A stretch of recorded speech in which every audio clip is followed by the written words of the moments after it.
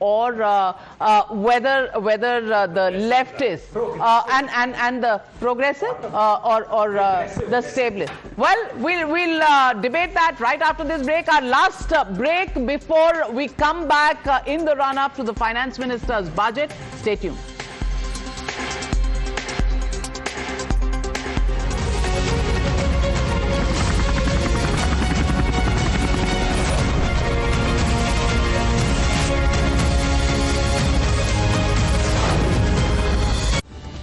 Co-powered by new Kia Ceros. Bookings open.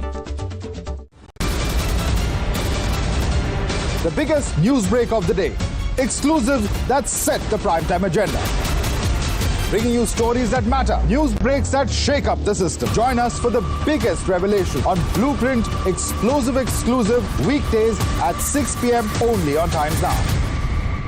She asks tough questions like no other journalist. आप भाग रहे हैं सवाल से. बड़ा सिंपल सा स्ट्रेट फॉरवर्ड सवाल है. Mr. D.K. Shivkumar, what next for you? When are you taking over as Chief Minister?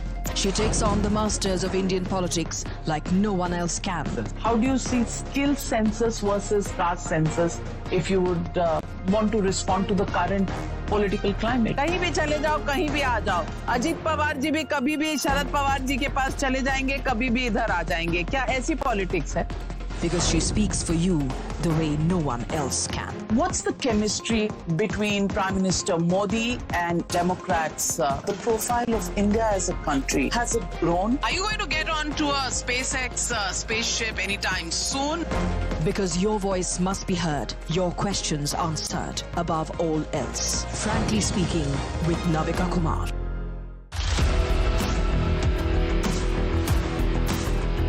There's always that story that the nation wants to know.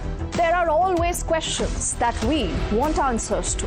They can run, they can dodge, they can even ignore us.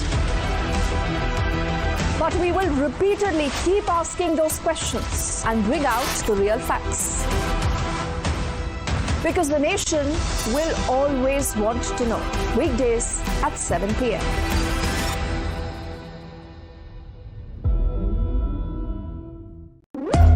When the stakes are high and the answers are elusive, there's one voice unafraid to challenge the status quo. At 8 p.m., I am not here to sugarcoat the truth. I am here to ask the hard questions. Because when others play it safe, I go straight to the heart of the matter. It's not about left or right. It's about what's right for India. It's about holding the powerful accountable. India Upfront with Pranesh Roy. Weeknights at 8 p.m. only on Times Now. No spin, no compromise, just the truth.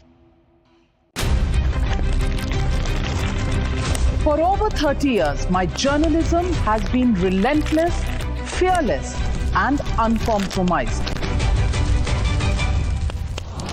My stories have breached lofty ivory towers and brought down the high and mighty. And I won't stop. When the clock strikes 9, it is time for the news hour. Navika Kumar asks the legitimate question. When your rights are trampled, I will be your voice, demanding answers from the corridors of power. News hour at 9 with Navika Kumar.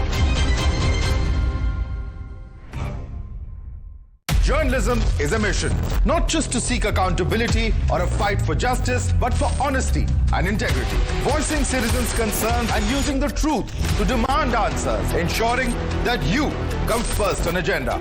Watch News Hour Agenda with me, Madhudas Gopalakrishnan, weeknights at 10 o'clock only on Times Now.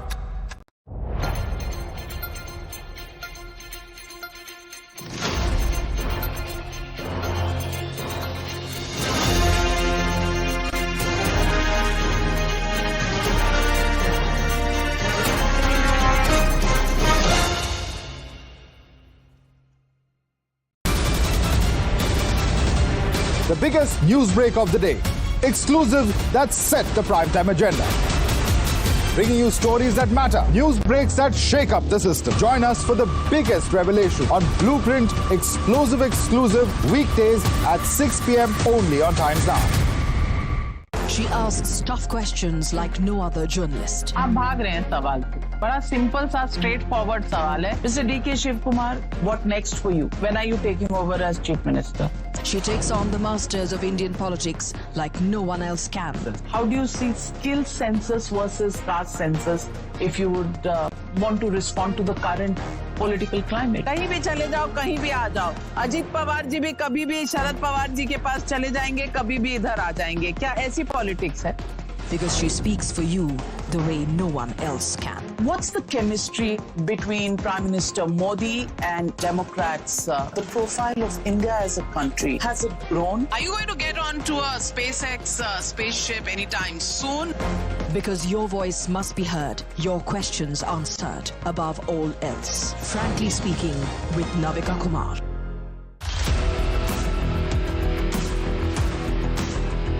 There's always that story that the nation wants to know. There are always questions that we want answers to. They can run, they can dodge, they can even ignore us. But we will repeatedly keep asking those questions and bring out the real facts. Because the nation will always want to know. Weekdays at 7 p.m.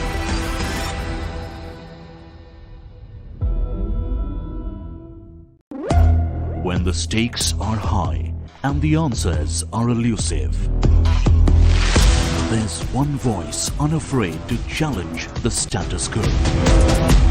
At 8 p.m., I am not here to sugarcoat the truth. I am here to ask the hard questions. Because when others play it safe, I go straight to the heart of the matter. It's not about left or right. It's about what's right for India. It's about holding the powerful accountable. India Upfront with Pranesh Roy. Weeknights at 8 p.m. only on Times Now. No spin, no compromise, just the truth. For over 30 years, my journalism has been relentless, fearless, and uncompromised. My stories have breached lofty ivory towers and brought down the high and mighty. And I won't stop. When the clock strikes 9, it is time for the news hour. Navika Kumar asks the legitimate question. When your rights are trampled, I will be your voice, demanding answers from the corridors of power. News hour at 9 with Navika Kumar. Journalism is a mission, not just to seek accountability or a fight for justice, but for honesty and integrity. Voicing citizens' concerns and using the truth to demand answers, ensuring that you come first on agenda. Watch News Hour Agenda with me, Madhudas Gopalakrishnan, weeknights at 10 o'clock only on Times Now.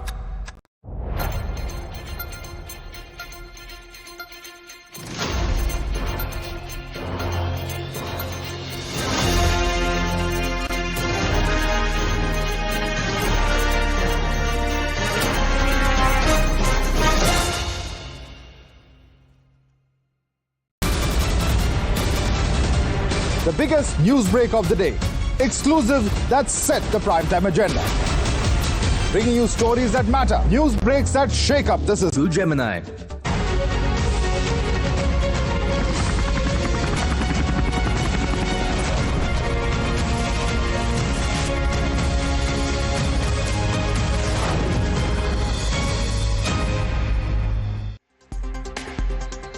Welcome back to our continuing coverage. As far as the budget is concerned, just 20 minutes to go before Finance Minister Nirmala Sitharaman in fact reveals what's in fact as part of the budget. Will there be tax rebates? Are we going to look at cuts as far as tax slabs are concerned? That's a major concern as far as the middle class is concerned. All right, we have in fact several voices coming in from on the ground. Let's take a quick look at it. Employee होने के नाते मेरा budget से expectation है कि हमारा जो tax slab है उसको मिनिमम से मिनिमम किया जाए, क्योंकि हम टैक्स स्लैब के अंदर बहुत आते हैं। हमारा काफी सारा पैसा तो टैक्स में ही चला जाता है गवर्नमेंट एम्प्लॉय का। तो हम चाहते हैं कि इस बार जो टैक्स स्लैब बने वो गवर्नमेंट सेक्टर्स को या गवर्नमेंट एम्प्लॉय को देखते हुए बने। टैक्स पे जो बजट पे हम इतना ही बोलेंगे कि हम जो मीडियम लोग हैं और इसमें गवर्नमेंट प्रत्येक चीज पे टैक्स लगा देती है, चाहे आजकल तो वो जो रिचार्ज करते हैं उस पर भी टैक्स आता है, उसको भी थोड़ा कम कर। सारी चीजों जिसमें भी हम देखते हैं ना सब पे टैक्स है। इंडिया में ऐसी कोई सी वस्तु बनी नहीं है जिस पे टैक्स नहीं लगा हो, सब पे टैक्स है। गरीब आदमी जो आम आदमी है उसको देख के कोई टैक्स नहीं लगाता। बड़ों के हिसाब से उनको छूट मिलती है, आम आदमी परेशान पिसता है। जो डेली रोजमर्रा की अपने करता है उसकी पूर्ति ही नहीं हो पाती बेचारे की। कुछ ना कुछ ऐसी लगा देते हैं, कुछ सब चीज दूध इतना बढ़ता जा रहा है, सब पे उस पे लगा दिया उन्होंने, सब चीज पे कोई नहीं चीज नहीं छोड़ी। ब्रेड जैसी तक चीज इन्होंने नहीं छोड़ी। क्या सोच रहे हैं जब बजट आएगा? Yeah, it's a talk of topic because budget is a big thing. Because this is a BJP government. It's the third time they are presenting a budget, and that too it's a full-fledged budget by Nirmala Sitharaman. There will be a lot of expectations, especially inflation is going up. So we have been affected in food prices, vegetable prices, oil prices. So all affected by tax. So tax has to be reduced. So it's heavily burdened. So our wages has come down. So especially for like lower middle class and up before the class, middle class. So those people are their salary is not highly increasing. So especially these food prices, it is really hitting their budget. So that is the most concern area. They have to reduce the taxes. And also wherever we travel cost is becoming higher. Yeah. And also the job market is so less. So several concerns of the common man, of the middle class in particular, whether it is rising inflation, whether it is taxation, several such aspects that are in fact being discussed. But what really is the reaction coming in from the opposition? In fact, the flurry of reactions from opposition this morning is normally what we see post-budget, but pre-budget itself, this is the response coming in from Akhilesh Yadav. Listen in. कि जिस कुंभ में जाने चली गई हो, लाशों की गिनती नहीं बताई जा रही हो, जो खो गए उनके बारे में न बताया जा रहा हो, तो बजट ये महत्वपूर्ण है। जिस कुंभ के लिए न जाने कितना बजट खर्च किया गया होगा, विज्ञापन चल रहे हैं, बुला रहे हैं लोगों को, 40 करोड़ लोगों को बुलाने का लक्ष्य था। ये डिजिटल महाकुंभ होगा। आप सोचिए, जहां पर डिजिटल कुंभ में सीसीटीवी लगे थे, क्या इनकी जानकारी में नहीं है? जो आपने आसमान में उड़ाने का काम किया था ड्रोन्स का, क्या आपको जानकारी नहीं है? तो ये बजट अपनी जगह है, लेकिन कुंभ महत्वपूर्ण है जहां पर लाशें नहीं है और हिंदुओं की जान गई है। सरकार को जागना चाहिए, हिंदुओं की जान गई है, जो खो गए हैं जिन्हें ढूंढने के लिए सरकार को कदम उठाने चाहिए। मैंने पहले भी कहा था कि सेना को दीजिए इंतजाम को, क्योंकि इंतजाम में सरकार फेल हुई है। सरकार केवल बुलाने में रही, इंतजाम में सरकार नहीं रही। और शाही स्नान पहली बार ऐसा हुआ, साधु संतों ने मना कर दिया कि हम शाही स्नान नहीं करेंगे। उनको छिपाने के लिए फूल वर्षा की गई, जिससे कि संत लोग जान जाएंगे किसी की जान नहीं गई है। लाशें अभी भी हैं, आइडेंटिफाई नहीं हुई हैं। सूची आपके पास भी नहीं है, अगर आप भी मांगना चाहो सूची। All right, so that's as far as the opposition reaction. Of course, Akhilesh Yadav linking what happened at the Kumbh over there, but the reactions haven't stopped coming in. In fact, B.V. Srinivas of the Youth Congress saying middle class ka halwa mat banaiye. Hina. That's right, and if you will see this picture, this is from 2023's Halwa ceremony before the budget, and this is the picture that Congress Party's Srinivas BB has used, saying, Nirmala ji, aap aaj halwa khaye ya nahi, lekin middle class ka halwa mat banana. So remember, in 2023, this picture went viral, and same is being pulled out to attack the government. It's a meme galore, and suddenly budget, is in the eye of a storm as far as memes go. But let's get back to the moot point, and let me take a quick round from across the table on what the biggest budget expectation for announcement is. And let me begin with you, Ghanshyam Tiwari ji. What would be your biggest expectation from this budget? The biggest expectation is authentic numbers. At least for the first time in 11 years, if they can just add 2 and 2 and say it is 4. These are the numbers we presented, and this is the outcome. Even today, they would say that they have given 60 crore mudra loans, which means that every viewer that is watching this, in 26 crore families, 60 crore mudra loans will mean 2 mudra loans per family. And you look around and you will not find anybody getting mudra loan. So this scam that this government is setting up at the highest agenda, in their 11th year, they should end this scam and be honest with the people. Okay. Mr. Deepak Reddy, do you think nobody's got a mudra loan as stated by Ghanshyam Tiwari? All numbers in the budget are false. In that case, do you have any budget expectations?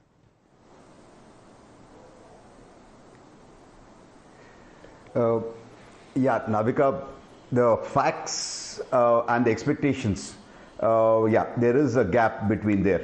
But I would like to say that, rather than talking politics the way the India ecosystem people talk, we should look at certain facts. Whereas France is paying, the number of people who pay income tax is around 78%, and India it's only 2.2% who are paying. And one more interesting fact is, if you go down on religious lines, the Muslim population is only 0.5% are paying, whereas beneficiaries is around 20 to 30% of all schemes. So there is certain issue as far as the tax is concerned, and there are certain issues on the ground. So the suggestion should be much more constructive, and we should be looking at how what are the changes which are to be brought in this front. Yes, as you spoke earlier, there are a lot of complaints on tax terrorism also. Now that's another front which has to be which has to be addressed, because I mean the people in the tax department have found other ways to harass people and extract money.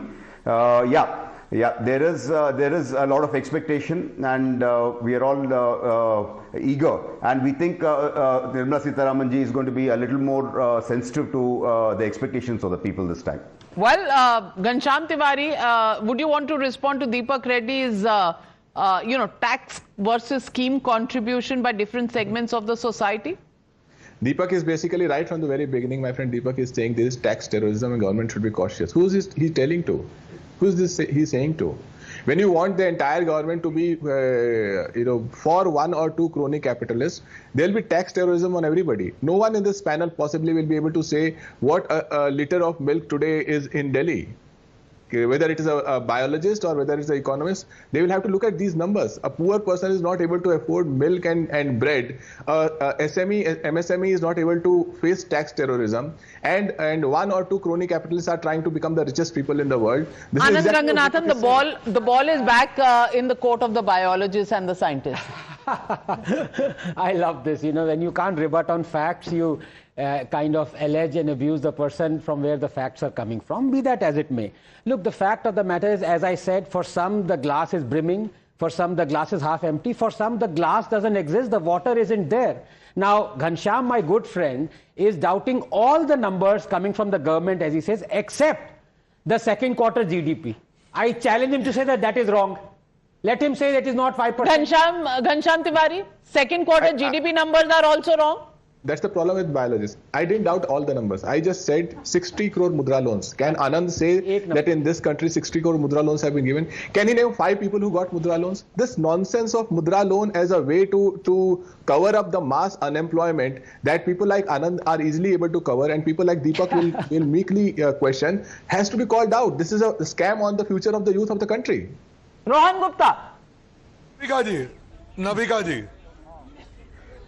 Hanji, respond kariye. Navika ji, the problem is the opposition party, they trust numbers of Hindenburg के number पे trust करते हैं, RBI के number पे भरोसा नहीं है, नीति आयोग के नंबर पे भरोसा नहीं है। मैं चैलेंज के साथ कहता हूं 51 करोड़ मुद्रा लोन है, 36 करोड़ महिलाओं को गी है। अगर उनको प्रॉब्लम है सुप्रीम कोर्ट में फाइल करे, आरटीआई में जाके ले, पर आपको देश के आंकड़ों पे भरोसा नहीं है। हिंडनबर्ग की जो दुकान बंद हो गई, उस पे 2 पार्लियामेंट सेशन आपने खराब किया, शर्म आनी चाहिए आपको।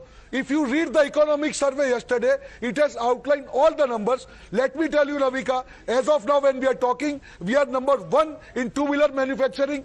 We are number 2 in mobile phone manufacturing. We are number 3 as far the research pool is concerned across the world. We are number 4 in renewable energy capacity across the world.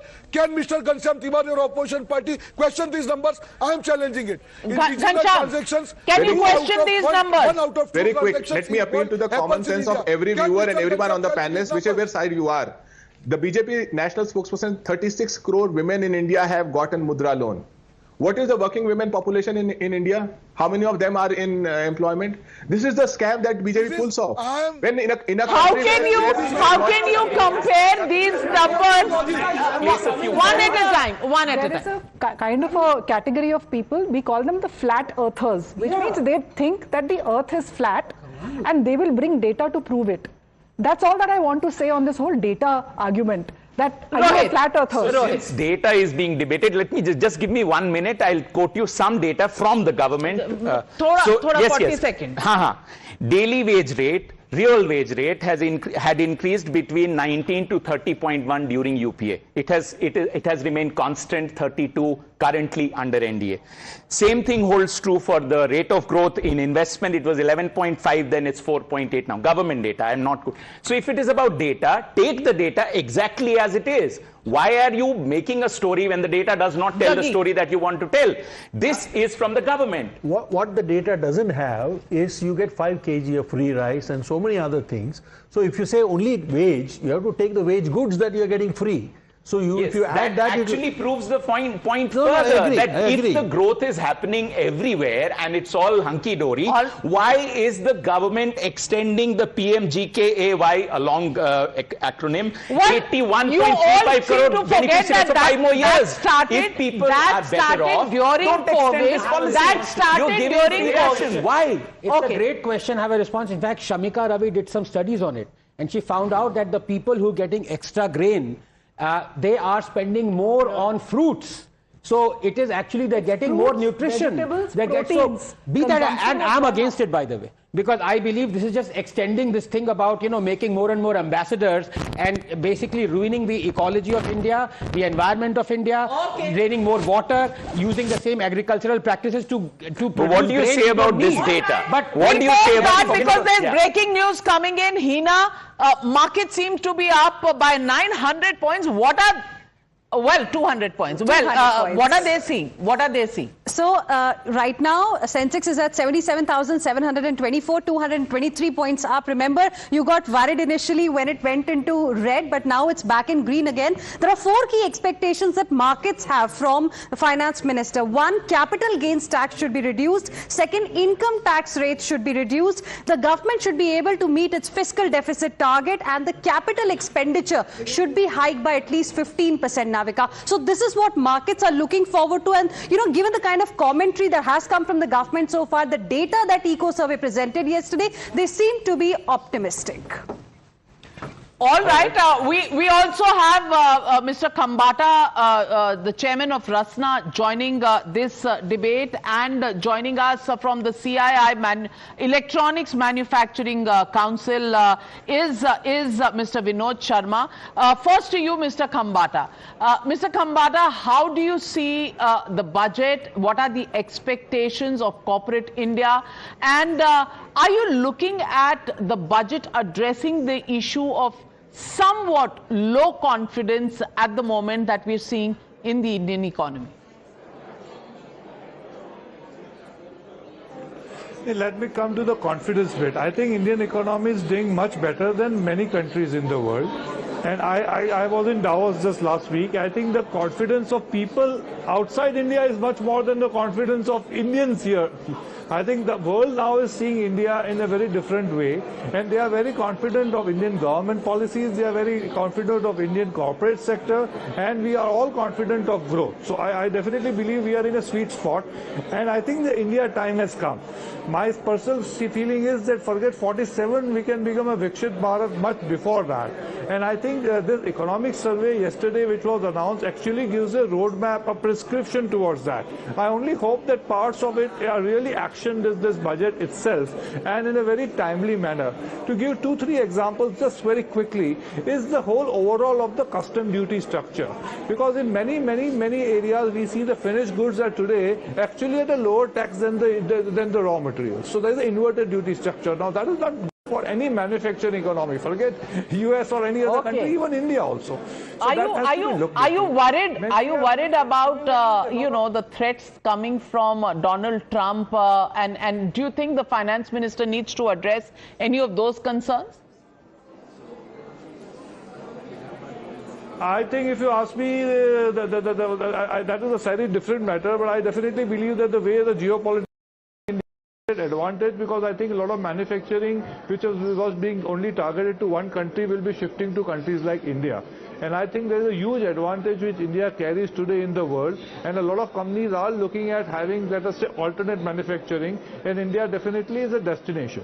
Politicians believe, Mr. Khambata, that you are saying all these nice things because you are scared of ED. I want to ask you, is fear making you say this? No, nothing.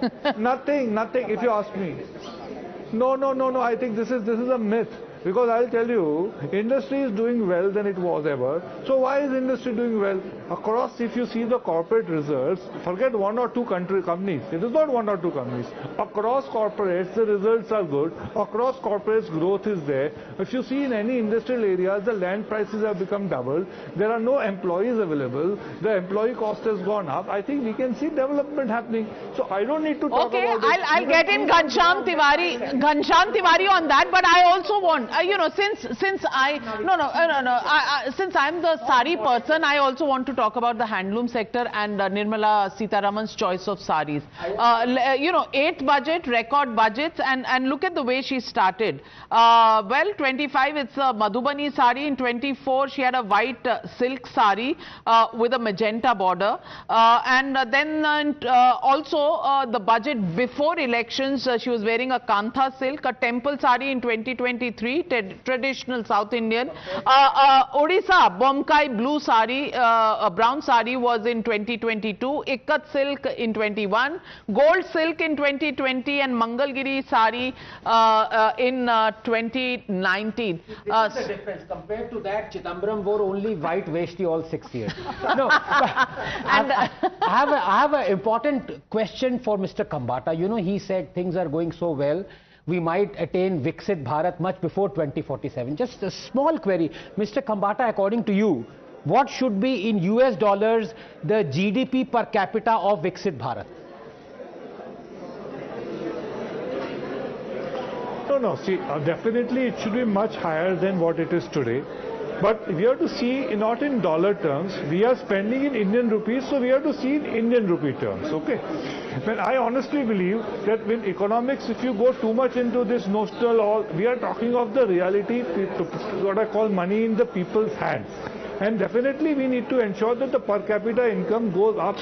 And that is the reason why I am saying, which you probably didn't say, that we need more manufacturing to happen.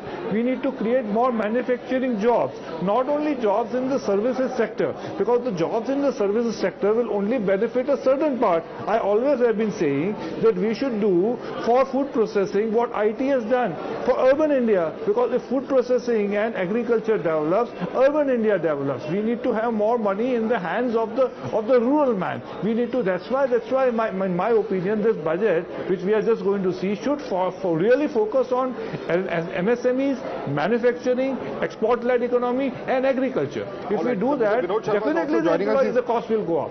Yeah, Mr. Vinod Sharma is the chairman of the CI National Committee on Electronics Manufacturing and MD of Deki Electronics. So, Mr. Vinod Sharma, a lot of focus, of course, on manufacturing. What are you hoping for specifically from the budget? And there's been so much talk about AI actually, impacting on jobs. What is the impact that you see as far as electronics manufacturing is concerned? Yeah, I'll come to AI later, but on manufacturing, I think we have an opportunity to be that China plus one. But the difference is that what the world is looking for is a trusted global value chain. They can trust India and India's policies. They can invest in India so that we can manufacture not just for India but for the world. Just interrupting you for 30 seconds. Those are pictures of the cabinet meeting that has just concluded. The budget has been approved by the cabinet. Those are shots from inside the Parliament of India. Continue, Mr. Sharma. Yeah, so there are some fundamental issues that we still hope will be corrected. Of course, from the electronic sector, you will see that wherever the PLI for mobile phone, as a big example, we have now become the second largest merchandise export is in mobile phones after oil. So if one set of policies can do this, we are hoping that now we can, instead of not only assembly of mobile phones, but true value-added manufacturing can happen, which means the components for mobile phones, components for electronics can be made in India, and it is our hope that this budget, they will be announcing a component policy. All right, big update coming in from the cabinet itself. The Prime Minister has told his cabinet colleagues, Amit Kumar breaking that information, that this is a budget for the Aam Aadmi, this is for the poor, for farmers, for women and for the youth. It's for their aspirations to be met that this budget is all about. He's also talked about the Garib, Yuva, Annadata or Nari Shakti ka budget hai. This is GYAN. That's the acronym being given. Garib, Yuva, Annadata or Nari. Those are going to be the target areas. Well, GYAN is fine, but in the GYAN, if there is a bit of tax relief, we'd quite love that GYAN coming our way, and not just for Naris, maybe some of the Nars here also. Waiting for those tax cuts. Well, you know, the Speaker of Lok Sabha coming, taking his seat, and in the next 10 seconds, I think we're going to see Finance Minister Nirmala Sitharaman standing up to present her 8th budget. Nirmala Sitharaman, Vitt Mantri.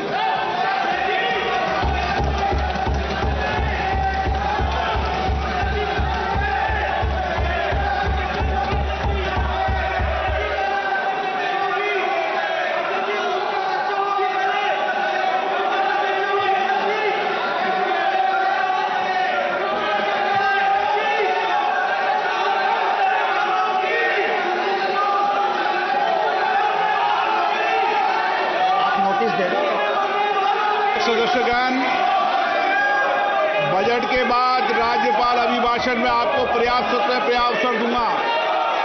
मेरा आपसे निवेदन है, नहीं माननीय अखिलेश जी, आपने संसद की मर्यादा को आप बना के रखे हैं।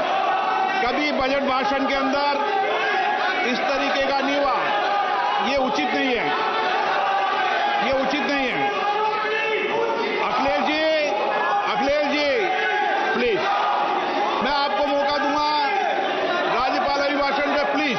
नो, ये तरीका ठीक नहीं है। No,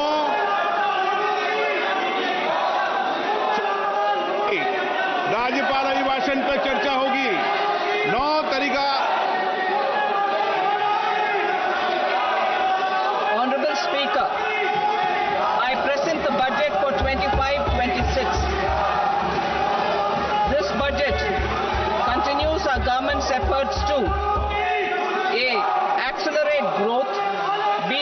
Secure inclusive development, C. Invigorate private sector investments, D. Uplift household sentiments, and E. Enhance spending power of India's rising middle class. Together, we embark on a journey to unlock our nation's tremendous potential for greater prosperity and global positioning under the leadership of Honorable Prime Minister Shri Narendra Modi. As we complete the first quarter of the 21st century, continuing geopolitical headwinds suggest lower global economic growth over the medium term. However, our aspiration for a Vikasit Bharat inspires us, and the transformative work we have done during our government's first 2 terms guides us to march forward resolutely. Our economy is the fastest growing among all major economies. Our development track record for the past 10 years and structural reforms have drawn global attention. Confidence in India's capability and potential has only grown in this period. We see the next 5 years as a unique opportunity to realize Sabka Vikas, stimulating balanced growth of all regions. The great Telugu poet and playwright Gurujada Apparao had said, "Deshamante matti kadoy, deshamante manushuloy," meaning a country is not just its soil, a country is its people. In line with this, for us, Vikasit Bharat encompasses zero poverty, 100% quality good school education, access to high quality, affordable and comprehensive health care, 100% skilled labor with meaningful employment, 70% women in economic activities, and farmers making our country the food basket of the world. In this budget, the proposed development measures span 10 broad areas focusing on Garib, youth, Annadata and Nari, spurring agricultural growth and productivity, building rural prosperity and resilience, taking everyone together on an inclusive growth path, boosting manufacturing and furthering Make in India, supporting MSMEs, enabling employment-led development, investing in people, economy and innovation, securing energy supplies, promoting exports and nurturing innovation. For this journey of development, our four powerful engines are agriculture, MSME, investments and exports. The fuel, our reforms, our guiding spirit, inclusivity, and the destination, Vikasit Bharat. This budget aims to initiate transformative reforms across 6 domains. During the first 5 years, these will augment our growth potential and global competitiveness. The domains are taxation, power sector, urban development, mining, financial sector, and regulatory reforms. Agriculture as the first engine. Now I move to specific proposals, beginning with agriculture as the first engine.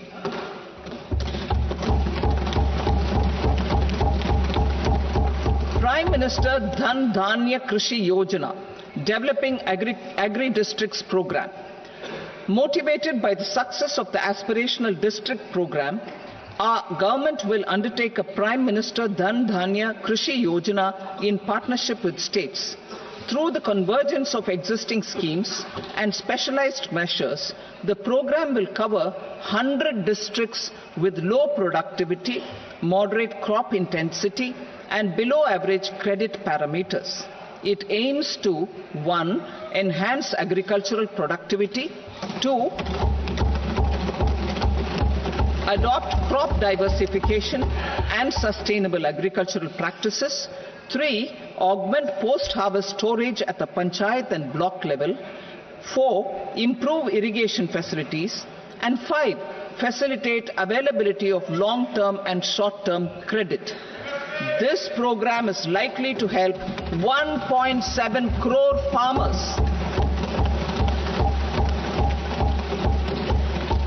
Building rural prosperity and resilience. A comprehensive multi-sectoral rural prosperity and resilience program will be launched in partnership with the states. This will address underemployment in agriculture through skilling, investment, technology, and invigorating the rural economy. The goal is to generate ample opportunities in rural areas so that migration is an option but not a necessity. The program will focus on rural women, young farmers, rural youth, marginal and small farmers, and landless families. The details are in Annexure A. Domestic best practices will be incorporated, and appropriate technical and financial assistance will be sought from multilateral development banks. In phase 1, 100 developing agri-districts will be covered. Atmanirbharta in pulses. Our government is implementing the National Mission for Edible Oilseed for achieving Atmanirbharta in edible oils.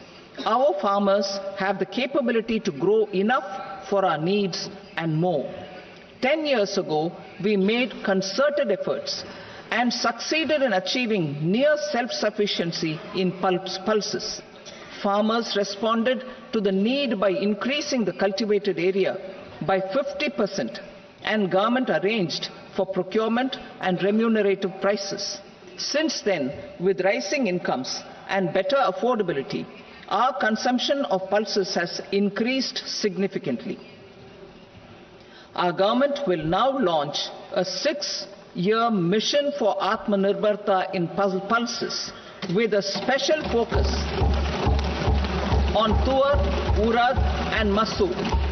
Details are in Annexure B.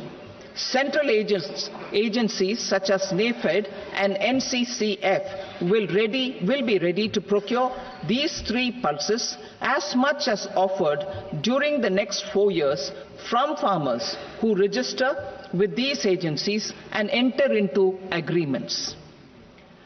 Comprehensive program for vegetables and fruits. It is encouraging that our people are increasingly becoming aware of their nutritional needs. It is a sign of a society becoming healthier. With rising income levels, the consumption of vegetables, fruits, and Shri Anna is increasing significantly. A comprehensive program to promote production, efficient supplies, processing, and remunerative prices for farmers will be launched in partnership with the states. Appropriate institutional mechanisms for implementation and participation of farmer producer organizations and cooperatives will be set up. Makhana board in Bihar. For this, there is a special opportunity for the people of Bihar. A Makhana board will be established in the state to improve production, processing, value addition, and marketing of Makhana. The people engaged in these activities will be organized into FPOs. The board will provide hand-holding and training support to Makhana farmers and will also work to ensure they receive the benefits of all relevant government schemes. A national mission on high-yielding seeds will be launched, aimed at 1. Strengthening research ecosystem, 2.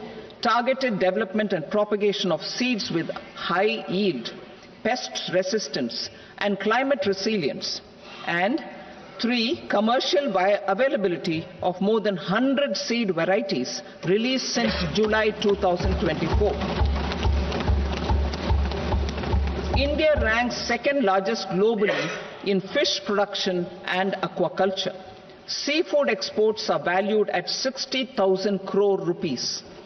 To unlock the untapped potential of the marine sector, our government will bring in an enabling framework for sustainable harnessing of fisheries from Indian Exclusive Economic Zone and high seas, with a special focus on the Andaman and Nicobar and Lakshadweep Islands.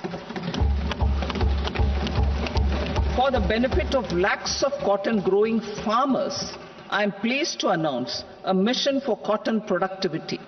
This 5-year mission will facilitate significant improvements in productivity and sustainability of cotton farming and promote extra long staple cotton varieties. The best of science and technology support will be provided to farmers.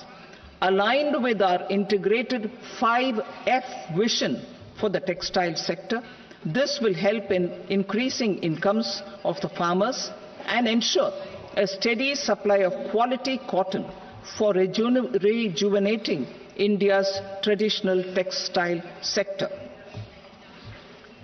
Kisan credit cards facilitate short-term loans for 7.7 crore farmers, fishermen and dairy farmers.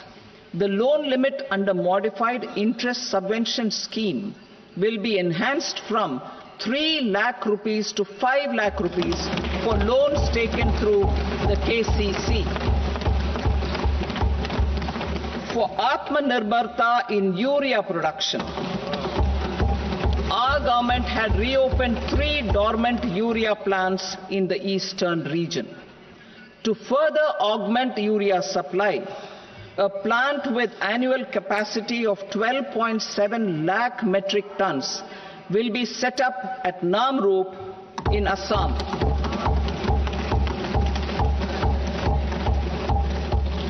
India Post, with 1.5 lakh rural post offices, complemented by the India Post Payment Bank and a vast network of 2.4 lakh Dak Sevaks, will be repositioned to act as a catalyst for the rural economy. Details are at Annexure C. India Post will also be transformed as a large public logistics organization. This will meet the rising needs of Vishwakarmas, new entrepreneurs, women, self-help groups, MSMEs, and the large business organizations. Our government will provide support to NCDC for its lending operations for the cooperative sector. MSMEs as the second engine. Now I move to MSMEs as the second engine, which encompasses manufacturing and services with a focus on MSMEs numbering 5.7 crores. Currently, over 1 crore registered MSMEs, employing 7.5 crore people and generating 36% of our manufacturing, have come together to position India as a global manufacturing hub. With their quality products, these MSMEs are responsible for 45% of our exports. To help them achieve higher efficiencies of scale, technological upgradation, and better access to capital, the investment and turnover limits for classification of all MSMEs will be enhanced to 2.5 and 2 times respectively.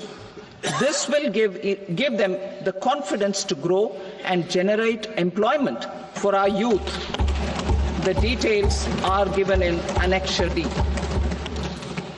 To improve access to credit, the credit guarantee cover will be enhanced. First, for micro and small enterprises from 5 crore to 10 crore rupees, leading to additional credit of 1.5 lakh crores in the next 5 years. Second, for startups from 10 crore rupees to 20 crore rupees, with the guarantee fee being moderated to 1% for loans in 27 focus sectors which are important for Atmanirbhar Bharat. And for well-run exporter MSMEs, for term loans up to 20 crore rupees. Also for the micro enterprises, we will introduce customized credit cards with a 5 lakh rupee limit for micro enterprises registered on Udyam portal. In the first year, 10 lakh such cards will be issued. Fund of funds for startups. The Alternate Investment Fund, AIFs, for startups have received commitments of more than 91,000 crores rupees. These are supported by the Fund of Funds set up with the Government of India's contribution of 10,000 crore rupees.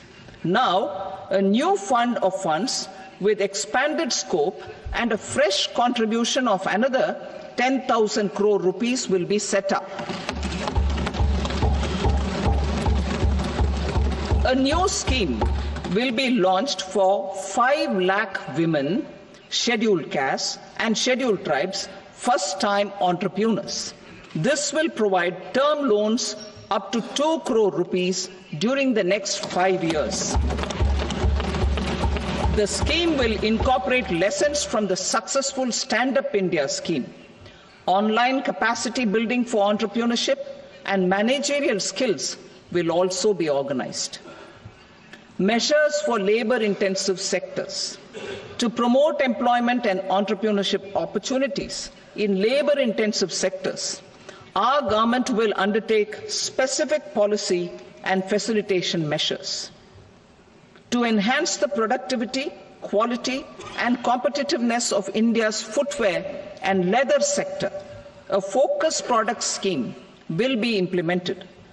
The scheme will support design capacity, component manufacturing, and machinery required for production of non-leather quality footwear, besides the support for leather footwear and products.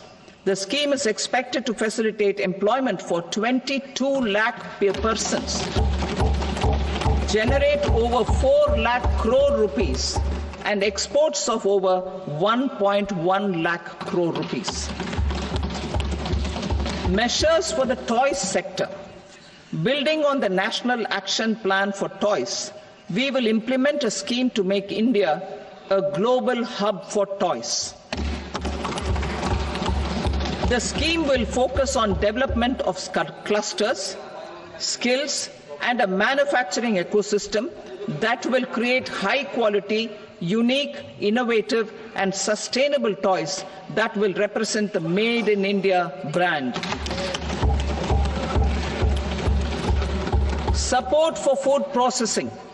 In line with our commitment towards Purvodaya, we will establish a National Institute of Food Technology, Entrepreneurship and Management in Bihar. The institute will provide a strong fillip to food processing activities in the entire eastern region. This will result in 1. Enhanced income for the farmers through value addition to their produce, and 2. Skilling entrepreneurship and employment opportunities for the youth. Manufacturing mission, furthering Make in India. Our government will set up a national manufacturing mission covering small, medium and large industries for furthering Make in India by providing policy support, execution roadmaps, governance and monitoring framework for central ministries and states. Details are in Annexure E. Given our commitment to climate-friendly development, the mission will also support clean tech manufacturing. This will aim to improve domestic value addition and build our ecosystem for solar PV cells, EV batteries, motors and controllers, electrolyzers, wind turbines, very high voltage transmission equipment and grid scale batteries. Investment as the third engine. Now I move to investment as the third engine, which encompasses investing in people, investing in the economy, and investing in innovation. Investing in people. Saksham Anganwadi and Poshan 2.0. Saksham Anganwadi and Poshan 2.0 program provides nutritional support to more than 8 crore children, 1 crore pregnant women and lactating mothers all over the country, and about 20 lakh adolescent girls in aspirational districts and the Northeast region. The cost norms for these nutritional support will be enhanced appropriately. Atal Tinkering Labs. 50,000 Atal Tinkering Labs will be set up in government schools in the next 5 years to cultivate the spirit of curiosity and innovation and foster a scientific temper among young minds. Broadband connectivity to government secondary schools and PHCs. Broadband connectivity will be provided to all government secondary schools and primary health centers in rural areas under the BharatNet project. Bharatiya Bhasha Pustak Scheme. We propose to implement a Bharatiya Bhasha Pustak scheme to provide digital form Indian language books for schools and for higher education.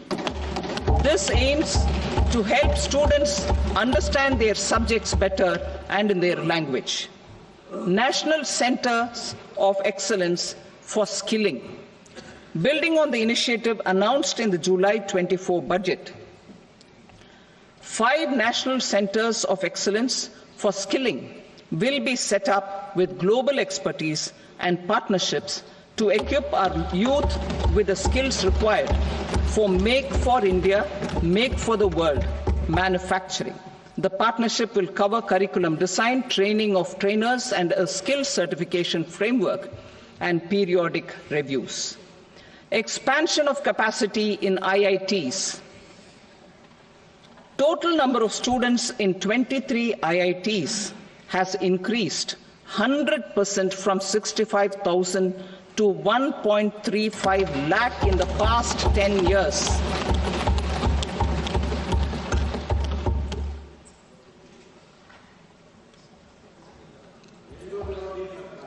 Additional infrastructure will be created in the 5 IITs started after 2014 to facilitate education for 6,500 more students. Hostel and other infrastructure capacity at IIT Patna will also be expanded.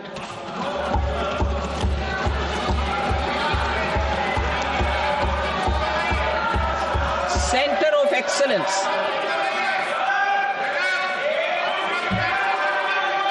Center of Excellence in AI for Education. I had announced 3 centers of excellence in artificial intelligence for agriculture, health, and sustainable cities in 2023. Now a center of excellence in artificial intelligence for education will be set up with a total outlay of 500 crores. Expansion of medical education. Our government has added almost 1.1 lakh undergraduate and postgraduate medical education seats in 10 years, an increase of 130%. In the next year, 10,000 additional seats will be added in medical colleges and hospitals towards the goal of adding 75,000 seats in the next 5 years. Daycare cancer centers in all district hospitals. Our government will facilitate setting up of daycare cancer centers in all district hospitals in the next 3 years. 200 centers will be established in 25-26 itself. Strengthening urban livelihoods. Our government has been giving priority to assisting urban poor and vulnerable groups. A scheme for socio-economic upliftment of urban workers will be implemented to help them improve their incomes, have sustainable livelihoods, and a better quality of life. PM Swanidhi scheme has benefited more than 68 lakh street vendors, giving them respite from high-interest informal sector loans. Building on this success, the scheme will be revamped with enhanced loans from banks, UPI-linked credit cards with 30,000 rupees limit, and capacity building support. Social Security scheme for welfare of online platform workers. Gig workers of online platforms provide great dynamism to the new age services economy. Recognizing their contribution, our government will arrange for their identity cards and registration on the e-Shram portal. They will be provided health care under PM Jan Arogya Yojana. This measure is likely to assist nearly 1 crore gig workers.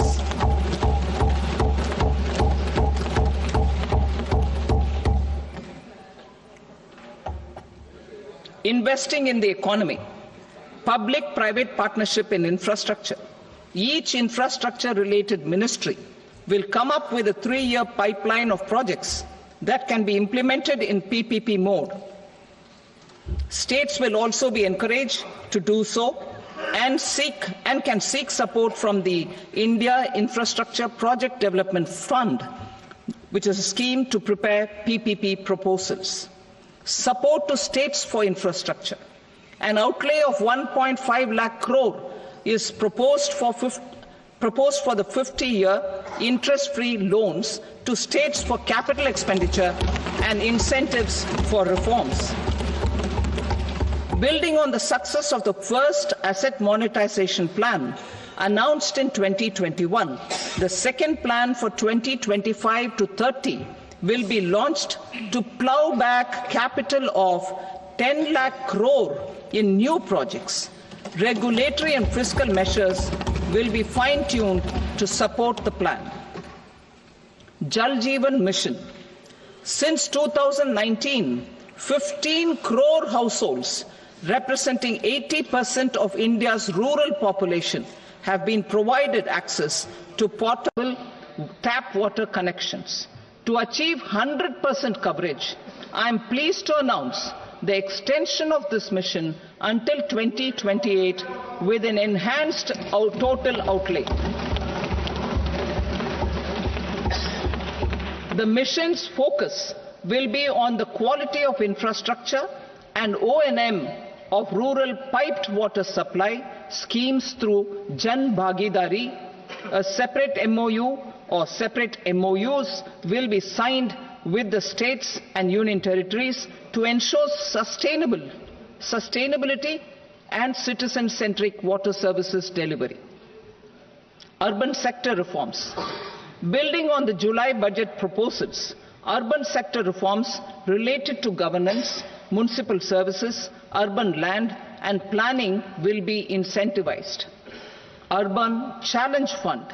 The government will set up an Urban Challenge Fund of 1 lakh crore rupees to implement the proposals for cities as growth hubs, creative redevelopment of cities, and for water and sanitation purposes announced in the July budget.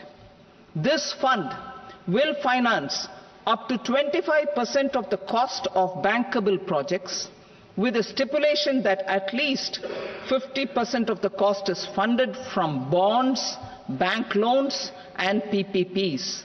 An allocation of 10,000 crore is proposed in 2025-26. Power sector reforms. We will incentivize electricity distribution reforms and augmentation of intrastate transmission capacity by this will improve financial health and capacity of electricity companies. Additional borrowing of 0.5% of GSDP will be allowed to states contingent on these reforms. Nuclear energy mission for Vikasit Bharat. Development of at least 100 gigawatt of nuclear energy by 2047 is essential for our energy transition efforts. For an active partnership with the private sector towards this goal, amendments to the Atomic Energy Act and the Civil Liability for Nuclear Damage Act will be taken up. A nuclear energy mission for research and development of small modular reactors with an outlay of 20,000 crore will be set up. At least 5 indigenously developed small modular reactors will be operationalized by 2033. Shipbuilding. The shipbuilding financial assistance policy will be revamped to address cost disadvantages. This will also include credit notes for shipbreaking in Indian yards to promote the circular economy. Large ships above a specified size will be included in the infrastructure harmonized master list. Shipbuilding clusters will be facilitated to increase the range, categories and capacity of ships. This will include additional infrastructure, facilities, skilling and technology to develop the entire ecosystem. Maritime Development Fund. For long-term financing for the maritime industry, a Maritime Development Fund with a corpus of 25,000 crore rupees will be set up. This will be for distributed support and promoting competition.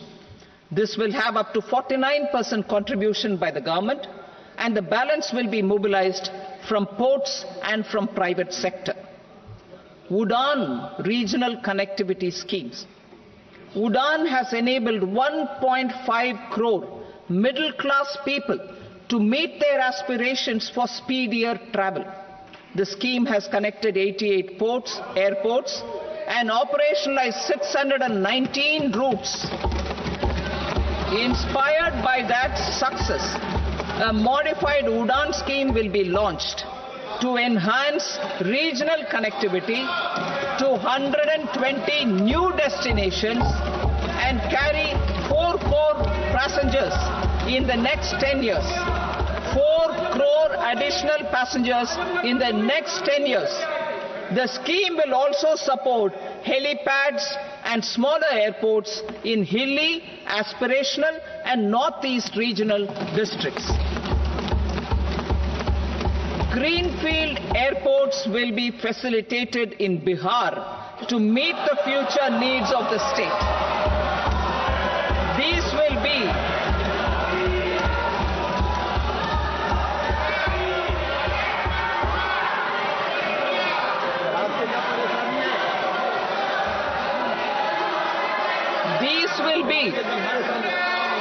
will be in addition to the expansion of the capacity of Patna Airport and a brownfield airport in Beta. Western Kosi Canal project in Mithilanchal. Financial support will be provided for the Western Kosi Canal ERM project, benefiting a large number of farmers cultivating over 50,000 hectares of land in the Mithilanchal region of Bihar. Mining sector reforms. Mining sector reforms, including those for minor minerals, will be encouraged through sharing of best practices and institutions of a state mining index. A policy for recovery of critical minerals from tailings will be brought out. Under the special window for affordable and mid-income housing, Swami, 50,000 dwelling units in stressed housing projects have been completed and keys handed over to home buyers. Another 40,000 units will be completed in 2025, further helping middle-class families who were paying EMIs on loans taken for apartments while also paying rent for their current dwellings. Building on this success, Swami Fund 2 will be established as a blended finance facility with contribution from the government, banks and private investors. This fund of 15,000 crore rupees will aim for expeditious completion of another 1 lakh units. PM Gati Shakti data for private sector. For furthering PPPs and assisting the private sector in project planning, access to relevant data and maps from the PM Gati Shakti portal will be provided. Tourism for employment-led growth. Top 50 tourist destination sites in the country will be developed in partnership with states through a challenge mode. Land for building key infrastructure will have to be provided by the states. Hotels in these destinations will be included in the infrastructure harmonized list. The following measures will be taken for facilitating employment-led growth. Organizing intensive skill development programs for our youth, including in institutes of hospitality management. Providing mudra loans for homestays. Improving ease of travel and connectivity to tourist destinations. Providing performance-linked incentives to states for effective destination management, including tourist amenities, cleanliness and marketing efforts, and introducing streamlined e-visa facilities along with visa fee waivers for certain tourist groups. Continuing with the emphasis on places of spiritual and religious significance in the July budget, there will be a special focus on destinations related to the life and times of Lord Buddha. Medical tourism and heal in India. Medical tourism and heal in India will be promoted in partnership with the private sector along with capacity building and easier visa norms. Investing in innovation. To implement private sector-driven research, development and innovation initiatives announced in the July budget, I am now allocating 20,000 crore rupees for this purpose. A deep tech fund of funds will also be explored to catalyze the next generation startups as a part of this initiative. In the next 5 years, under the PM Research Fellowship Scheme, we will provide 10,000 fellowships for technological research in IITs and IISc with enhanced financial support. The second gene bank with 10 lakh germplasm lines will be set up for future food and nutritional security. This will provide conservation support to both public and private sectors for genetic resources. We will start a national geospatial mission to develop foundational geospatial infrastructure and data. Using PM Gati Shakti, this mission will facilitate modernization of land records, urban planning, and design of infrastructure projects. A Gyan Bharatam mission for survey, documentation, and conservation of our manuscript heritage with academic institutions, museums, libraries, and private collectors will be undertaken to cover more than 1 crore manuscripts. We will set up a national digital repository of Indian knowledge systems for knowledge sharing. Now I move to exports as the fourth engine. We will set up an export promotion mission with sectoral and ministerial targets driven jointly by the Ministries of Commerce, MSME and Finance. It will facilitate easy access to export credit, cross-border factoring support, support to MSMEs to tackle non-tariff measures in overseas markets. A digital public infrastructure, Bharat Trade Net, for international trade will be set up as a unified platform for trade documentation and financing solutions.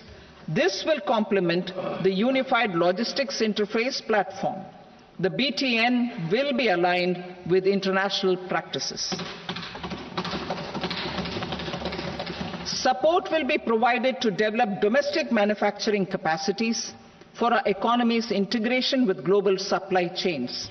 Sectors will be identified based on objective criteria. Facilitation groups with participation of senior officers and industry representatives will be formed for select products and supply chains. Through this, there are huge opportunities related to Industry 4.0, which needs high skills and talent. Our youth have both. Our government will support the domestic electronic equipment industry to leverage this opportunity for the benefit of our youth. A national framework will be formulated as guidance to states for promoting global capability centers in emerging Tier 2 cities. This will suggest measures for enhancing availability of talent and infrastructure, building bylaw reforms, and mechanisms for collaboration with industry. Our government will facilitate upgradation of infrastructure and warehousing for air cargo, including high-value perishable horticultural produce. Cargo screening and customs protocol will be streamlined and made user-friendly. Reforms as the fuel.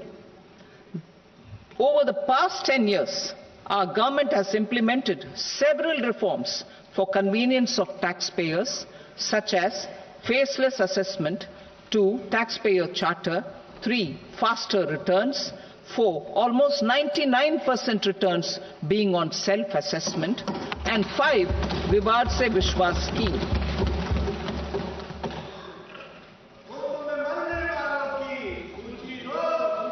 Continuing these efforts, I reaffirm the commitment of the Tax Department to trust first, scrutinize later. I also propose to introduce the new income tax bill next week. I will detail the indirect tax reforms and changes in direct taxes in Part B. Financial sector reforms. The FDI limit for the insurance sector will be raised from 74 to 100%. This enhanced limit will be available for those companies which invest the entire premium in India. The current guardrails and conditionalities associated with foreign investment will be reviewed and simplified. The services of India Post Payment Bank will be deepened and expanded in rural areas. NABFID will set up a partial credit enhancement facility for corporate bonds for infrastructure. Public sector banks will develop Grameen Credit Score framework to serve the credit needs of SHG members and people in rural areas. A forum for regulatory coordination and development of pension products will be set up. To implement the earlier announcement on simplifying the KYC processes, the revamped Central KYC Registry will be rolled out in 2025. We will also implement a streamlined system for periodic updating. Requirements and procedures for speedy approval of company mergers will be rationalized. The scope for fast-track mergers will also be widened and the process made simpler. As proposed in the interim budget, we signed bilateral investment treaties with 2 countries in 2024 to encourage sustained foreign investment, and in the spirit of First Develop India, the current model BIT will be revamped and made more investor-friendly. In the last 10 years, in several aspects, including financial and non-financial, our government has demonstrated a steadfast commitment to ease of doing business. We are determined to ensure that our regulations must keep up with technological innovations and global policy developments. A light-touch regulatory framework based on principles and trust will unleash productivity and employment. Through this framework, we will update regulations that were made under old laws. To develop this modern, flexible, people-friendly and trust-based regulatory framework appropriate for the 21st century, I propose 4 specific measures. A high-level committee for regulatory reforms will be set up for a review of all non-financial sector regulations, certifications, licenses and permissions. The committee will be expected to make recommendations within a year. The objective is to strengthen trust-based economic governance and take transformational measures to enhance ease of doing business, especially in matters of inspection and compliances. States will be encouraged to join in this endeavor. An investment friendliness index of states will be launched in 2025 to further the spirit of competitive, cooperative federalism. Under the Financial Stability and Development Council, a mechanism will be set up to evaluate impact of the current financial regulations and subsidiary instructions. It will also formulate a framework to enhance their responsiveness and development of the financial sector. In the Jan Vishwas Act 2023, more than 180 legal provisions were decriminalized. Our government will now bring up the Jan Vishwas Bill 2.0 to decriminalize more than 100 provisions in various laws. I now move to fiscal policy. In the July budget, I had committed to staying the course for fiscal consolidation. Our endeavor will be to keep the fiscal deficit each year such that central government debt remains on a declining path as a percentage of the GDP. The roadmap for for the next 6 years has been detailed in the FRBM statement. Revised estimates for 2024-25. The revised estimate of the total receipts other than borrowings is 31.47 lakh crore rupees, of which the net tax receipts are 25.57 lakh crore rupees. The revised estimate of the total expenditure is 47.16 lakh crore rupees, of which the capital expenditure is about 10.18 lakh crore rupees. The revised estimate of the fiscal deficit is 4.8% of the GDP. Budget estimates for 25-26. Coming to 25-26, the total receipts other than borrowings and total expenditure are estimated at 34.96 lakh crore rupees and 50.65 lakh crore rupees respectively. The net tax receipts are estimated at 28.37 lakh crore rupees. The fiscal deficit is estimated to be 4.4% of GDP. To finance the fiscal deficit, the net market borrowings from dated securities are estimated at 11.54 lakh crore. The balance financing is expected to come from small savings and other sources. The gross market borrowings are estimated at 14.82 lakh crore rupees. I will now move to Part B. Indirect taxes. My proposals relating to customs aim to rationalize tariff structure and address duty inversion. These will also support domestic manufacturing and value addition, promote exports, facilitate trade, and provide relief to common people. Rationalization of customs tariff structure for industrial goods. As a part of comprehensive review of customs rate structure announced in July 2024 budget, I propose to 1. Remove 7 tariff rates. This is over and above the 7 tariff rates removed in 23-24 budget. After this, there will be only 8 remaining tariff rates, including 0 rate. 2. Apply appropriate cess to broadly maintain effective duty incidence, except on a few items where such incidence will reduce marginally. 3. Levy not more than 1 cess or surcharge. Therefore, I propose to exempt social welfare surcharge on 82 tariff lines that are subject to a cess. I shall now take up sector-specific proposals. To provide relief to patients, particularly those suffering from cancer, rare diseases, and other severe chronic diseases, I propose to add 36 life-saving drugs and medicines to the list of medicines fully exempted from basic custom duty.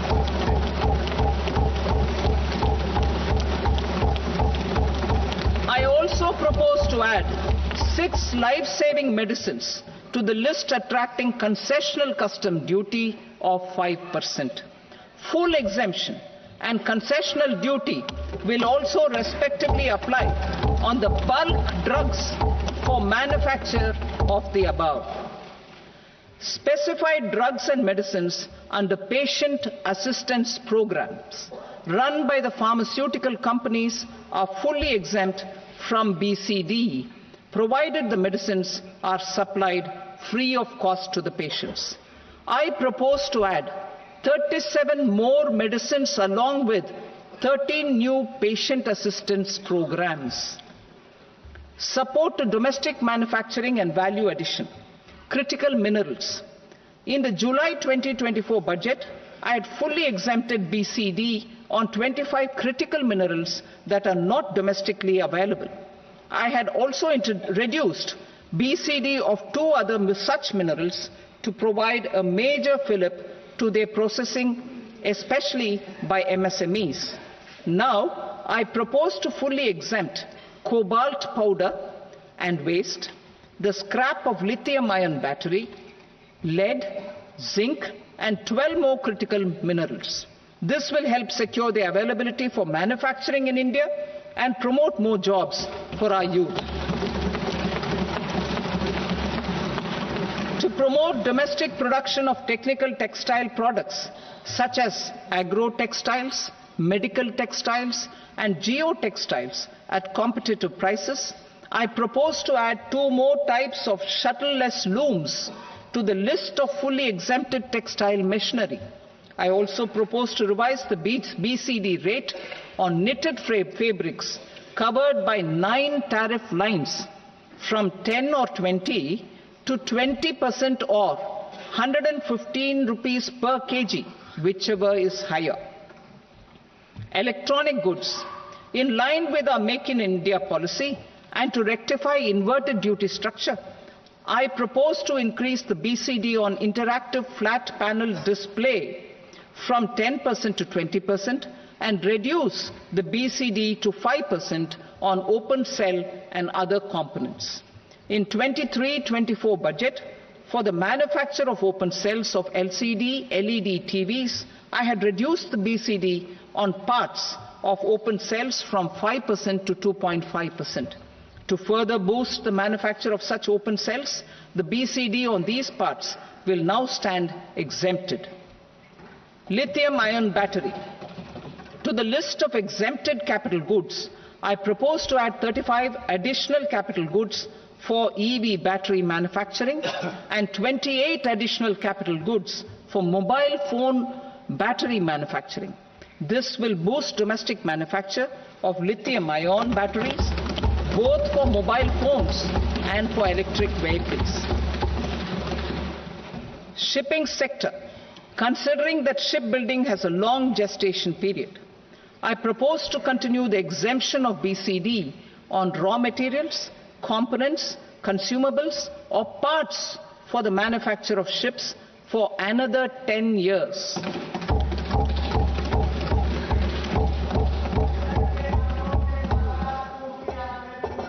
I also propose the same dispensation for shipbreaking to make it more competitive. Telecommunication. To prevent classification disputes, I propose to reduce the BCD from 20% to 10% on carrier-grade Ethernet switches to make it at par with non-carrier-grade Ethernet switches.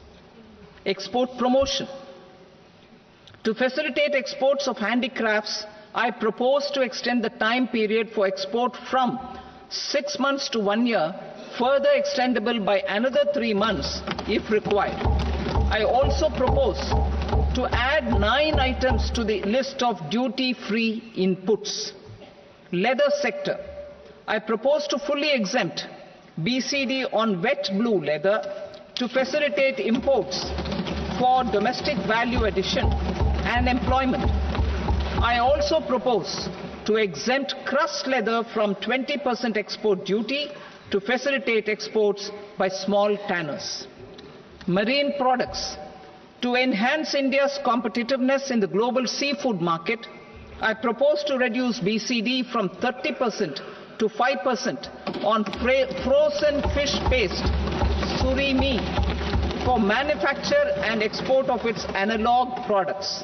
I also propose to reduce BCD from 15% to 5% on fish hydrolysates for manufacture of fish and shrimp feed. In July 2024 budget, to promote development of domestic MROs for aircraft and ships, I had extended the time limit for export of foreign origin goods that were imported for repairs from 6 months to 1 year and further extendable by 1 year. I now propose to extend the same dispensation for railway goods. Time limit for provisional assessment. Presently, the Customs Act 1962 does not provide any time limit to finalize provisional assessments, leading to uncertainty and cost to trade. As a measure of promoting ease of doing business, I propose to fix a time limit of 2 years, extendable by a year, for finalizing the provisional assessment. I propose to introduce a new provision that will enable importers or exporters, after clearance of goods, to voluntarily declare material facts and pay duty with interest but without penalty. This will incentivize voluntary compliance. However, this will not apply in cases where department has already initiated audit or investigation proceedings. For industry to better plan their imports, I propose to extend the time limit for the end use of imported inputs in the relevant rules from 6 months to 1 year. This will provide operational flexibility in view of cost and uncertainty of supply. Further, such importers will now have to file only quarterly statements instead of a monthly statement.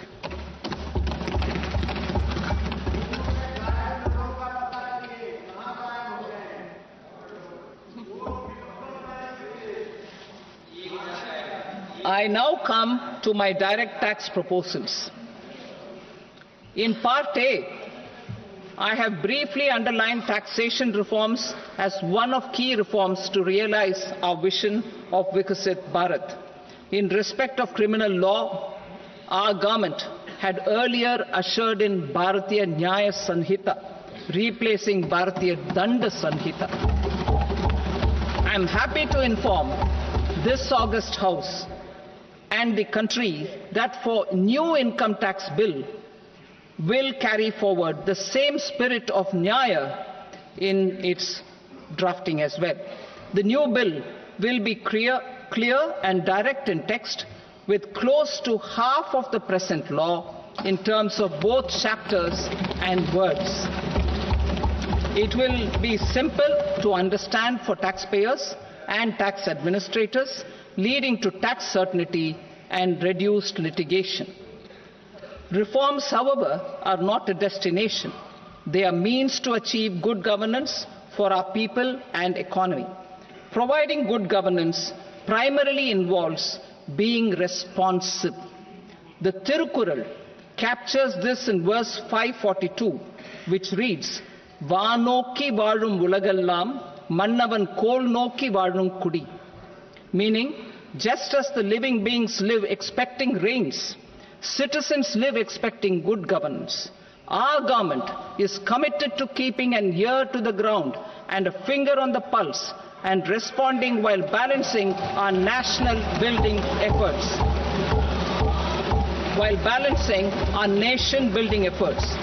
The following measures will detail just how our government will, under the guidance of PM Modi, has taken steps to understand and address. I repeat that sentence, sir. The following measures will detail just how our government, under the guidance of PM Modi, has taken steps to understand and address the needs voiced by our citizens. My tax proposals are guided by this spirit. The objectives of my proposals are as follows. Personal income tax reforms with special focus on middle class. Rationalization of TDS and TCS for easing difficulties. Encouraging voluntary compliance. Reducing compliance burden. Ease of doing business, employment and investment. I will come to my proposal on personal income tax towards the end. TDS and TCS, rationalization for easing difficulties. I propose to rationalize tax deduction at source, TDS, by reducing the number of rates and thresholds above which TDS is deducted. Further, threshold amounts for tax deduction will be increased for better clarity and uniformity. The limit for tax deduction on interest for senior citizens is being doubled from the present 50,000 rupees to 1 lakh rupees. Similarly, the annual limit of 2.40 lakh rupees for TDS on rent is being increased to 6 lakh rupees. This will reduce the number of transactions liable to TDS, thus benefiting small taxpayers receiving small payments. The threshold to collect tax at source, the TCS, on remittances under RBI's liberalized remittance scheme, the LRS, is proposed to be increased from 7 lakh to 10 lakhs.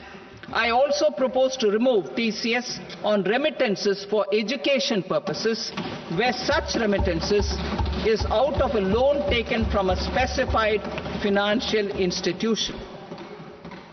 Both TDS and TCS are being applied on any transaction related to sale of goods. To prevent such compliance difficulties, I propose to omit the TCS. I also propose that the provisions of the higher TDS deduction will now apply only in non-PAN cases. In July 2024, the delay for payment of TDS up to the due date of filing statement was decriminalized. I propose to provide the same relaxation to TCS provisions as well. The government under the leadership of Prime Minister Modi believes in Sabka Saath, Sabka Vikas, Sabka Vishwas and Sabka Prayas. In line with this, we brought in updated return facility in 2022 for voluntary compliance by taxpayers who had omitted to report their correct income. Our trust in taxpayers was proved right. Nearly 90 lakh taxpayers voluntarily updated their incomes by paying additional tax. Taking this trust further, I now propose to extend the time limit to file updated returns for any assessment year from the current limit of 2 years to 4 years. I propose to reduce the compliance burden for small charitable trusts and institutions by increasing their period of registration from 5 years to 10 years. It is also proposed that disproportionate consequences do not arise for minor defaults such as incomplete applications filed by charitable entities. Presently, taxpayers can claim the annual value of self-occupied properties as nil only on the fulfillment of certain conditions. Considering the difficulties faced by taxpayers, it is proposed to allow the benefit of 2 such self-occupied properties without any condition. To streamline the process of transfer pricing and to provide an alternative to yearly examination, I propose to introduce a scheme for determining arm's length price of international transaction for a block period of 3 years. This will be in line with global best practices. With a view to reduce litigation and provide certainty in international taxation, the scope of safe harbor rules is being expanded. A number of senior and very senior citizens have very old national savings schemes accounts. As interest is no longer payable on such accounts, I propose to exempt withdrawals made from NSS by individuals on or after 29th August 2024.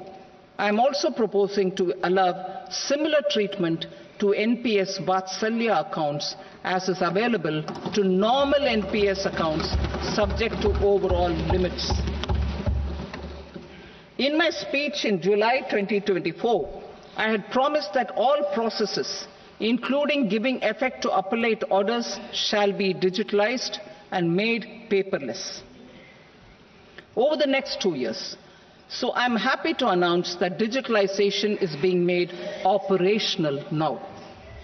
In July 2024, we brought in the Vivad Se Vishwas scheme to resolve income tax disputes pending in appeal.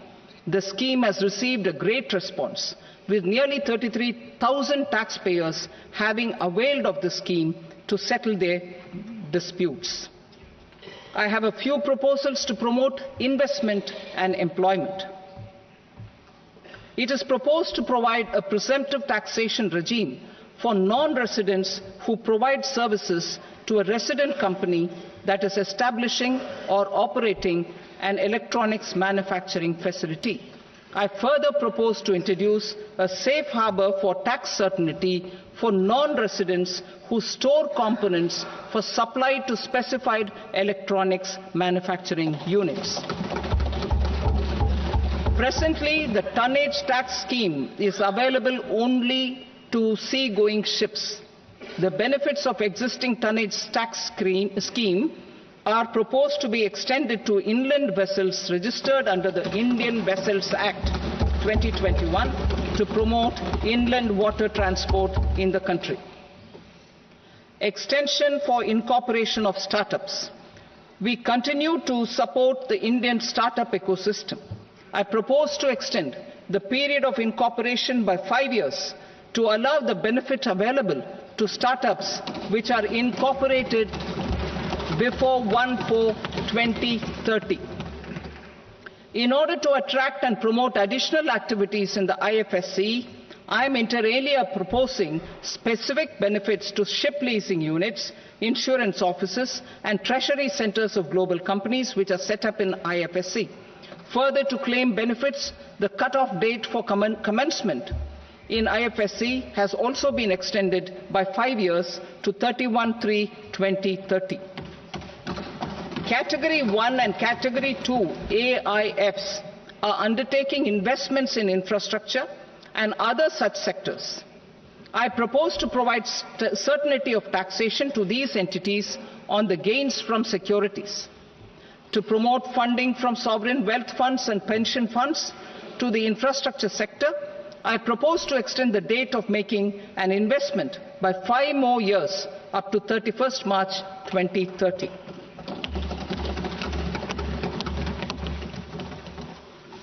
Personal income tax reforms with special focus on middle class.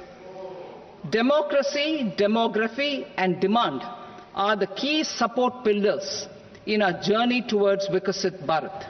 The middle class provides strength for India's growth.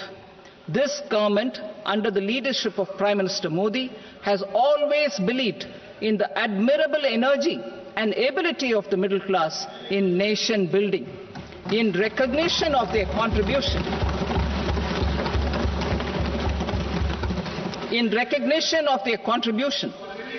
we have periodically reduced their tax burden.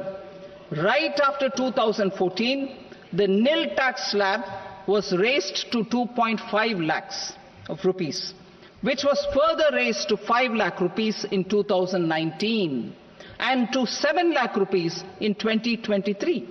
This is reflective of our government's trust on the middle class taxpayers.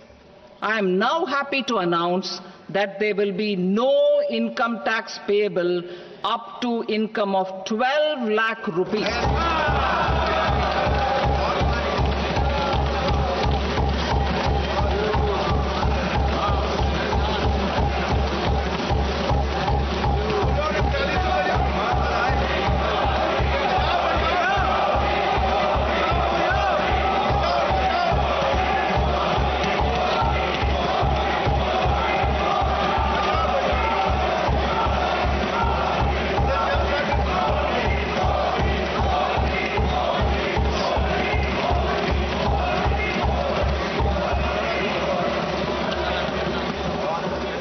So, average income of 1 lakh per month other than the special rate income such as capital gains under the new regime. This limit will be 12.75 lakh for salaried taxpayers due to the standard deduction of 75,000. Slabs and rates are being changed across the board to benefit all taxpayers. The new structure will substantially reduce the taxes of the middle class and leave more money in their hands, boosting household consumption, savings and investment. In the new tax regime, I propose to revise tax rate structures as follows.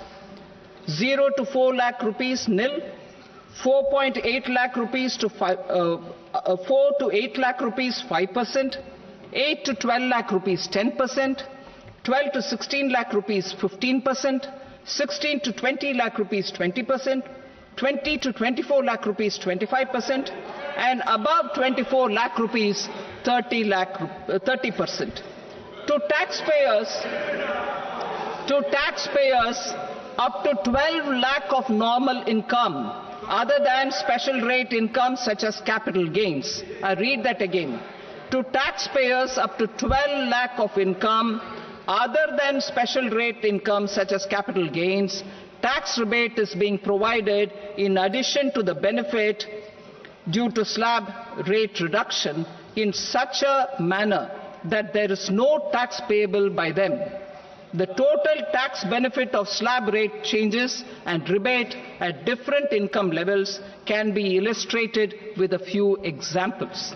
A taxpayer in the new regime with an income of 12 lakh rupees will get a benefit of 80,000 rupees in tax, which is 100% of tax payable as per the existing rates. A person having income of 18 lakh rupees will get a benefit of 70,000 rupees in tax, that is 30% of tax payable as per existing rates. A person with an income of 25 lakh gets a benefit of 1,10,000 rupees, that is 25% of his tax payable as per existing rates. Details of my tax proposals are given in the annexure. As a result of these proposals, Honorable Speaker, sir, revenue of about 1 lakh crore in direct taxes and 2,600 crores in indirect taxes will be foregone. Mr. Speaker, sir, with this, I commend the budget to this august House.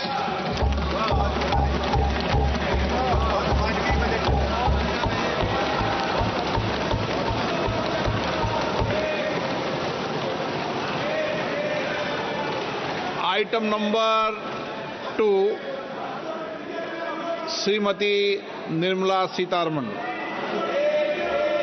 Sir, with your permission, I rise to lay on the table the following statements under Section 3(1) of the Fiscal Responsibility and Budget Management Act 2003. Medium-term fiscal policy cum fiscal policy strategy statement and macroeconomic framework statement. Item number 3, Srimati Nirmala Sitharaman. Sir, with your permission, I rise to move for leave to introduce the Finance Bill 2025. प्रश्न ये है कि विधेयक को पुनर्स्थापित करने की अनुमति प्रदान की जाए। जो सदस्य इसके पक्ष में हाँ कहें, जो सदस्य विरोध में ना कहें, मेरे विचार में निर्णय हाँ वालों के पक्ष में हाँ वालों के पक्ष में अनुमति प्रदान की जाती है। माननीय मंत्री जी अब विधेयक को पुनर्स्थापित करें। Sir, I introduce the bill. Thank you. सभा की कार्रवाई सोमवार दिनांक 3 फरवरी 2025 को प्राप्त 11 बजे तक के लिए स्थगित की जाती है।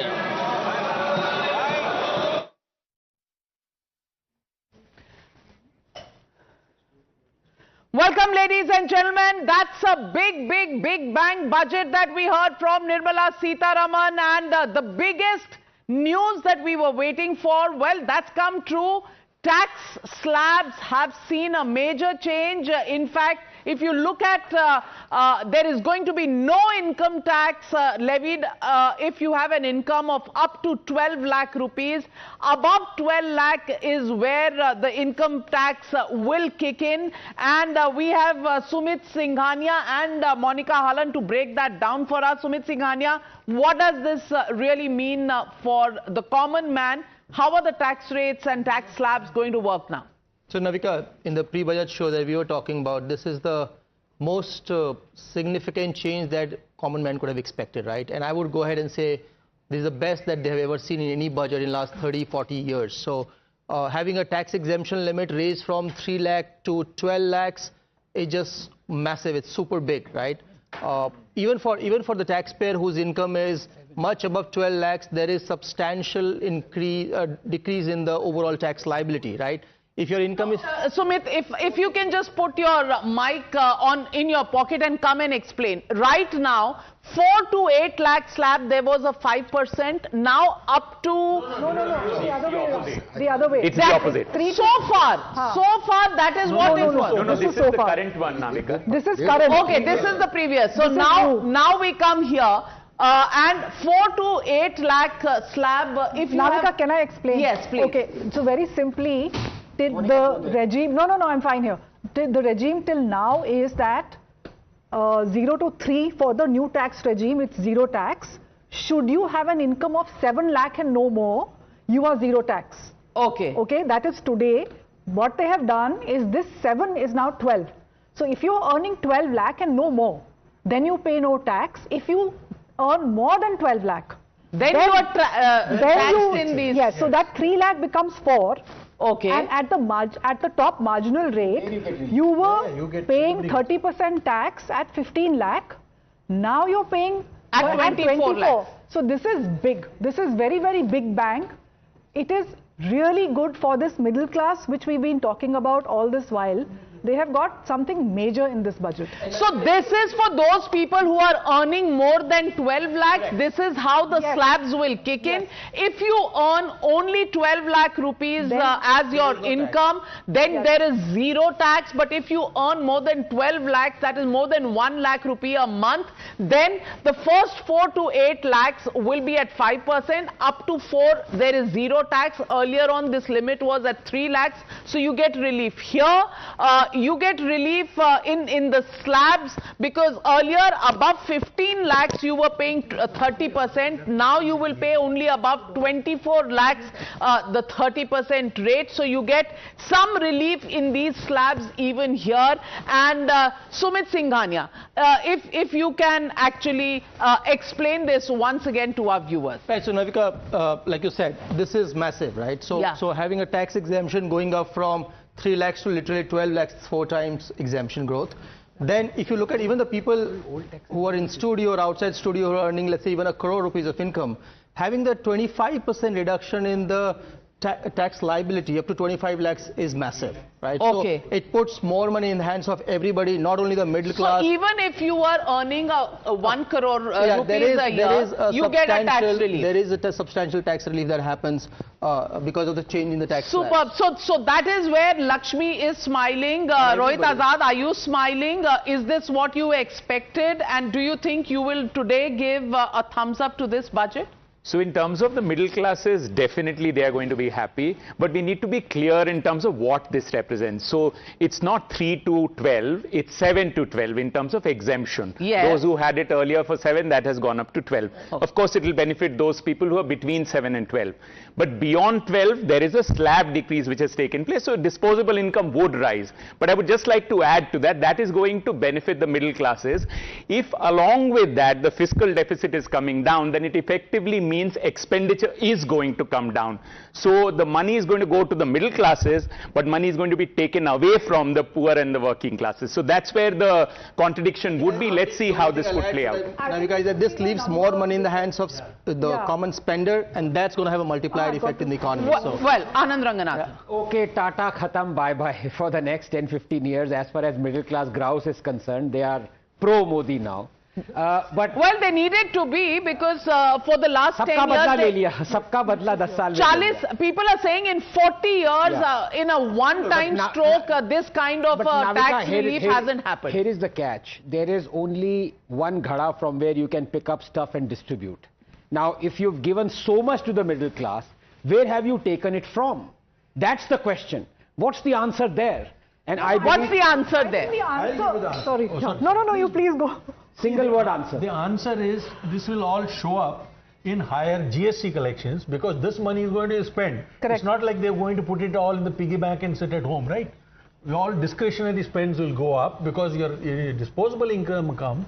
So it will easily show up substantially. The loss in revenue here will show up in a rise in indirect taxes. That is exactly what will happen. So which means it will become... And not only that, I'll say one more point. The old tax regime is history. Correct. Because the difference in 5 lakh difference between 7 and 12 lakhs takes care of all the deductions that you used to get under the old thing. So why break your head with saying 2.5 lakhs here, half a lakh there, etc. It is irrelevant now. You will take the new tax. So without merging formally the two income tax... no, but if you have more than 12, then that argument doesn't hold. No, but if the rate it's is more lower. than 12. No, but the rate is lower. Rate is lower, but it needs to be still seen. For those between 7 and 12, okay. No, but take the political rhetoric out of it. If I take the political rhetoric out of it, just about an hour ago, we were asking for more and more, disposable income in the hands of the middle class, poor people, even the upper middle class. Now this has happened. This is massive. This hasn't happened in last 30 years, right? I think we should take this. Where the government is going to source it, there is a absolutely great mathematics around it. I would say it's a significant investment government is making in taking the economic growth to the next level, right? We were talking about growth slowing down. If India has to grow at 7% year on year for next 30 years or 25 years to become a developed economy, this is the right recipe we needed, right? And this is going to have the multiplier effect, put more money in the hands of every single spender in the country, and that's massive. It's not only for rural economy, it's only for the urban economy. We'll have They're actually giving it to the poor. I will leave the political rhetoric to you, but just as a... No, can I make a point? Yeah, sure. I know this indirect tax thing will come, but can I just tell everyone, we have a progressive indirect tax system in India. GST is 0 for basic consumption goods. For food, packaged food and all, it is 5%. As you go up the scale, your GST rate is very high for luxury goods. So India has built in progressivity into indirect taxes. So should the poor choose to consume the goods without GST, they are 0 or low tax. So I just don't buy the argument that they will pay more tax. No, don't buy a Mercedes. Buy something else. Buy something with lower GST, because the mass consumption goods have a lower GST number. Absolutely, and I think this will come as music to everybody's ears as these tax rates are announced. And Saloni Roy also joins this broadcast, tax expert. Saloni Roy, what do you think about the tax slabs that have been altered now? Across the board, do taxpayers benefit from this, or is it only those who have a 12 lakh rupee income? Can you break this down for our viewers tonight? Sumit, do you want to take this? Yes. On the... Okay. To me, I think we spoke about this, Navika. This puts extra money in the hands of every single taxpayer. It's not limited to people who are marginalized or who are really not paying taxes or not even filing tax return. It is a absolute net addition to the disposable income of the entire country, right? And that increasing, even I'm saying the highest taxed income slab, which is 15 lakhs, taking this to 24 lakhs, that's the change we should look at. We shouldn't try and nitpick on it could have happened this way or that way. Remind me. Nobody is nitpicking. Yeah. I think all of us are ecstatic. And Mr. Mehrotra, your first reaction to the budget and, of course, the tax bonanza for the middle class. No, of course, there is a clear tax bonanza for the middle class, no question about it. I'd like to see the math behind it. We don't know what is the cuts in public expenditure that are likely to happen, because clearly this may lead to even further reductions in tax to GDP ratio. Tax to GDP ratio has been static. Okay.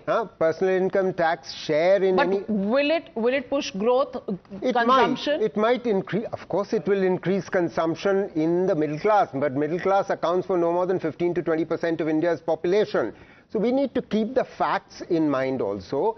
Please remember that the vast majority of people in rural areas, who are about nearly 50% of our workforce, they don't pay any income tax at all.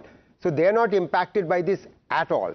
So we've got to see how much we are actually going to see an increase in demand from. All right, fair point. Sanjay Jha, I want your first reactions. Clean bold ho gaye ke nahi? Tax slabs get a major overhaul. Middle classes are loving it. Modi promised Lakshmi in everybody's pockets, and there the goddess Lakshmi smiling on everyone.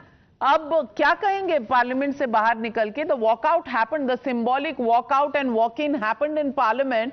How are you going to respond to this? Good for the Aam Aadmi?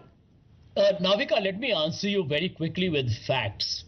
If you look at data, to add to what Dr. Mehrotra was adding, the government of India's government expenditure is funded by tax revenues, account for almost 78 to 80% of government expenditure is funded out of tax revenues. So whether the government expenditure will be clipped or not is something to watch for. Point number two, very important. Is it coming in too little, too late? And I'll tell you why it's too little. The assumption that now demand by itself can trigger growth means that the government has acknowledged what we in the opposition have been saying for the last 10 years, which is that the answer does not lie in merely trying to invest in giving entrepreneurs production or tax cuts, but in giving spending and purchasing power in the hands of the common people. The middle class were truly truncated and devastated and needed relief. I'm glad they have got it. But the fundamental question remains that end of day, the middle class will probably in the initial time will need to recoup their lost savings. They will need to look at their investment. Will it result in a direct expenditure? Too early to say, because there is an alternative viewpoint, and I believe in that alternative viewpoint, that unless private investment goes up, unless you create jobs which will create income, which will create more demand, you are actually still going to be at the periphery of the growth story. So the growth is not necessarily going to be triggered by just an income tax cut, because this could be a very elementary exercise. Just cut income tax and hope for the economy. Sanjay Jha, you just proved the scientists right. Forget glass half full or half empty. It is actually na glass hai na pani hai. Anand Ranganath. And how many income taxpayers are filing zero tax returns? 5 crore. One minute, Anand. There are 2 points here. First of all, this fact, as Monica was talking about, flat earth, thing about, what was it, 75% of the... Yeah, he said 75% is coming from direct taxes. It is not. What's the figure?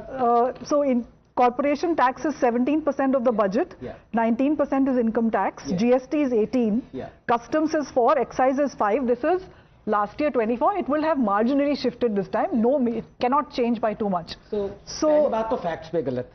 उसके बाद से, this adage goes, there are 2 things that are certain in life, death and taxes. I think Narendra Modi has countered it. From now on, there is only one thing that is certain in life, death. Well, Jaggi. No, see, you have to see the fundamental thing that has changed here. Would I trust 1 rupee in the hands of government as taxes, 1 rupee in the hands of ordinary people who can spend more wisely and not waste its money? 1 rupee in the hands of government is a waste. 1 rupee in my hands is probably going to be effectively used, and that's a fundamental shift. You now trust people to take care of the growth story. You have created spending power. You have created discretionary spending. All this could result in investment. If those who say no investment happening, investment will happen. Now that demand is being created. Absolutely. And what do people think about it? The common man. 2024 में ये क्या होता election से पहले? Well, better late than never. Well, sab 400 par ho jata. But joining me on the phone lines are our viewers, Raja, Ravi and Siddharth, all calling in from Bengaluru. Mr. Raja, what do you think about the tax slabs and the tax relief that common man has got, and how do you rate this budget? Madam, 3 cheers to Madam Nirmala Sitharaman. I haven't heard such a budget at any time giving more relief to middle class who are sincere taxpayers. And I feel that this government is really encouraging all sections of society. And I, as a senior citizen, I feel that the benefit of double of from 50,000 to 1 lakh is really great. And my only regret is that as a pensioner from the bank, Madam should listen to the pensioners and enhance it in the same way as central government pension. All right. I hope the finance minister will take note of your request. Thank you very much for joining us on Times Now. Mr. Ravi, how do you rate this budget, and do you think these tax reliefs really give a breather to the middle class? Navika, good afternoon, and I am truly delighted today. I have only one thing to say Modi hai to mumkin hai. I think the India growth is on a right trajectory, and there's a lot of money which is going into the hands of the consumers. And I am sure, like your experts and pundits, some of them who are there in your panel, who said that 1 rupee put into my hand is always well spent, instead of giving 1 rupee to the government and asking them to spend it on me. So I am really thrilled. I am really delighted. Last but not the least, I would wish our Congress, probably the debarred or suspended Congress spokesperson, to get well, because he is looking, I think you should, this is not the day to pick up things. Sanjay Jha, would you want to tell Mr. Ravi that actually dil mein you agree with him, but what to do? Political compulsions make you criticize everything that Modi does. Navika, here is the simple thumb rule, and I would request anybody to contradict me here. What are the 4 components of growth? Consumption demand, investment demand, exports and government expenditure. Now you find that exports, we have been sluggish to negative. Government expenditure was the only thing that was probably keeping the economy going. Investment has been tepid and demand was low. So there is an income tax cut, which is welcome. Anybody will welcome that. But the truth is that these are very early days to believe that it's going to transform the growth story. Remember, okay, you think even this is not going to help? Well, let me get in Mr. N.R. Prasad from Bengaluru. Mr. N.R. Prasad, do you believe the Modi Sarkar has done the right thing by giving these tax breaks? And do you think growth will pick up? Navika ji, a very good afternoon, and to all the panelists there. It is not right thing. It is a fantastic thing done by Modi ji and Nirmala Sitharaman today. And I am also a fan of Anand Ranganathan. I have got a small query to him. Mr. Ranganathan, just tell me this 12 lakhs, including that capital gains, in case somebody is trading and it is a part of the capital gains, which also included in this 12 lakhs, that's what I wanted to ask. And one piece of advice to Mr. Sanjay Jha, don't criticize the 24 into 7 into 365. At least appreciate one day on the budget day to Modi's government, who has done a fantastic job for the year 2025. Well said, Mr. Prasad. Yes, Sanjay Jha will take a break for today in criticizing and start criticizing tomorrow morning. Sanjay Jha, is that a deal? Well, let me tell the gentleman who clearly is in love with me, that this government gave away another gentleman. Tax cut. Everybody is in love with you.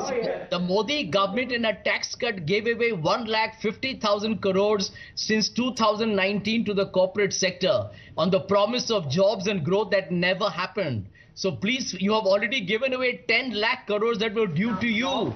So this government is not doing you any favors at all. I'm sending you a tissue box. Wipe your tears. Wipe your tears, Sanjay Jha. Tissue box coming your way from the Times Now studios.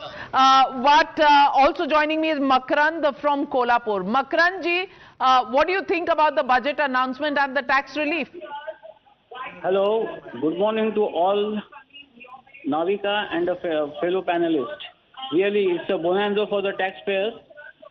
I wish to understand from the fellow panelists whether have the finance minister, madam, have given any relief to the NPS, non-performing assets. Okay, non-performing assets, have they got? We are still waiting to read the budget papers. We only know what has been announced by her in Parliament. But NPS actually has been, the twin balance sheet problem was solved by the several. NPS solved our NPS. So that problem was solved earlier. Both the banks and the corporate balance sheets are now clean. And NPS, we'd probably seen a bank statement in an Correct. RBI Not in the document, budget. not really in the budget. Thank you very much, Makranji, for joining us. Also joining me from Shillong is Mr. Raju, and joining me from Chennai is Mr. Venkatesh. Good afternoon, Mr. Raju from Shillong. Happy with Finance Minister Nirmala Sitharaman's budget and the tax breaks announced? Yes, ma'am. Very good afternoon. Myself, Raju Paul from Shillong.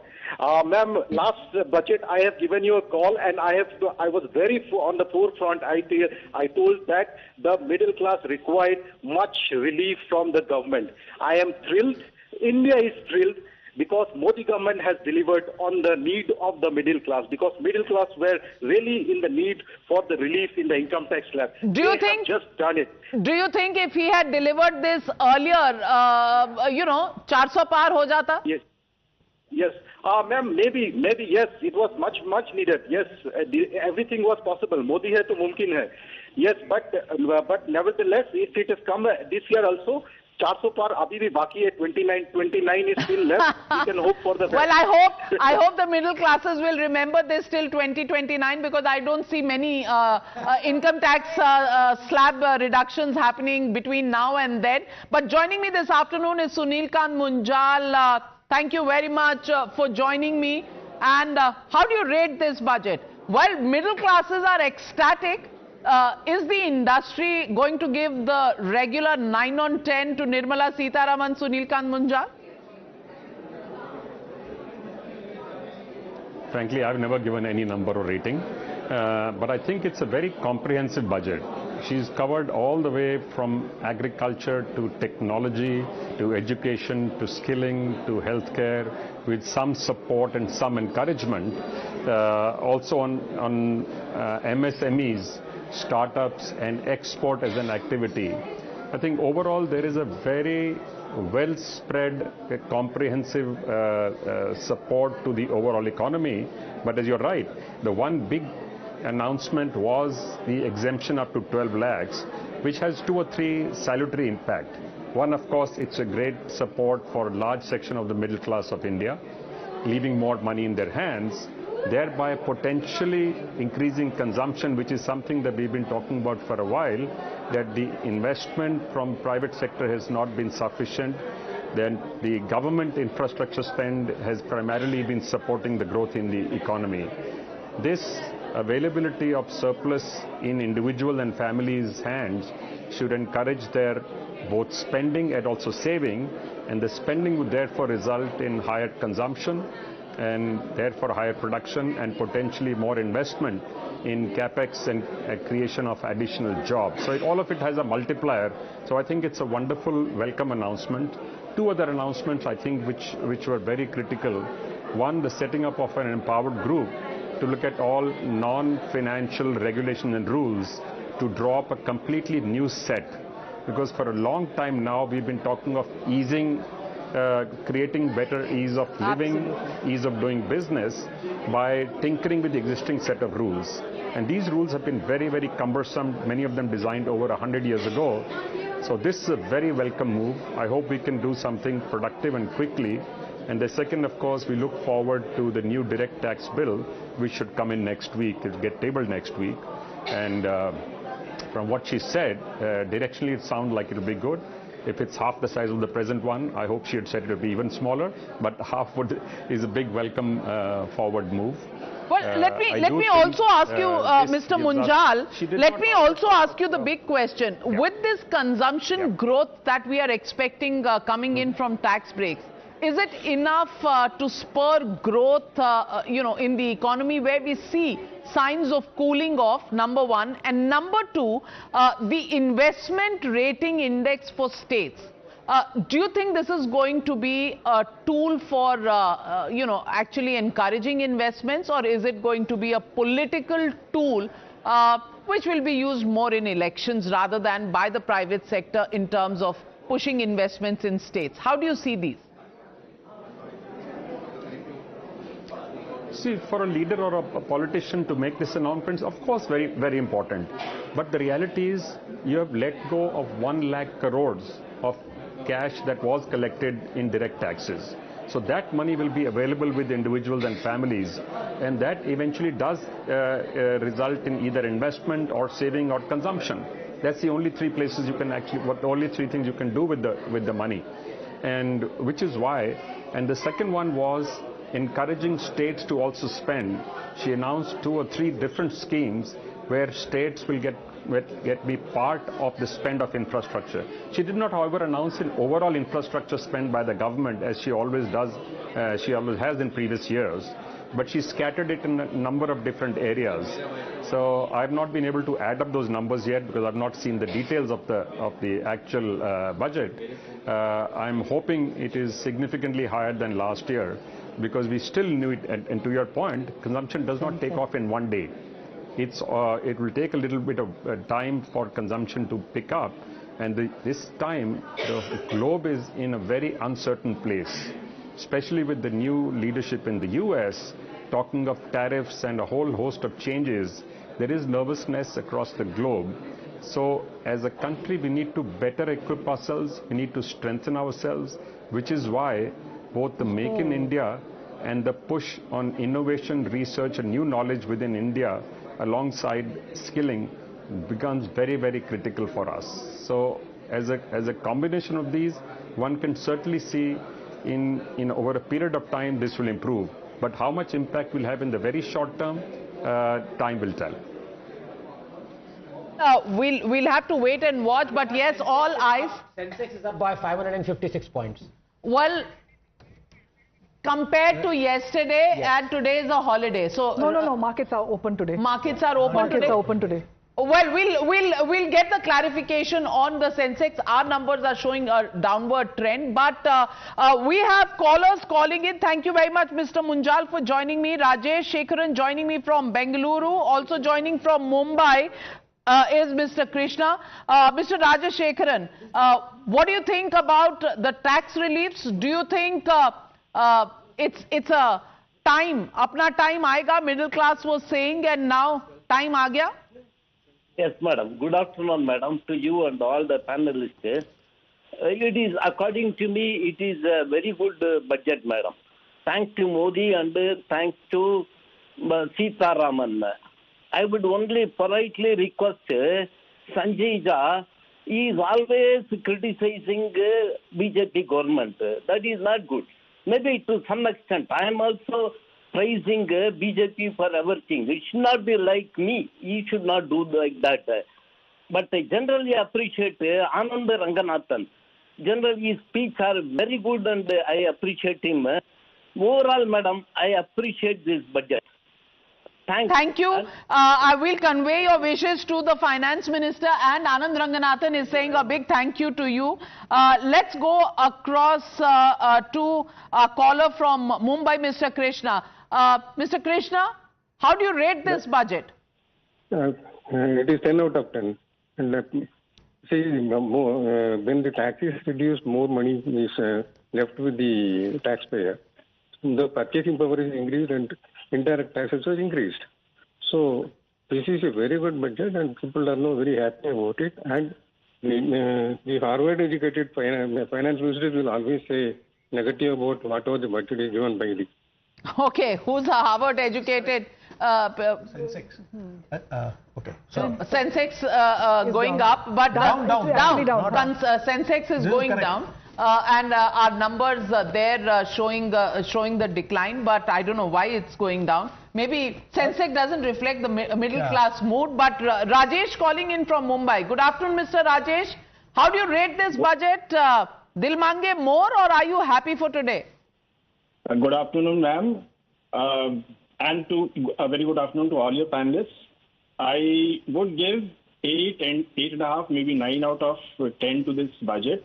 I am from the poor middle class, and for the first time in 10 or 11 years since this government has been in power, I really am a bit happy about the budget that has been given. So on that count, I think I would congratulate and say my thanks to the Prime Minister and to the Finance Minister.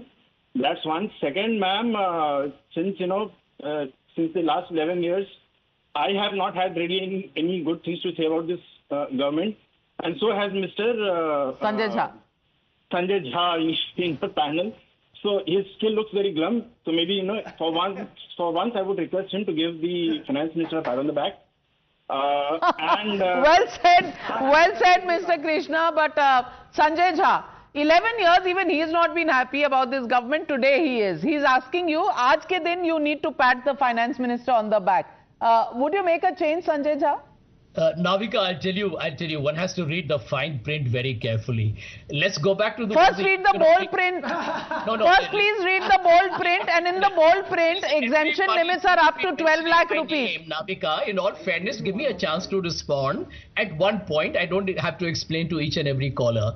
Number one, the significant statement made in the economic survey yesterday by the chief economic advisor to the Modi government was, get out of the way. That's a message there about what is holding back India's economic growth. Will that happen? We don't know that.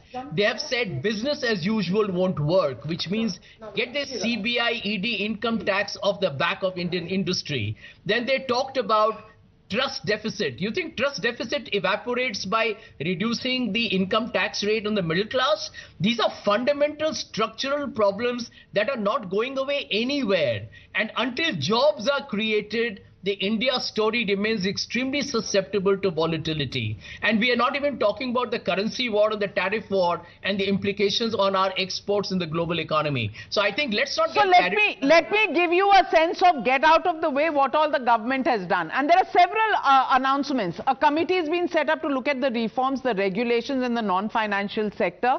They've said private investment, index will be there and ratings will be done. People can come out and make whatever they have to do in terms of investments. They've made several announcements. Before the income tax thing took all the credit away and all the news, the biggest achievement of this budget was the push for nuclear power. Yeah. People are underestimating what kind of groundbreaking announcement that is, to have 100 gigawatts as nuclear power from 500 gigawatts of renewable energy by 2047, to have 5 SMRs by 2030. It's massive shift. But of course, income tax, relief has taken away. But, I want to come to I think the one line, takeaway line, I'm afraid, from the entire day belongs to Jaggi. When he says that the government has finally realized, Navika, that 1 rupee in a person's pocket is more important than 1 rupee in the government's pocket that government wants to spend it on that person. That should be the bottom. And Sanjay Jha is wrong, because government has finally realized this. This should have happened years ago, because people are much more wiser at spending the money given to them than because they know their personal needs better than anybody else. And in the get out of the way, let me just announce, apart from the high-level committee for regulatory reforms review in the non-financial sector, the investment friendliness index will be launched. Mechanism to analyze existing regulatory mechanisms will be launched. Jan Vishwas Bill 2.0 will be introduced. More legal provisions will be decriminalized. So get out of the way is beginning to happen, Jaggi. And not just the middle classes, even Ayushman Bharat and key schemes have got greater allocations. So the poor are also being looked at. Yeah, poor are getting money in their bank accounts. But when you say get out of the way, I think the people who actually need to get out of the way are the people standing in the way of reforms, which includes Rahul Gandhi and those guys sitting on Chambu border. They are the ones thwarting reforms, and if those reforms take off the ground, it will be better. Other thing I want to give you, I'm looking at some of the fine print. Despite these tax concessions, the income tax revenues of the government are going up by 1.8 lakh crore, between last year and this year. So which means they are expecting this to increase their income tax revenues even after this. Corporate tax revenue goes up by about 1 lakh crore, but this thing goes up by 1.8 lakh crore. The biggest growth in taxes is in personal income taxes after all these cuts. So that's interesting. So that means more compliance is the expectation. 10 seconds to the poor, because I think Rohit would be interested in that. And please let me give the data. Sure. Ayushman Bharat, more spending on that. Did you know that as far as 380 million Ayushman health cards have been distributed?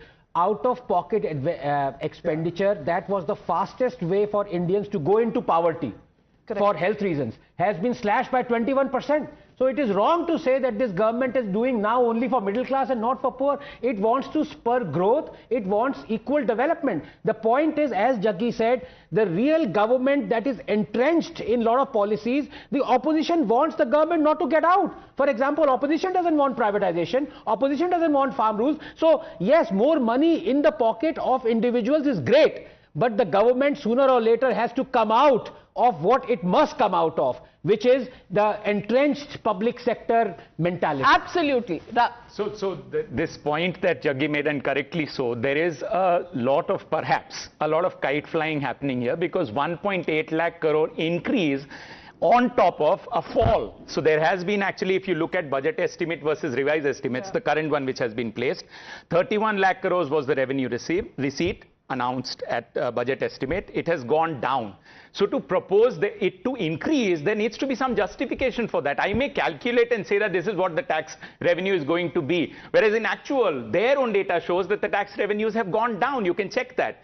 If that is so, then actual tax revenue could be much lower than the projection that is being made. 1.8 lakh crore, where will that come from? If the tax slabs have gone down, in the previous year you have done that, and yet your revenue has not come. Well, the revenue is not going to come then from opposition parties need to be, all political parties need to be taxed. And that's where you make the fall. But the data is showing an increase in the revised estimates of 24-25 of the gross tax revenue. I am looking at gross, sir.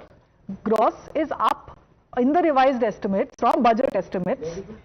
It's up 38.4 to 38.5.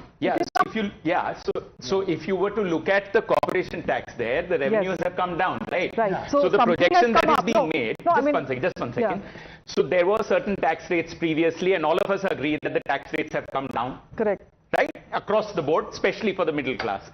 Now, where would this increase then come from? 12.57 to 14.3. Additional expenditure through consumption. No, there are assumptions being made, right? There are assumptions being made. But then every year, budget estimates are assumptions. Correct. You think, so the question is, in the past, no, but Navika, correct. They were not based on assumption. No, this is budget estimate versus revised estimates you look at. This is a ridiculous argument. Absolutely not.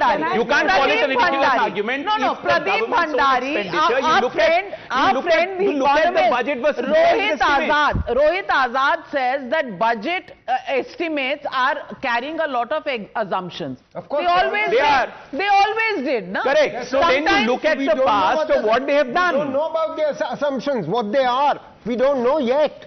And by the way, you should know, and all our listeners should know, that the total expenditure is down. The taxes may be up, but the total expenditure is consistently down all the way from 2021 I'm talking about revenue plus capital taken together as a proportion of GDP. Please note.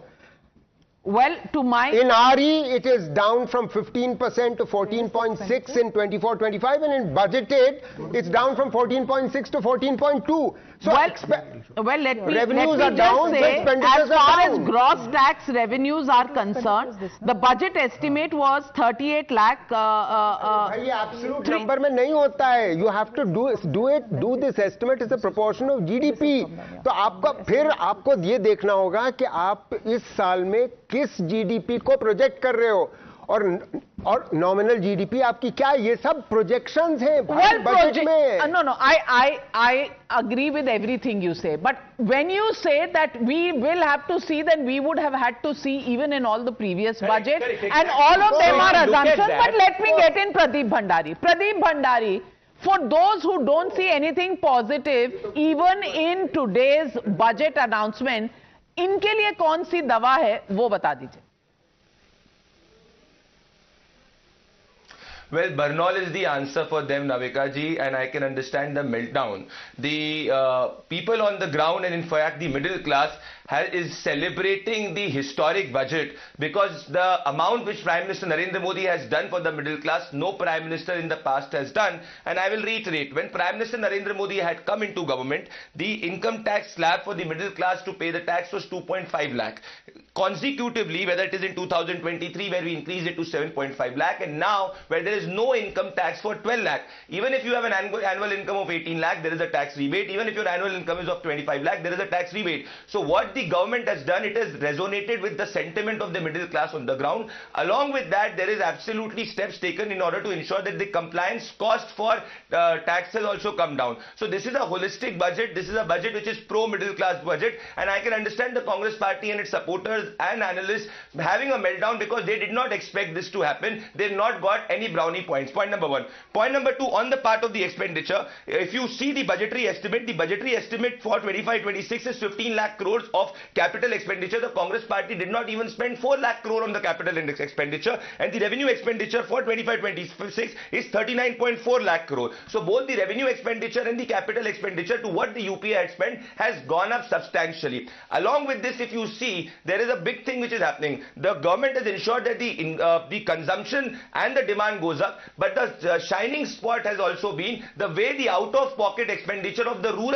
of the rural income of the rural household has gone down. So if you look at the economic survey which the gentleman was speaking about recently, the economic survey mentions that the Ayushman Bharat scheme has reduced the out-of-pocket expenditure from 62% to 39%. So this is a budget which takes care of the Garib, Yuva, Andata and the Nari, but the larger focus, I would say the takeaway for me has been the middle class. This is the Economic Times headline in the of the morning, and it says that fundamentals are strong, time to unlock. So we've ensured that the demand goes up. We've ensured that as Anand was I have to read the fine print. I was hoping that Naris don't have to pay any taxes at all, but well, on that note, maybe Sanjay Jha and I are disappointed. But let me welcome Mr. Shardul Shroff, legal luminary as well as a man who looks at industry closely. Good afternoon, Mr. Shardul Shroff, and how do you look at this budget? The announcements are great for middle classes, but overall for the economy, what do you think it's going to do? Will you give it a thumbs up or a thumbs down?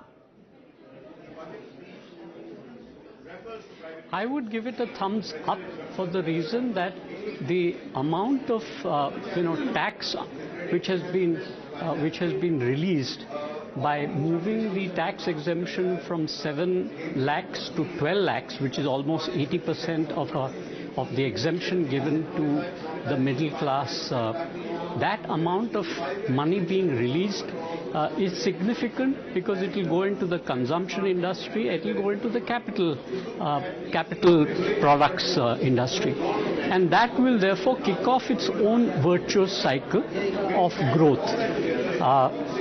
The point which is also important in all this the discussions on the budget is that you have increased investments in insurance from 74% to 100%. If you see what is already happening between Alliance and Bajaj, they are exiting out from both the life company as well as the general insurance.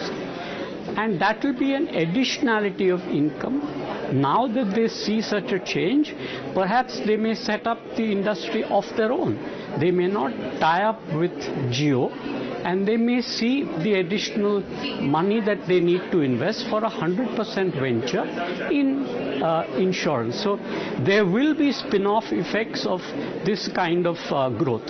Now, I also see one major effect, that when you speak of lowering the tax on the 12 lakh limit, 12.75, and you're also increasing the tax at the top end, where you're changing the 25 lakhs sum to 30 lakhs, the expenditure for a figure of 12 lakhs and the tax expenditure on that will become significant in comparison to the income that is earned. So what is lost in one round is gained on the other. And that is where the balancing of the budget is happening. Clearly, the budget has thrown up a lot of positives, of course, but some people are looking at the glass half empty or water being extinct in the world. I have one more thing to talk about, which is that when you look at these slabs, where you're saying your highest tax slab begins after 24 lakh, it is also a representation of the transition of India from a low income to a low mid-income country. We are transiting. So we are no longer a poor country, okay? According to World Bank, we are no longer, that definition has changed. Lower middle, moving to middle.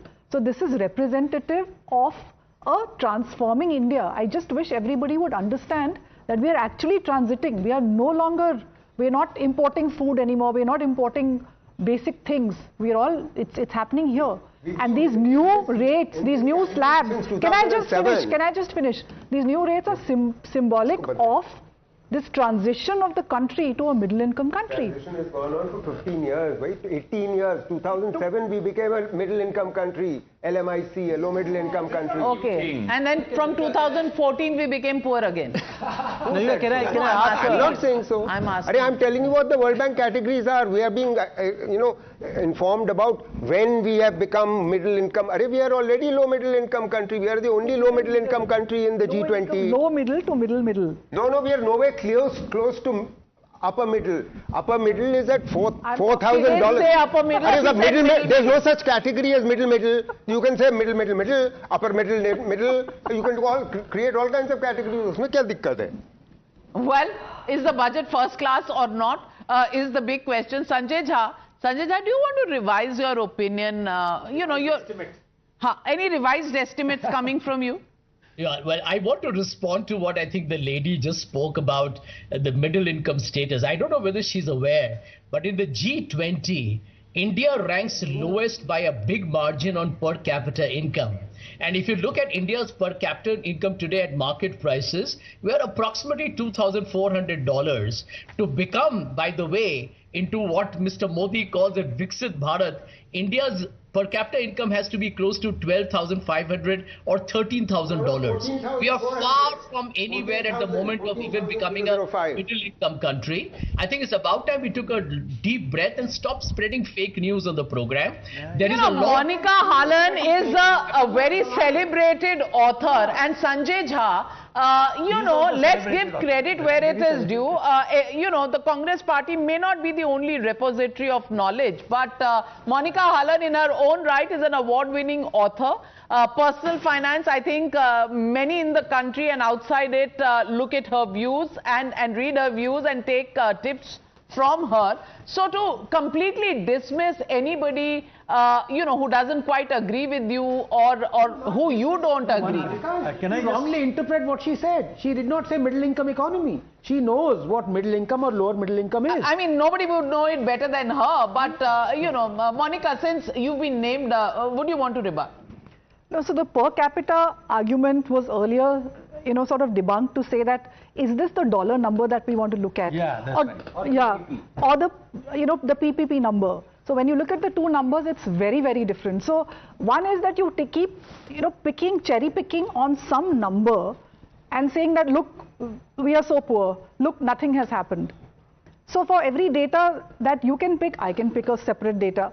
So is there a sense of progress? There's no end to it. Nirmala Sitharaman, Finance Minister, meeting speaker there, and let's now get into the politics of it. I have with me this afternoon Vivek Silas, Sanjay Jha, Pradeep Bhandari, and also joining the debate with us is from the BRS, we have Mr. Sridhar Reddy, and from the TDP, Patabi Ram Komar Reddy joining the debate.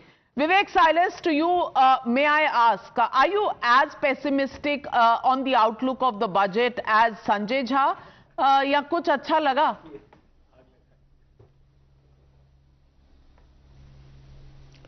क्या अच्छा लगा नाविका जी, सबसे पहले तो आपको प्रणाम कर रहा हूँ। क्या अच्छा लगा, क्या अच्छा लगेगा जब हमारे प्रधानमंत्री माननीय मोदी जी ने कह दिया कि हमारे जो गरीब हैं और मिडिल इनकम ग्रुप हैं उनके ऊपर माता लक्ष्मी की विशेष कृपा बनी रहे। जब वो प्रधानमंत्री खुद ही इस बात को एडमिट कर चुके हैं तो वो किस तरह का बजट प्रस्तुत करने जा रहे हैं हम सबको समझ में आ रहा हो। किस तरह के बजट उन्होंने प्रस्तुत किया है पिछले 4-5-6 सालों में, वो भी हमने देख लिया। लक्ष्मी जी प्रकट हो गई, आपको दिखी नहीं?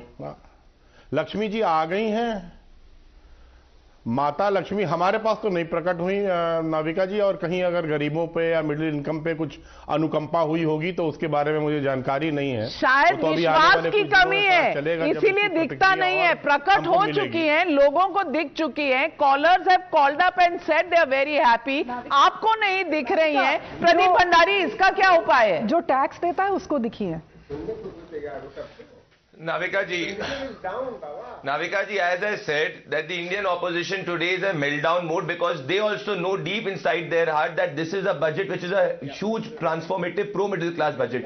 Navika ji, the biggest point which I want to reiterate, 90% of the middle class which used to pay tax earlier now does not have to pay tax because 12 lakh annual income, if you tabulate it, 90% of the tax bracket of the middle class, tax-paying middle class, falls less than 12 lakh. So unofficially you can say, or indirectly, for 90% of the people there is zero tax who used to pay earlier. Along with that, even if your annual income is 20 lakh, the effective tax rate is only 10%. This is a transformative step which will have repercussions to boost demand and consumption, which my friend Vivek is not understanding because clearly the Samajwadi Party understands politics less and economics even lesser. Well, clearly none of the politicians are paying taxes. The tax-paying janta extremely happy. Politicians, especially in the opposition, don't pay taxes, and therefore tax terrorism का भी डर रहता है और लक्ष्मी माँ भी नहीं नजर आती. But let me ask Sridhar Reddy. Sridhar Reddy, would you like to congratulate the Finance Minister today for taking a historic step in terms of tax reliefs? You know, something that hasn't happened in the last 3 decades. Yeah, I mean, the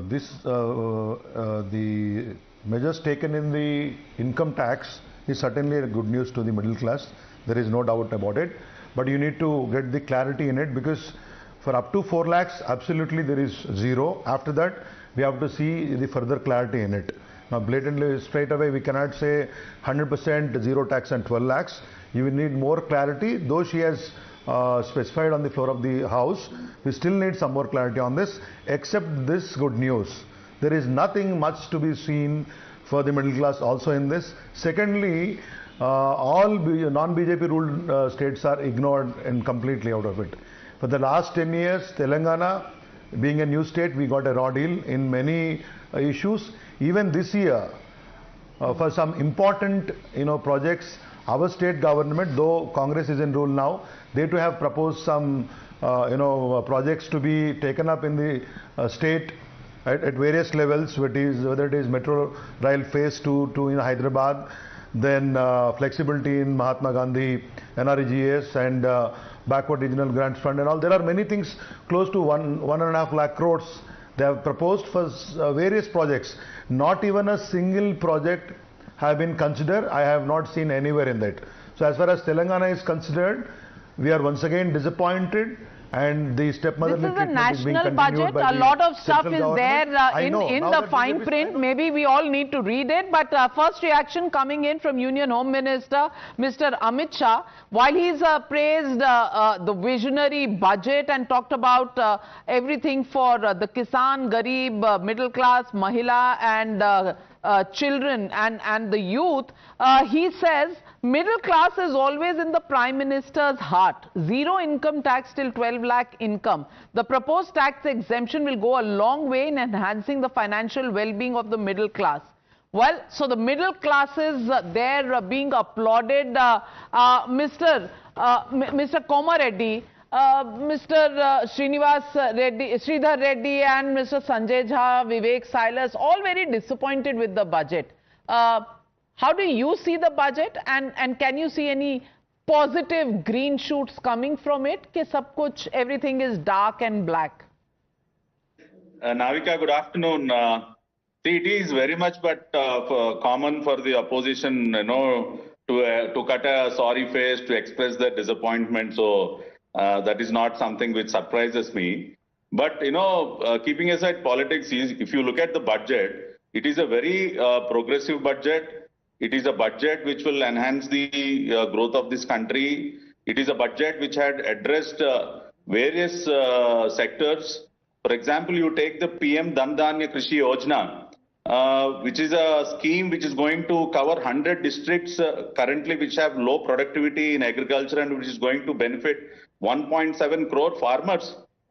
Will the opposition get disappointed with this scheme? Can Mr. Sanjay Jha say, I'm extremely disappointed with the PM Dhandanya Krishi Yojana, which is going to benefit 1.7 crore farmers? Sanjay Jha, respond. There is for the farmers' welfare schemes. Will you oppose that as well? Navika, may I request everybody who's watching your program, kindly look at all the announcements made in the last year's budget and see which were accomplished. Barely few, and only a few of them reached around 70% of completion. So announcement of schemes mean nothing. It's about execution and delivery of those schemes. So I think, right now to get carried away is being extremely opportunistic. The bottom line is, where are the jobs? Tell me, where are the jobs? Because that is holding back the India growth story. Naukri kahan hai, berozgari kab jayegi? Uska jawab pehle dijiye aap. Pradeep Bhandari respond, 70% completion certificate given by Sanjay Jha on all schemes. Now, please respond to the rest. Well, I will just respond by a simple example. The number of tap water connections that Sanjay Jha's party Congress provided in 7 decades, we have provided in 10 years, which is 15 crore households. 80% rural households have got tap water connection, potable drinking water, which you could not do for 70 years. Read the budget, Sanjay Jha. I know you are having a meltdown because you know this is an absolutely transformative budget for the middle class and you want to divert. Now, coming on to the part, you do not talk about jobs. Read the RBI report and the SBI report. You created 2 crore jobs in the UPA. We have created 17 crore jobs. We have created more than 1 lakh startups. We are unleashing newer potential in renewable energy. We are ensuring that our exports get incentive. Now you tell us, are you against middle class? Why are you against middle class? Are you saying that steps taken for middle class is rubbish? You have displayed your anti-middle class mindset on the show. Just because the middle class have got tax. No. Realize how you have hurt the middle class. You might be a rich man, Sanjay. And if you are responding, you're responding to opposition pressure. But do not say the steps taken for the Indian middle class are rubbish. This displays the Congress party's anti-middle class mindset. Yesterday you were anti-tribal, you displayed your anti-tribal mindset by the comment of Sonia Gandhi. Today you have said that the progressive steps for the Indian middle class is rubbish. You have disobeyed and disrespected 90% of the Indian middle class by saying that the tax proposals are rubbish. Sanjay, this is absolutely unjustified. You should apologize on the behalf of the Congress party because you are a loyalist Bhandari, you have exploited the middle class for the last 10 years on oil prices. You have exploited them by giving no jobs. You have exploited them by giving them cities with pollution. You have taken away their money in corruption and crony capitalism. You are anti-middle class and it has been established.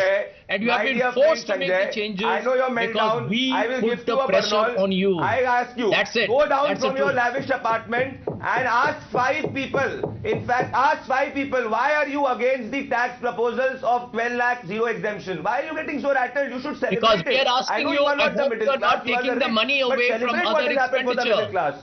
Sanjay Jha, you have demonstrated time and again that you are cut off from reality, and that really shows up in every election, at least for the Congress party. I'm not saying that only elections, give a report card on everything. But having said that, today not to look at the tax relief, not to look at some of the positive things in the union budget would be really existing like an ostrich. You can bury your head in the sand if you want to. It's a free country, democratic country. Please do that.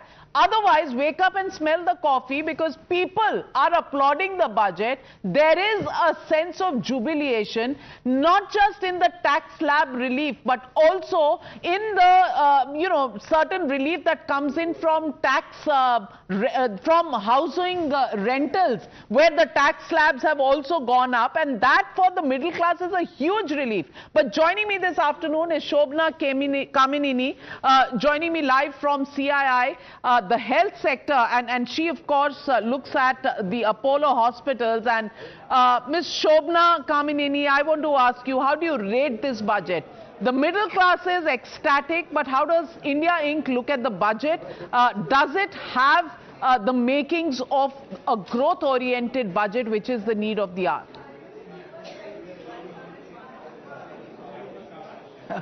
I would have thought it would take quite a bit to take the headlines of the Delhi elections next week. The relief to the middle class that is announced in this budget will certainly make those headlines. So I think that the middle class should definitely, why do we call the middle class? Most of India will be very, very happy. I don't know how many of them watch the budget, but I think that they will reap the benefit of it. And having done this, it will trigger a virtuous cycle, because these people really are the heart of consumption in India. They need to pay EMIs, they will buy houses, they will buy cell phones, they have to send their children to school, buy food, get health care.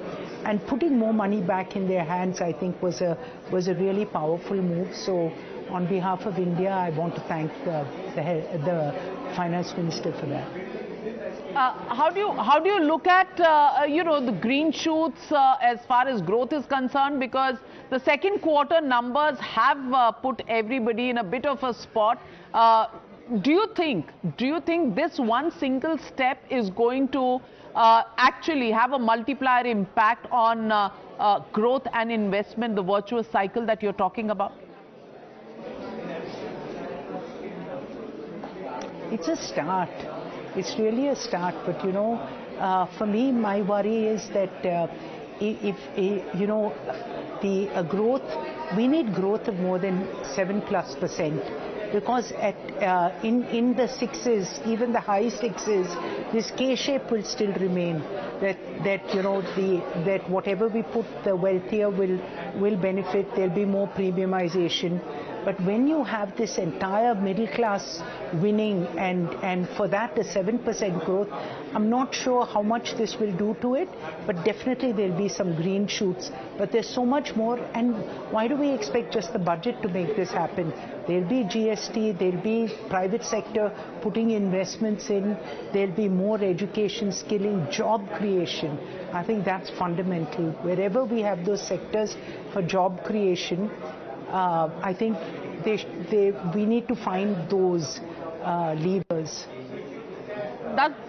Yeah, if I can just come in, there's, some of the particular announcements relating to the health sector include 36 life-saving drugs being made duty-free. The big question is, how is this directly going to impact on healthcare? Because this includes treatment for diseases such as cancer, ma'am. So, as you know, cancer is probably the most expensive treatment, and the problem in India is that we detect it so late, so we do need all these. So this will help. How much it will move the needle, but I think this is more in terms of an overall policy. So I'm hopeful that the government will start moving the needle to make healthcare, the best of healthcare, affordable. But I really like the emphasis on Heal in India. That allows not just soft diplomacy, but India is a place where people from around the world, especially our neighboring countries, will get the best of healthcare. We have all that, and once you do that in our sector, I think that there's a possibility for this virtuous cycle to be kicking off, providing good jobs, giving people better healthcare, keeping people well. There's a lot of vibrancy that can come from good policies in this sector, especially in terms of GST. Well, on that note, thank you very much, Shobhana Kamineni, and let me go back to Sridhar Reddy. Sridhar Reddy, would you want to take a relook at the budget announcements and find at least two positive things, even from your point of view?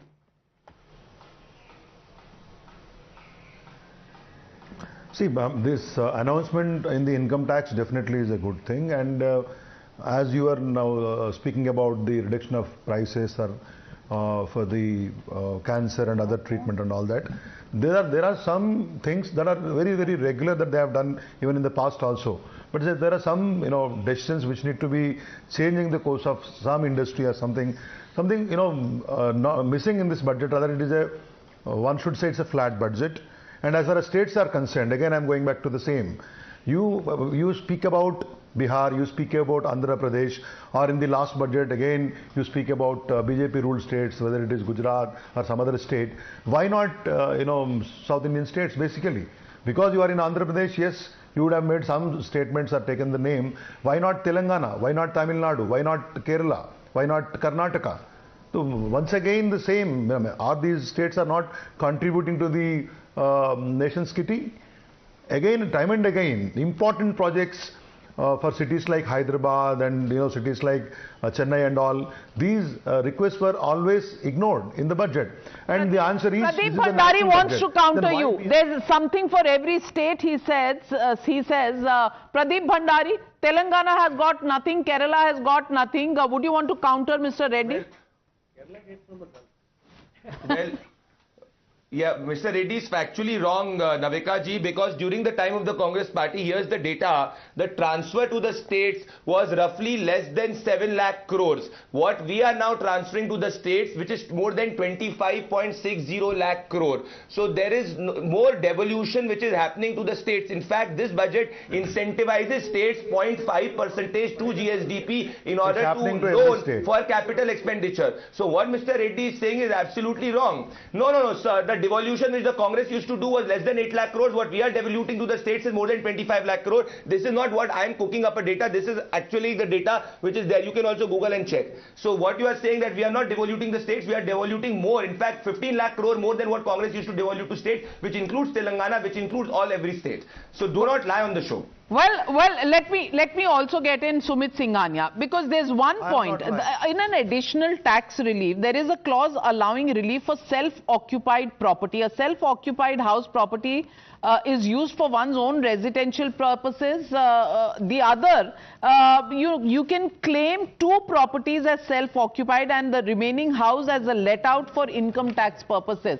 How does this work, and will this give some relief?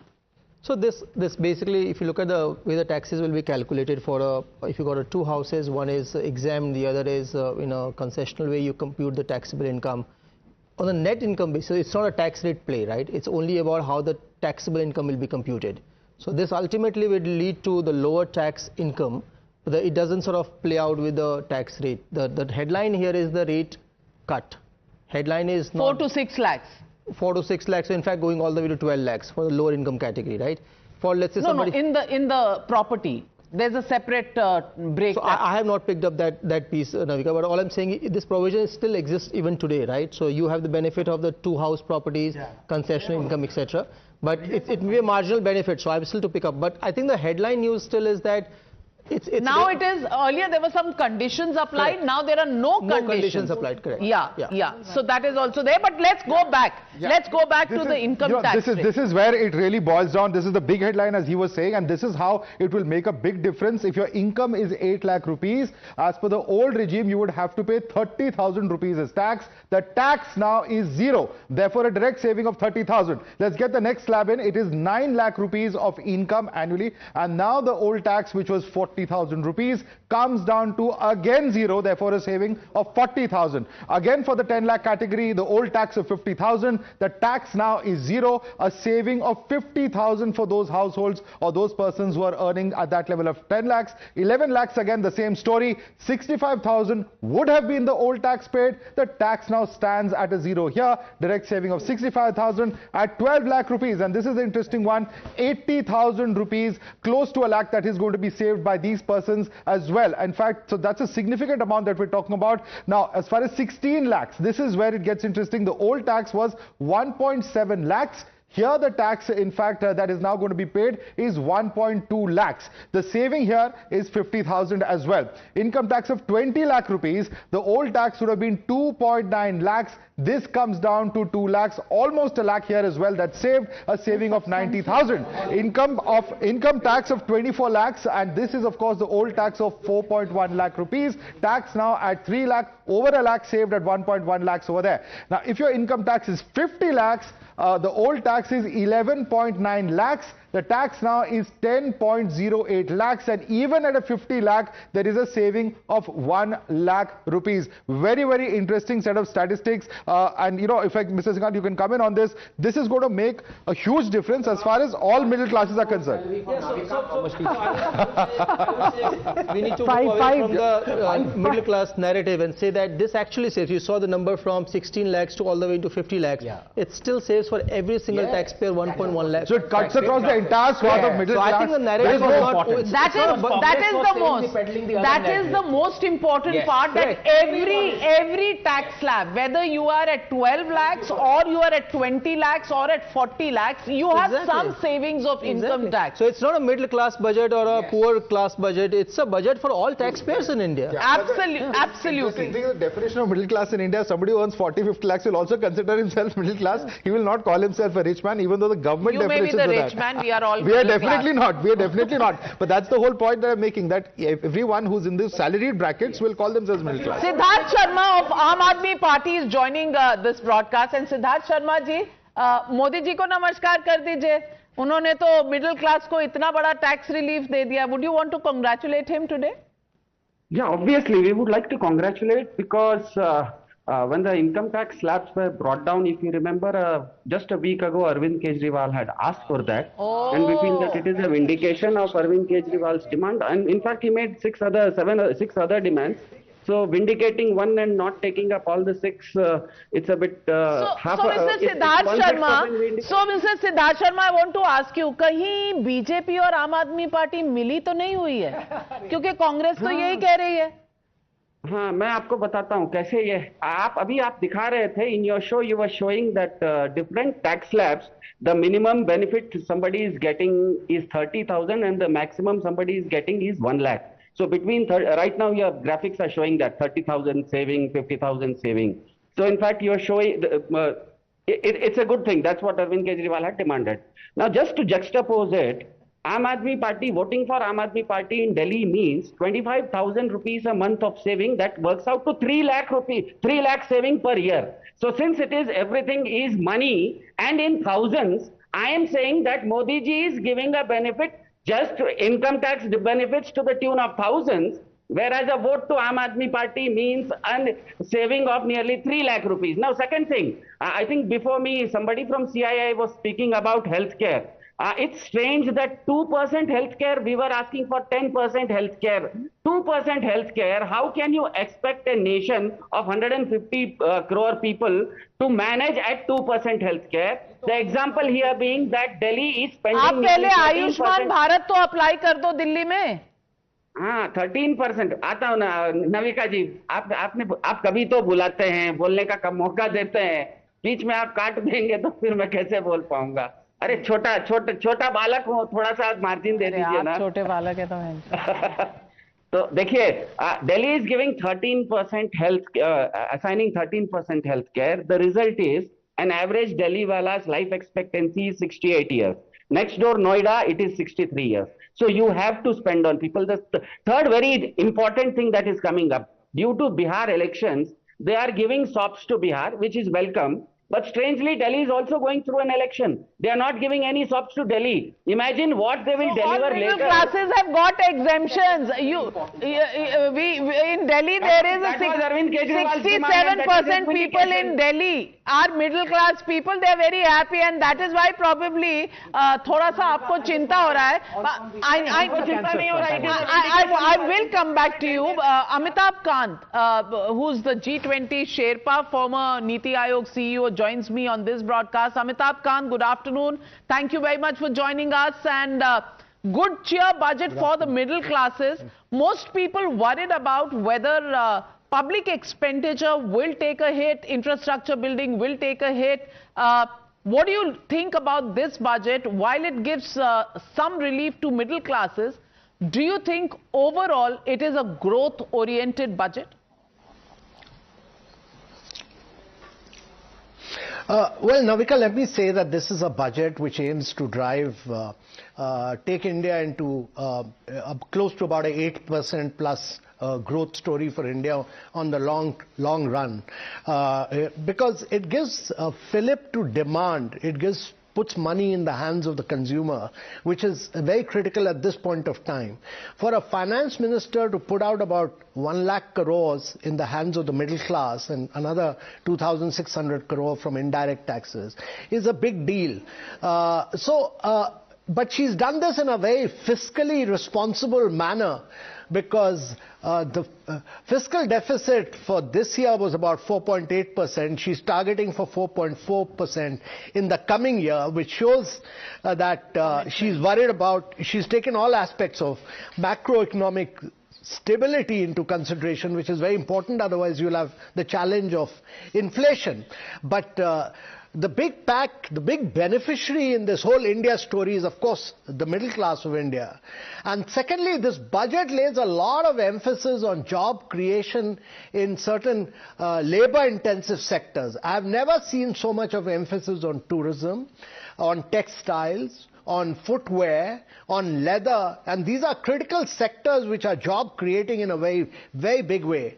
I was also very delighted on emphasis on startup and saying that we'll replenish the 10,000 crore fund of funds, which will have a multiplier impact, because for every rupee that is put in, the venture capital will also put in money, and that will have a huge impact. And another 20,000 crore for innovation, in which she's talking about a separate fund of funds for the deep tech sector. So which requires patient capital. So these are very good moves. And I also feel that, this emphasis on clean tech manufacturing, because we are big importers of solar, of electric vehicles, of batteries, electrolyzers, many of these things. A national mission was really necessary to ensure Make in India.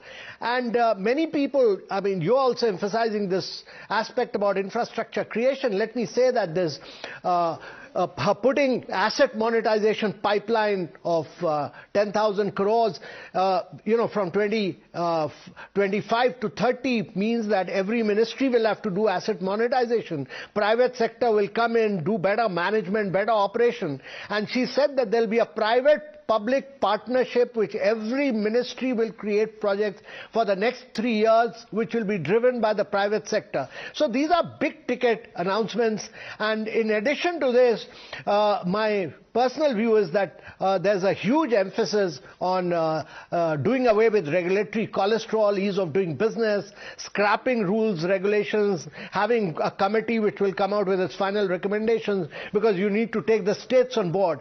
Because my belief is that a lot of rules, regulation, procedures need to be scrapped in India, and that to that extent, this is a budget in the right direction, and in the long-term trajectory, this should take you to a higher rate of growth of 8% plus. Absolutely, and get out of the way was an indication in the economic survey, and the finance minister following up with a policy bill addressing some of those concerns. But Mr. Amitabh Kant, investment. Capital investments at the level of about 11 lakh crores last year has only gone up to from 11.1 lakh crores to 11.12 lakh crores. So are we seeing a plateauing of private capital, of public capital investments, number one?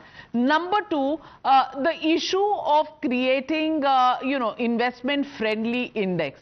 Is that going to improve federal relations, or are we going to have a further deterioration and confrontation between the center and what are called the non-BJP ruled states?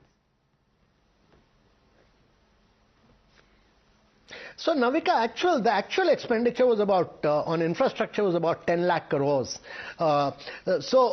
Taking it to 11.2 lakh crores is a good deal, but sending out this message that we are going to do asset monetization of 10 lakh crores and put out asset for private sector to manage and push for private-public partnership will bring in private capital into infrastructure sector. Those are very important measures to my mind. They will help you to drive this. And secondly, opening up the insurance sector will enable greater level of insurance penetration of insurance into rural areas, which again will be very good for the economy. The regulatory cholesterol is largely in the, huge amount of regulatory cholesterol is in the states, and therefore you need to take the states along, and you need to rank the states, you need to name and shame the states, you need to tell them that you will get investments only if you do away with rules, regulation, procedures, and therefore ranking states, naming and shaming them, working on outcomes, all these are very, very important things. So I would say that she's done a really good job with, and also talking about the Jan Vishwas Bill 2.0, which will decriminalize a number of rules, regulation, procedures. So she's brought the regulatory cholesterol center stage. Well, clearly, positive, looking budget for all sectors. Of course, the opposition can't see it. But will this help the economy to the higher growth trajectory from the last quarter, which has spooked everybody? The 5.4% in the second quarter this year is the big question. But for now, thank you very much, Mr. Amitabh Kant, for joining me on Times Now with your first take on Nirmala Sitharaman's budget 25-26. Going back to the political debate, Pradeep Bhandari, Siddharth Sharma कह रहे हैं कि आप सारी बातें अरविंद केजरीवाल जी की सुनकर आपने ये वाला बजट दिया है. Prime Minister Modi was waiting for the pearls of wisdom from the Aam Aadmi Party, and accordingly the budget has been prepared. Please respond. Well, Navika ji, I think Siddharth does not know that the budget preparation starts way in advance, and it is extremely hilarious. But you can expect this coming from the Aam Aadmi Party. जो लोग ये सोच सकते हैं कि यमुना के अंदर जहर एक सरकार डाल सकती है, वो कुछ भी सोच सकते हैं. Tomorrow, Arvind Kejriwal will say that Elon Musk also does technological innovation, asking Arvind Kejriwal. Tomorrow, Arvind Kejriwal will say that Virat Kohli also bats, asking Arvind Kejriwal how to bat. Tomorrow, Arvind Kejriwal party will say कि भाई anybody in the country does any step, it is only because of Arvind Kejriwal. So Arvind Kejriwal है तो कुछ भी weird मुमकिन है, मोदी जी है तो विकास मुमकिन है. That is something which is there. Now I will come to the specifics of it. He was speaking about healthcare. All of us know that how in Punjab the Mohalla clinics have been rebranded as Ayushman Vandana Kendra. That is point number 2. Point number 3, the larger point I want to again focus, Navika ji, is I know Siddharth is rattled that there will be saving of 80,000 rupees for a middle class with annual income of 12 lakh, 50,000 with annual income of 16 lakh, 70,000 with annual income of 18 lakh, 90,000 with annual income of 20 lakh, 1 lakh 10,000 with annual income of 25 lakh. So Prime Minister Narendra Modi is putting more than 50,000 in the pocket of the middle class, whereas Arvind Kejriwal in Delhi is snatching more than 50,000 to 60,000 rupees away from the middle class by ensuring that there is no clean water, the garbage dumps are not clean, the roads are not there. So overall, if you go with Arvind Kejriwal, the middle class has to pay a price of more than 60,000 from its pocket. If you go with Prime Minister Narendra Modi, you will have a saving of more than 50,000. That's the difference. He is rattled, he is losing Delhi elections, and this is why Arvind Kejriwal is coming with one jumla to the other. Well, Siddharth Sharma, are you losing Delhi elections?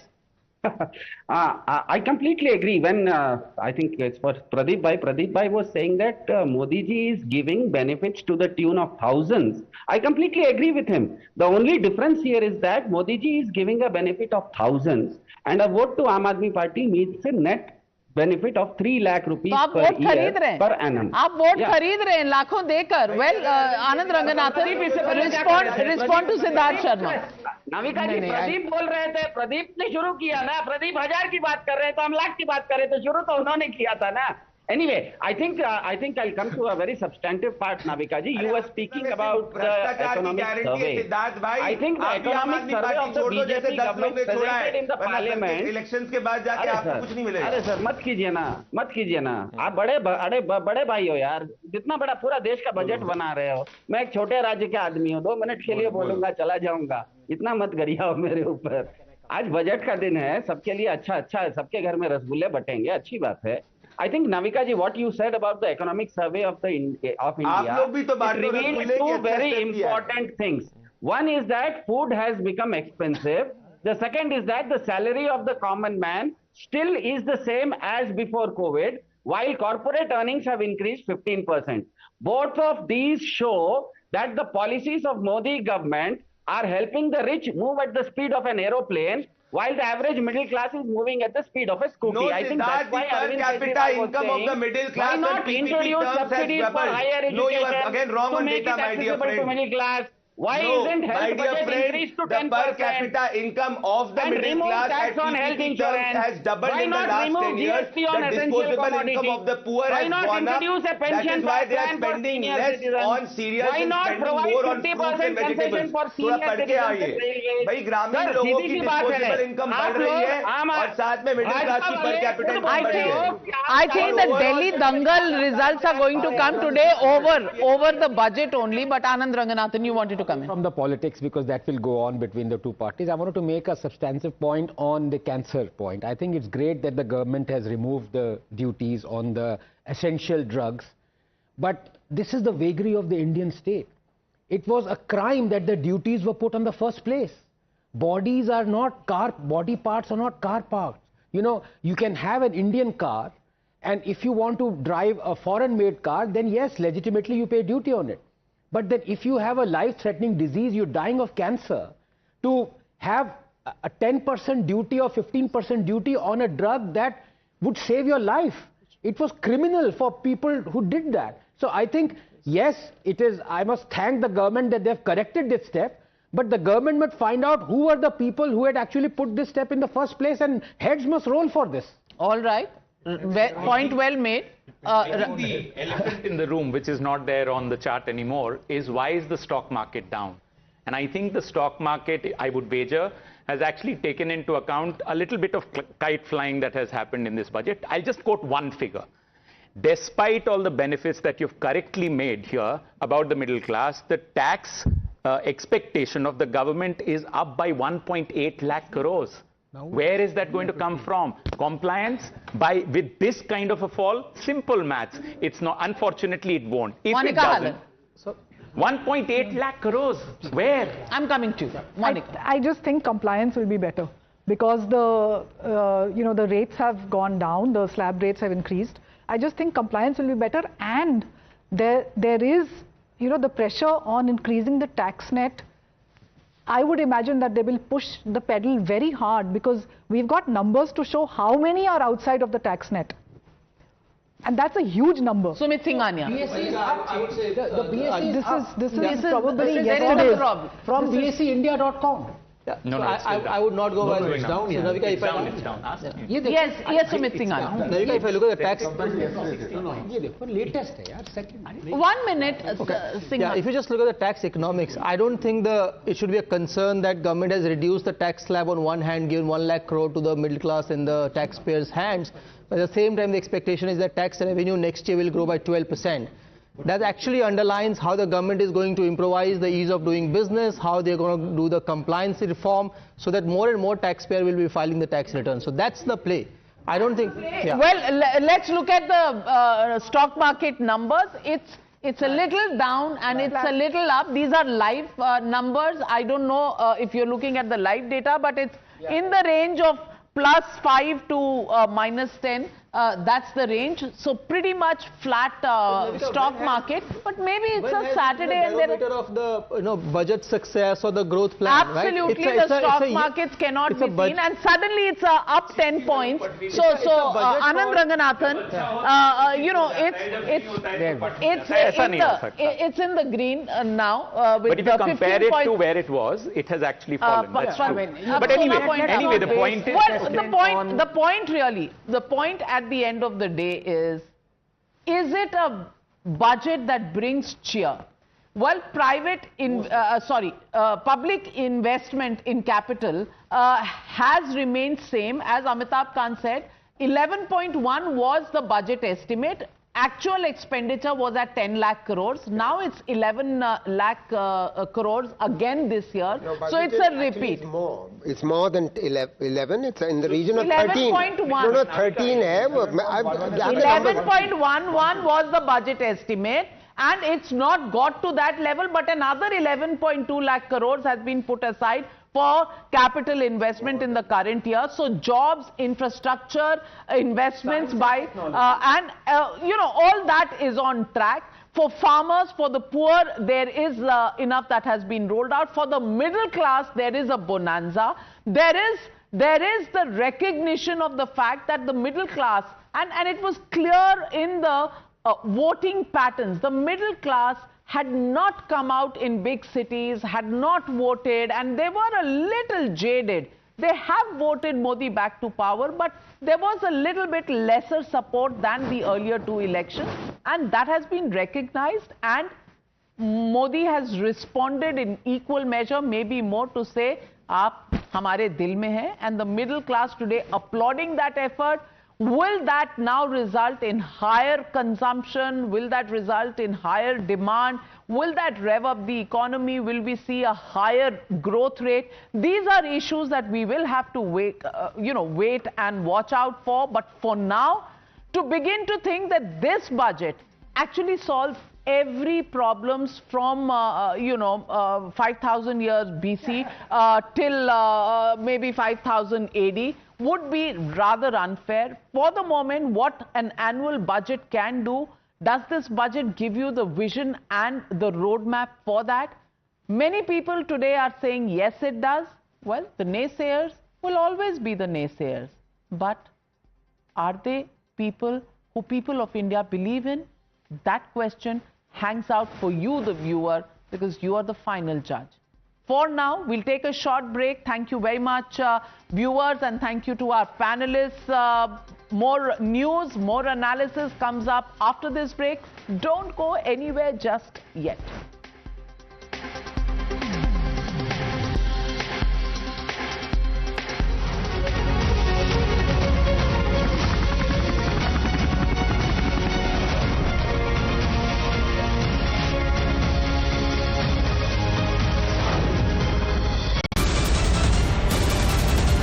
The biggest news break of the day.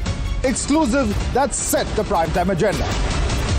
Bringing you stories that matter. News breaks that shake up the system. Join us for the biggest revelation on Blueprint Exclusive weekdays at 6 p.m. only on Times Now.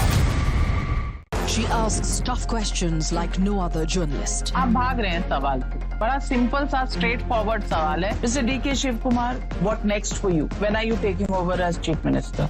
She takes on the masters of Indian politics like no one else can. How do you see skill census versus caste census if you would want to respond to the current political climate? कहीं भी चले जाओ, कहीं भी आ जाओ। अजीत पवार जी भी कभी भी शरद पवार जी के पास चले जाएंगे, कभी भी इधर आ जाएंगे। क्या ऐसी पॉलिटिक्स है? Because she speaks for you the way no one else can. What's the chemistry between Prime Minister Modi and Democrats? The profile of India as a country, has it grown? Are you going to get onto a SpaceX spaceship anytime soon? Because your voice must be heard, your questions answered, above all else. Frankly Speaking with Navika Kumar.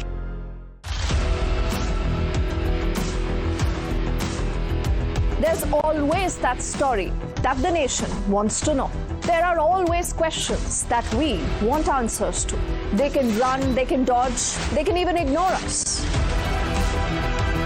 But we will repeatedly keep asking those questions and bring out the real facts.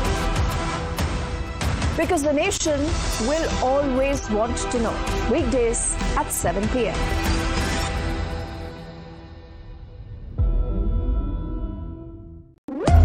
When the stakes are high and the answers are elusive, there's one voice unafraid to challenge the status quo. At 8 p.m., I am not here to sugarcoat the truth. I am here to ask the hard questions. Because when others play it safe, I go straight to the heart of the matter. It's not about left or right. It's about what's right for India. It's about holding the powerful accountable.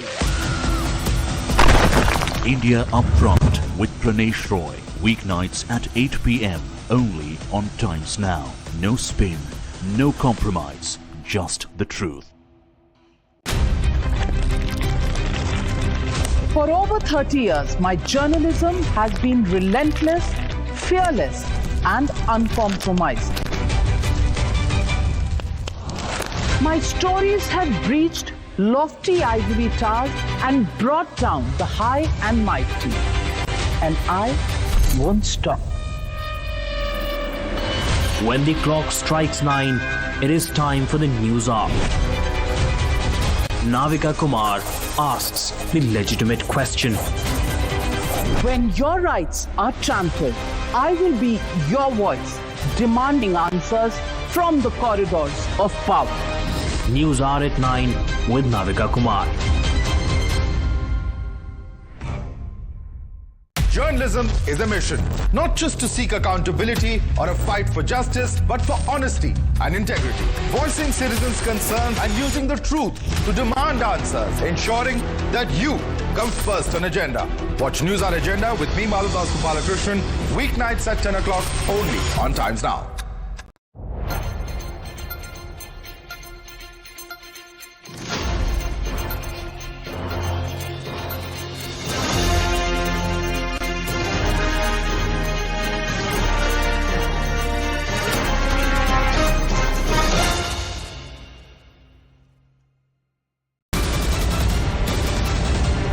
The biggest news break of the day.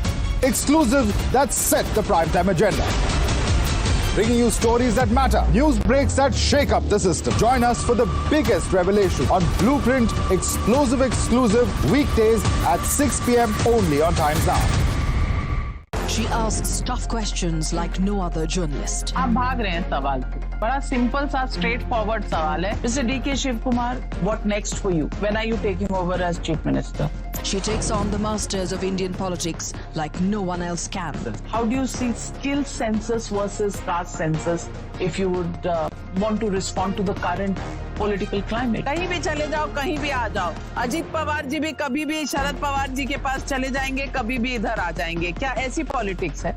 Because she speaks for you the way no one else can. What's the chemistry between Prime Minister Modi and Democrats? The profile of India as a country, has it grown? Are you going to get onto a SpaceX spaceship anytime soon? Because your voice must be heard, your questions answered above all else. Frankly Speaking with Navika Kumar.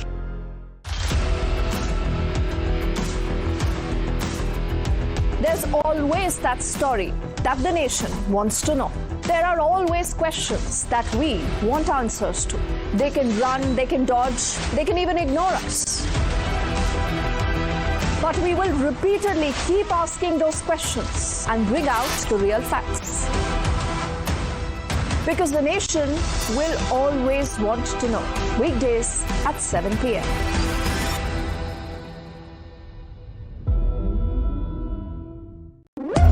When the stakes are high and the answers are elusive, there's one voice unafraid to challenge the status quo.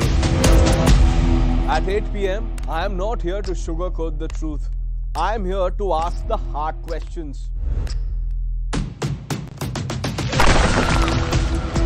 Because when others play it safe, I go straight to the heart of the matter. It's not about left or right. It's about what's right for India. It's about holding the powerful accountable.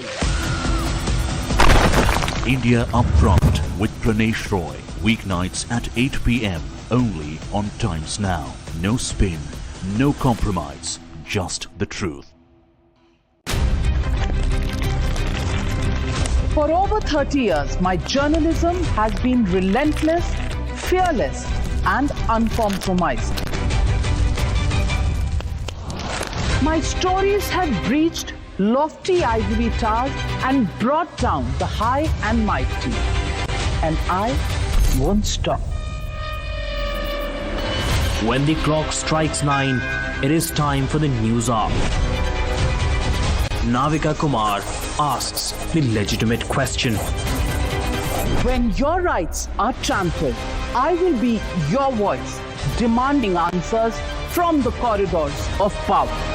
News hour at 9 with Navika Kumar.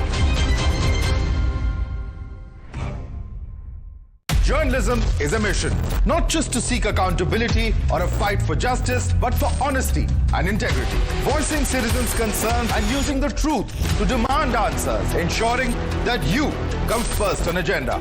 Watch News Hour Agenda with me, Madhudas Balakrishnan, weeknights at 10 o'clock only on Times Now.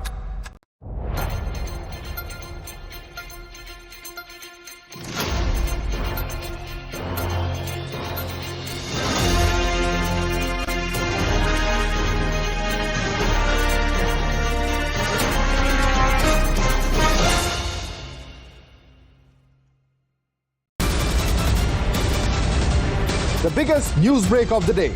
Exclusive that set the primetime agenda.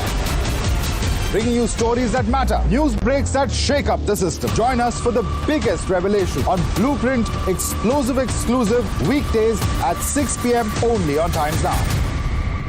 She asks tough questions like no other journalist. आप भाग रहे हैं सवाल से. बड़ा simple सा straight forward सवाल है. Mr. D.K. Shiv Kumar, what next for you? When are you taking over? Google Gemini.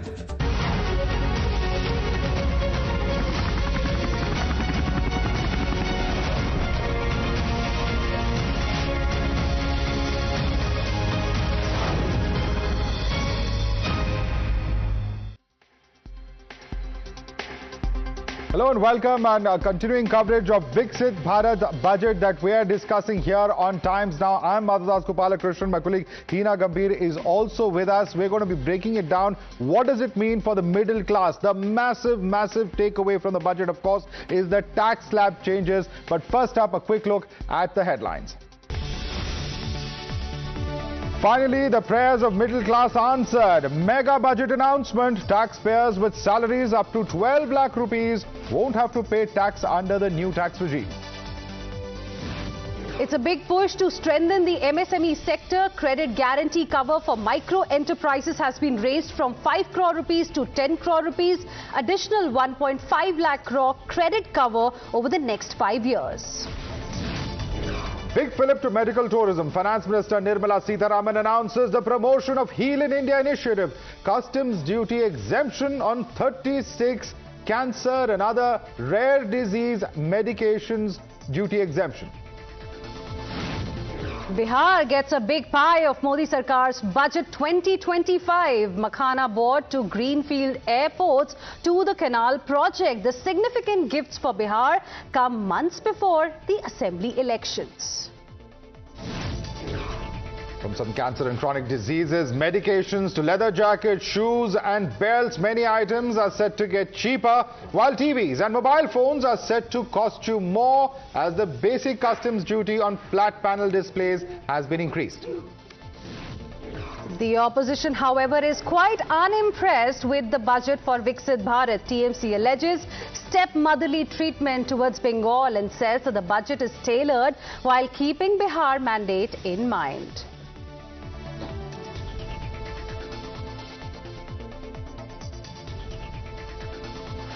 The biggest takeaway from this budget, any which way you look at it, is the major tax relief that has been announced for the middle class. The biggest since the year 2005. So if you earn up to 12 lakh rupees a year or approximately 1 lakh rupee per month, you will have to pay no tax.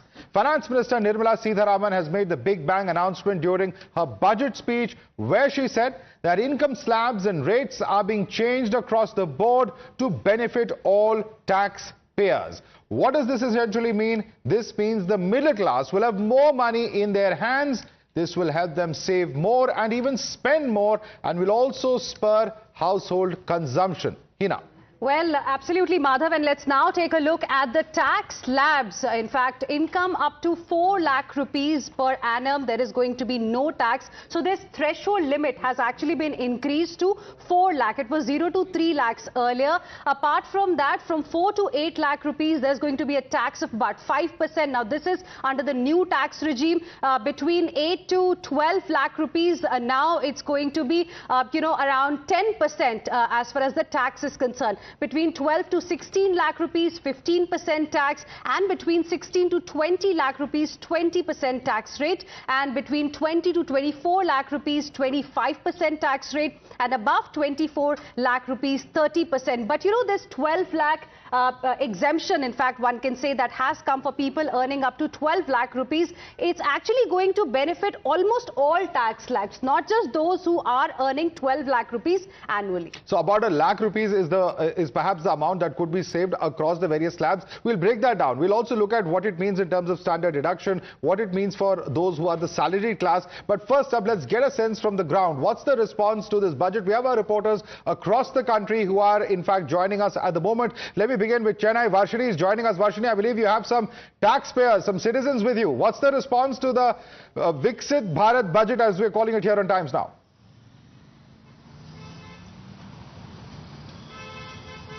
Madhav, if you see, this is something that people are extremely happy with. They are very welcoming at this point of time with the budgets. Let's try and get the exact emotion that people are feeling right now. Excuse me, sir.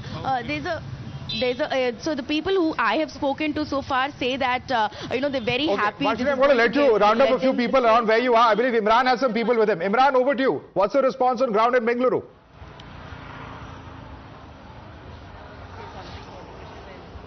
Well, absolutely, Madhav. It's been a fantastic budget, especially for the middle class. And we have two people here. If you are in Bangalore and if there's no techie in your bites, and it's a possibility, we have who's from IT industry, and she's a YouTuber. She runs a music YouTube channel there. So first, coming to you, 12 lakh rupees, no tax. What do you think about it? I have to check though what is my current CTC so that I will know how much is saving I'm going to get it. But definitely 12 lakh is it's a good amount. Maybe okay, I must have crossed the bridge, but there are many people they are aspiring to get into the industry, and all the new people, whichever the industry they are. So I hope it will beneficial for all of them. A lot of memes were there, a lot of criticism from the IT guys, especially on internet about finance minister before earlier. But now you are happy with the budget?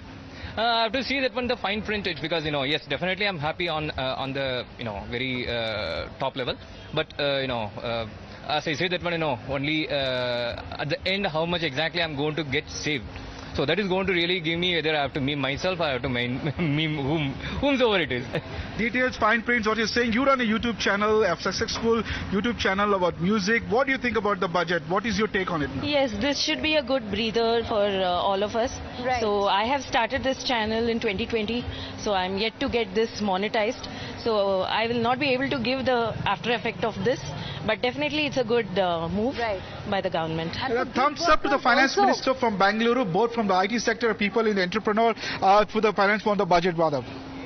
Interesting, and in fact for gig workers also, Madhav, there was an announcement that came in. We'll talk about that in just a bit. Thank you, Imran, for that. But let's quickly now go across to Ritik as well, who's joining us live from Kolkata. Ritik, over to you. Tell us what is it that the people of Kolkata have to say. At least the TMC is not very happy. They are calling it stepmotherly treatment. But what about the people from Kolkata? Well, what we are getting that, however, the political dispensation here in Kolkata, they are not quite happy. But we are currently bringing this live broadcast of from the busiest, gully of North Kolkata. We are currently at Kolkata's Hathi Bagan area. We have many Vadruloks over here. We keep, chatting with them, and they are quite happy. The kind of tax rebate they are getting. Dada, please tell us this year. This tax rebate, what is your take on this? How you are seeing this?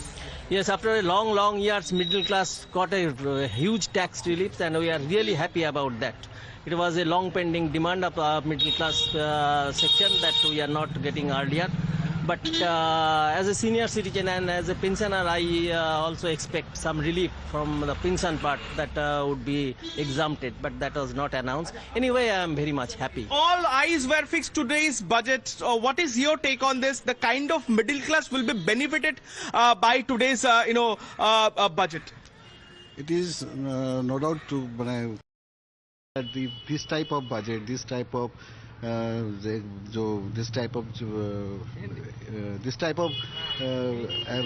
privilege which government gives us, it is definitely reflect in our economy, and it is reflect our normal life.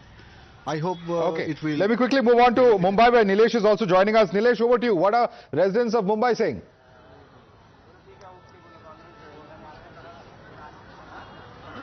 Well, yes, it was a historic budget presented by Nirmala Sitharaman, the 8th budget presented by her. We are reporting from BSC, the financial capital of our country. So we'll just cut across to the ladies here. Ma'am, what is your take on the budget? As a woman and from the middle class sector, it has been very good, and after a long time we have had so many benefits, especially for the salaried class.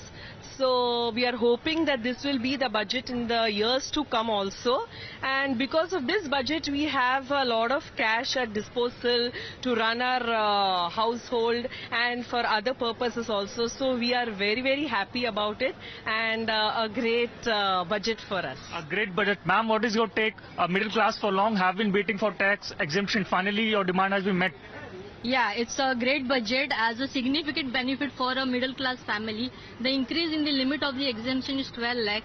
So it is a great budget for the middle class people to save their money and consume in other sectors. So it was a great budget by the PM and Nirmala Sitharaman, who has think about the middle class people and gave a great relief to them. Sir, your take on the budget? I'm happy with the budget. This is a budget for salaried person, I will say. Especially lower middle and middle class people are benefited, and the benefit goes from few thousand to few lakhs. And my expectation was that there will be some relief in LTCG and STCG, as most of the people are coming for investment in stock market and mutual funds. So that expectation, I hope the finance minister will consider soon. Will soon be met. Yeah. What is your take on to... All right, thanks so much for those ground reports there. Let's cut across live to Mr. N.K. Singh, a man who wears many hats and has, of course, very closely been associated with our entire financial system. Mr. N.K. Singh, thank you so much for joining us, sir. Your response to this massive tax slab reform that we are seeing, how do you see this impacting on India's economy? Well, I certainly see it very positively, but I think that I'd like to make three very brief comments. First and foremost, that no doubt our focus is on this huge, massive tax relief, on recalibrating the tax slab, but I think that we must also recognize that she has achieved this remarkable feat of a major restructuring on the tax slabs, along with the adherence to the commitments on the fiscal consolidation roadmap. If you look at the macroeconomic statement which has been presented, she adheres not only to the target of 4.5% for next year, but going beyond that, I think that in terms of the debt trajectory, expecting India to really reach around 51% of the debt, which will have a very positive impact on the rating agencies and the ability of India to garner private investment, both domestic and capital. So that was the first comment. The second comment which I have as a broad comment is that if you look at the multifaceted nature of this budget, it certainly goes far beyond the issues of taxation. I think that to mention a few, on agriculture, the emphasis on various agricultural initiatives, particularly on achieving self-sufficiency on pulses, on incentivizing the changing consumer taste to fruits and vegetables and to fisheries and animal protein, will be a major change in terms of the consonance of what healthy agricultural practices would require, while increasing disposable income to agriculture. The third broad comment which I have, and I'll stop there, is that for enabling India to accept the cutting edge of technology, we recognize that we will have to look to new sources of energy. So I think that the most important initiative in being able to catalyze nuclear power, in terms of having modular nuclear power, this is a very major change in the law which is proposed to be brought about in making renewable power available and affordable, enabling India both to meet the requirements of the new technology and move quickly towards an era of renewable energy. Okay, interesting. Mr. Singh, just one more question before we let you go. Any one thing or one idea perhaps whose time had come, something that the finance minister could have announced in this budget, given the kind of economic situation we are in right now?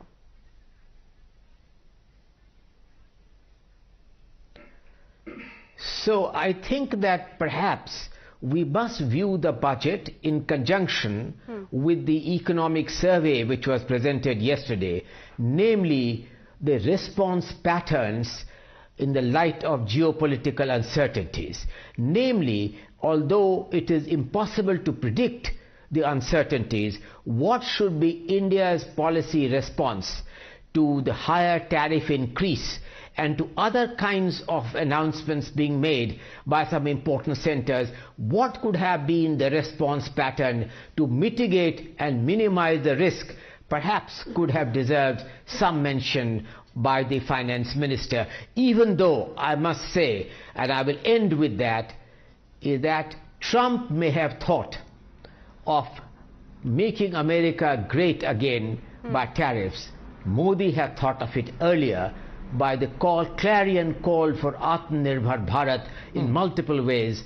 So in a certain sense, we had thought of this before Trump or the United States could. All right. Thank you so much, Mr. N.K. Singh, for joining us and sharing with us your views. Let me quickly open this out to our panelists who are joining us. Monica Hallan, let me bring you in as far as the entire issue of tax is concerned. Interesting that the tax slabs that are at 12 lakh, if you actually look at it, including the standard deduction, there will be absolutely no tax or zero tax until 12.75 lakhs, because there's also the standard deduction of 75,000 that will have to be included, particularly for the salaried class. And that's an overwhelming majority of those who pay taxes. Can you break that down for us, please?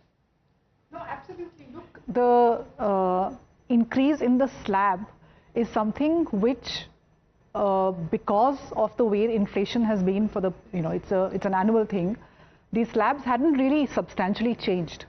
So I think the relief to every tax slab, every part of that population who's paying taxes has been substantial. So, so somebody who's earning 12.75 lakh only and not a rupee more will pay no tax because of the standard deduction. And then somebody who's that earlier limit of 3 lakh is now at 4 lakh. So the slabs have also increased, and I think the tax saving is there for every income level. Right? So even somebody who's earning, say, 24 lakh, that tax saving is 1.1 lakh a year. It's, these are substantial numbers. And the important thing for me is that it actually is putting reasonable purchasing power in the hands of a middle class family in India, while even the upper middle and the rich. Right? So that spending power is going, and how they react to it. And the third thing is that there is something called animal spirits, even within the households. If you feel sad about what's happening to you, you see the cash transferred by every political party, you see your tax burden, you begin to feel sad about your life because you're the one caught in this net. This makes you feel a little happy, and when you're happy, you might go and spend. So whether it is split between savings and spending, the impact is positive on the overall economy, definitely. Okay, so it's going to be a bullish response. Hina, absolutely. And it's going to cost the government, by the way, about 1,000 odd crore rupees. Correct. That's what they have mentioned in the budget document. I'm going to come to my other guests as well in the studio in just a bit. We have to quickly go across to Adil Shetty of bankbazaar.com, who's also live with us right now. Good afternoon, Mr. Shetty. Thank you for joining us here on Times Now. From the world of corporates, how will you rate this budget of Finance Minister Nirmala Sitharaman? The middle class definitely is giving it a thumbs up. What about the corporate sector? So I think on the MSME side, right, and that's obviously been very important because it creates jobs. It's 36% of India's manufacturing. There have been some significant benefits. So number one, the credit guarantee scheme, it used to be 5 crores for MSMEs. That's been doubled to 10 crores. And that is expected to increase the credit delivery of about 1.5 lakh crores to MSMEs. So I think MSMEs are very happy about this point. This started during COVID. Now the credit guarantee limit is doubled, and getting 10 crores in total from 5 crores today is a big deal. As far as startups go, the first fund of funds was a 10,000 crore allocation from the government. The FM said 97,000 crores, or 10x that, has flowed to the startups via private sector putting in its share via the fund of funds. Now she said there is a second fund of funds with another 10,000 crores, and this again will be multiplied 10x with the private sector. So I think the startups are liking what they hear. There was obviously no cut in corporate tax rate. However, we also were happy to hear about the investment in digital public infra. So last budget speech, FM spoke about DigiLocker and improving DigiLocker. This year she spoke about central KYC and investing and improving central KYC. We want to see the same focus on digital infra that we've seen on physical infra. So that was also heartening to see from the innovation side. All right, Adil, but net from the budget, of course, there are, of course, a number of expectations that you had. But in terms of its actual impact, because a large number of panelists have been saying that in terms of spending, in terms of the economy, this is going to have a huge factor. In fact, Monica Hallan just mentioning the animal spirits, which really would increase spending. Do you see all of that kicking off from here on? No, I do, right? Because, you know, when we were talking pre-budget, we said,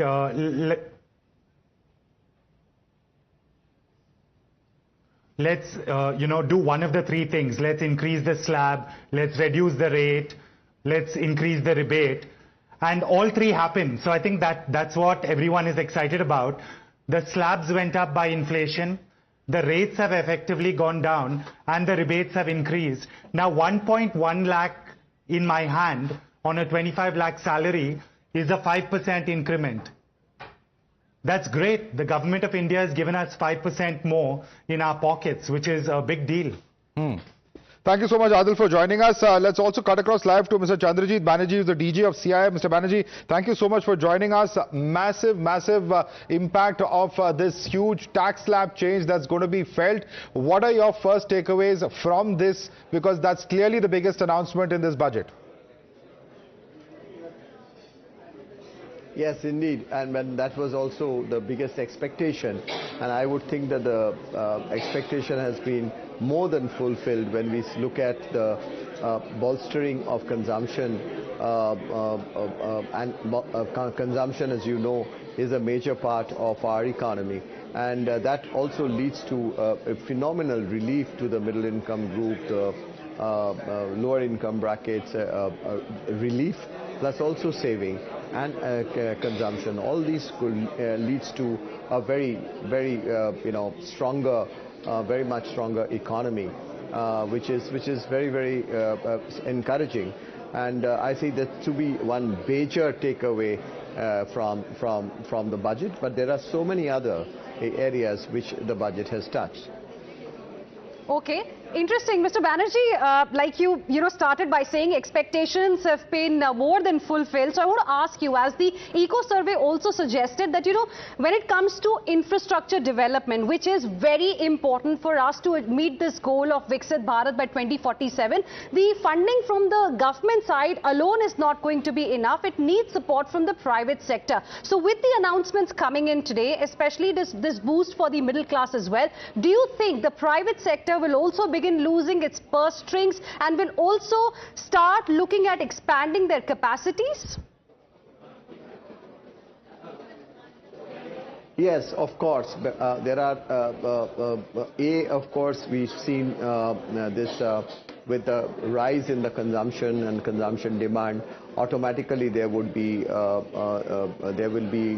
private sector expansion. Private sector has started expanding with fresh investments, but this will really create a huge opportunity for them to also come in. Second, of course, government has done phenomenal heavy lifting on capex over the last few years, and we see today also capex going into the states being given this 50-year interest-free loan, and many ways that it has been being brought in. The involvement of the states itself is going to be critical, because one of the things that in the budget we heard was ranking of the states in terms of investment destinations. All of these promote a healthy competition and makes it easier for business to come in. The entire focus on ease of doing business and decriminalization, which is being continued and re-emphasized in the budget itself, makes it the private sector an environment conducive to greater investments. Well, that clearly should be music to the ears of the government, isn't it, Madhav? Absolutely. And in fact, thank you so much, Mr. Chandrajit Banerjee, for joining us. Let's go across now to Kiran Majumdar-Shaw, who's the Chief of Biocon. Kiran Majumdar-Shaw, thank you so much for joining us. Ma'am, big announcement, of course, is the tax reform. Is it something that you were expecting? It's been a demand for quite some time now, but it's finally happened on ground. Your response to that? Yeah, I think, there were a lot of positives in the budget. One, of course, was the the tax relief that the middle class has got. I think that was very, very welcome. I think I was very, taken with the announcement of the 20,000 crores budgetary allocation for innovation. And I'm keenly looking forward to seeing the details of how that money is going to be deployed, because I think the finance minister very correctly pointed out that, innovation has to be the path forward, where private sector has to basically invest more in innovation. So I really think that was welcome news. I think the exemption of customs duty on many life-saving medicines was welcome. But having said that, I hope it extends to GST relief also. Because if patients have to benefit from cancer medicines and rare disease medicines and chronic disease medications, then it shouldn't just stop at customs duty. It has to also extend to indigenously manufactured drugs. But overall, I think the budget was very reassuring, but I think we also have to look at the budget in context of the geopolitics and geoeconomics of our time. And that's where we will have to read this budget in conjunction with the proposed regulatory reforms and the new income tax bill, which of course everyone is keenly awaiting. So I think that is something which I think we should be very pragmatic about, because there is a global slowdown, economic slowdown. Yes. And India has to be very competitive. India has to be very compelling. And I think ease of doing business and getting more investor-friendly and investment-friendly policies is going to be very key for us to keep, progressing towards our strong economic aspirations of Viksit Bharat. Okay. Ma'am, you've called the budget and the announcements reassuring. Did it evoke tareef pe tareef? Well, I think some parts of it were, but I think we need to ask ourselves the question, have we done enough in the global context? One thing perhaps that you felt was missed by the finance minister in her speech today that could have been announced? Well, obviously I don't want to say anything was missed, because really the finance minister did cover a very large canvas, and I think some of the, she basically touched upon everything that was important. Whether it was exports, whether it was innovation, whether it was agri-tech, whether it was women, whether it was healthcare. So I can't fault or the budget in any way in that sense. But as I said, the devil is in the detail. Now, I would like to see what does that 20,000 crore investment in innovation mean? How quickly can a private sector avail of that? Similarly, I would like to see whether we are really addressing the needs of patients in our country. Because, these are expensive medicines, whether you import them or you buy them locally.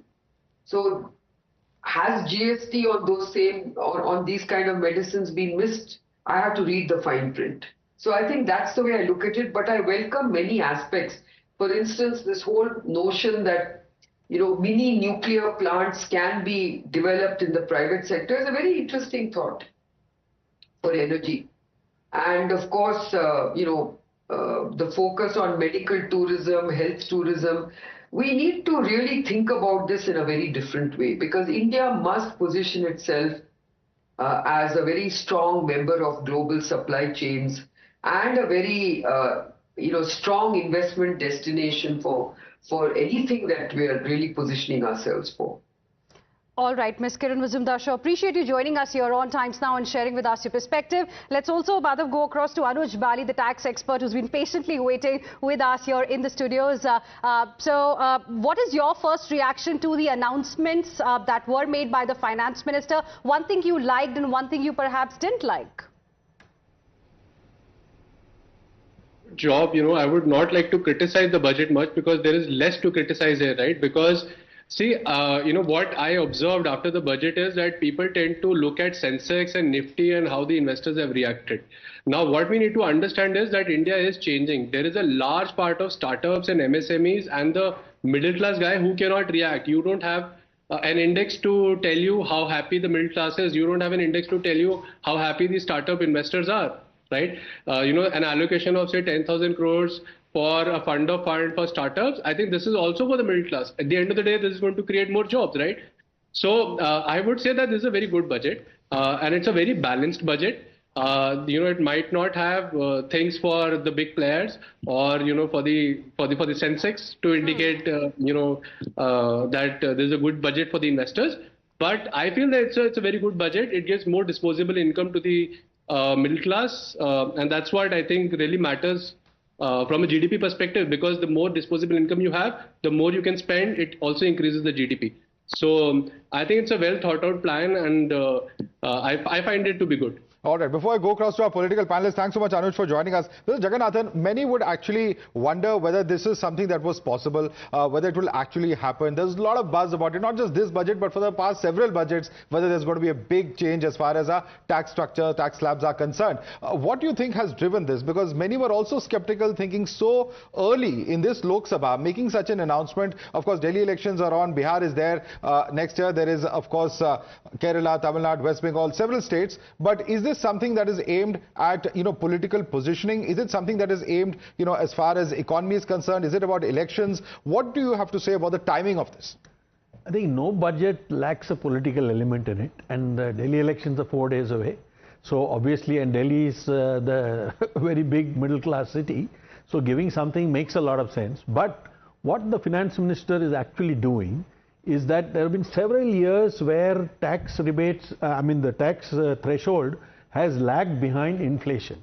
I've been advocating the need for indexation of the tax-free brackets and the tax slabs, but they haven't done that because I think politicians like to decide when they choose to do so rather than when inflation hits you.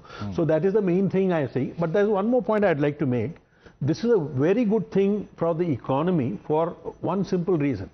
This is a 100,000 crore benefit to the middle class. Right? So what it means is, assuming if you are going to save 15 to 20% of your income from additional income, 80,000 crore is the stimulus in the economy, because the rest is going to be spent. And it is going to help the markets. I don't know why the markets are shying away from the problem. SIPs are going to increase. Do you think maybe they were expecting something about the capital gains tax? No, but they have not been hit at all. The capital gains is just as they wanted something down maybe. But in fact, even though the fiscal deficit target has been revised downwards, exactly. I mean, we are all they should be happy actually. Yeah. So anyway, I think on Monday probably they'll wake up. Today they are not sure what it is. All right, let me bring in Ajay Alok as well of the BJP. Thanks so much for joining us, Ajay Alok. What do you have to make of what Mr. Jagannathan is saying? He's saying that no budget can be taken away in front in terms of the political impact that it will have. Is this aimed as of timing of it, politically speaking? Is it significant according to you? Ajay Alok. Well, if you say the political impact, we are doing it after the Lok Sabha elections, and the next Lok Sabha election is on 29th.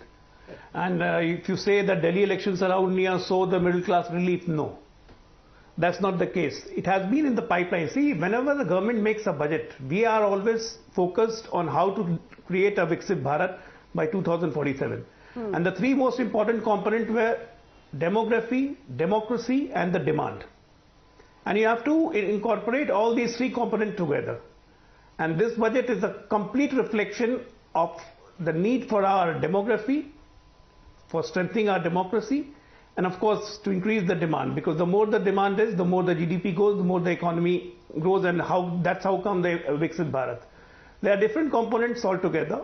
If you see the defense component, the very alarming thing about defense component, in spite of increasing 40,000 crores only in the defense, we are increasing the internal production for defense, and we'll be generating revenue from defense, and the target of the revenue is almost 75,000 crores, which is a significant improvement. Because for the last 70 years we have been importing only defense, we have not been selling. So this is the sign of strengthening of the Indian democracy and Indian pillars. In terms of infrastructure growth, now there is the next 3 years dedicated corridor for every ministry to formulate a plan and incorporate private sector into infrastructure development into PPP mode.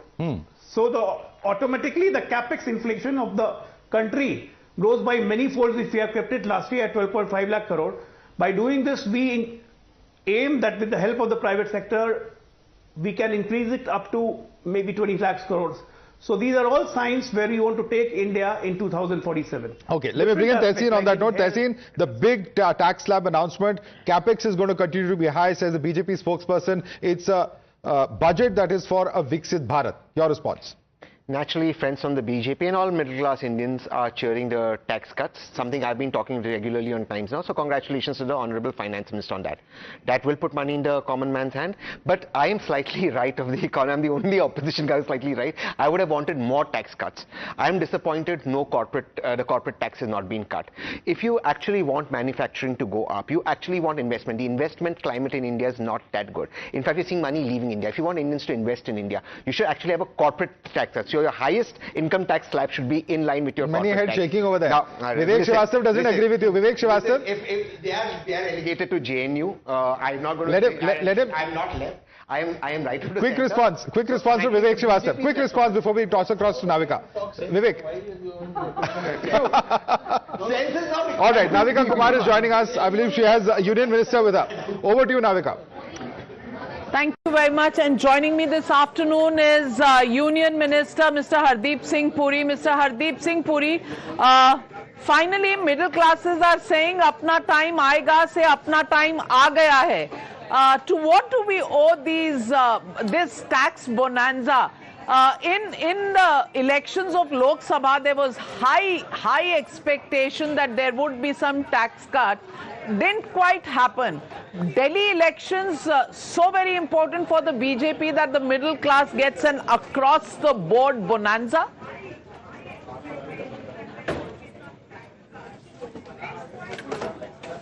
आप इसको दिल्ली के चुनाव के साथ क्यों link कर रही हैं?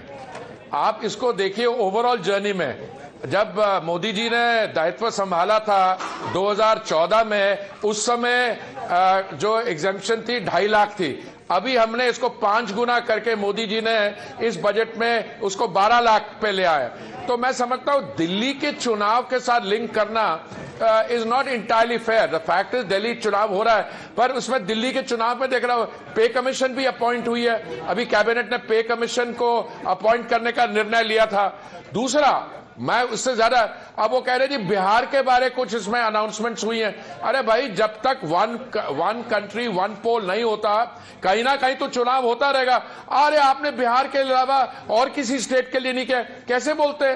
अभी पीछे आंध्र प्रदेश को 90,000 करोड़ की रिफाइनरी जो स्टेट्स रीऑर्गेनाइजेशन एक्ट में जिसके बारे में रेफरेंस था वो दी है, वो भूल गए।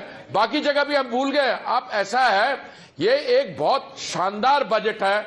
शानदार बजट में इसमें हर एक वर्ग के लिए आप मिडिल क्लास की कर रहे हैं। मेरे को लगता है कि मैं तो मिडिल क्लास हूं, आपके बारे तो नहीं पता। आप तो पत्रकार बहुत वेल पेड होते हैं, पर सैलरीड लोग जो होते हैं, 40 साल में अधिकारी रहा हूं और मैं समझता हूं। देखिए, बाकी स्लैब्स के साथ जो एडजस्टमेंट हुई है, कितना फायदा हुआ है। अगर 24 लाख आपकी अर्निंग है तो कितनी आपको सेविंग होती है। बट उसके अलावा स्टार्टअप्स के लिए पैसा है। अगर कैंसर पेशेंट्स हैं तो कितनी दवाइयां जो हैं वो बेसिक कस्टम्स ड्यूटी से एग्जेम्प्ट हुई हैं। तो मेरी आपसे यही सबमिशन है कि let us celebrate Nirmala ji's 8th budget, and it is another thanks to the Prime Minister's Sankalp of Viksit Bharat. This is a budget which is anchored in development, and it will take Absolutely. us solidly. And even as we speak, Prime Minister Narendra Modi giving his first reactions on the union budget. Let's cut across to that. Thank you very much, Mr. Hardeep.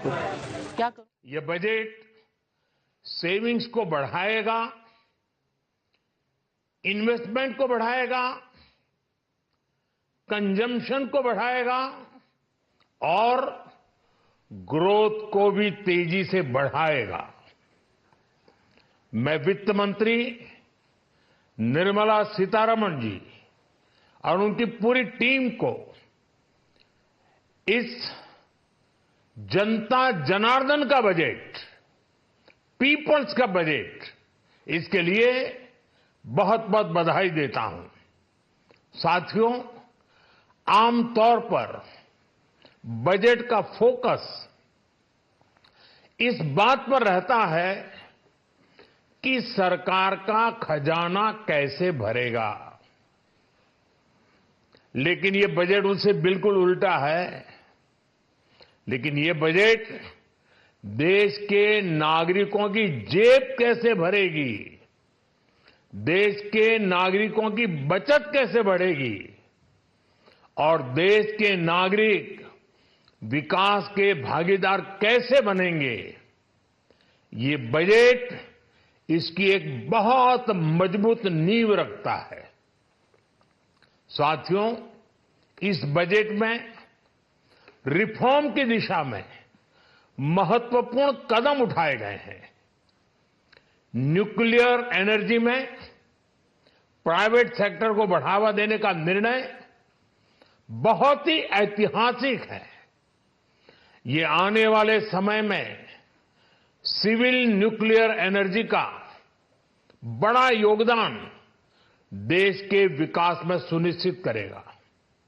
Budget में रोजगार के सभी क्षेत्रों को हर प्रकार से प्राथमिकता दी गई है।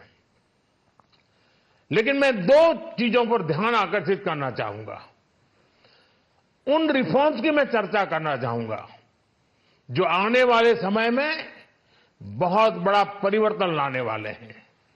एक, इंफ्रास्ट्रक्चर स्टेटस देने के कारण भारत में बड़े शिप्स के निर्माण को बढ़ावा मिलेगा, आत्मनिर्भर भारत अभियान को गति मिलेगी। और हम सब जानते हैं कि शिप बिल्डिंग ये सर्वाधिक रोजगार देने वाला क्षेत्र है। उसी प्रकार से देश में टूरिज्म के लिए बहुत संभावना है। महत्वपूर्ण 50 टूरिस्ट डेस्टिनेशन, वहां पर जो होटल्स बनाएंगे, उस होटल को पहली बार इंफ्रास्ट्रक्चर के दायरे में लाकर टूरिज्म पर बहुत बल दिया है। इससे हॉस्पिटैलिटी सेक्टर को, जो रोजगार का बहुत बड़ा क्षेत्र है, और टूरिज्म जो रोजगार का सबसे बड़ा क्षेत्र है, एक प्रकार से चारों तरफ रोजगार के अवसर पैदा करने वाला एक क्षेत्र को ऊर्जा देने वाला काम करेगा। आज देश विकास भी विरासत भी इस मंत्र को लेकर चल रहा है। इस बजट में भी इसके लिए भी बहुत महत्वपूर्ण और ठोस कदम उठाए गए हैं। 1 करोड़ पांडुलिपियों के लिए संरक्षण के लिए, मैन्युस्क्रिप्ट के लिए ज्ञान भारतम मिशन लॉन्च किया गया है। साथ ही भारतीय ज्ञान परंपरा से प्रेरित एक नेशनल डिजिटल रिपोजिटरी बनाई जाएगी। यानी टेक्नोलॉजी का भरपूर उपयोग किया जाएगा और हमारा जो परंपरागत ज्ञान है उसमें से अमृत निचोड़ने का भी काम होगा। साथियों, बजट में किसानों के लिए जो घोषणा हुई है वो कृषि क्षेत्र और समूची ग्रामीण अर्थव्यवस्था में नई क्रांति का आधार बनेगी। पीएम धन धान्य कृषि योजना के तहत 100 जिलों में सिंचाई और इंफ्रास्ट्रक्चर का डेवलपमेंट होगा। किसान क्रेडिट कार्ड की लिमिट 5 लाख तक होने से उन्हें ज्यादा मदद मिलेगी। साथियों, अब इस बजट में 12 लाख रुपए तक की आय को टैक्स से मुक्त कर दिया गया है। सभी आय वर्ग के लोगों के लिए टैक्स में भी कमी की गई है। इसका बहुत बड़ा फायदा हमारे मिडिल क्लास को, नौकरी पेशे करने वाले जिनकी आय बंधी हुई है, ऐसे लोगों को, मिडिल क्लास को इससे बहुत बड़ा लाभ होने वाला है।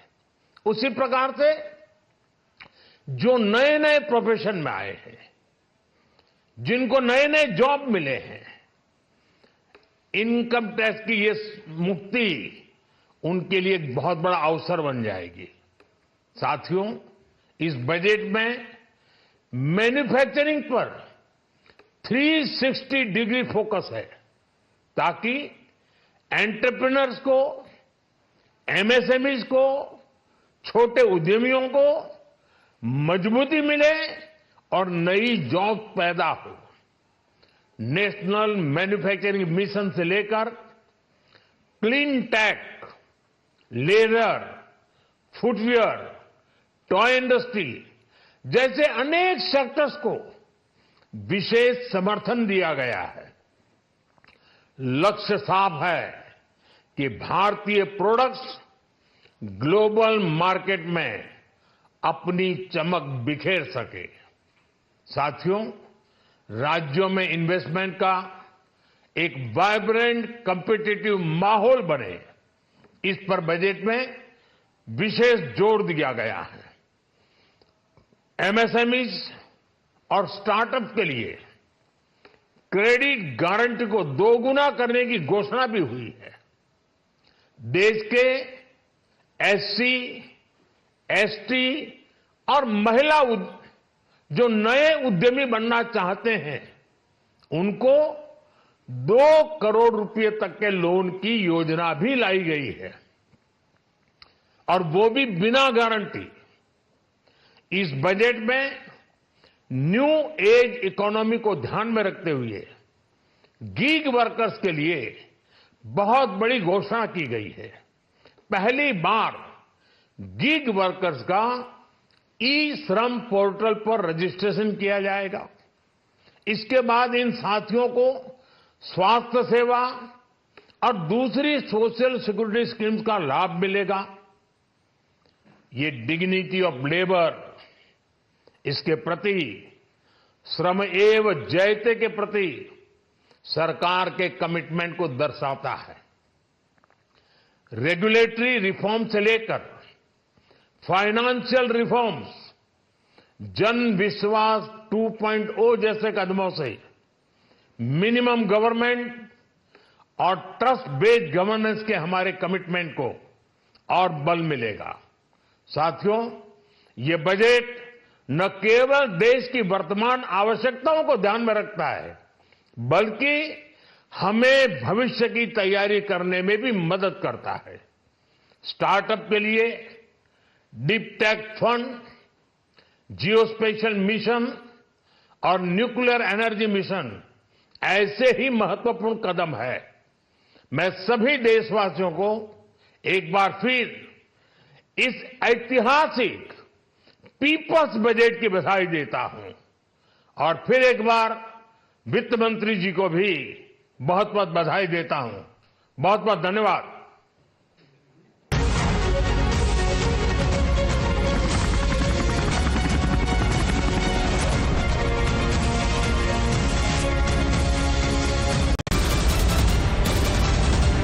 The biggest news break of the day. Exclusive that set the primetime agenda. Bringing you stories that matter. News breaks that shake up the system. Join us for the biggest revelation on Blueprint exclusive weekdays at 6 p.m. only on Times Now. She asks tough questions like no other journalist. आप भाग रहे हैं सवाल से। बड़ा simple सा straight forward सवाल है। Mr. D.K. Shiv Kumar, what next for you? When are you taking over as Chief Minister? She takes on the masters of Indian politics like no one else can. How do you see skill census versus caste census if you would want to respond to the current political climate? कहीं भी चले जाओ, कहीं भी आ जाओ। अजीत पवार जी भी कभी भी शरद पवार जी के पास चले जाएंगे, कभी भी इधर आ जाएंगे। क्या ऐसी पॉलिटिक्स है? Because she speaks for you the way no one else can. What's the chemistry between Prime Minister Modi and Democrats? The profile of India as a country, has it grown? Are you going to get onto a SpaceX spaceship anytime soon? Because your voice must be heard, your questions answered above all else. Frankly Speaking with Navika Kumar.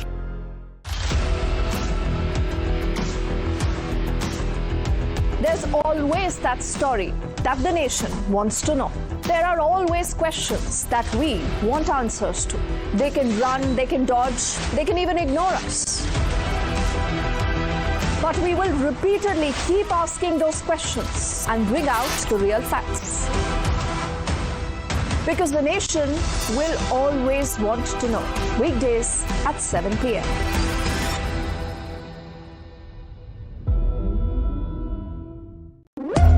When the stakes are high and the answers are elusive, there's one voice unafraid to challenge the status quo.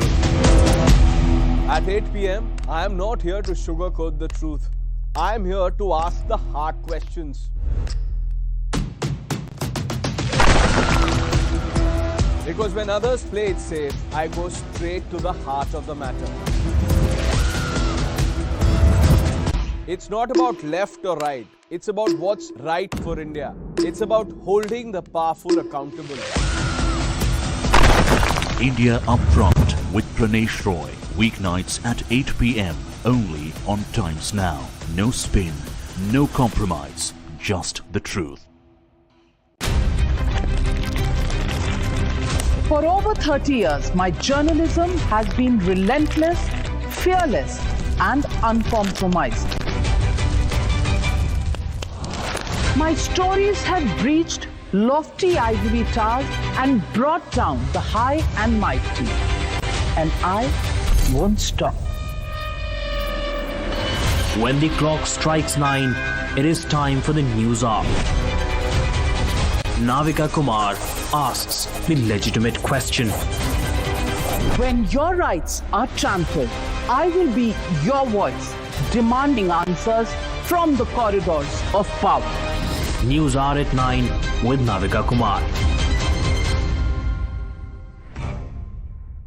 Journalism is a mission, not just to seek accountability or a fight for justice, but for honesty and integrity. Voicing citizens' concerns and using the truth to demand answers, ensuring that you come first on agenda. Watch News Hour Agenda with me, Madhudas Gopalakrishnan, weeknights at 10 o'clock only on Times Now.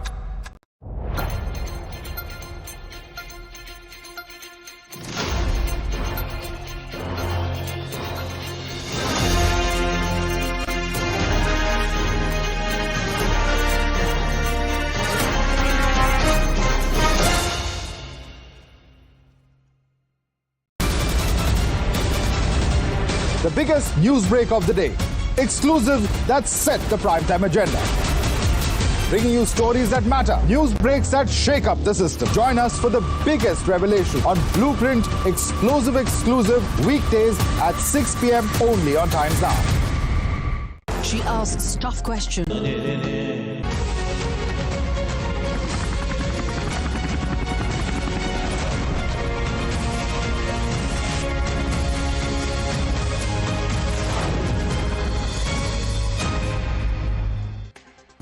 Welcome back. Here with us on Times Now, and joining us on the broadcast right now is Salem Dharanidharan, who is National Spokesperson of the DMK. We also have with us Professor Jyotsna, National Spokesperson of the TDP. Good afternoon to both of you and to my guests in the studio here. Salem Dharanidharan, to you first. Many are appreciating the bonanza that the middle class has got. Do you also give this government a thumbs up for biting the bullet and giving this kind of a tax relief to the middle class? I think it's very funny. Do you think that I really don't know numbers, or they don't know numbers, or they think people don't understand the numbers? The fact of the matter is, who is middle class? If you have 1 to 10, number from 5 to 7 is middle, right? So 50th percentile to 75th percentile is middle class, not just in India but across the world. That's the middle number, right? So what is the median per capita income of this country? 1.8 lakhs, right? And people earning 75th percentile is about 2.5 lakhs. You have made no income tax from 8 lakhs to 12 lakhs. That is people in the top 2 percentile to 3 percentile, which is about less than 1 crore population. It's about what? 0.75%. That's the actual number. So if you have to help the middle class, right, the real bottom 90% of the population, then what you should have eventually done is reduce the indirect taxation. Because for last decade or so, that there was no taxation for people earning less than 8 lakhs, 6 lakhs, 4 lakhs, right? So what actually we needed is to help people earning less than 5 lakhs. What then you should have done? Reduce indirect taxes. How can you reduce indirect taxes? Professor Jyotsna, you agree with Selam Dhanidharan there that you actually needed to cut indirect taxes and this is actually helping the rich. It's not helping the middle class or the poor. You agree with him there? 10 more seconds. 10 more seconds. Madhav, I think I'm surprised because they have a problem if if the corporate tax is a cut. They have a problem with if the regular middle class man has has a smile on his face. They have a problem with everything. Anyways, I don't want to get into whether Mr. Salem is correct or somebody else is correct. That's his perception. But as per my perception and as per the perception of majority of Indians today, it is a people's budget, Madhav. I'll have to tell you, because it's just not about taxation. You have to see the amount of money that has been put, that's been, allocated, whether it's for health sector, whether it is for research, whether it is for education, whether it is for things that probably were not considered earlier, I would say. Probably, I think 2014 se pehle, ya uske baad bhi thode bahut saal. But now, Madhav, my point again is, 6 sectors, because we all have to talk about this. And again, I'm not just limiting myself to taxation, because all of us know, yes, majority of the Indians, whether Mr. Salem accepts it or not, but all of them are happy, because obviously most of them fall in the criteria up to 10 to 12, which is important, which is very important, Madhav, I'll tell you. But there are 6 sectors, very important 6 sectors that actually, today we see transformative reforms in those sectors. We call it alternative energy, the power, the mining, the urban development, the financial sector, regulatory reforms, again, one of which is taxation. Okay, So and let me bring in Selam. Ultimately, the point is this, that, you're ignoring the fact that this is going to be a huge amount of disposable income that, whoever is earning that money, the salaried class in particular, can choose to spend, can choose to invest. That just puts more money, not just in their pockets, but also in terms of the spending increase. And that's going to spur a huge demand within the economy itself. Why are you discounting that? No, Madhav, I am someone who strongly believes in putting money in hands of the poor and the middle class and majority of the population. But the point is, the definition of who is middle class is the problem here, because this tax cut is only going to benefit less than 1% of the Indian population. That is the problem here. If you actually want to help and increase the consumption of the economy, then you should have increased the taxation. Tehseen, you agree with that? It's going to help a very small section. It's not the middle class. It's actually the upper middle class and rich is what he seems to suggest. No, it'll help the salaried class. In fact, if anything, it'll help the salaried class to create investment. This has to be seen in perspective with other schemes that have been put in. For example, the second house that if you choose to invest in, your rent is tax-free. So you will have the middle class now with this disposable income looking at getting a second house. In particular, what I'm disappointed with, and I do agree with Mr. Salem on one thing, which now you have to push. If you want comprehensive investment in India, which is all our aim, then you have to have GST reforms right away. But for that you have GST Council. Yeah, but BJP has a major weightage in that, so you have to have that. GST should be only 2%. Sumit, quick response from Sumit on that as well, because you're a tax expert. Do you agree with what Tehseen said? I will spare the GST thought because that sounds more politically rhetoric. But for just coming back on the middle class, I think the benefit is aimed at different sections of the society. One is a gig economy worker who are earning, let's say, from 30,000 rupees to going all the way to 1 lakh rupees a month. That, and in fact, just few minutes ago, Prime Minister Modi also said that that's also the target section of the beneficiary, right? The second is look at the salaried class people, right? This provision, this change is going to put a lot more money in the hands of the young professional entering the job market. Yes. And that's where the consumption demand will get created. All right. We're going to leave it there. Just on the property change that has happened, that is also significant change. If you come to think of it, okay, the moment you allow the 2 house properties to be tax exempt, it's giving a lot more disposable income. All right. Sumit Singhania, Tehseen Poonawala, Mr. R. Jagannathan, as well as Professor Jyotsna and Selam Dhanidharan. I'd like to thank all of you for joining us and breaking this down for our viewers. We're going to continue with our coverage of the Viksit Bharat budget, as we're calling it here on Times Now. For the woman from Hina and me, it's a wrap.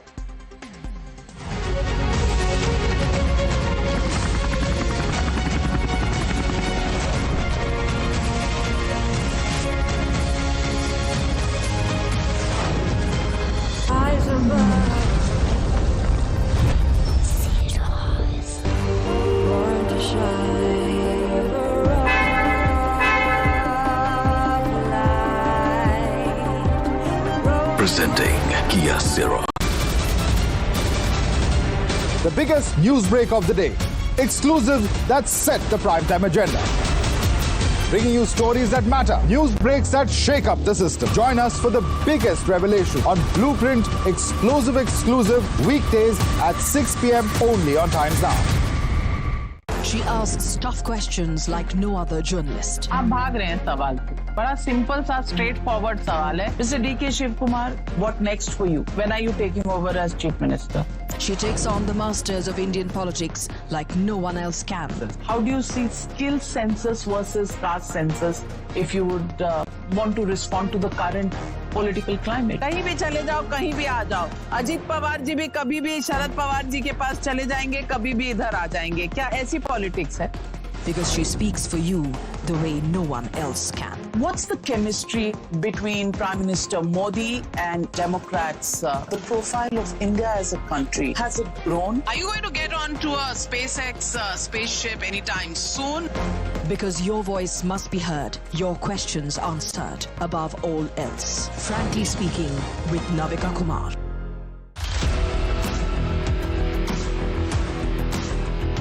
There's always that story that the nation wants to know.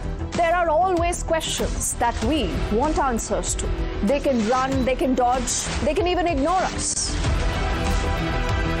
But we will repeatedly keep asking those questions and bring out the real facts. Because the nation will always want to know. Weekdays at 7 p.m.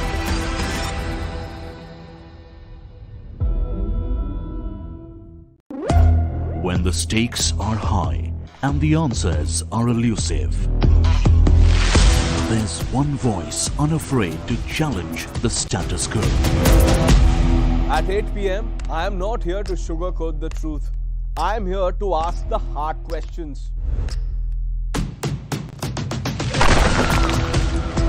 Because when others play it safe, I go straight to the heart of the matter. It's not about left or right. It's about what's right for India. It's about holding the powerful accountable.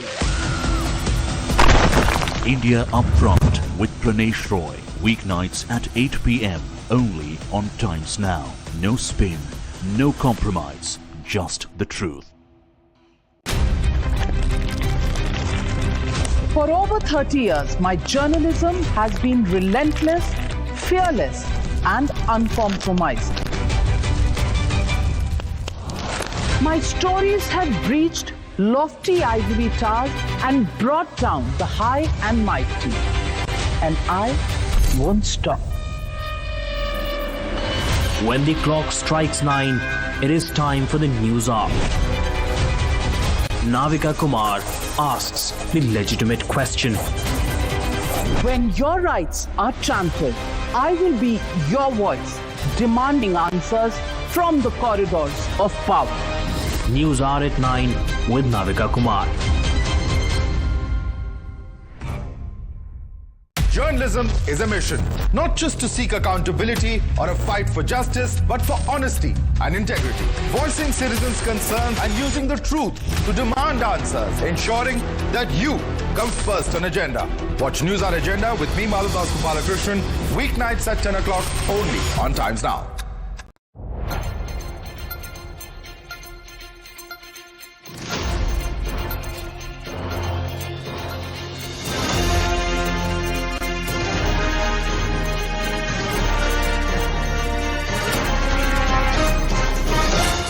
Google Gemini.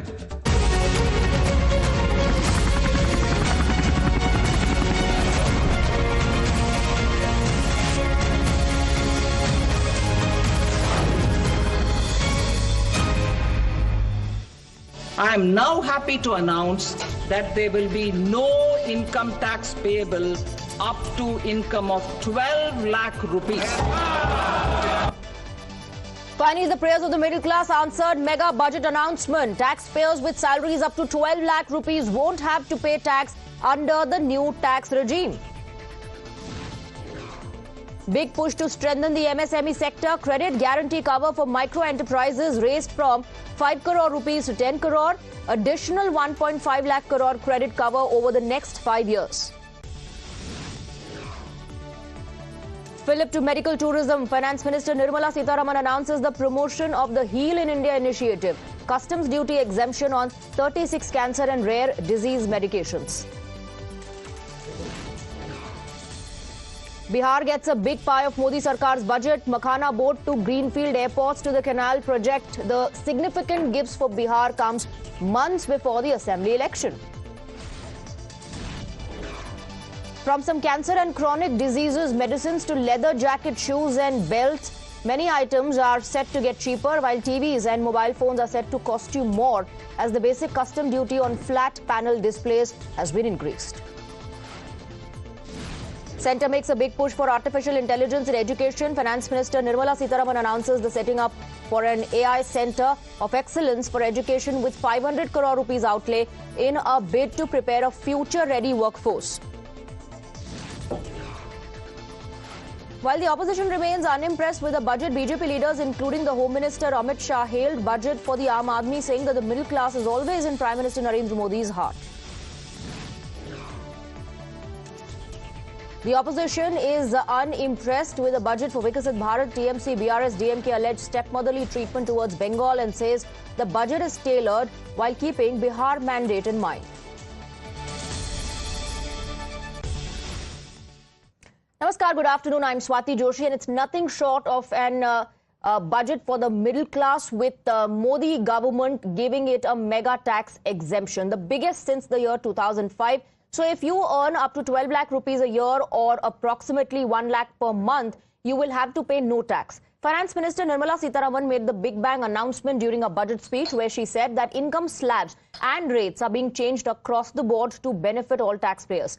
So what does this essentially mean? Now, this means that the middle class will have more money in their hands. This will help them save more and spend more, and will also spur household consumption, which has been, in fact, the focus of the government. So the biggest talking point of the Modi government's first full budget after 2024 general elections is that a nil tax slab will apply for those with annual income up to 12 lakh rupees, which will help one save up to 80,000 a year. Prime Minister Modi, in his post-budget address, hailed this. He called this a major relaxation primarily for the middle class and called it people's budget. Listen in. जनता जनार्दन का budget, peoples का budget, इसके लिए बहुत बहुत बधाई देता हूं। साथियों, आमतौर पर बजट का फोकस इस बात पर रहता है कि सरकार का खजाना कैसे भरेगा, लेकिन ये बजट उससे बिल्कुल उल्टा है। लेकिन ये बजट देश के नागरिकों की जेब कैसे भरेगी, देश के नागरिकों की बचत कैसे बढ़ेगी और देश के नागरिक विकास के भागीदार कैसे बनेंगे, ये बजट इसकी एक बहुत मजबूत नींव रखता है। Let's take a look at the current versus previous tax slab. Income up to 4 lakh rupees, it's going to be nil as far as the income tax is concerned. Between rupees 4 lakh and 8 lakh, 5%. Between rupees 8 and 12 lakh, 10%. Between rupees 12 and 16, it's going to be 15%. And between 16 to 20 lakh, it's going to be 20%. For those who earn between 20 to 24 lakhs, the income tax that they'll have to pay is going to be 25%. And for all of those who earn above 24 lakh rupees, they'll fall in the 30% tax slab. Why does the middle class matter? Because as per data from 2020-2021, the middle class made 31% of the total population. Reports suggest that the size of India's middle class will nearly double to 61% of its total population by 2047. It's also important to note that Delhi, which goes to polls in less than 5 days from now, as per reports, has 45% middle class population. So all in all, this is a pro-people and pragmatic budget ahead of polls. Here's what the finance minister said while announcing the overhaul in the tax slabs for middle class. We have periodically reduced the tax burden. Right after 2014, the nil tax slab was raised to 2.5 lakhs of rupees, which was further raised to 5 lakh rupees in 2019 and to 7 lakh rupees in 2023. This is reflective of our government's trust on the middle class taxpayers, I am now happy to announce that there will be no income tax payable up to income of 12 lakh rupees. All right, let's break down the details now. And this is how it is going to impact the taxpayers. Income of 8 lakh, according to the old tax, 30,000, and now it is going to be nil. So the savings is going to be actually 30,000. For those who are earning 9 lakh, according to the old tax, they were paying 40,000. Now that's going to be nil. So the savings is going to be that of 40,000 that they'll be able to save now. For 10 lakh, the old tax was 50,000. The new declaration after the announcement is going to be nil. Savings is going to be of 50,000. For those earning 11 lakh, as per the old tax, they were paying 65,000. Now they don't have to pay anything. Savings 65,000. For those with income 12 lakh, old tax 80,000. Now it's nil. So savings is going to be 80,000. For those who are earning 16 lakh, as per the old tax slab, 1.70 is the income tax for them. Now they'll have to pay only 1.2 lakh. So the savings is going to be around 50,000. For those earning 20 lakh, as per old tax slab, 2.9 lakh is their tax. Now that is going to be 2 lakh rupees. So 90,000 is what they are going to save. For those earning 24 lakh rupees per annum, according to the old slab, 4.10, that's 4.10 is the tax that they were paying. Now it's going to be 3 lakh. So the savings is going to be that of 1.1 lakh. And for those who are earning 50 lakh per annum, as per the old tax slab, 11.9 is what they paid in terms of tax. Now that has been reduced to 10.8. So the savings is that again of 1.1 lakh. The tax-paying Janata is ecstatic. For years, they have been waiting with bated breath for this kind of a relief.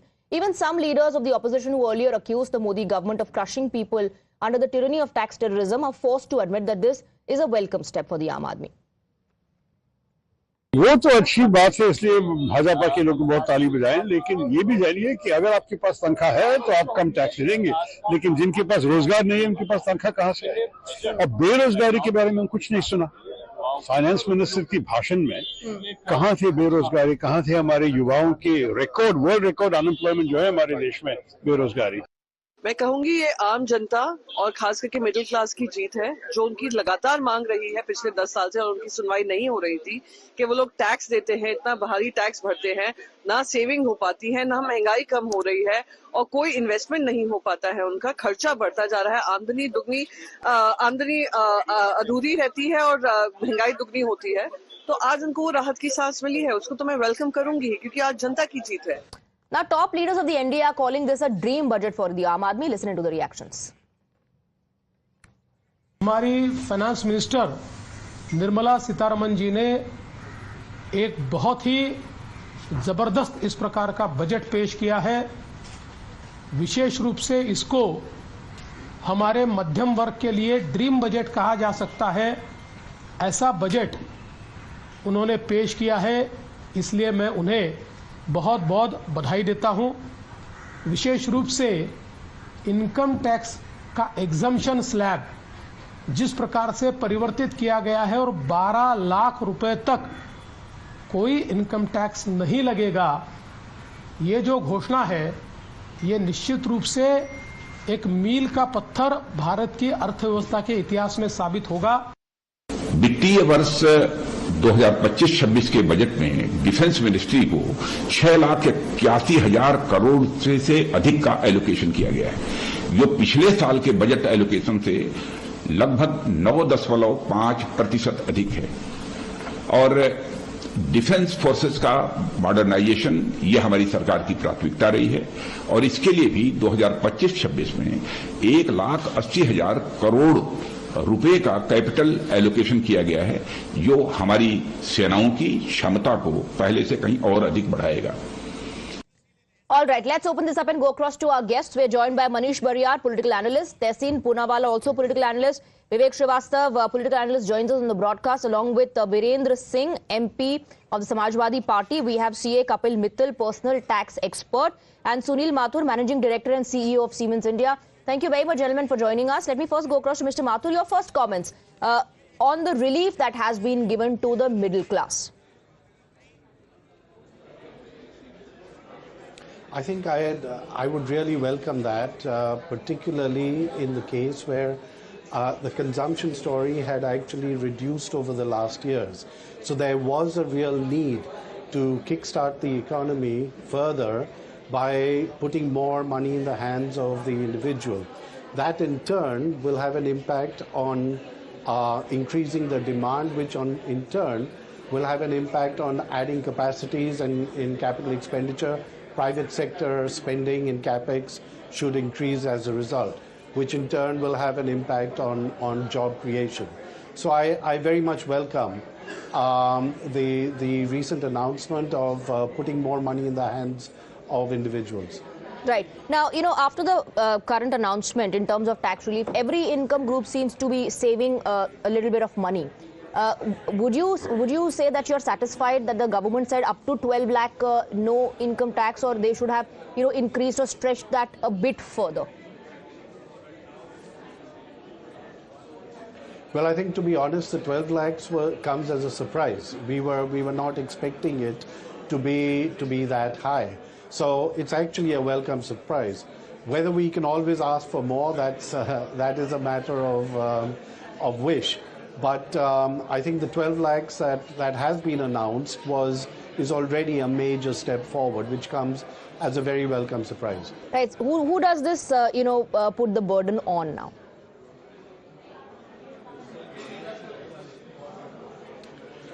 Well, I think the impact of all this, as the finance minister mentioned, is there is 1 lakh crore rupees that the government is foregone over here, and the balance has to be done in the books over there. But I think overall, if you look at it from the perspective that the government has had a very difficult equation to manage, global geopolitics and geoeconomics are having an impact, but India has been remarkably insulated to a large extent from that. There is a very clear-cut intent towards a Viksit Bharat. And finally, there is an intent to speeden up that pathway towards Viksit Bharat. I think there is always a give and take that one has to give when you are, or one has to take into account when you are balancing the books. It's not an easy discussion, but overall, with the capex spending, which I would have liked to be a little bit more, on the one hand, that leads to a demand-led spending. Balanced on the other hand by the 1 lakh by the announcement on consumption increase over there. I think these are trade-offs that one has had to do. All right. Mr. Mathur, thank you very much for joining us. Thank you for sharing your perspective with us. Let me quickly go across to CA Kapil Mittal. Mr. Mittal, around this time, I'm sure you're flooded with questions like where to invest, how much to invest, how to save money. Do you think this new announcement, this major tax relief is going to reduce that worry of the middle class, less burden on them, more money in their hands? Swati, what we have already come to know from this budget, that middle class will have a good amount of money with them in terms of tax saving now.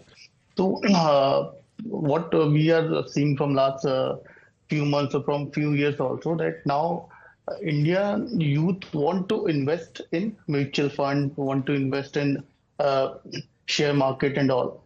So once they will get this good amount of money, they can surely proceed with going with those investment. But before that, we also need to understand that whatever changes they have made to provide income in the hand of middle class, or you can say an upper middle class, including giving this benefit to them, definitely there must be some charges which is going to be increased, or maybe there we will see some other taxes which they have cleared, that there are certain custom duty which is going to be increased. Apart from this, there are, because whenever an individual gets some income in their hand, they are going to spend it. Whenever they are going to spend it, they have to pay some indirect taxes in the form of GST. And those will go in the kitty of government only. But with respect to this, that they have not made any change with respect to old tax regime, which shows somewhere government has in their back of their mind that they want to abolish the old tax regime, which is more or less clear. currently, last year, around 72% of the return were filed under the new tax regime. Right. After this change, we assume that there must be more than 95% return will going to file in the right. new So you're tax saying regime. more people will now choose the new tax regime given the benefits. Given the benefits. And All then right. there was very less chances that they will go and invest in the LIC and other. So slowly you're saying perhaps the old tax regime on its own is going to be abolished. Stay on with us, sir. We have Harsha Vardhan Agarwal, President FICCI and Vice Chairman and Managing Director of Imami Limited joining us. Thank you very much, Mr. Agarwal. Would you say big thumbs up from the Aam Aadmi as well to the government after this announcement, massive tax relief? Absolutely, I think it has been a welcoming budget. We all were expecting and we had recommended to the government, to the FM, that for increasing the consumption, we need to leave more money in the hand of the middle class, and for that, if there can be some relief in the income tax. But I think, we were not expecting something like this, and it's a really big bang step that they have taken. You can imagine 1 lakh crore kind of amount coming in the hand of middle class. Certainly, that's a big thing, and a big thumbs up, for consumption. Whatever money they save ultimately will be invested or, will be spent on consumption. So the money comes back into the system.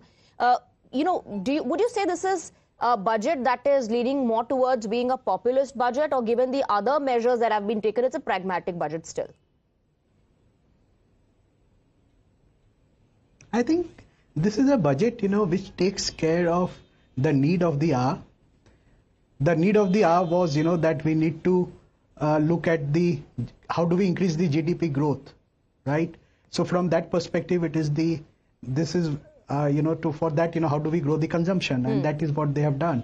It's an all-inclusive budget from the perspective of a lot of things has been done, for the farmers, for the agriculture, so which will certainly help the rural economy. A lot of things, again, for employment, especially the industries which are more labor-oriented. The government is focusing on that, especially the toys, the leather, the footwear industries, right. Which is very labor-intensive. Right. So overall, it is a well-balanced budget, I would say, which is pro-industry and also well-balanced budget, pro-poor and middle pro-poor and pro-industry as well. Thank you very much, Mr. Agarwal, for joining us on the broadcast. We're taking a very short break, but on the other side, we will bring in our political analyst, because the opposition, many in the opposition are not impressed with the relief given to the middle class.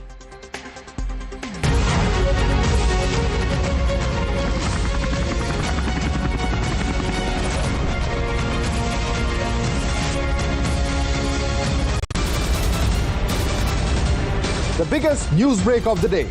Exclusive that set the primetime agenda. Bringing you stories that matter. News breaks that shake up the system. Join us for the biggest revelation on Blueprint Exclusive weekdays at 6 p.m. only on Times Now.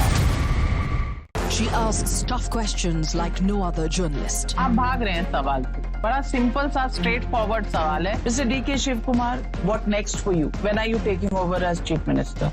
She takes on the masters of Indian politics like no one else can.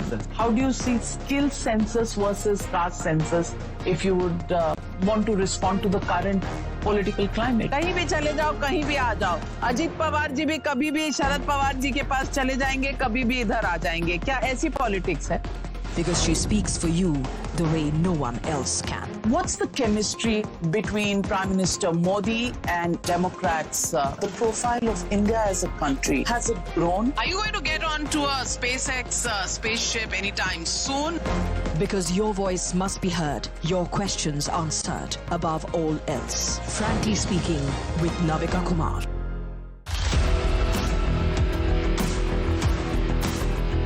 There's always that story that the nation wants to know. There are always questions that we want answers to. They can run, they can dodge, they can even ignore us. But we will repeatedly keep asking those questions and bring out the real facts. Because the nation will always want to know. Weekdays at 7 p.m.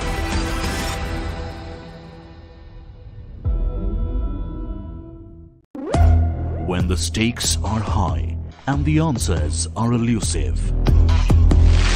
There's one voice unafraid to challenge the status quo. At 8 p.m., I am not here to sugarcoat the truth. I am here to ask the hard questions. Because when others play it safe, I go straight to the heart of the matter. It's not about left or right. It's about what's right for India. It's about holding the powerful accountable. India Upfront with Pranesh Roy, weeknights at 8 p.m. only on Times Now. No spin, no compromise, just the truth. For over 30 years, my journalism has been relentless, fearless, and uncompromised. My stories have breached lofty ivory towers and brought down the high and mighty. And I won't stop. When the clock strikes 9, it is time for the news hour. Navika Kumar asks the legitimate question. When your rights are trampled, I will be your voice, demanding answers from the corridors of power. News Hour at 9 with Navika Kumar. Journalism is a mission, not just to seek accountability or a fight for justice, but for honesty and integrity. Voicing citizens' concerns and using the truth to demand answers, ensuring that you come first on agenda. Watch News Hour Agenda with me, Maludas Gopalakrishnan, weeknights at 10 o'clock only on Times Now.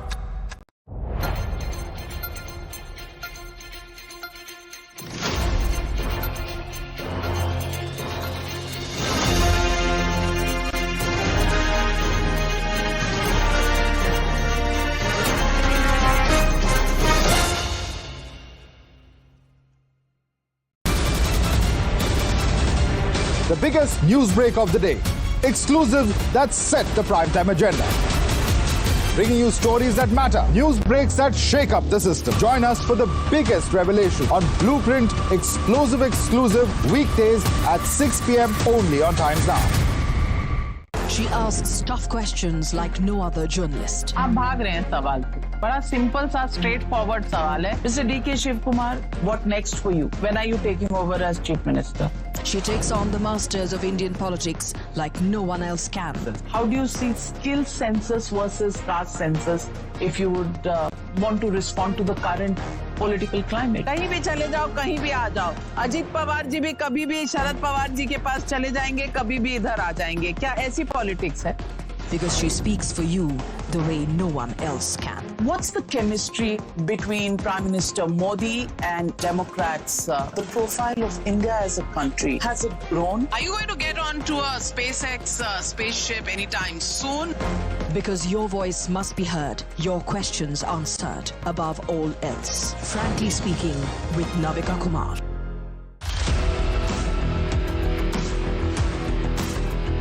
There's always that story.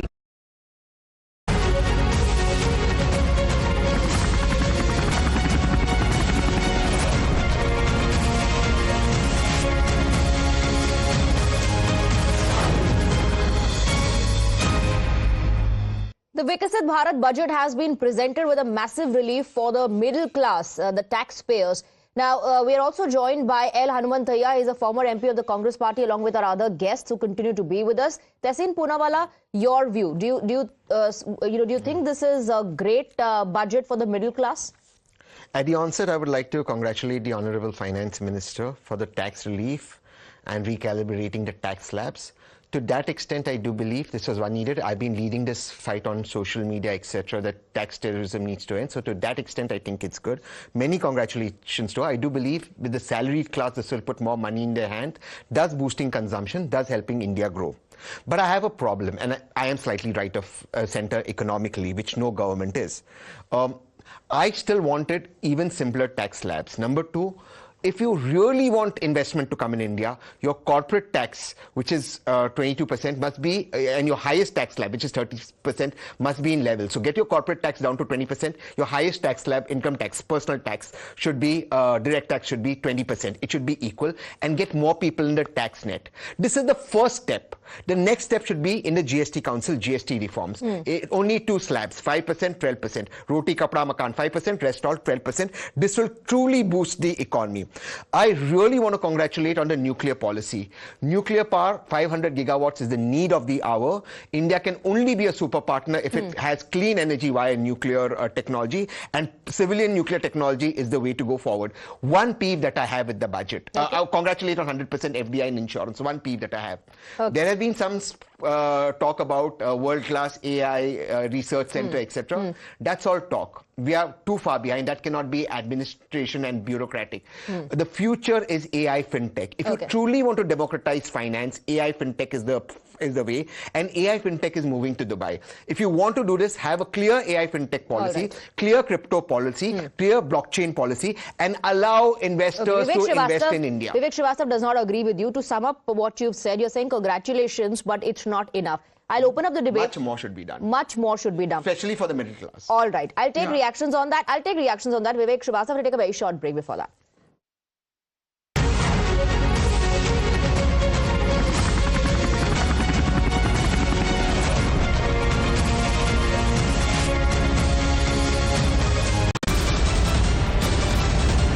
The biggest news break of the day. Exclusive that set the primetime agenda. Bringing you stories that matter, news breaks that shake up the system. Join us for the biggest revelation on Blueprint Exclusive weekdays at 6 p.m. only on Times Now.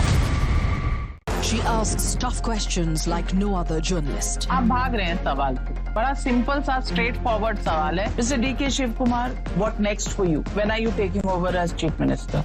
She takes on the masters of Indian politics like no one else can. How do you see skill census versus caste census if you would want to respond to the current political climate? कहीं भी चले जाओ, कहीं भी आ जाओ. अजीत पवार जी भी कभी भी शरद पवार जी के पास चले जाएंगे, कभी भी इधर आ जाएंगे. क्या ऐसी politics है? Because she speaks for you the way no one else can. What's the chemistry between Prime Minister Modi and Democrats? The profile of India as a country, has it grown? Are you going to get onto a SpaceX spaceship anytime soon? Because your voice must be heard, your questions answered above all else. Frankly Speaking with Navika Kumar.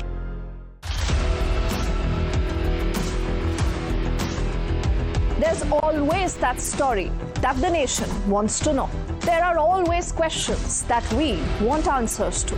They can run, they can dodge, they can even ignore us.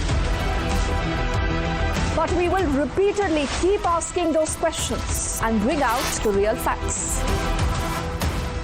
Because the nation will always want to know. Weekdays at 7 p.m.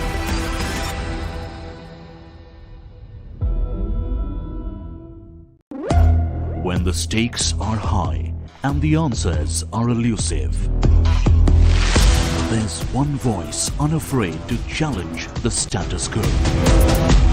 At 8 p.m., I am not here to sugarcoat the truth. I am here to ask the hard questions. Because when others play it safe, I go straight to the heart of the matter. It's not about left or right. It's about what's right for India. It's about holding the powerful accountable. India Upfront with Pranesh Roy. Weeknights at 8 p.m. only on Times Now. No spin, no compromise, just the truth. For over 30 years, my journalism has been relentless, fearless, and uncompromised. My stories have breached lofty ivory towers and brought down the high and mighty. And I won't stop. When the clock strikes 9, it is time for the news hour. Navika Kumar asks the legitimate question. When your rights are trampled, I will be your voice, demanding answers from the corridors of power. News Hour at 9 with Navika Kumar. Journalism is a mission, not just to seek accountability or a fight for justice, but for honesty and integrity. Voicing citizens' concerns and using the truth to demand answers, ensuring that you come first on agenda. Watch News Hour Agenda with me, Maludas Gopalakrishnan, weeknights at 10 o'clock only on Times Now.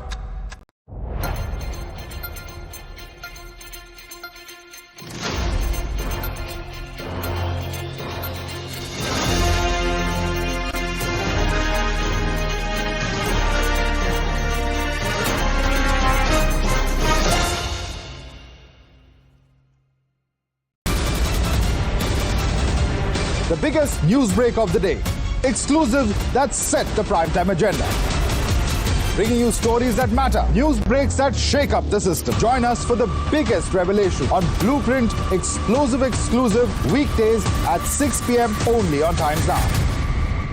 She asks tough questions like no other journalist. आप भाग रहे हैं सवाल से. बड़ा simple सा straight forward सवाल है. Mr. D.K. Shiv Kumar, what next for you? When are you taking over as Chief Minister? She takes on the masters of Indian politics like no one else can. How do you see skill census versus caste census if you would want to respond to the current?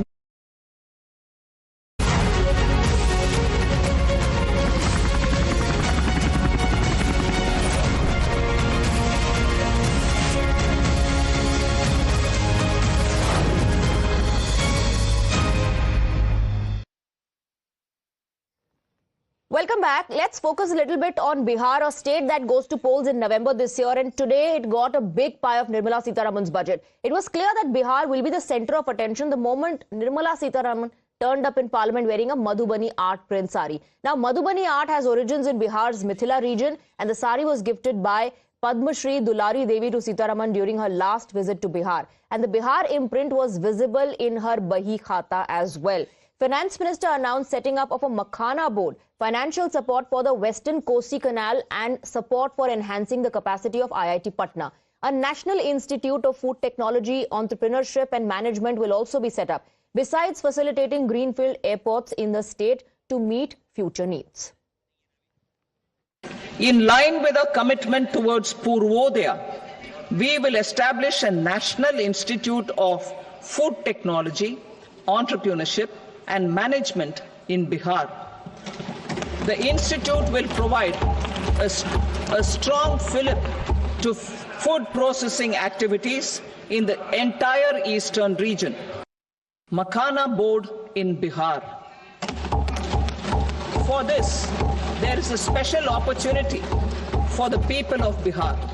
A Makhana board will be established in the state to improve production, processing, value addition and marketing of Makhana. The people engaged in these activities will be organized into FPOs. The board will provide hand-holding and training support to Makhana farmers and will also work to ensure they receive the benefits of all relevant government schemes. The scheme will also support helipads and smaller airports in hilly, aspirational and northeast regional districts. Greenfield airports will be facilitated in Bihar to meet the future needs of the state. These will be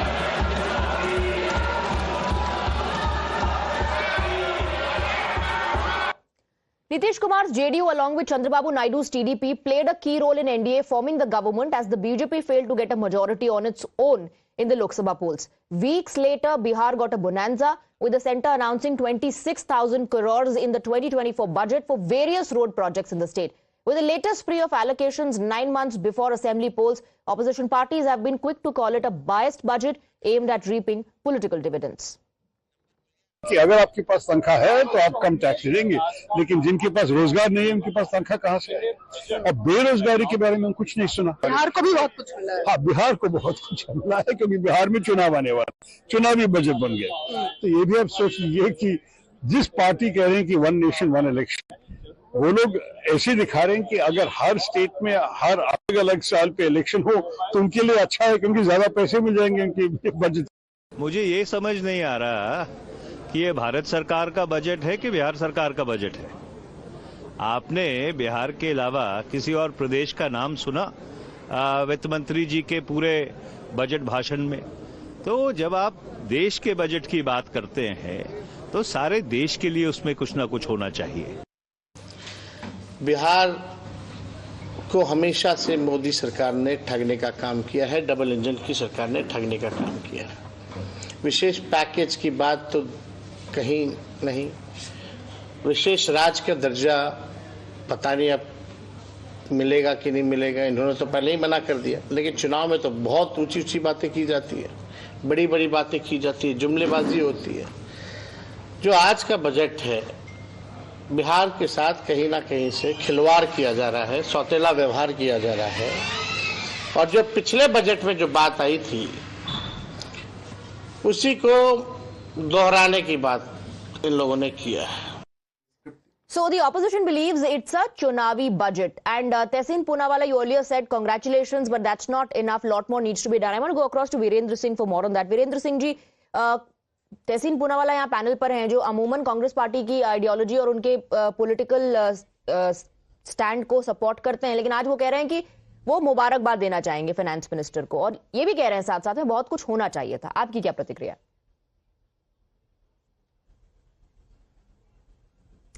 देखिए, माननीय वित्त मंत्री जी ने सदन के अंदर जब budget भाषण पढ़ रही थी तो मुझे ये एक वाकया याद आ रहा था कि जब बनारस में हमारे माननीय प्रधानमंत्री जी चुनाव लड़ने के लिए आ रहे थे तो उन्होंने बनारस को क्योटो बनाने का वादा किया था। दूसरी वाकया याद आया कि बिहार में चुनाव था और मंच से घोषणा कर रहे थे कि 60 करोड़ दे दे, 80 करोड़ दे दे, चलो चलो बिहार को हम 1,20,000 करोड़ देते हैं। अब वो कहाँ गया 1,20,000 करोड़? ओके। तो जब सरकार कुंभ में मरे हुए हमारे जो श्रद्धालु है उनके आंकड़े नहीं दे सकती तो बजट के आंकड़े पर हम लोग तो ये जो मिडिल क्लास को रिलीफ मिला, आपको लगता है कि ये काफी नहीं है? कितना भरोसा करेगा? हाँ। ये चुनने की बात है। ठीक है, let me go across to Manish Bariyar. एक तो ये चुनावी बजट है, that's one reaction on what has been announced for Bihar, and two, this is not enough. भरोसा नहीं है सरकार पे। How do you respond? See, when it comes to tax, where is the question of doubting the credibility? It's a technical thing.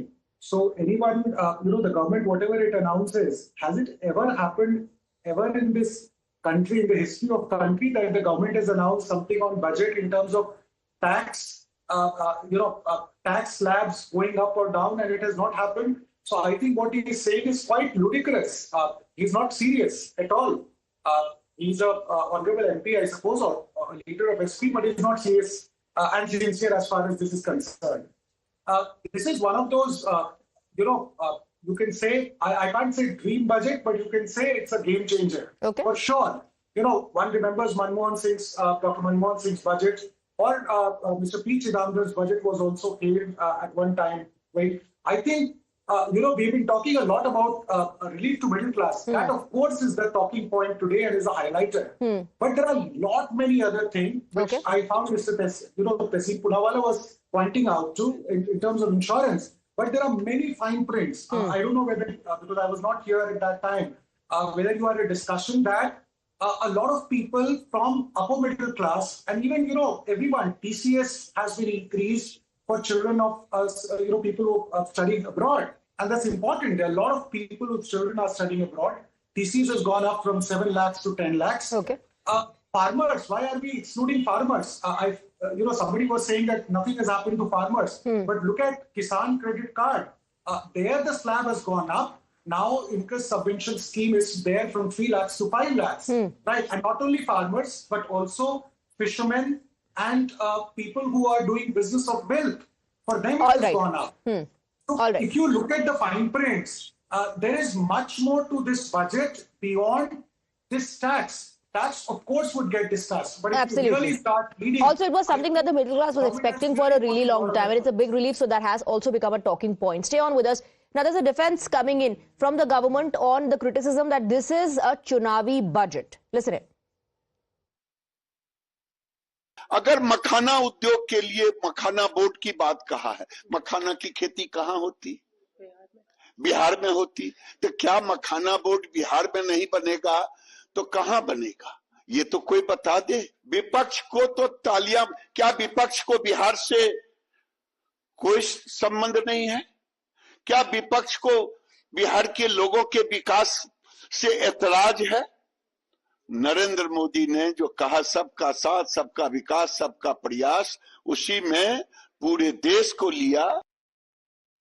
Of course, I mean, this is what the opposition will say, and if they have so much of issues with Bihar and election, then they might as well support one nation and one election. You know, this is why we want that the election should take place once in the country, because next time also when the budget will come, elections will be happening in some state or the other. Then again they'll say that it's keeping in mind elections in that state, the budget has been announced. Let me go across to Vivek Srivastava. Vivek Srivastava, so that's the argument, the defense to the criticism that it's a Chunavi budget. And Giriraj Singh पूछ रहे हैं, opposition को बिहार के development से problem है क्या? How do you respond? ना, मुझे बहुत सारी problems हैं. कृपा करके थोड़ा time दे दीजिएगा. I've been waiting for 40 odd minutes now, right? Criticism number one: the Congress Party, the left, and the India Alliance feels that this budget is an eyewash. Shri Rahul Gandhi has called it, he has compared it to a band-aid. Kumari Shailaja says that this is one of the worst. Iski jo nuclear power plants ki planning hai, that is one of the worst possible. Selective BJP states are being preferred. States like Haryana are not getting a benefit at all. There is no mention of Manrega. There is no mention of MSP. There is no mention of corporate taxes, what it is going to be. Pehle from 30%, they are reduced it to 22%. Delhi के elections में middle class के लिए एक shop आपने announce कर दिया कि साहब हम टैक्स के डिडक्शंस कर रहे हैं चुनाव को देखते हुए। कॉर्पोरेट्स को आप क्या टैक्स करेंगे? आपने उसके बारे में बोला भी नहीं। And here the entire cabal is अरे भाई टैक्स में छूट मिल गई, टैक्स में छूट मिल गई।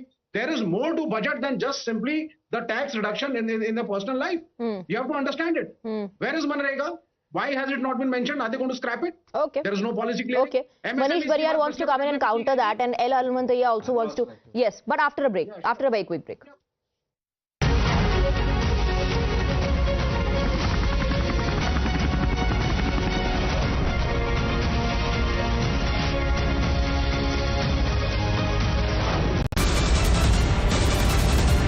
The biggest news break of the day. Exclusive that set the primetime agenda.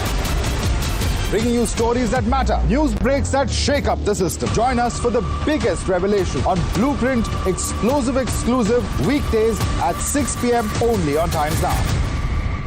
She asks tough questions like no other journalist. आप भाग रहे हैं सवाल पे. बड़ा सिंपल सा स्ट्रेट फॉरवर्ड सवाल है. Mr. D.K. Shivkumar, what next for you? When are you taking over as Chief Minister?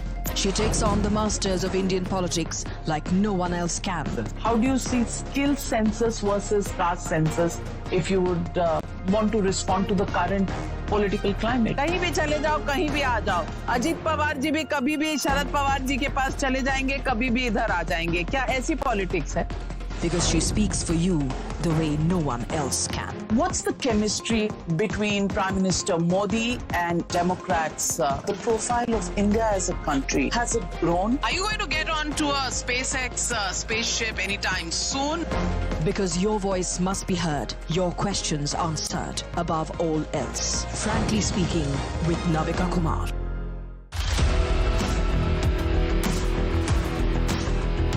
There's always that story that the nation wants to know. There are always questions that we want answers to.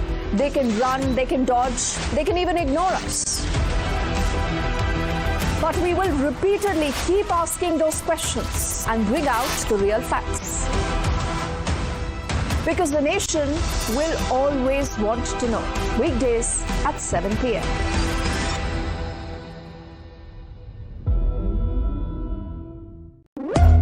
When the stakes are high and the answers are elusive, there's one voice unafraid to challenge the status quo. At 8 p.m., I am not here to sugarcoat the truth. I am here to ask the hard questions. Because when others play it safe, I go straight to the heart of the matter. It's not about left or right. It's about what's right for India. It's about holding the powerful accountable. India Upfront with Pranesh Roy. Weeknights at 8 p.m. only on Times Now. No spin, no compromise, just the truth. For over 30 years, my journalism has been relentless, fearless, and uncompromised. My stories have breached lofty ivory towers and brought down the high and mighty. And I won't stop. When the clock strikes 9, it is time for the news hour. Navika Kumar asks the legitimate question. When your rights are trampled, I will be your voice, demanding answers from the corridors of power. News Hour at 9 with Navika Kumar. Journalism is a mission, not just to seek accountability or a fight for justice, but for honesty and integrity. Voicing citizens' concerns and using the truth to demand answers, ensuring that you come first on agenda. Watch News Hour Agenda with me, Maludas Gopalakrishnan, weeknights at 10 o'clock only on Times Now.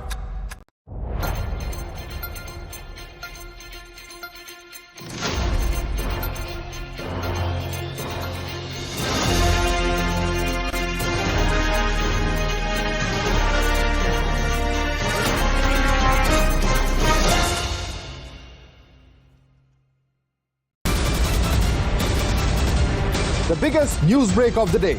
Exclusive that set the primetime agenda. Bringing you stories that matter. News breaks that shake up the system. Join us for the biggest revelation on Blueprint Exclusive weekdays. Volkswagen.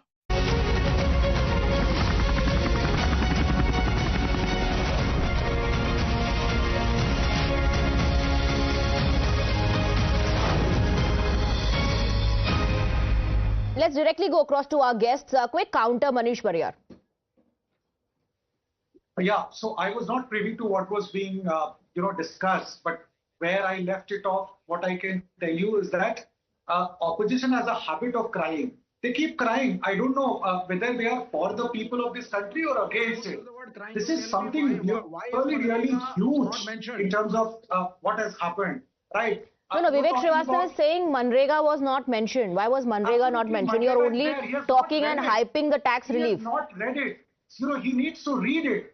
Only talking in a rhetoric manner will not do. What is the corporate tax today? He has not read this budget. Can you tell me the rate of corporate tax today? Go and look at, there has been an increase in allocation to Manrega. Corporate tax mentioned. And what he was talking is absolutely rubbish. I'm sorry to use that word. Right? You cannot come to the studio without reading the fine prints of the budget. You can't just I have read every point. You don't have answer. Okay, let me bring in Mr. Hanumantaiah as well. Minister Hanumantaiah, do you one second. Will you also call it a pro-Bihar budget and a Chunavi budget? Is that the official stand of the Congress party, is the Chunavi budget? It is the pro-Bihar budget. There is no doubt about it.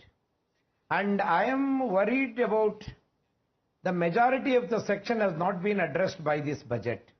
This is anti-farmers budget, anti-youths budget, because the unemployment is not addressed and farmers' suicide and microfinance people are not being addressed in this. The government has no schemes for them, but just a tax relief for those who are getting salary is hyped and people are talking about it.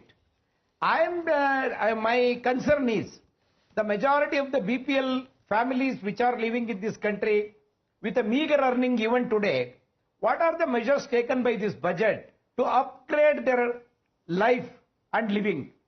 Nothing has been done regarding that. See, they have said we are increasing the IITs and IIMs. We are getting 65,000 graduates to 1,35,000 graduates. But out of which 38% are still searching for jobs. Okay. What are the remedy and what are Majority the has been, the majority has not been taken into account. Tehseen Poonawalla. Job. Tehseen Poonawalla, how do you respond? You know, I am the opposition and I don't like the BJP. I think the BJP did too less. You see, but the problem also with the opposition is, and I think Manish is right to an extent, that the opposition doesn't attack on points that you can attack in. For example, a majority of the salaried people, while they are celebrating the relief, still are stuck right out there and haven't got the kind of relief they were hoping to get. Now I'm again repeating my point. When you get corporate taxes down, what happens is then investments go up, as a result of which your production goes up, as a result of which the poorest of the poor that Sir was just speaking about get employment, get jobs, etc., etc., etc. You have to have a trickle-down effect. That's the only way economies can be created. Thirdly, look, the days of microfinance are gone. You see, you have that NGO running Bangladesh. That NGO wala who's running Bangladesh in microfinance at 24% or 36% a year. How will a poor ever get out of poverty? Manish understands economy. At 36% a year, can you escape poverty? You can't escape poverty if you're paying 36% a year interest in microfinance. You have to move away towards what? Towards digitization of payments. That will democratize money. That will allow money to come into the hands of the poor. So the dignity of money, whether it's Manish paying the 100 rupees, Swati paying it, Tehseen paying it, or a cobbler paying it, or a barber paying it, is exactly the same. We have to move towards that. Now, we are not talking about those reforms at all. And that's where we've got to get the... So you're demanding uniformity in that. You're demanding uniformity in that. Bring every... Just one last point. There was a leader from Bihar, youngster, son of a powerful father. His allegation actually on the government was that Bihar is being neglected. Where the entire political discourse is that Bihar got too much. Give him some time. Give him some time to go through the budget. You see what is happening? This is a golden opportunity to have pinned the government down. Yes. Golden opportunity. You could have pinned them for not doing enough. But he has not read the budget. What can he do? He has not heard the budget. Somebody gave him a paper. He believes that Bihar ko kuch nahi mila hai. All right, but you know, Vivek Srivastava, I have to wrap up, but I can just give you a few seconds, I believe. Vivek Srivastava. No, see, I mean, you have to, it all depends on what is the idea of India. Rahul Gandhi came with the Bhumi Adhikaran Bill, the Land Acquisition Act, and that was totally anti-corporate and very pro-people and pro-farmer. So what is your vision? Our vision is not a very pro-corporate country. We stand for the common man and the poor people. That is what the Congress stands for. That is what the left stands for. Okay. I mean, that is what Nehruvian economics is all about. Okay, all right. You know, I am completely out of time, gentlemen. I can't give you any more time. I know Manish Bariyar and Tehseen Poonawalla want to come in, but I have to wrap up. Thank you very much. Thank you for joining us.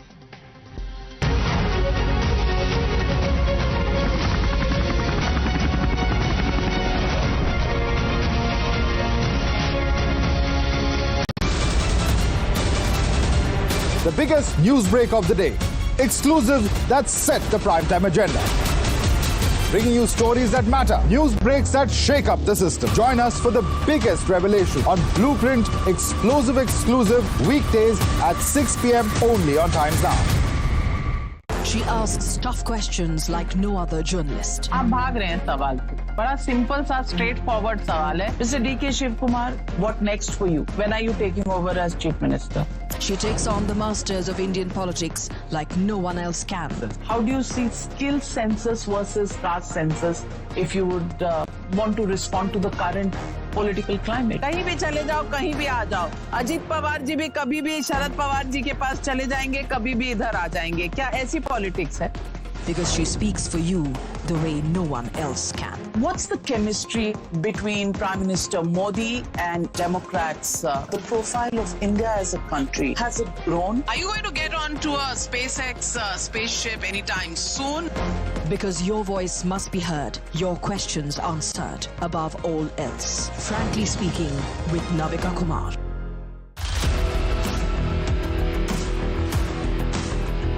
There's always that story that the nation wants to know. There are always questions that we want answers to. They can run, they can dodge, they can even ignore us. But we will repeatedly keep asking those questions and bring out the real facts. Because the nation will always want to know. Weekdays at 7 p.m.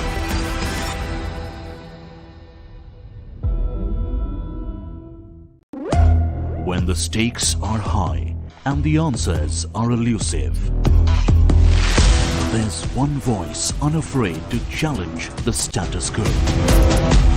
At 8 p.m., I am not here to sugarcoat the truth.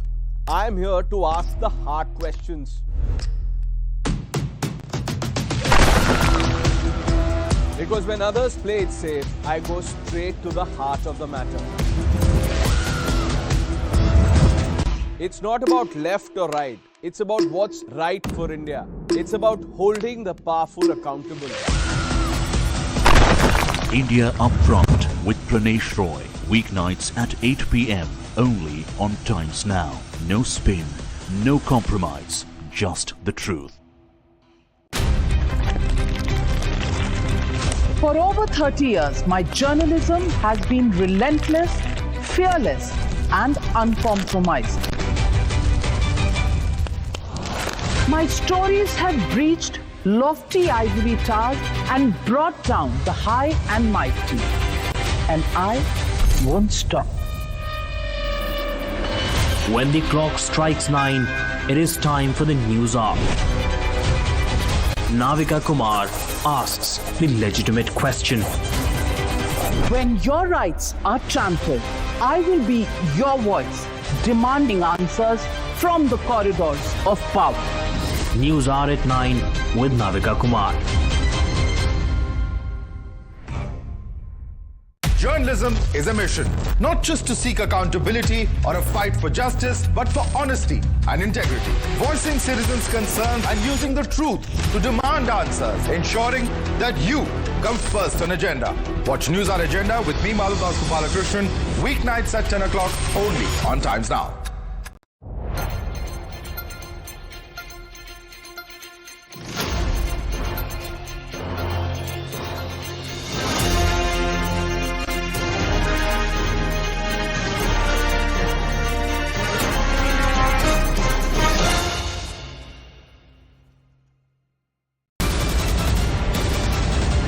The biggest news break of the day.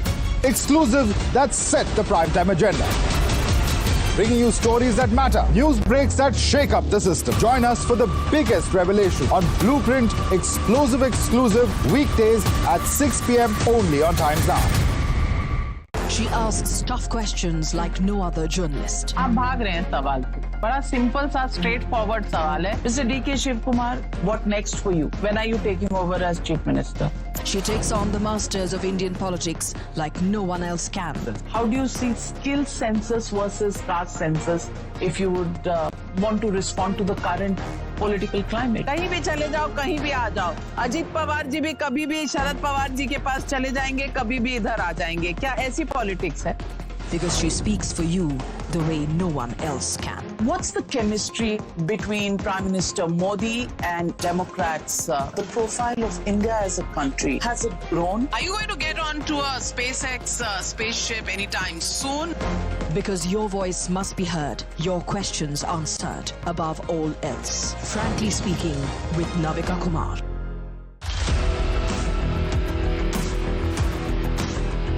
There's always that story that the nation wants to know. There are always questions that we want answers to. They can run, they can dodge, they can even ignore us. With Google Gemini.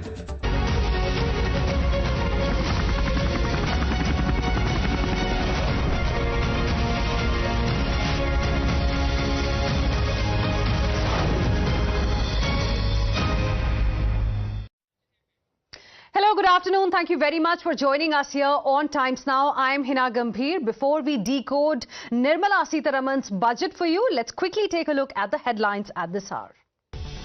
I am now happy to announce that there will be no income tax payable up to income of 12 lakh rupees. Finally, the prayers of middle class have been answered. Mega budget announcement. Taxpayers with salaries up to 12 lakh rupees will not have to pay tax under the new tax regime. Big push to strengthen the MSME sector. Credit guarantee cover for micro enterprises raised from 5 crore to 10 crore rupees. Additional 1.5 lakh crore credit cover over the next 5 years.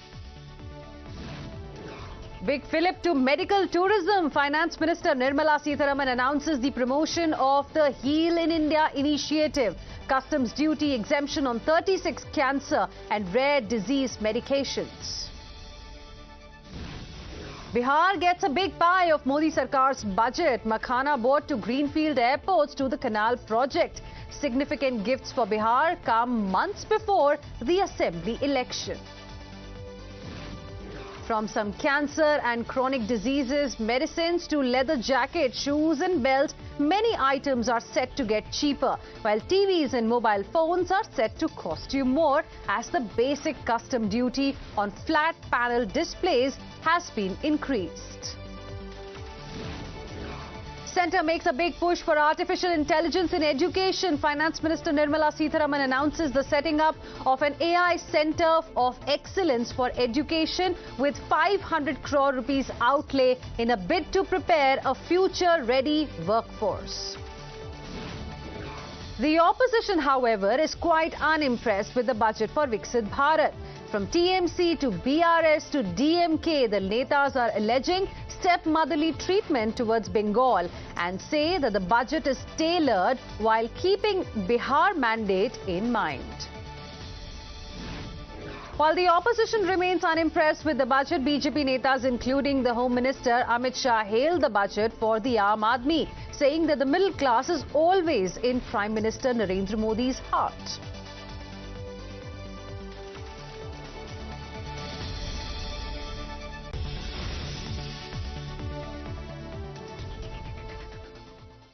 Viewers, it's nothing short of a bonanza budget for the middle class, with Modi government giving it a mega tax exemption, the biggest since the year 2005. So if you earn up to 12 lakh rupees a year or approximately 1 lakh rupees per month, you will have to pay no tax at all. You heard me right. Finance Minister Nirmala Sitharaman made the big bang announcement during her budget speech today, where she said that the income slabs and rates are being changed across the board, and this is going to benefit all taxpayers in the country. So what does this essentially mean? This means the middle class will have more money in their pockets. This will help them save more and spend more, and will also spur the household consumption, which has been the focus of the government. So the biggest talking point of the Modi government's first full budget after 2024 general elections is that nil tax slab will apply for those with an annual income up to 12 lakh rupees, which will help one save up to 80,000 rupees per year. Now, here's the impact of the new tax slabs, and this is how it's going to benefit you, the taxpayer. So if your income is 8 lakh rupees annual income, till about now you used to pay 30,000 rupees as tax, but now the tax will be zero. And those are the live visuals, viewers, that we are also getting for you right now of Finance Minister Nirmala Sitharaman, who is going to address the media and will be giving the rationale behind these big decisions that have been announced in the budget today. There you can see Nirmala Sitharaman along with her entire team from the Ministry of Finance. Let's cut across. Over to Honorable Finance Minister.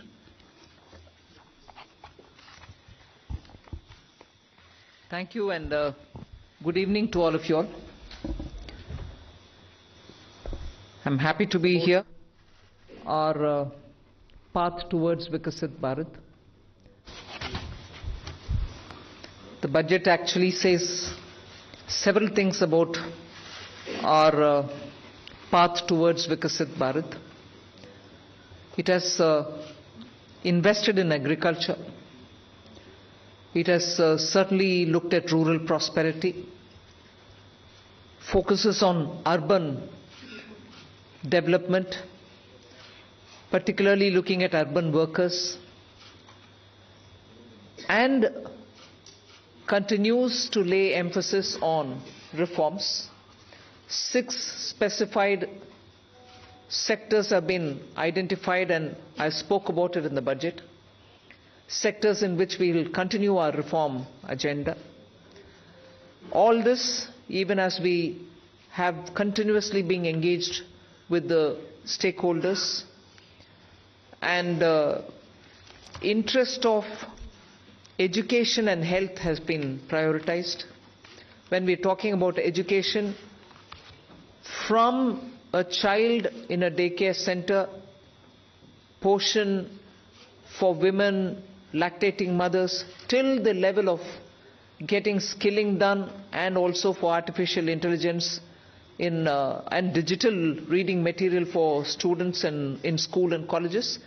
Every aspect of education, and bringing in that dimension which is so critical for health. Daycare, cancer centers, and making sure more medical seats are available. These are kind of things with which I'm trying to highlight.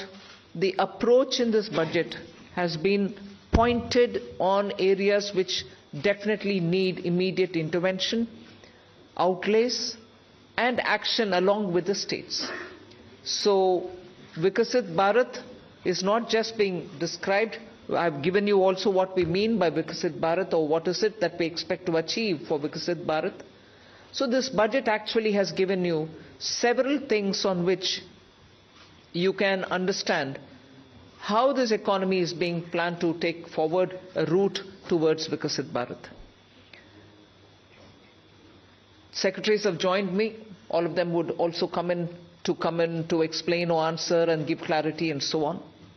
But one thing which I certainly would like to highlight is responding to the voice of the people, which is what Prime Minister Modi is known for in his administration.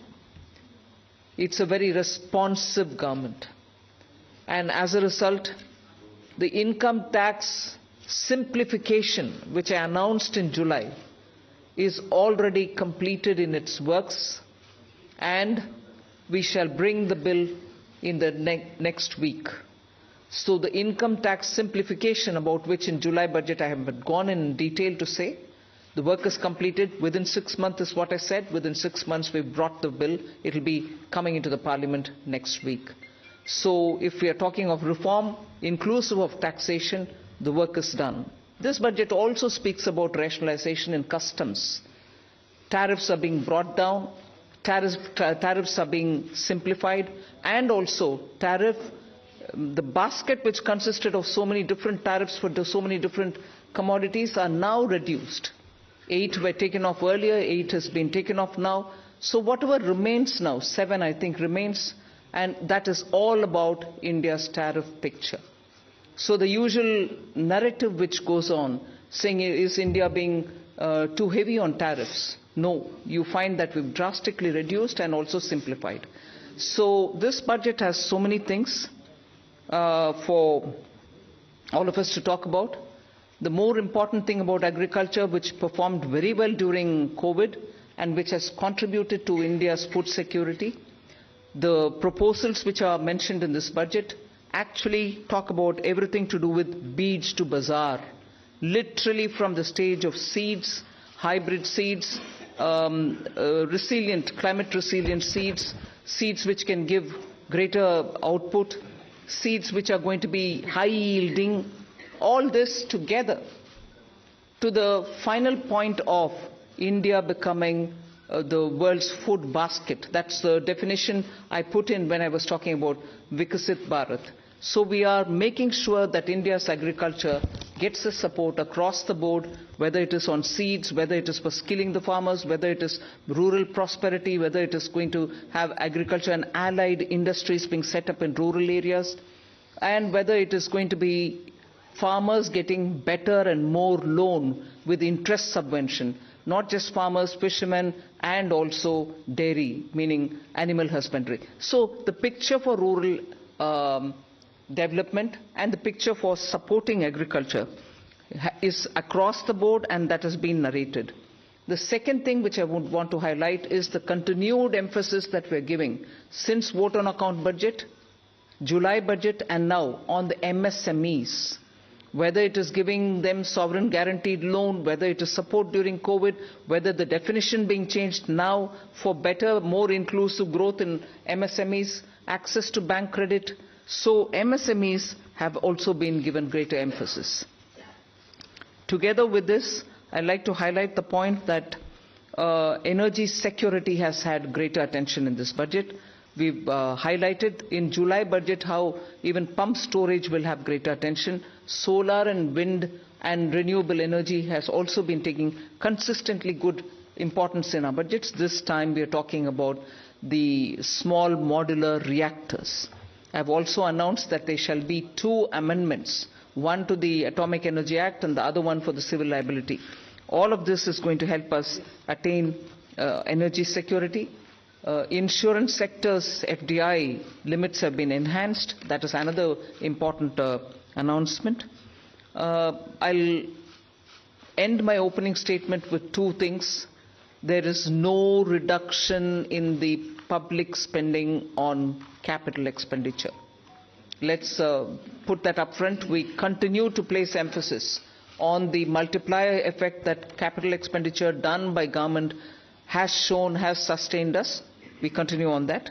And with all this, our fiscal prudence has aligned itself to the glide path that we announced in 2020-21. So we've kept ourselves in alignment. Fiscal prudence has been maintained. And the next year, coming year's estimate is also been given. Well under 4.5 is what we had said earlier. We are also projecting the same. So this is just as an opening statement. There's a lot more to say. But as you all ask questions, so shall we answer. Thank you. Thank you, ma'am. 225. 225. Mic, please.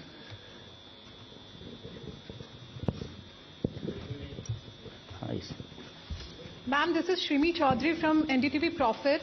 I just wanted to understand, ma'am, here. Ma'am, you said the new income tax bill will come next week. Will that be in the form of draft, and where you are also going to take stakeholder comments on that? Yes, as a bill, any bill goes to the standing committee, and the standing committee will of course consult with so many stakeholders, and then it will come back to us, and if necessary, any more amendments if need to be brought in, we'll bring it in and take it forward in the House.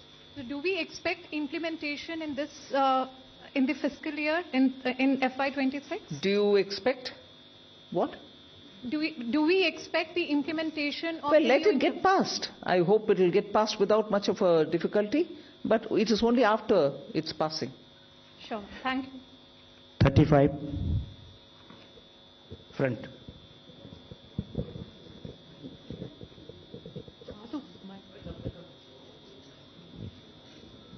Ma'am, Timsi Jaipuria, this side from CNBC TV 18. As you said, this is a very responsive government, which is why government decided to give these tax rebates. But given the structure that you have announced, ma'am, up to 12 lakh is the rebate. Any reason why this rebate has been hiked from 7 to 12 lakh? Is it that the incomes or salaries were not growing up to the mark, which is why government thought that this rebate needs to be given? And also, how do you make up for this 1 lakh crore of revenue loss? Will it not impact the budget estimates? Where will you get this money from?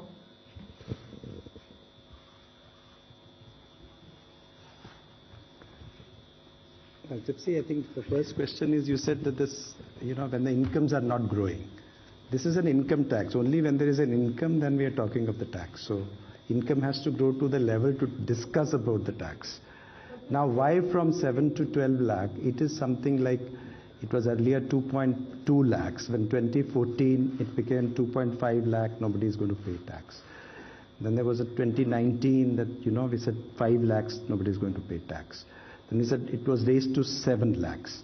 And now it's being raised to 12 lakhs. So this is a perception that the government feels that, on the average 1 lakh per month, if you have, then you need not pay tax, which means that, we are doing it in 2 ways. One is we are reducing the slab rates. We are expanding the slabs. If you would have noticed, the slabs are now 0 to 4, 4 to the uniform slabs, and there is a gradualism. There was a thing when we had earlier 20%, then it was jumping to 30%. Now it is 20, we have introduced 25 also. So it's the gradual thing which has been done. Now this benefits every one of the taxpayers, because whatever benefits which has come from the slabs gets transmitted across. So therefore everyone gets a benefit. Now the second part, FM decided that, well, some people should get a little more benefit than merely slab rate reduction would have given. And so therefore an extra rebate, so slab rate reduction for everyone, and extra rebate for 7 lakhs were already getting it, now 7 to 5 lakhs more people have been added. So this is the philosophy behind it. And as you said, why you do it, I think we expect that all that money which they gave, it comes back to the economy in either consumption, savings or investments, in whatever way they choose to do. I just want to add to that. If you compare what we've done today with what prevailed in 2014 under the Congress government, what we are, most often the narrative is we should put money back in the hands of the people. I want to please give this comparison for your consideration. If you compare it with the 2014 tax rates under the Congress, for somebody who's earning 8 lakhs, nearly 1 lakh more money is in their pockets today because of the amendments that we've brought in. Meaning, 1 lakh income tax in 2014 is 0 income tax now. So that money is going back to the people in their hands for those who are earning 8 lakhs. For those earning 12 lakhs, 2 lakh was the income tax in 2014 versus today 0 which is proposed. Meaning nearly 2 lakh more money in the pockets of people who are earning 12 lakh. All right, did I stop it there? As Finance Secretary rightly said, across the board everybody is getting benefit because the rates have also been brought down. Not just the rebates being given to up to 12 lakhs. Rates for everybody is being brought down. As a result, take somebody who earns 24 lakhs in a year. The income tax on them in 2014 was 5.6 lakhs. 2014. For them, now it is only 3 lakhs. The rate change has benefited somebody who earns 24 lakh as well. So 2.6 lakh rupees more in the pocket of people who are earning 24 lakh. So it is not just those who are up to 12 lakh because they are not paying any tax at all, because rebate is given to make up for the tax amount which they have to pay. It is not just up to 12 lakh. Even for others, benefit is accruing, and compared to what it was in 14, that much amount of money is going back to those respective money earners. Just compare it with 24 tax rates, which is prevailing now and what is being proposed. I would like to draw the comparison. 8 lakh people, meaning those who are earning 8 lakhs. 30,000 rupees more is being put back into their pockets, meaning they would be paying 30,000 in the prevailing tax, 8 lakh salaried wale. Now they pay 0 in the new proposal. Similarly, 12 lakh salary or income wale would have 80,000 rupees tax to pay in the current prevailing taxation rates.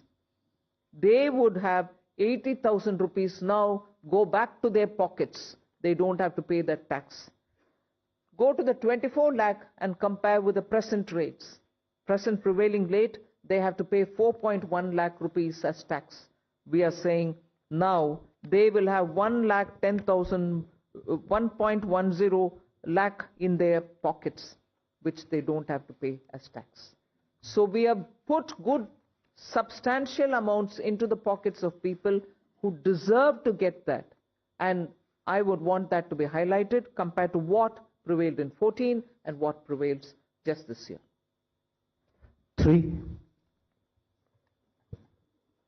Yeah, 3 number. Ma'am, many congratulations. Something that has been quoted to you as well as the Prime Minister and yesterday the Chief Economic Advisor hinted, in terms of disinvestment and where you should not get into, government. You yourself have been talking from 2020, 21 and subsequently, government should be in less spaces. Has it been a strategy? Because I know you're committed to it, but last budget you didn't refer to it. This budget you have not referred to it. The target still remains there. Is there any impetus that you're going to do towards what has already been announced by the budget? For example, bank nationalization, privatization of banks, and others. That's one. And the second on the, because it was unanswered, you're making it simpler, the income tax, and bringing a thing. Does this mean that you can now, not necessarily all the time, you can do it through a schedule or an executive order if you want to give some relief to a common man in the new income tax bill that you bring in? No, giving relief any time will have to go to the parliament, because if we are giving fiscal relief to people, it has to have approval from the parliament. So but what the tax simplification really means is the complication in the language, the circuitous way in which they were explaining things, and adding too many exemptions. You will realize that when we brought in the new tax regime, we didn't want the old tax regime imitated or copied. In that, there are several exemptions given in the old regime. In the new, we didn't want to give any, because we wanted a simple, straightforward tax regime in which the rates can be brought down. That's what we've done even now. So the act itself had to be simplified. The attempt now is that. And on the disinvestment and... No, all that will continue. There won't be a relenting on any of this. On disinvestment, if I can add, you see, the last time, July, also the similar questions were asked. We have actually since then, a value creation strategy, which was actually well explained at that time also. There is no disinvestment target per se. Disinvestment and dividend are both looked at together, because both are money and money is fungible. And it has got 5 elements. The first element is that we are saying CPSC's performance.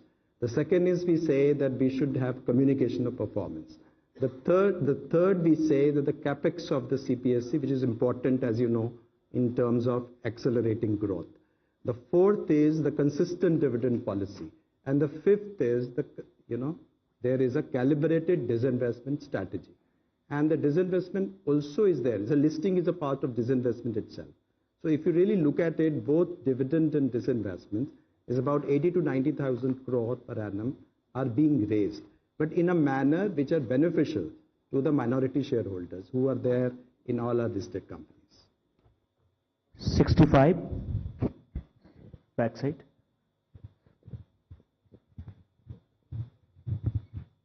Good afternoon, ma'am. This is Ruchi Bhatia from Bloomberg News. I have a question for the Revenue Secretary and a question for you. If the Revenue Secretary can give us details on the benefits, the number of people who will benefit from the slab, from the rebates going up from 7 lakhs to 12 lakhs.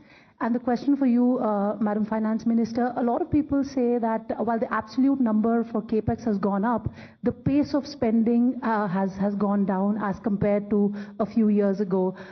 Is it telling of the institutional capacity in terms of how much capex push can the government really do? And secondly, as far as a lot of analysts do say that the multiplier that capex has is a lot more than the multiplier in the economy than that tax cuts have. What would you say to like some of those concerns as well?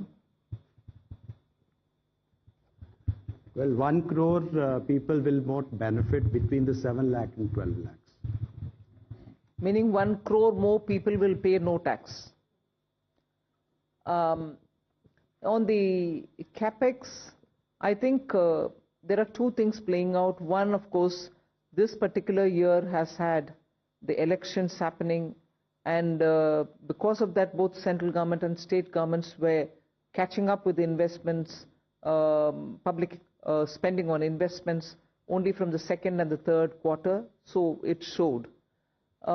It's equally true that when fundamental requirements are taken care of, when you're bringing in additional overhead, there is a pace at which those additions happen. So it's not as if there is no thirst for capital expenditure, but now it'll be at a pace in which you can build on each one of the developments that you've done prior. So it'll continue. There are some departments which will need more. There are others who would probably reach a plateau, but expenditure will have to continue even in them. So the heads where the capital expenditure will happen will vary, but expenditure will happen in building assets. 121.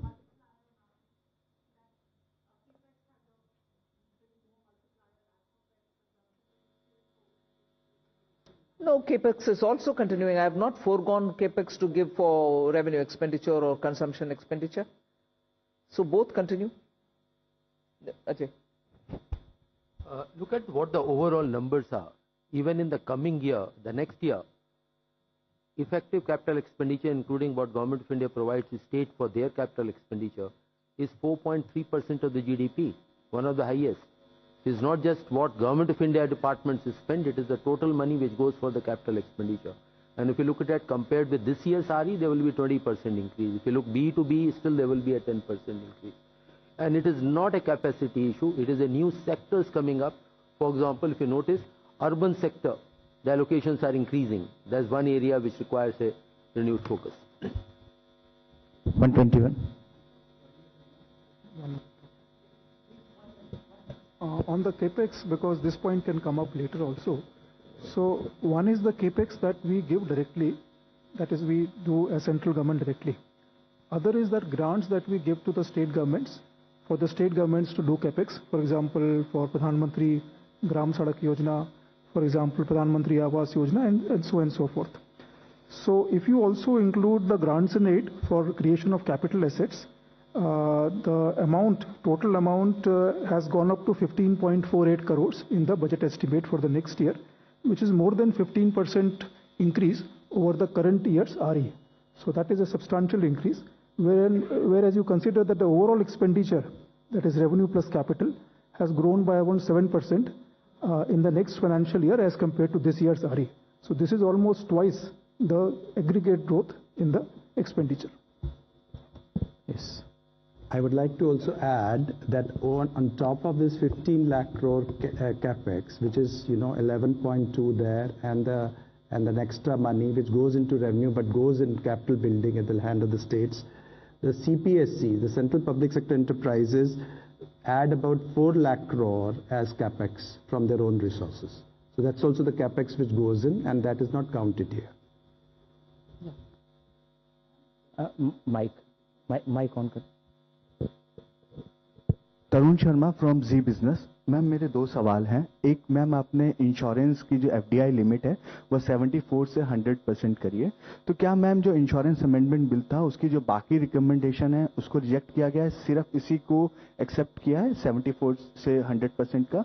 दूसरा ma'am, Moody's ने कहा है कि जो public debt है state और central का वो अभी भी 80% है, इस वजह से हम रेटिंग अपग्रेड इस बजट के अनाउंसमेंट के हिसाब से नहीं कर सकते। तो do you think is there concern for the on the public debt? Insurance? Yeah. See, now, presently the insurance is 74%. Now, fundamentally, whether it's 74% or 100%, the materially doesn't matter. But what actually matters is the psychological feeling that they can actually own the company 100%. Along with this FDI, we are also going to, FM also announced that we are going to simplify certain procedures and rules that we frame, which are including the key management person who can be chairman of the company, and person who can be the CEO and board of directors, and also repatriation of dividends. All those are part of this the proposed reforms that has been announced by the FM today. And sir, what about the other recommendation on the draft insurance amendment bill, sir? That's what we are actually bringing. The draft insurance bill is the one FM has announced, but the main point she has mentioned that 100% FDI, including simplification of existing rules for FDI investing. The draft bill is also coming. Is coming. Yes. And then public debt, ma'am. On the public. Serial number 2. Finance Minister has also announced, just answer complete his question, the roadmap for fiscal consolidation by the center, and please have a look at the FRBM statement which carries the different scenarios, and over a period of next 6 years how that will be brought down. Similar one act has to be done through the state governments as well. So it is a process which is on. Number 2. Hello, नमस्कार ma'am, मैं आलोक प्रियदर्शी हूँ CNBC आवाज से। Ma'am मेरा सवाल है कि middle class के लिए काफ़ी बड़ी राहत है, 12 लाख तक जो टैक्स छूट दी गई है। इसमें आपने बजट स्पीच में कहा जो कैपिटल गेन से लोग कमाई करेंगे उसको इसमें शामिल नहीं किया गया, उस पर नॉर्मली टैक्स देना पड़ेगा जो स्लैब के रेट से है। तो ज्यादातर लोग आजकल मार्केट में इन्वेस्ट करते हैं, उनको लॉन्ग टर्म इन्वेस्टमेंट होती है, उनको कैपिटल गेन्स होते हैं कई तरह से, उनको बाहर रखने का, उनको केप्ट असाइड रखने का क्या रीजन है, क्या उसके पीछे वजह बताएं? रेवेन्यू सेक्रेटरी उसके ऊपर ज्यादा विस्तार से बोलेंगे। बाहर रखने वाली चीज नहीं है, इनकम का कैलकुलेशन कभी भी वैसे ही होता है, उसमें कैपिटल गेन्स का जोड़ते नहीं है। मैं स्पष्टता के लिए उसको जोड़ रखा है उधर सेंटेंस पढ़ने के समय। ये नया मेरा पद्धति नहीं है कि इसको अलग रखो उसको अलग। Income calculation in general is done without the capital gains. You want to explain it, please?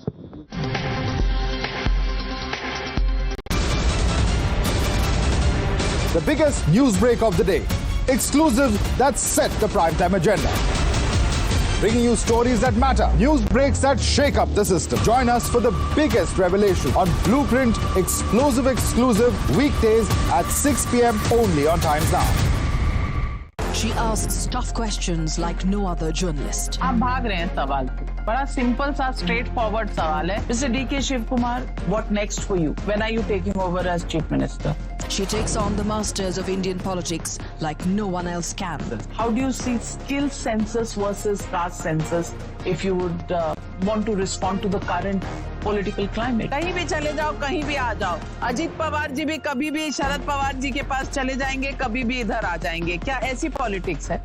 Because she speaks for you the way no one else can. What's the chemistry between Prime Minister Modi and Democrats? The profile of India as a country, has it grown? Are you going to get onto a SpaceX spaceship anytime soon? Because your voice must be heard, your questions answered above all else. Frankly speaking, with Navika Kumar.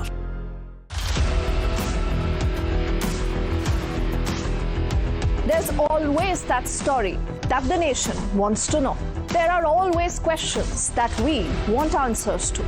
They can run, they can dodge, they can even ignore us. But we will repeatedly keep asking those questions and bring out the real facts. Because the nation will always want to know. Weekdays at 7 p.m.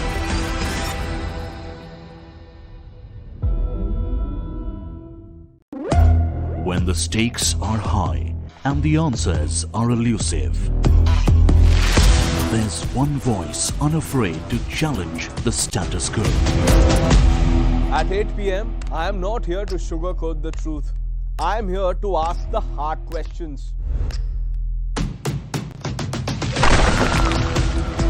Because when others play it safe, I go straight to the heart of the matter. It's not about left or right. It's about what's right for India. It's about holding the powerful accountable. India Upfront with Pranesh Roy. Weeknights at 8 p.m. only on Times Now. No spin, no compromise, just the truth. For over 30 years, my journalism has been relentless, fearless, and uncompromised. My stories have breached lofty ivory towers and brought down the high and mighty. And I won't stop. When the clock strikes 9, it is time for the news hour. Navika Kumar asks the legitimate question. When your rights are trampled, I will be your voice, demanding answers from the corridors of power. News hour at 9 with Navika Kumar. Journalism is a mission, not just to seek accountability or a fight for justice, but for honesty and integrity. Voicing citizens' concerns and using the truth to demand answers, ensuring that you come first on agenda. Watch News Hour Agenda with me, Madhudas Gopalakrishnan, weeknights at 10 o'clock only on Times Now.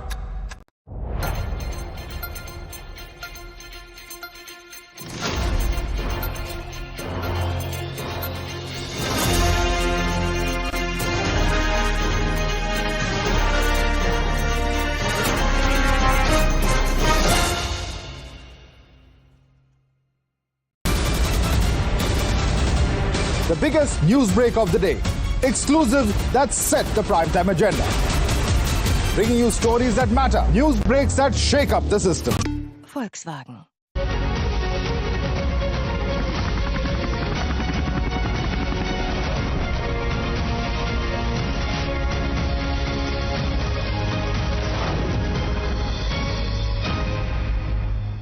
Rate and highest level consolidation can go as low as 47.5%. Very low growth rate, etc., it comes to 52. What the goal is taken is 50 plus minus 1%, and that's showing that physical response to needs of the economy. So that is the goal, but overall trend has to be declining trend. And just see the record. 2021, Finance Minister announced will come down to 4.5 next year. This year we are 4.8, next year is 4.4. So this is a track record, that's what we follow. Your next question? Small savings, borrowing from small savings. Here the interest rate, if you notice in the last 2 to 2.5 years, are being set in a manner so that there's neither an incentive nor a disincentive to come to small savings. These are the numbers where we see the trend, and based on the trend we project it. What is being overall is being monitored and watched or set is the overall fiscal deficit, overall borrowings. If more is coming in small savings, less from the market. If less is coming from the small savings, more will be from the market. So our assessment numbers are slightly lesser than this year, and to that extent market borrowings we have indicated which will be slightly less than the current year numbers, marginally lower are there, but if there were to be more inflow of small savings, to that extent market borrowings will go down, and as you are aware we do set the calendar every half year.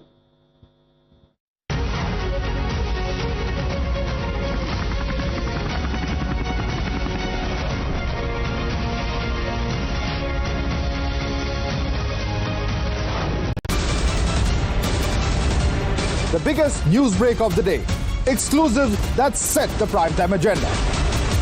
Bringing you stories that matter. News breaks that shake up the system. Join us for the biggest revelation on Blueprint Exclusive weekdays at 6 p.m. only on Times Now.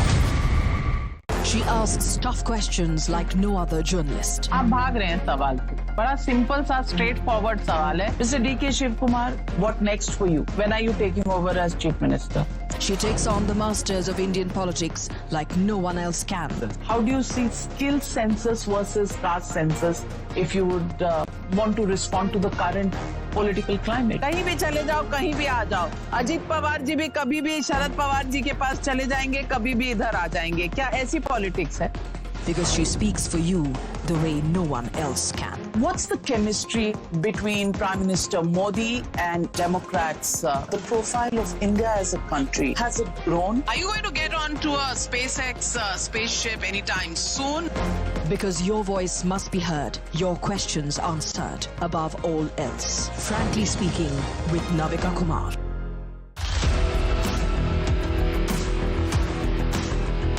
There's always that story that the nation wants to know. There are always questions that we want answers to. They can run, they can dodge, they can even ignore us. But we will repeatedly keep asking those questions and bring out the real facts. Because the nation will always want to know. Weekdays at 7 p.m.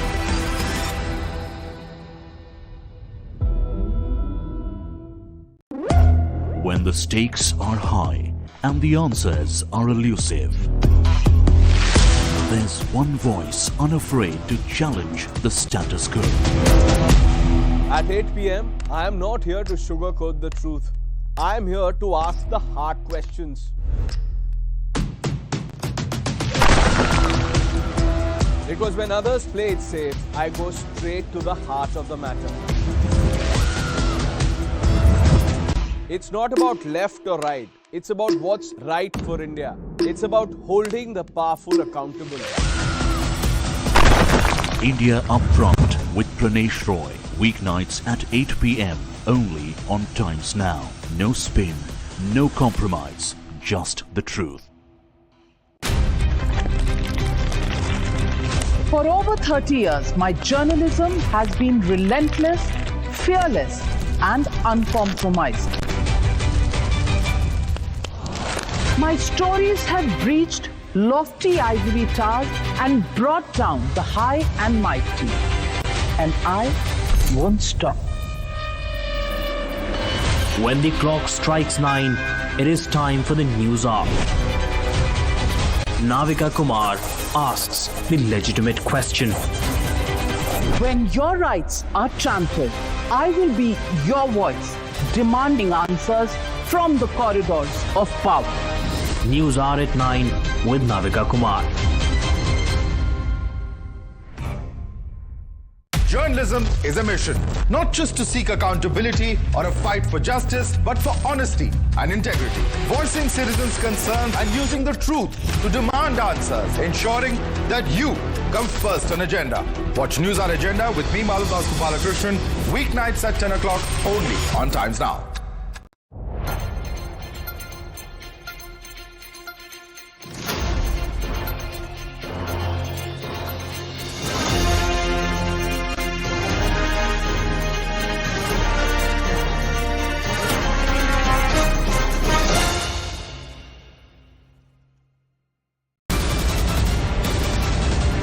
The biggest news break of the day. Exclusive that set the primetime agenda. Bringing you stories that matter. News breaks that shake up the system. Join us for the biggest revelation on Blueprint Exclusive weekdays at 6 p.m. only on Times Now. She asks tough questions like no other journalist. आप भाग रहे हैं सवाल पे. बड़ा simple सा straight forward सवाल है. Mr. D.K. Shivkumar, what next for you? When are you taking over as Chief Minister? She takes on the masters of Indian politics like no one else can. How do you see Volkswagen?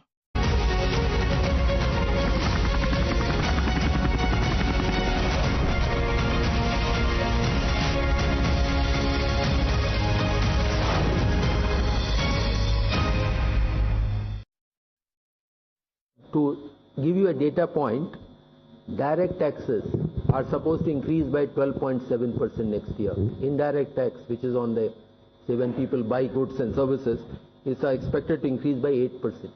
So that should answer your question. Yes, just हमारी central amount शामिल है. एक इसी point पे और यदि हम देखें डायरेक्ट टैक्स और इनडायरेक्ट टैक्स का रेशियो, तो वर्तमान साल में आरई में ये 1.39 है. मतलब डायरेक्ट टैक्स लगभग 139% है इनडायरेक्ट टैक्स का. अगले साल ये 145% है. तो जो आप कह रहे हैं उसका उल्टा है. डायरेक्ट टैक्सेस पे अधिक अगले साल राशि प्राप्त होगी as compared to indirect tax. और यदि हम देखा जाए बॉयंसी जो है वो इनडायरेक्ट टैक्सेस में 0.82 है, क्योंकि कस्टम्स जो है वो कोई अभी हमारे लिए एक रेवेन्यू का साधन नहीं है, वो एक बॉर्डर मेजर्स है. और बहुत समय में हमने ड्यूटी रिड्यूस भी की हैं, क्योंकि बहुत ज़्यादा हाई टैरिफ लगाने से भी उसके ठीक परिणाम नहीं. तो ये भी नहीं है. और CGST और सेस में हमारा जो बॉयंसी है वो सिर्फ 1.08 है. तो आप देखेंगे कि वो उसमें कोई एक्स्ट्रा हमारा करने का विचार नहीं है. Ma'am, Prakash Predarshi from ET now. Yes, yeah. The KCC limit has been enhanced to 5 lakh. So, any assessment on how this decision will boost rural consumption? Secondly, ma'am, the budget document mentions something about sharing transaction details of crypto assets. If you could elaborate. Sharing transaction details of crypto assets. Okay. Nagaraj, you want to say on the KCC?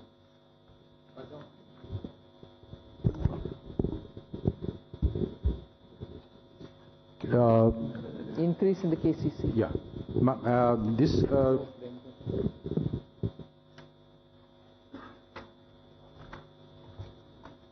Let me respond to the question on the KCC. This is to enable those farmers who are doing commercial cropping, they require more more crop loans are required. It will facilitate them, and government will provide the interest subvention for them up to limit of 5 lakhs. It is not first to assist the farmer. It is not a measure to boost rural consumption. That is not the intent. Intent is farmer needed more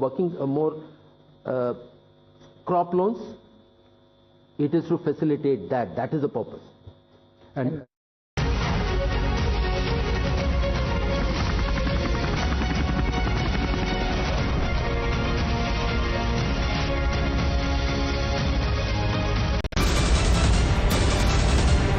biggest news break of the day. Exclusive that set the primetime agenda. Bringing you stories that matter, news breaks that shake up the system. Join us for the biggest revelation on Blueprint exclusive weekdays at 6 p.m. only on Times Now.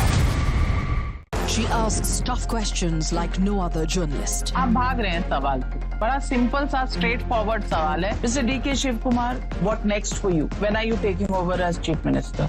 She takes on the masters of Indian politics like no one else can.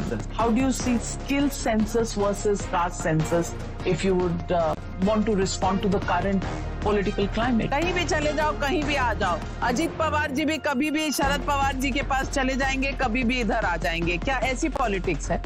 Because she speaks for you the way no one else can. What's the chemistry between Prime Minister Modi and Democrats? The profile of India as a country, has it grown? Are you going to get onto a SpaceX spaceship anytime soon? Because your voice must be heard, your questions answered, above all else. Frankly speaking, with Navika Kumar.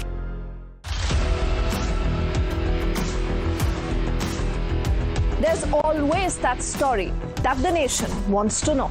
There are always questions that we want answers to. They can run, they can dodge, they can even ignore us. But we will repeatedly keep asking those questions and bring out the real facts. Because the nation will always want to know. Weekdays at 7 p.m.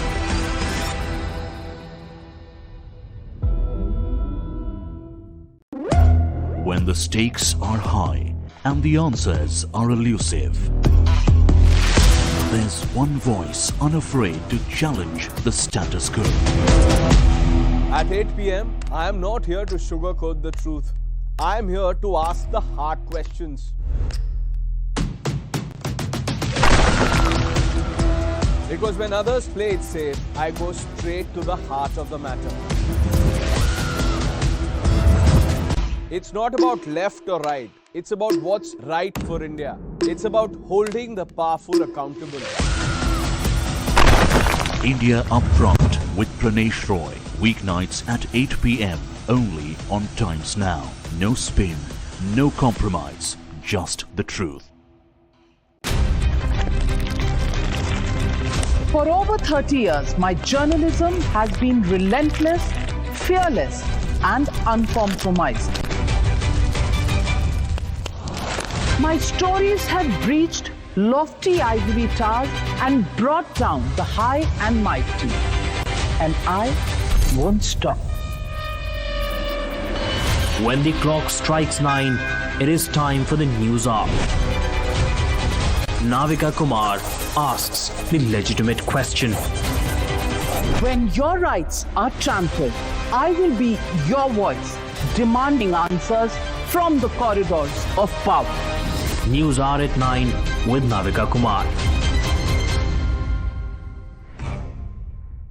Journalism is a mission, not just to seek accountability or a fight for justice, but for honesty and integrity. Voicing citizens' concerns and using the truth to demand answers, ensuring that you come first on agenda.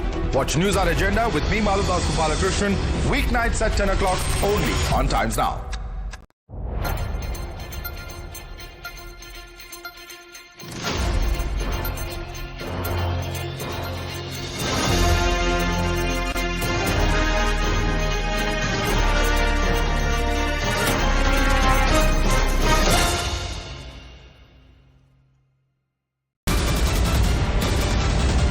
The biggest news break of the day. Exclusive that set the primetime agenda. Bringing you stories that matter, news breaks that shake up the system. Join us for the biggest revelation on Blueprint exclusive weekdays at 6 p.m. only on Times Now. She asks tough questions like no other journalist. आप भाग रहे हैं सवाल से। बड़ा simple सा straight forward सवाल है। Mr. D.K. Shivkumar, what next for you? When are you taking over as Chief Minister? कुछ तुम्हारा।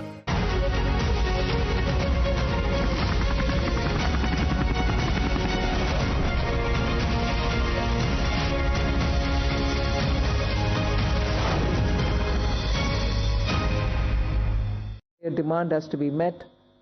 the RE shows the numbers and we increase it.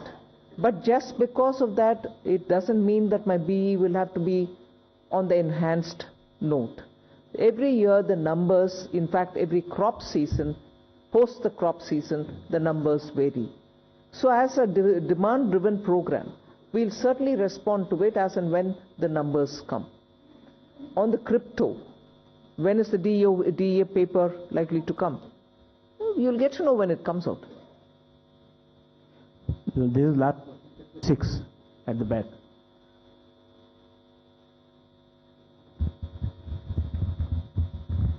Ma'am, I'm Banikinka Patnaik from the Economic Times.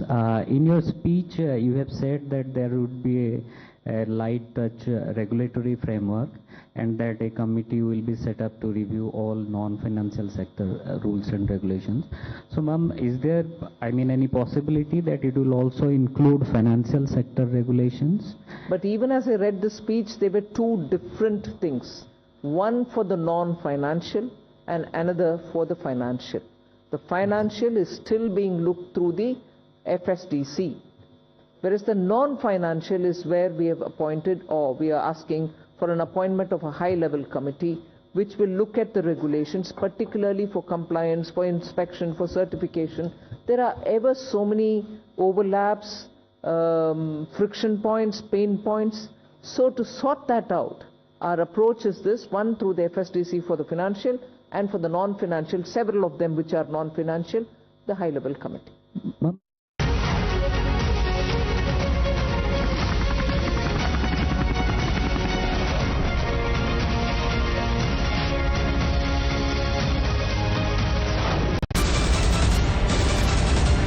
The biggest news break of the day. Exclusive that set the primetime agenda. Bringing you stories that matter, news breaks that shake up the system. Join us for the biggest revelation on Blueprint Exclusive weekdays at 6 p.m. only on Times Now. She asks tough questions like no other journalist. आप भाग रहे हैं सवाल पे. बड़ा simple सा straight forward सवाल है. Mr. D.K. Shiv Kumar, what next for you? When are you taking over as Chief Minister? She takes on the masters of Indian politics like no one else can. How do you see skill census versus caste census if you would want to respond to the current political climate? कहीं भी चले जाओ, कहीं भी आ जाओ. अजीत पवार जी भी कभी भी शरद पवार जी के पास चले जाएंगे, कभी भी इधर आ जाएंगे. क्या ऐसी पॉलिटिक्स है? Because she speaks for you the way no one else can. What's the chemistry between Prime Minister Modi and Democrats? The profile of India as a country, has it grown? Are you going to get onto a SpaceX spaceship anytime soon? Because your voice must be heard, your questions answered above all else. Frankly Speaking with Navika Kumar.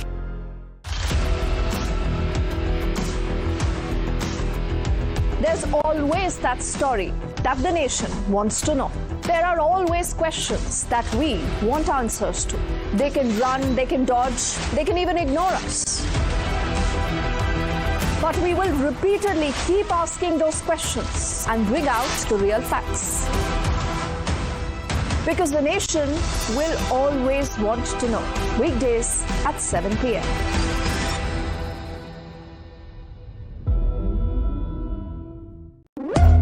When the stakes are high and the answers are elusive, there's one voice unafraid to challenge the status quo.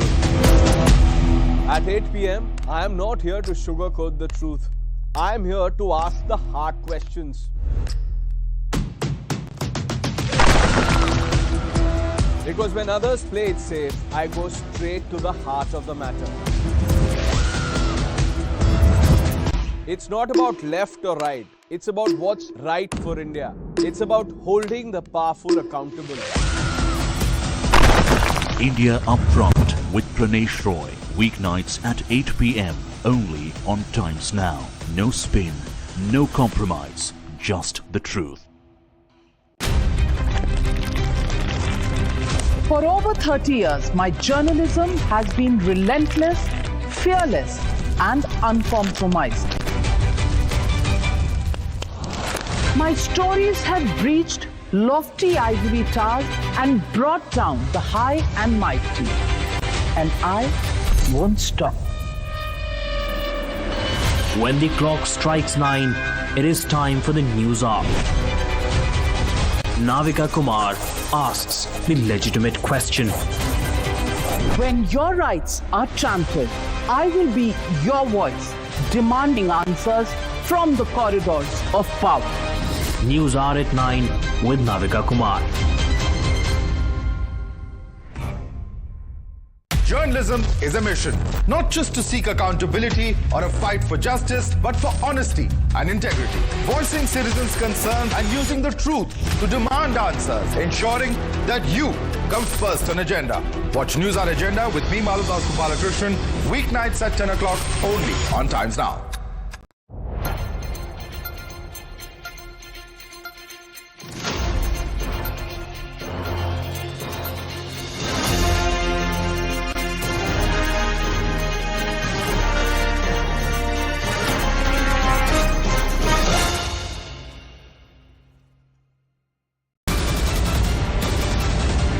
The biggest news break of the day. Exclusive that set the primetime agenda. Bringing you stories that matter. News breaks that shake up the system. Join us for the biggest revelation on Blueprint exclusive weekdays at 6 p.m. only on Times Now. She asks tough questions like no other journalist. आप भाग रहे हैं सवाल पे. बड़ा simple सा straight forward सवाल है. Mr. D.K. Shiv Kumar, what next for you? When are you taking over as Chief Minister? She takes on the masters of Indian politics like no one else can. How do you see skill census versus caste census if you would want to respond to the current political climate? कहीं भी चले जाओ, कहीं भी आ जाओ. अजीत पवार जी भी कभी भी शरद पवार जी के पास चले जाएंगे, कभी भी इधर आ जाएंगे. क्या ऐसी पॉलिटिक्स है? Because she speaks for you the way no one else can. What's the chemistry between Prime Minister Modi and Democrats? The profile of India as a country, has it grown? Are you going to get onto a SpaceX spaceship anytime soon? Because your voice must be heard, your questions answered above all else. Frankly Speaking with Navika Kumar.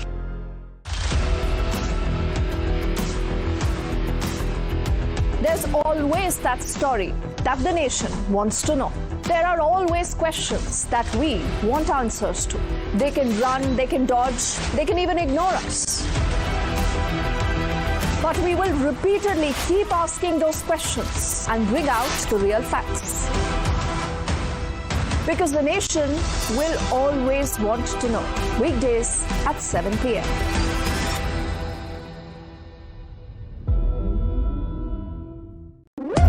When the stakes are high and the answers are elusive, there's one voice unafraid to challenge the status quo. At 8 p.m., I am not here to sugarcoat the truth. I am here to ask the hard questions. Because when others play it safe, I go straight to the heart of the matter. It's not about Google Gemini.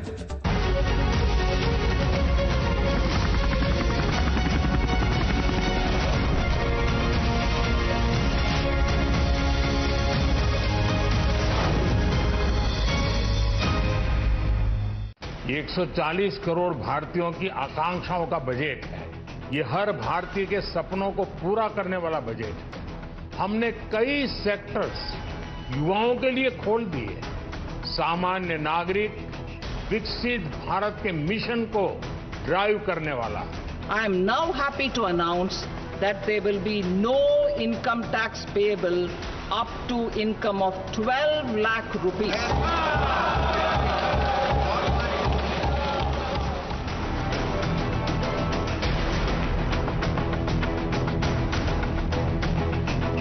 मायूस किया है budget ने और किसानों को कुछ नहीं मिला. अगर आपके पास तनख्वाह है तो आप कम टैक्स देंगे, लेकिन जिनके पास रोजगार नहीं है उनके पास तनख्वाह कहाँ से है? It is an election budget for Delhi as well as the development of the Bihar.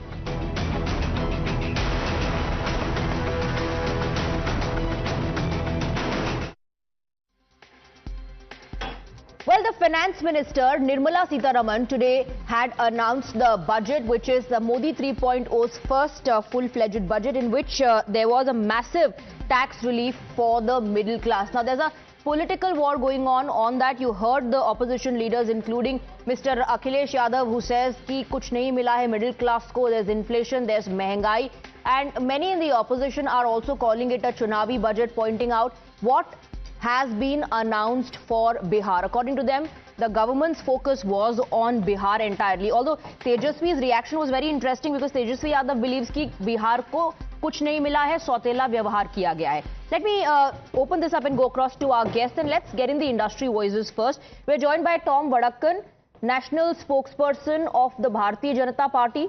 We're also joined by R. Jagannathan, editorial director, Swaraj. We have Dr. Nikul Patel, leader of the Congress on the broadcast. Professor Bhuvan Bhaskar, national spokesperson of the Samajwadi Party, joins us. Rakesh Nangia, chairman, Nangia Anderson India Private Limited, is joining us in the studio. Rajat Chopra, economist and CEO, Bankers Club. Gyanesh Chaudhary, MD, Vikram Solar, is also joining us in the broadcast, along with Rajat Dhar, economist and tax expert. Let me begin with Mr. Nangia. Mr. Nangia, has the industry's expectations been met through this budget? See, the government has catered to a lot of industry, but you said does it require intervention for every industry? It is very difficult to say that. But the government has tried to touch on the pain areas of a lot of industries. And just to give me some classical case, take the case of a startup, and a very beautiful analogy. Government said we are going to commit fund of 10,000 crores. And you won't believe it, this is the second series of it. The first series which the investment was made a few years back, that has become 90,000 crores today. See the value of the money that go be, and see, unfortunately it's not in the public domain, but I'm talking to startup people today, and today after my morning session, it has gone up by 9x the investment. So there's the power reforms. There's a massive power reforms. So infrastructure doesn't need too much of reforms, because infrastructure needs money. Government has contributed 12 lakhs crore for this budget. Yes, there has not been an incremental increase this year as compared to the previous years, but I think this government is clear. If the money is required for infrastructure, government is willing to spend it. Take the case of air traffic. Take the case of Uran scheme, actually. They have touched it very well. They opened so many sectors. Do you know that, I must tell you a very interesting thing, every 5th day, Indigo imports one airport in the country. Every 6th day, Tata imports one aircraft in the country. India may construct one airport, close to one airport per month. Can you believe this figure? You are talking about 200 airports in 20 years. It comes to 10, in 1 year you make 10 airports. See, they have touched the aircraft also. They have touched the airport industry. They have touched the aircraft is there. They have touched startups. They have touched it. They have touched manufacturing wherever is required also. It's not that they have not touched also. But let's accept it. Do we accept the government to touch every sector? Answer is no. But if there's a pain area, we expect the government to touch it, because there's an opportunity once a year comes openly. But budget is not gone are the days where you used to make changes in the budget. Absolutely. If the changes are required, you'll go ahead with that. You're not going to wait for the budget to come. And this model message of the government is very clear. So all in all, will you give a thumbs up? I will. Naturally, I'm going to give a budget and combined budget. Okay. See, I will not give in the vertical or one specific line. When they combine personal income tax and when they combine the corporate tax, I give a thumbs up. All right, let me bring in Gyanesh Chaudhary as well. Like Mr. Nangia said, Gyanesh Chaudhary, the government has placed significant emphasis on the reforms in the in the power sector, and has incentivized states to enhance the electricity distribution and transmission. How does VSL plan to contribute to these reforms?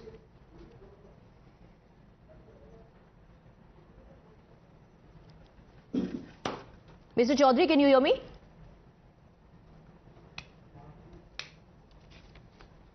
Mr. Chaudhary, can you hear me, sir? Okay, I don't think he's able to hear me. Let me bring in Rajat Chopra. Rajat Chopra, I'm also going to dabble a little bit into what the politicians are saying, because it looks like at the moment that everybody is only responding on the highlights, which is, of course, the massive tax reliefs that the middle class has got. Now, there are some politicians like Rahul Gandhi who are saying this is a band-aid on a bullet injury. Combine that with other things that are not being discussed. Do you believe that the government has treated this budget like a band-aid on a bullet injury? Rajat Chopra? Look, I would not definitely get into a Yeah, can you hear me Yes, now? sir, please Can go you ahead. hear me? Yes. Am I audible? Yes, sir. Yeah, so I would not comment on the political angle that the politicians are trying to draw. That is very personalized to parties and people. I think overall it was a very Viksit Bharat budget, Make in India budget, and that is the way I see it. And overall, if I see that the 85% of the class that has been benefited, the middle class have been benefited from the tax benefit, I think that's where the real benefit come. But the clear agenda of the government definitely looks like putting this 85% to a new tax regime transition so that they get the benefit. However, the tax inflows are 80% from the rest of the 15%. That's another story to it. But if you see overall, I think the sectoral, as was mentioned earlier, the sectors have been touched upon. Tourism, medical tourism, I think all the sectors have been touched upon. But then, Swati, the key lies, if you see, the key lies in the execution of these schemes, which means execution at the ground level to the real beneficiaries. Which means the process, which means the governance, which means the time. Now, if I am getting all those schemes, I as an MSME sector, I as an MSME of India, how I am going to benefit? For example, the CGTSME scheme is for example increased to 2 crores. Now, how it is really correlating with the execution speed to the core beneficiary, that is MSME on ground, is where the key role comes. And so my thing is that government has set the platform in last 10 years for the India to be on the global stage. But I think there is a lot of scope of improvement when we see on the execution side of these schemes. I don't see personally that many of the MSME would be knowing that government runs more than 21 MSME beneficial related schemes. That includes also the marketing expense scheme to the new MSME setup.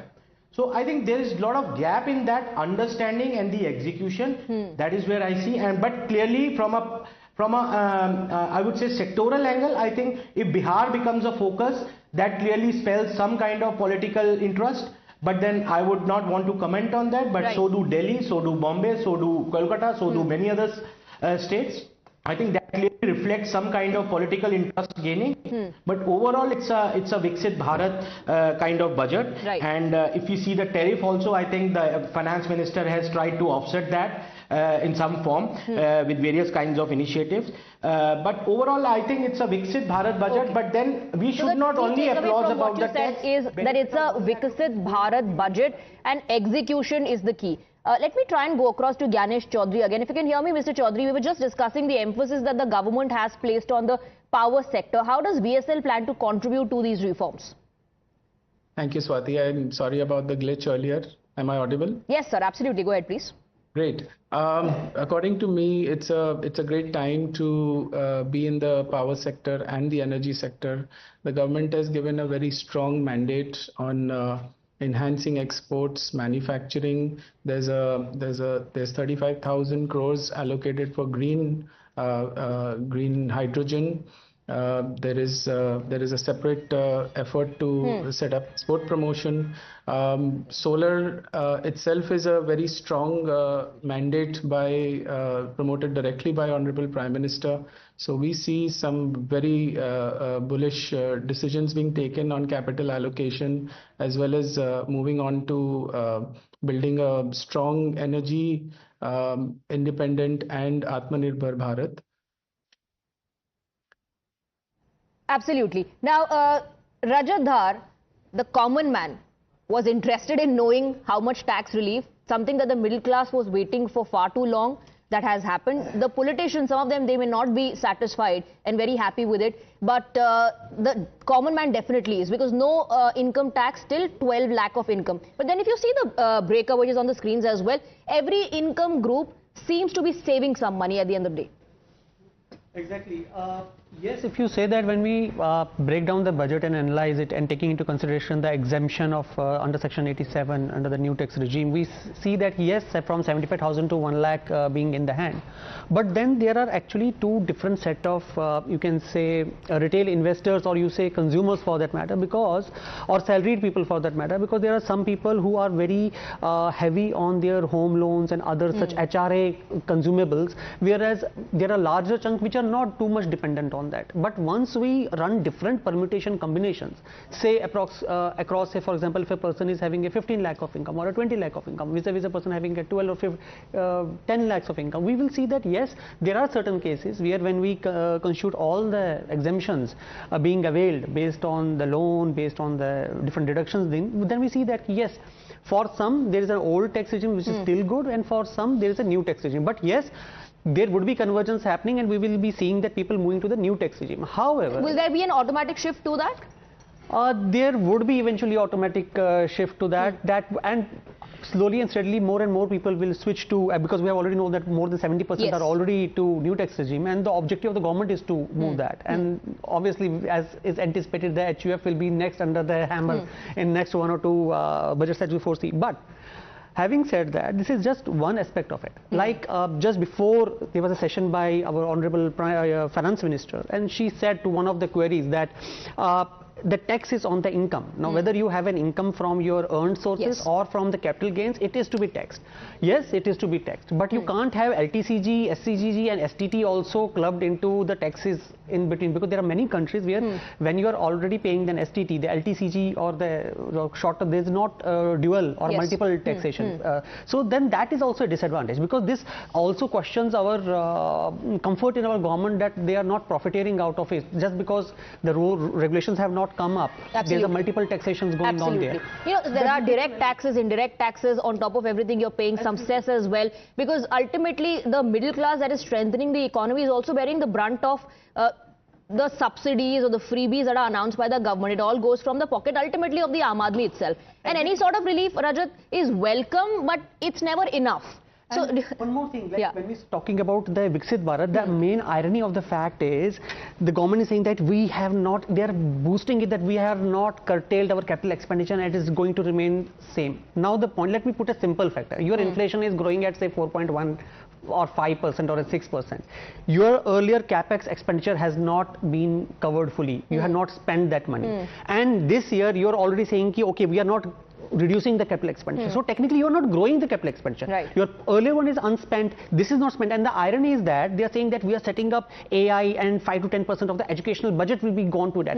Educational budget increase has been just 4.1%, which is less than the inflation. So when you are not even contributing to the leverage of information or a knowledge at the AI level itself, that within the ambit of the education itself, how would you compete to China or whatsoever that Vietnam and Thailand in the competitive landscape and then increase the GDP and I would like a comment from R. Jagannathan on that. See, I think this is the stage where I think there's a limit to how much government can do in any sector. Okay? The government is going to cede space partly to the private sector, and one of the ways to do that is to put more money in the hands of people, which is what it has done with the middle class and the other salaried class. Right? Once the driver of spending shifts partly to individuals and the retail customers, that will create demand. We have been saying what consumption is not growing as much, people are not doing discretionary, they are not buying enough TVs or whatever it is that they normally buy. Now once you put money in the hands of people, then the investment for increasing capacity will come from the But tell me something, now there's no tax till 12 lakhs, so you're saving some amount. Like I said, every income group is saving something. But when these things that the Aam Aadmi is going to spend on, when they become expensive, ultimately you are spending that amount that should have been like a good saving when everything else around you is becoming expensive. Perhaps that's what the opposition is trying to point out. The inflation, the mehengai should have been the focus. Yeah, but inflation is largely at this point food driven. The opposition says, oh yeah, but that food is benefiting your farmers. They're nothing farmers, the higher prices are going to farmers. It may be going some to middlemen, but substantial some part of it will be going to farmers, so which is good for farmers. So my point is, inflation is about 5.5% now. It's coming down, and over the next 2-3 quarters it will be at 4%, right? Which is excellent performance given the kind of supply side disruptions that have taken place after COVID, and also now that if Trump brings in more uncertainties, I think it's an excellent performance. You know, don't forget 2 years back America had higher inflation than us. You know, so we are just catching up because all those supplies that are being brought in are coming down. So my point is this, that putting more money in the hands of people is always better than trying for the government to do the same thing. And if this marks a long-term shift, where tax rates come steadily down for everybody, then I think we are seeing a fundamental shift Purchasing in the power, way of course, increases consumption. This will boost consumption. Yes, I know, Mr. Nange, you want to come in, but this is a good mix of political analysts, politicians, and the industry voices. I'll take in those voices as well. After a very short break, I'll try and come across to you as well.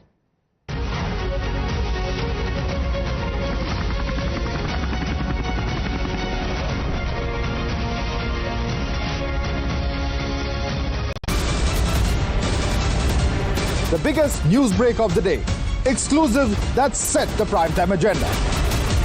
Bringing you stories that matter. News breaks that shake up the system. Join us for the biggest revelation on Blueprint exclusive weekdays at 6 p.m. only on Times Now. She asks tough questions like no other journalist. आप भाग रहे हैं सवाल पे. बड़ा simple सा straight forward सवाल है. Mr. D.K. Shivkumar, what next for you? When are you taking over as Chief Minister? She takes on the masters of Indian politics like no one else can. How do you see skill census versus caste census if you would want to respond to the current political climate? कहीं भी चले जाओ, कहीं भी आ जाओ. अजीत पवार जी भी कभी भी शरद पवार जी के पास चले जाएंगे, कभी भी इधर आ जाएंगे. क्या ऐसी पॉलिटिक्स है? Because she speaks for you the way no one else can. What's the chemistry between Prime Minister Modi and Democrats? The profile of India as a country, has it grown? Are you going to get onto a SpaceX spaceship anytime soon? Because your voice must be heard, your questions answered above all else. Frankly Speaking with Navika Kumar.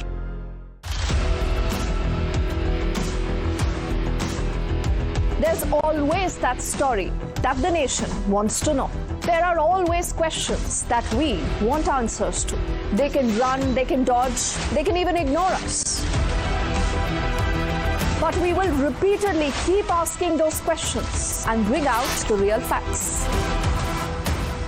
Because the nation will always want to know. Weekdays at 7 p.m.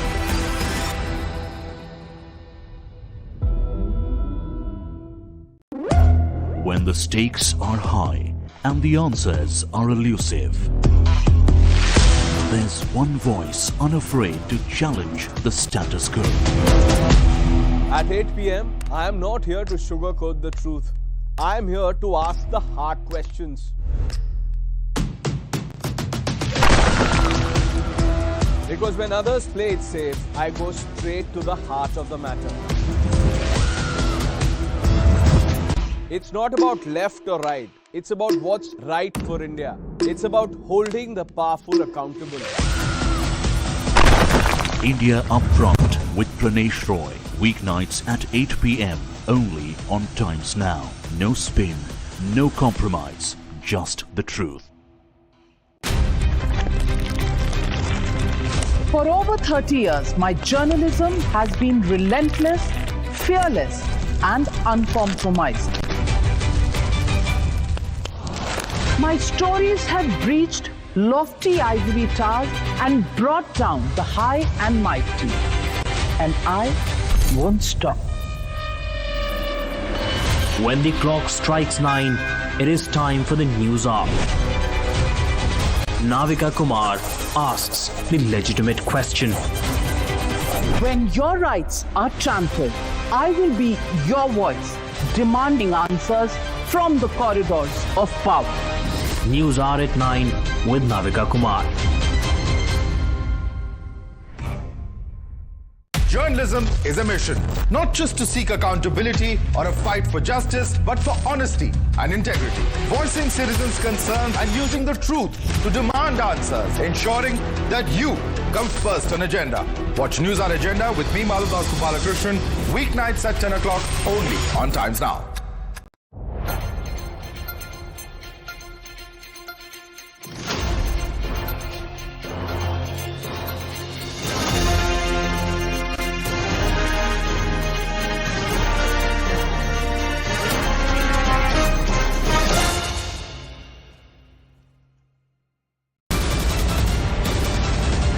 The biggest news break of the day. Exclusive that set the primetime agenda. bringing you stories that matter, news breaks that shake up the system. Join us for the biggest revelation on Blueprint Explosive Exclusive weekdays at 6 p.m. only on Times Now. She asks tough questions like no other journalist. आप भाग रहे हैं सवाल पे। बड़ा simple सा straight forward सवाल है। Mr. D.K. Shiv Kumar, what next for you? When are you taking over as Chief Minister? She takes on the masters of Indian politics like no one else can. How do you see Volkswagen?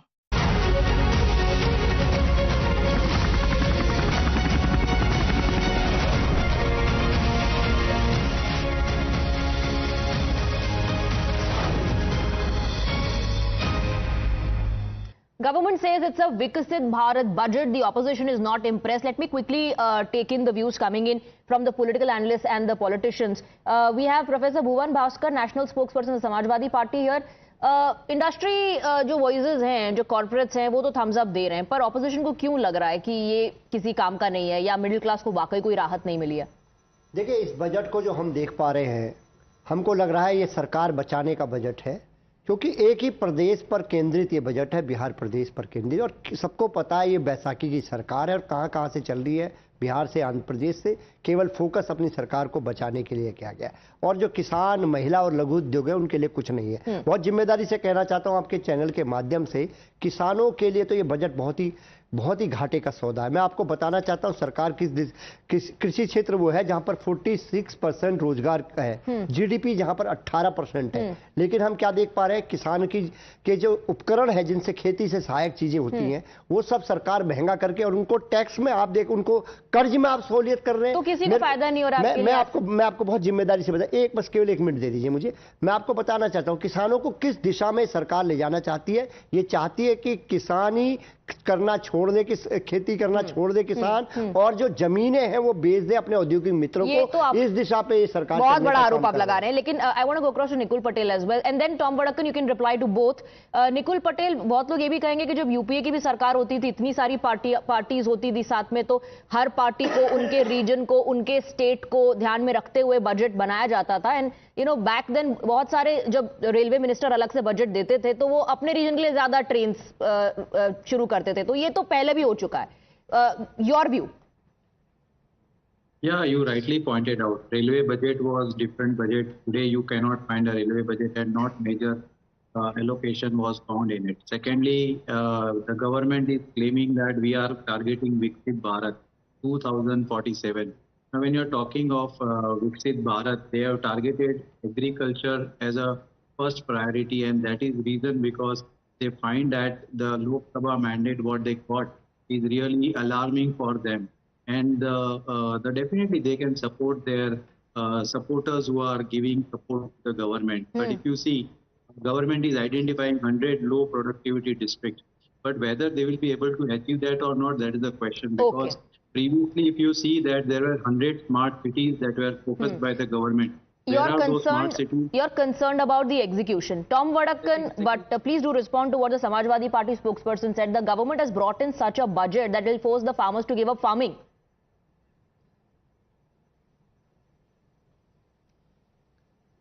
Well, there is much to be said about this budget, which I think the opposition parties want to see it in the red. The fact of the matter is, this is probably a dream budget. We had a briefing and discussion with the finance minister where she explained the nitty-gritties of this budget, the background of which it worked. India's economy is the fastest growing economy among the major global economies. The transformation work during the government's first 2 terms serves as a guiding light, enabling this government to move forward with determination. All right. In this budget, the proposed development measures span across sectors focusing on Garib Yuva, Annadata, Nari, that is poor youth, farmers and women. What are they talking about? This is a broad canvas. This is not, each of the state has been invested through the departments. So the funds that will go to the department will be allocated to the state. All right. Now, on a broader perspective, what is happening in the power sector is going to be, I think, one of the biggest game changer. The nuclear factor is coming in, and you have smaller nuclear power stations to be established, which will mean that power will be generated clean and neat. For this, there will be an amendment in the Atomic Energy rules and regulations. And that is a game changer. Now, these are things that the opposition doesn't see. Opposition does not want to see it. Let me also invite Ganesh Chaudhary for a quick reaction on what Mr. Tom Vadakan just said, specifically talking about the power sector. Please, if you could place your views on the panel about the export promotion mission of the government as well. Thank you, Swati. I want to talk about one fact that any developed or developing nation, the amount of energy consumed per capita is a very big indicator of how developed we are or where we are headed. India is growing. India is still sitting at the third quadrant of the per capita energy consumption, and this needs to go up. Today's budget talks a little bit about that, takes us through the big changes that it's doing with respect to promoting manufacturing and thus creating an export powerhouse as far as India is concerned. Looking at where China is globally today, we keep comparing India with China, but to give the industries a safe place to grow, deploy large capital and give competition globally. I think that is what this budget is providing, providing duty exemptions for imports as well as other export incentives. This is going to be a game changer for industry. It's going to be a game changer. I don't have much time left. I have to wrap up. But Mr. Nangia, earlier you were saying something about the tax relief and how this has been the first time that people, yes. First of all, we need to be clear that the maximum saving which is there is 1,10,000 if your income is 25 lakhs. In the old regime, you were paying 4.4 lakhs rupees. In the new regime, you are paying 3.30. A very big change. This relief, I was saying, since independence, I don't recall any time when the government has given such a massive exemption. Let me add here. If you get a relief of 10,000, 15,000, we used to rejoice that government has exemption de di hai. Now you are talking about 1,10,000, never. And see the boost it will bring on production, on consumption. This has not happened since independence, you're saying. So that's a massive relief for the taxpayers, for the middle class. Government says this is Viksit Bharat budget. The opposition says nothing but a Chunavi budget. I have to wrap up the debate on that. Thank you very much, gentlemen, for joining us.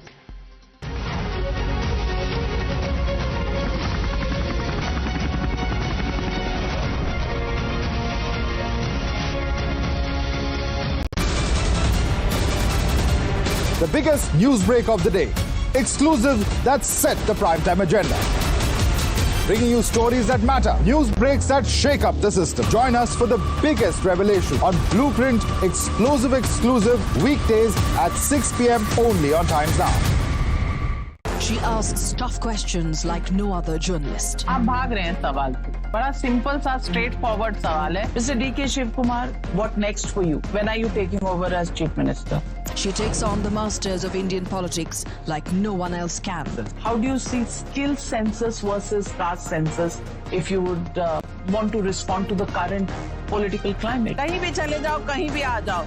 Ajit Pawar ji भी कभी भी शरद पवार जी के पास चले जाएंगे, कभी भी इधर आ जाएंगे. क्या ऐसी पॉलिटिक्स है?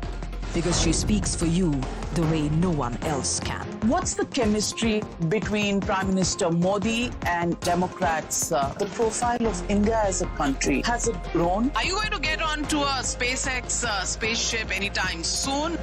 Because your voice must be heard, your questions answered above all else. Frankly Speaking with Navika Kumar.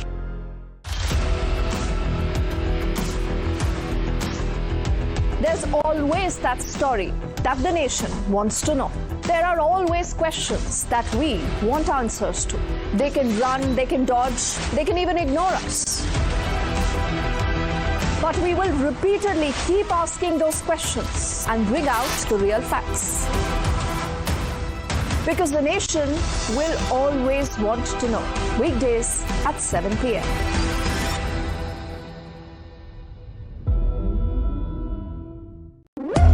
When the stakes are high and the answers are elusive. There's one voice unafraid to challenge the status quo. At 8 p.m., I am not here to sugarcoat the truth. I am here to ask the hard questions. Because when others play it safe, I go straight to the heart of the matter. It's not about left or right. It's about what's right for India. It's about holding the powerful accountable. India Upfront with Pranesh Roy. Weeknights at 8 p.m. only on Times Now. No spin, no compromise, just the truth. For over 30 years, my journalism has been relentless, fearless, and uncompromised. My stories have breached lofty ivory towers and brought down the high and mighty. And I won't stop. When the clock strikes 9, it is time for the news hour. Navika Kumar asks the legitimate question. When your rights are trampled, I will be your voice, demanding answers from the corridors of power. News Hour at 9 with Navika Kumar. Journalism is a mission, not just to seek accountability or a fight for justice, but for honesty and integrity. Voicing citizens' concerns and using the truth to demand answers, ensuring that you come first on agenda. Watch News Hour Agenda with me, Madhudas Gopalakrishnan, weeknights at 10 o'clock only on Times Now.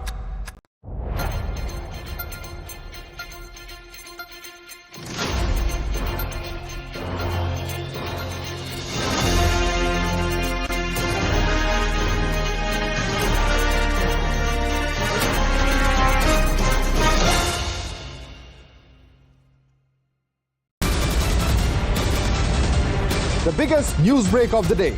Exclusive that set the primetime agenda.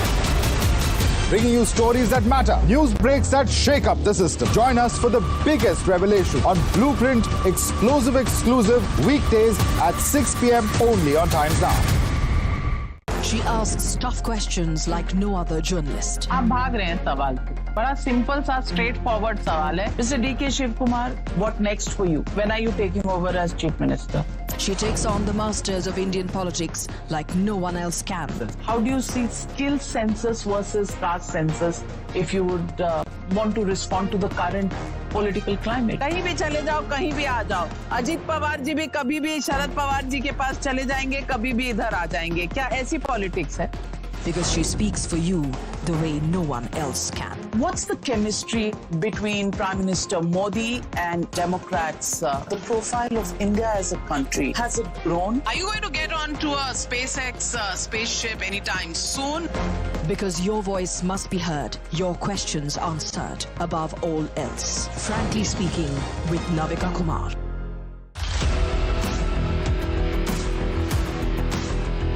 There's always that story that the nation wants to know. There are always questions that we want answers to. They can run, they can dodge, they can even ignore us. But we will repeatedly keep asking those questions and bring out the real facts. Because the nation will always want to know. Weekdays at 7 p.m.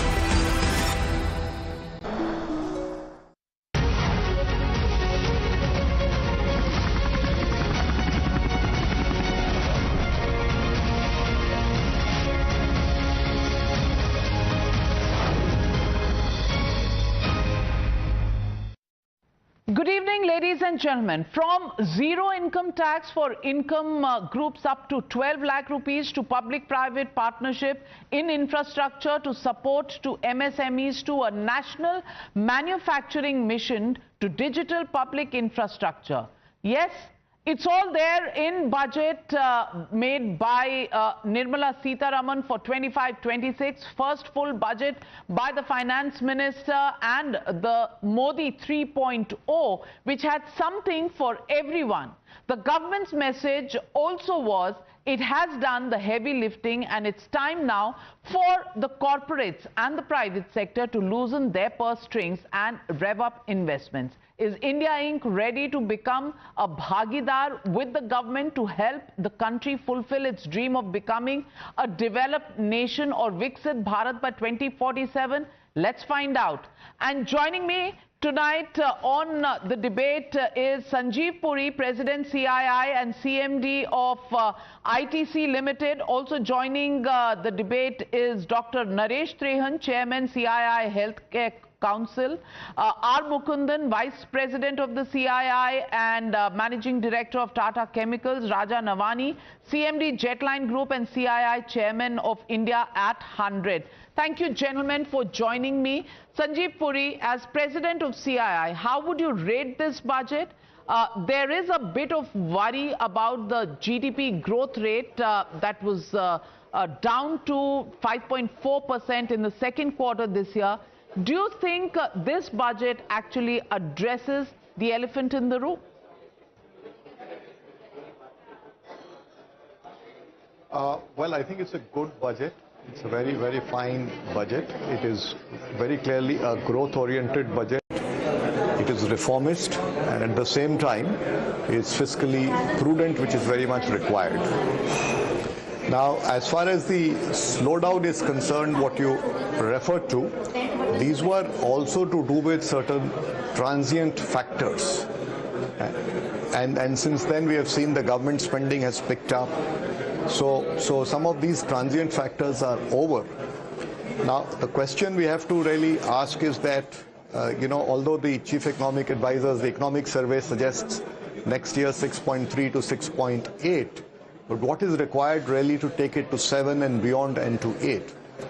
I think those pillars for economic progress are very much there in this budget. It focuses very clearly on sectors that have high labor intensity. And the biggest ask in the economy, of course, is to create 8 million jobs. And if we can create that, I think we're going to be very successful. So it addresses many such sectors: agriculture, MSMEs, toys, footwear, leather. It also is looking at export industries. Again, these are labor intensive sectors. It's looking at tourism. So very important steps have been taken there. I think the Integrated Council for Exports is a very welcome step. And the second area to draw more private investment is around ease and cost of doing business and the next generation of reforms. And the methods of doing that have been clearly articulated. There is a mention very clearly of collaboration between center and state, and to incentivize states towards these reforms. There is also a high-level committee that is being set up to create the blueprint. So very, very strong steps again there. And also, the whole issue of boosting consumption. Of course, all of what I've said is also going to boost consumption over time, but in a shorter period of time, what will boost consumption is more money in the hands of people. So the relief in income tax, the social security for gig workers, I think all of this will provide immediate relief to middle class and will provide some impetus to consumption and therefore contribute to the virtuous cycle of investments and employment and growth. All right. So then let me ask Mr. R. Mukundan. Mr. Mukundan, two questions that arise. Some people saying that only 2% of the population actually pays income tax. So even if there is a tax relief that comes in, is it enough to actually increase demand, increase consumption to turn around the economy? Question number one. And question number two, private sector investment hasn't really kept pace with the expectations. What is holding it back, and will this budget actually see some more interest coming in from the private sector, especially in the investment and creation of jobs area? Thank you, Navika. I think if you look at the broad context of the budget, it addresses three issues. Number one, it addresses the issue of consumption and the pain in the middle class. They were hurting, and it addresses that, puts a balm there and gives them some power to drive the consumption. I'll come to that, whether the consumption will drive further economic move and a virtuous circle. The second piece it does addresses jobs. I think jobs we've been highlighting for many, many years. I think the first focus has been agriculture, which is the largest job created today. The second one, it addresses MSME. Within manufacturing, MSME create the most jobs. It also addresses exports. If you want to sort of move to high-paying jobs, higher qualified job, exports is critical because India is a center for GCC, electronics export. If you look at the software export, all these are export entities which have created jobs for people. And the third piece which it does is that while doing the first two, it ensures our fiscal glide path is intact. The target is 4.4. All this augurs well, and on top of that, what the minister has done is that the gap which may arise because of the funding, the revenue foregone in the infrastructure sector, clearly she has asked for public-private partnership. There's a pipeline of 3-year pipeline of such projects which is going to come on table, and they're going to work on that to make sure the infrastructure spending does not stop. In terms of infrastructure, she actually has highlighted another angle to it, that it is about investment, which is investment in people and investment in sustainability. If you look at the investment in people, the whole point about connecting all the schools by broadband, to also give money for Atal Tinkering Labs, to give funding to IITs and IISCs, is going to provide future talent for India as we prepare ourselves for AI world and the world of digital. And the second piece is that if India has got to decarbonize its coal-fired boilers, it has to go to nuclear power, and the 100-gigawatt mission with 20,000 crore for the 6 or 7 Bharat small reactors, I think is the right step to sort of make it more sustainable. And on top of that, if you need public-private partnership, we need to build on trust. She used the word trust. I think the most of the time it is one word which I heard many times, at least 10 times I did a last count. And how do you bring about trust? You bring about trust by making sure that you decriminalize many of the rules, make it easy for entrepreneur, make his cost of doing business lower, and I think they've addressed that. On top of that, what have they given to entrepreneur? If you look at entrepreneur from MSME, the definition itself has been changed to 500 crores. I think Indian MSMEs have to become global scale. They need to address international market, and she has enabled that. On top of that, she has also created this whole fund of funds, 10,000 crore. What many people don't realize it, this fund of fund actually created a 90,000 crore investment in startups. And the new one is obviously going to accelerate that further, making sure that our momentum in startups is continued. So clearly, I think this is a budget which is not just focused on addressing immediate term, medium term, and also it is putting on, as Sanjeev highlighted, certain levers which will help us in the long term. Well said. If all of what you are saying comes true, then clearly it seems to be the medicine that the economy really required. And talking about medicines, let me go to the healthcare big man, Dr. Naresh Trehan. Healthcare sector. 36 drugs becoming absolutely duty-free, among those cancer drugs. I want to ask the question, is there enough spending on healthcare, number one, especially primary healthcare, which seems to be an area of neglect as far as state governments are concerned?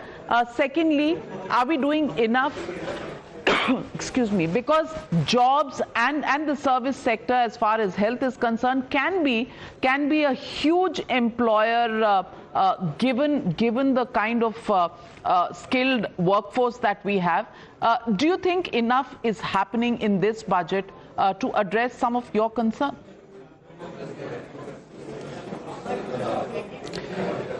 So actually, this budget is actually a follow-through of the announcements made in July, where it was outlined that we will have X number of nursing schools, 75,000 more doctors coming into the mainstream over the next 2, 3, 4 years, that seats are being created. So if you see that, the announcement today was that 10,000 additional seats will be allocated to medical colleges to increase the output on medical students. So that's a welcome news. The next thing is also the centers of excellence, the 5 that were announced today. They are actually going to contribute hugely to the training of paramedical personnel, technicians and all that, because you were right when you said that the healthcare industry actually employs 6-7 employees per bed created. Now we have to make, the minimum requirement for India is to multiply the number of beds today into 2. That means we need to create 1.5 million beds more in the next 5 years. So if that be the case, and you multiply that for each bed, at least 5 people are going to get employment, it becomes a large number, 7.5 million. So what we really need to do is to push the health sector.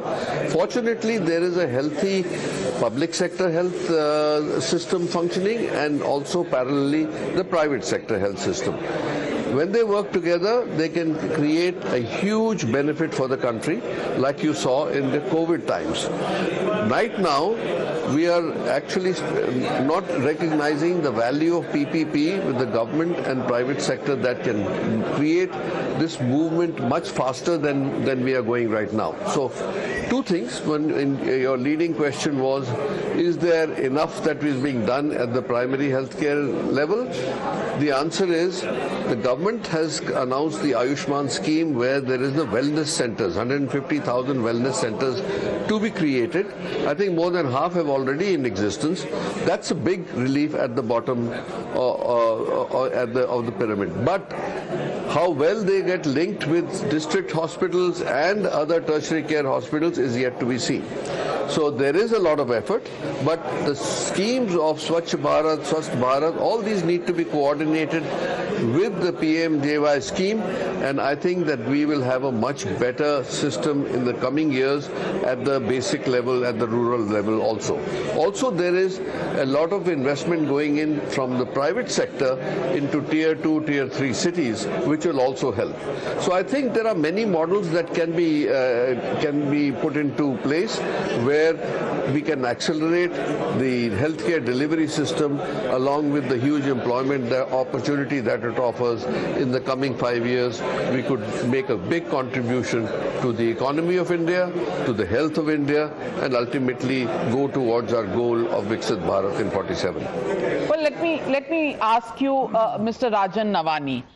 There is euphoria that comes in after every single budget. Every budget, India Inc. says is a great growth-oriented budget, but somewhere midway through the year, we see a few disappointments coming in, and growth not really happening at the rate we would want it to, especially if we have to become a 5 trillion economy, a number 3 economy in the world. Do you think this budget actually takes that step? Because many people say that structural problems in the Indian economy still remain. How do you think those can be addressed, and does this budget actually address them? It's interesting you raise this point, Navika, because I think when you heard the Honorable Finance Minister start, that is exactly what she said. This has to happen through a collaborative process, because we are looking at a 23-year, long journey, towards a Viksit Bharat, and that cannot be built with multiple stakeholders who are going to contribute to build that India, working in different directions. So I think the fact that a trust-based regulatory framework, built with industry, can be a very defining factor in, this process as we move forward. So to me, this budget was really a foundational budget, which has set the direction in which, a lot of the things that will happen over the next 2 decades will unfold. Prioritizing different things that are needed at different points in time. So I think in that light, it does address, a large part of that, and it has truly begun with, the save the best for last kind of a statement by putting money into the hands of, the middle class. And, also the middle class is a rising middle class. India for the next 20 years is going to see wealth creation where different people will move up the economic ladder, and they know today directionally that they will have a large amount of their money to be able to spend, to be able to actually boost consumption in this country. Also, I think the fact that she spoke about investing in people, economy and innovation is to me a big driver of what is the larger thinking, because our biggest asset is our people, and that has been addressed in many ways, and there are very new different ways in which livelihoods will be earned. The gig economy needs a social security system which has come up. Through our group company Jet Synthesis, we are working with all new age creators, influencers, esports athletes. This is a generation that is going to derive its livelihoods very differently from the way the past generations have. It's not a lifetime, of one career. It's a career of lifetimes, and different kinds of things that they will do. So for the government to say that we understand that, we appreciate that, and we are trying to create a framework that will enable that generation to really unlock, because these 25 years are the 25 to 50-year-olds who will not only build the greatest value creators, but also the high consumers and drive India to its future. So I think many aspects about that, of reskilling them, enabling them to look at new age skills, because there's going to be tremendous amount of disruption that's going to happen with technology. While we did get 10,000 crore additional for a fund of funds and an announcement of an additional 500 crore for an artificial center in education, a COE, but an artificial intelligence of 500 crores and 10,000 crores across frontier tech, is that really sending enough messaging? Because just 2 days ago we saw $600 billion of market cap get eroded through one statement in one day in one company in one country. So this Gen AI is definitely there for real. It is going to be a big game changer in the way the world is going to play out over the next, maybe already happening, and how are we as a country aligning priorities towards some of these things. So I think there are many aspects of this budget that have touched upon many of these areas. It is now to sustain them beyond the budget and actually create an environment where this execution in a trusted manner between state and center, between industry and government and multiple stakeholders invested in this actually, unlock together. So I think from that angle, definitely one budget that, will hopefully set that direction. Well, you talk a lot about trust, but does really trust exist? Because, when you talk about the central government, you also have to talk about many of these policy measures actually being transformed on the ground by state governments, the coordination there.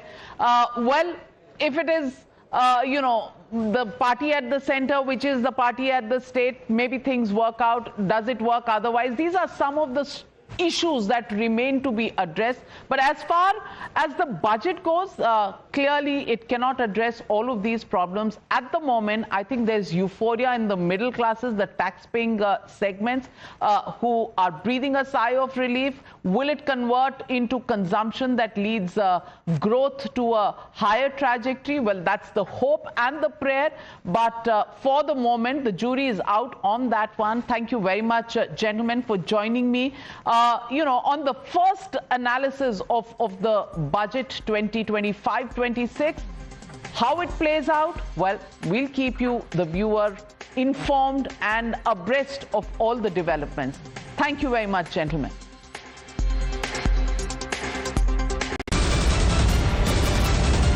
The biggest news break of the day. Exclusive that set the primetime agenda. Bringing you stories that matter, news breaks that shake up the system. Join us for the biggest revelation on Blueprint exclusive weekdays at 6 p.m. only on Times Now. She asks tough questions like no other journalist. आप भाग रहे हैं सवाल पे। बड़ा simple सा straightforward सवाल है। Mr. D.K. Shivkumar, what next for you? When are you taking over as Chief Minister? She takes on the masters of Indian politics like no one else can. How do you see skill census versus caste census if you would want to respond to the current political climate? कहीं भी चले जाओ, कहीं भी आ जाओ। अजीत पवार जी भी कभी भी शरद पवार जी के पास चले जाएंगे, कभी भी इधर आ जाएंगे। क्या ऐसी पॉलिटिक्स है? Because she speaks for you, the way no one else can. What's the chemistry between Prime Minister Modi and Democrats? The profile of India as a country, has it grown? Are you going to get onto a SpaceX spaceship anytime soon? Because your voice must be heard, your questions answered, above all else. Frankly Speaking with Navika Kumar.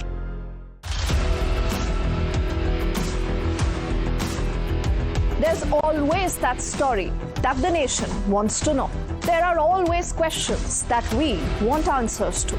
They can run, they can dodge, they can even ignore us. But we will repeatedly keep asking those questions and bring out the real facts. Because the nation will always want to know. Weekdays at 7 p.m.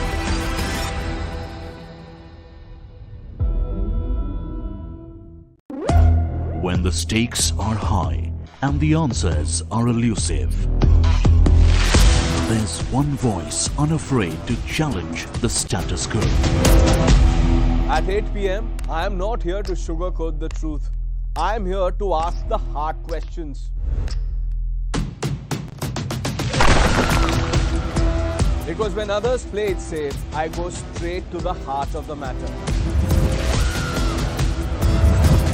It's not about left or right. It's about what's right for India. It's about holding the powerful accountable.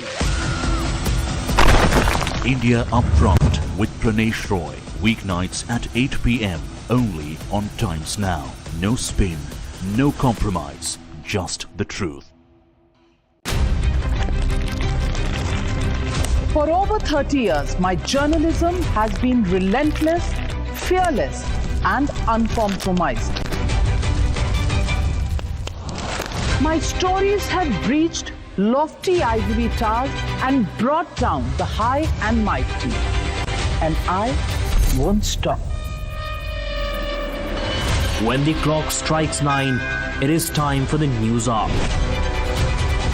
Navika Kumar asks the legitimate question. When your rights are trampled, I will be your voice, demanding answers from the corridors of power. News hour at 9 with Navika Kumar.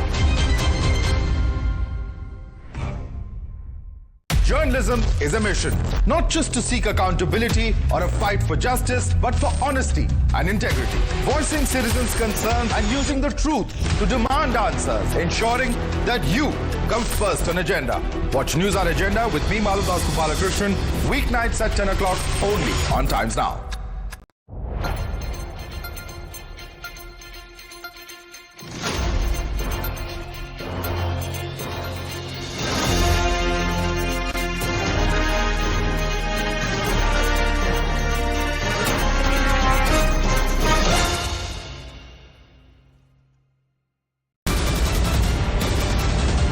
The biggest news break of the day. Exclusive that set the primetime agenda. Bringing you stories that matter. News breaks that shake up the system. Join us for the biggest revelation on Blueprint Exclusive weekdays at 6 p.m. only on Times Now. She asks tough questions like no other journalist. आप भाग रहे हैं सवाल से. बड़ा simple सा straight forward सवाल है. Mr. D.K. Shiv Kumar, what next for you? When are you taking over as Chief Minister? She takes on the masters of Indian politics like no one else can. How do you see skill census versus caste census if you would want to respond to the current political climate? कहीं भी चले जाओ, कहीं भी आ जाओ. अजीत पवार जी भी कभी भी शरद पवार जी के पास चले जाएंगे, कभी भी इधर आ जाएंगे. क्या ऐसी पॉलिटिक्स है? Because she speaks for you the way no one else can. What's the chemistry between Prime Minister Modi and Democrats? The profile of India as a country, has it grown? Are you going to get onto a SpaceX spaceship anytime soon? Because your voice must be heard, your questions answered, above all else. Frankly Speaking with Navika Kumar.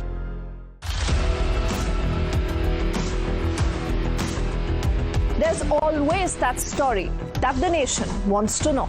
There are always questions that we want answers to. They can run, they can dodge, they can even ignore us. But we will repeatedly keep asking those questions and bring out the real facts. because the nation will always want to know. Weekdays at 7 p.m.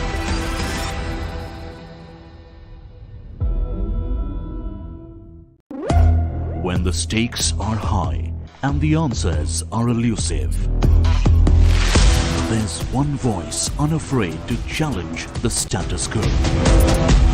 At 8 p.m., I am not here to sugarcoat the truth. I am here to ask the hard questions.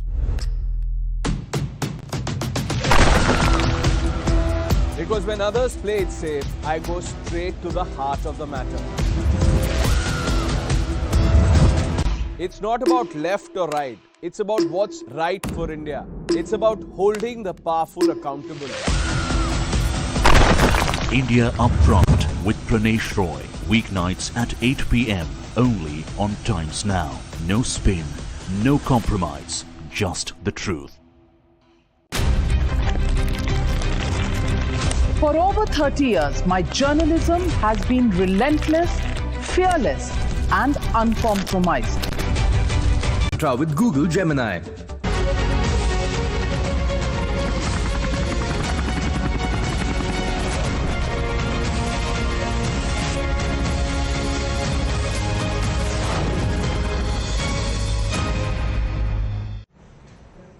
Hello, good evening. Thank you very much for joining us here on Times Now. I'm Hina Gambhir. Viewers, it's nothing short of a bonanza budget for the middle class, with Modi government giving it a mega tax exemption, the biggest, in fact, since the year 2005. So if you earn up to 12 lakh rupees a year or approximately 1 lakh rupees per month, you will have to pay no tax at all.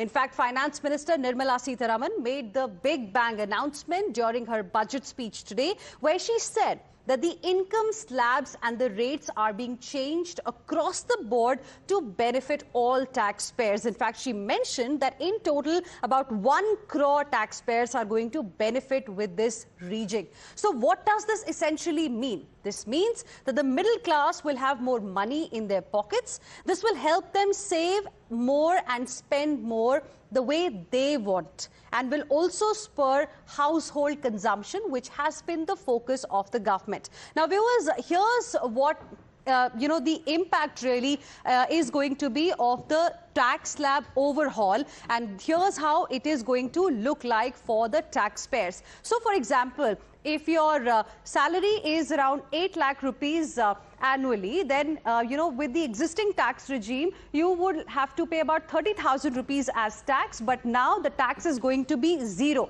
9 lakh rupees as annual income, old tax, 40,000 rupees. Now, under the current the new proposal that has come, tax will be zero. So, you will eventually save 40,000 rupees annually. If your income is from 10 to 12 lakh rupees, the savings are going to be in the range of 50,000 to 65,000 to 80,000 rupees. So, for those earning 12 lakh rupees annually, will be able to save now 80,000 rupees annually, because there is not going to be any tax on this. But if you are in the tax bracket of 16 lakh rupees, then also you stand to benefit, and the benefit is going to be around 50,000 rupees annually. Then people earning 20 lakh rupees annually will have a saving of 90,000 rupees, because in the existing structure, your tax outgo is 2.9 lakh rupees, and now it's going to change to 2 lakh rupees under the new proposal by the Finance Minister today. Not just that, people earning 24 lakh rupees annually or 2 lakh rupees per month will have a saving of about 1.1 lakh rupees, and 50 lakh rupees is your, if that is your annual income, your current outgo is 11.9 lakh rupees, you will end up saving 1.1 lakh rupees. So, like I mentioned, it is going to benefit taxpayers across tax brackets. Now, look at this scenario, how it is going to be a benefit for people who earn salaries in the range of 12 lakh rupees per year or 1 lakh rupees per month. If the husband earns 12 lakh rupees per year, if the wife earns 12 lakh rupees per year, then the combined income of the family is 24 lakh rupees, and your household income is absolutely tax-free. And that is the update that we are getting right now. And in fact, this is going to be the kind of benefit that we are likely to see. Let's now talk a little bit about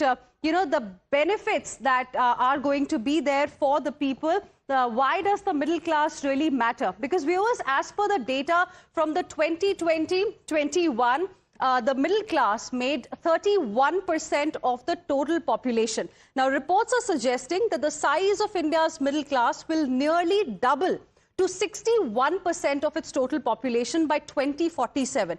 It is also important to note that Delhi, which by the way is seeing polls in less than 5 days from now, as per reports, has got 67% middle class population. So all in all, this is a pro-people and pragmatic budget clearly coming ahead of polls.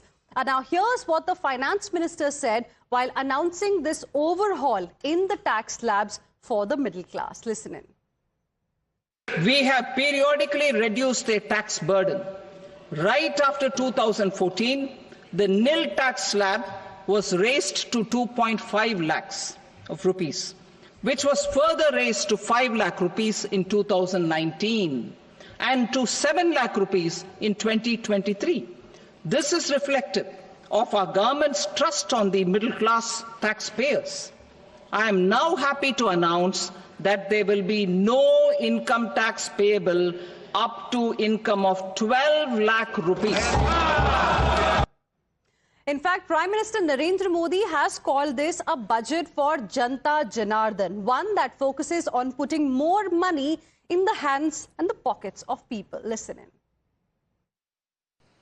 जनता जनार्दन का budget, peoples का budget, इसके लिए बहुत बहुत बधाई देता हूं।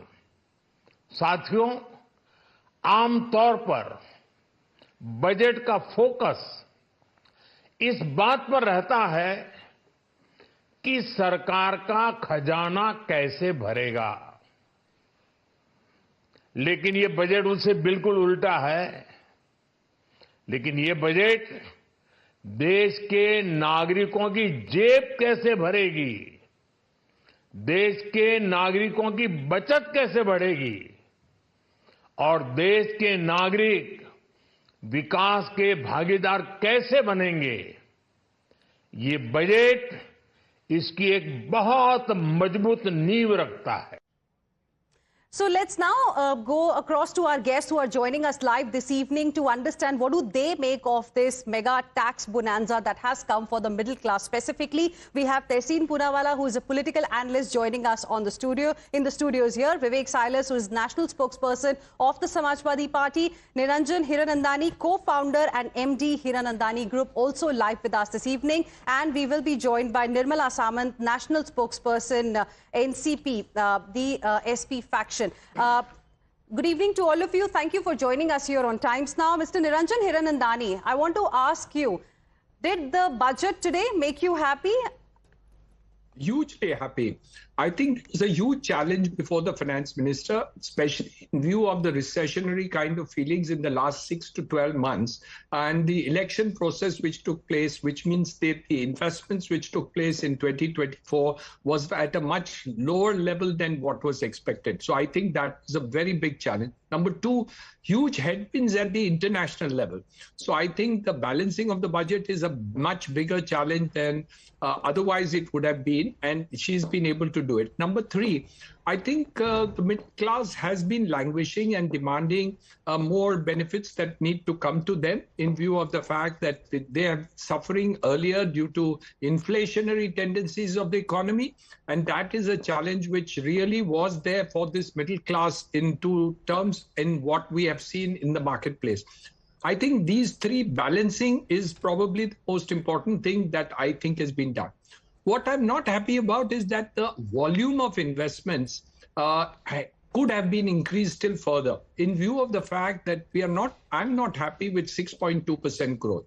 I know it is the highest in the world, but I still think our target should be 8%. And for that, investments in terms of the government need to be increased. Yes, the private sector also needs to increase the investments. I'm not saying that we shouldn't, but I think more investment coming from the government needed to be done. And I think that was probably not done because they wanted the fiscal target to be a 4.2 or 4.7 that is over there. So I think balancing the budget has been quite a challenge in terms of it. But overall, being able to take this sector to the whole thing. And I think we could dil mange more. I think we all want much more to come out of every budget that is there. But I think these two issues which they have been able to do is quite a far-reaching commitment, which I thought the finance minister was able to achieve. Okay, interesting. Dil mange more. I mean, that's, I think, what the corporate sector says every time we, connect after the budget announcement. I know Tehseen wants to respond, but before that, let me quickly welcome Sujit Kumar, Member of Parliament, Rajya Sabha from the Bharatiya Janata Party as well, who's joining us live this evening. Good evening. How will you like to address the concerns that have been raised by Mr. Niranjan Hiranandani, specifically on the investment side?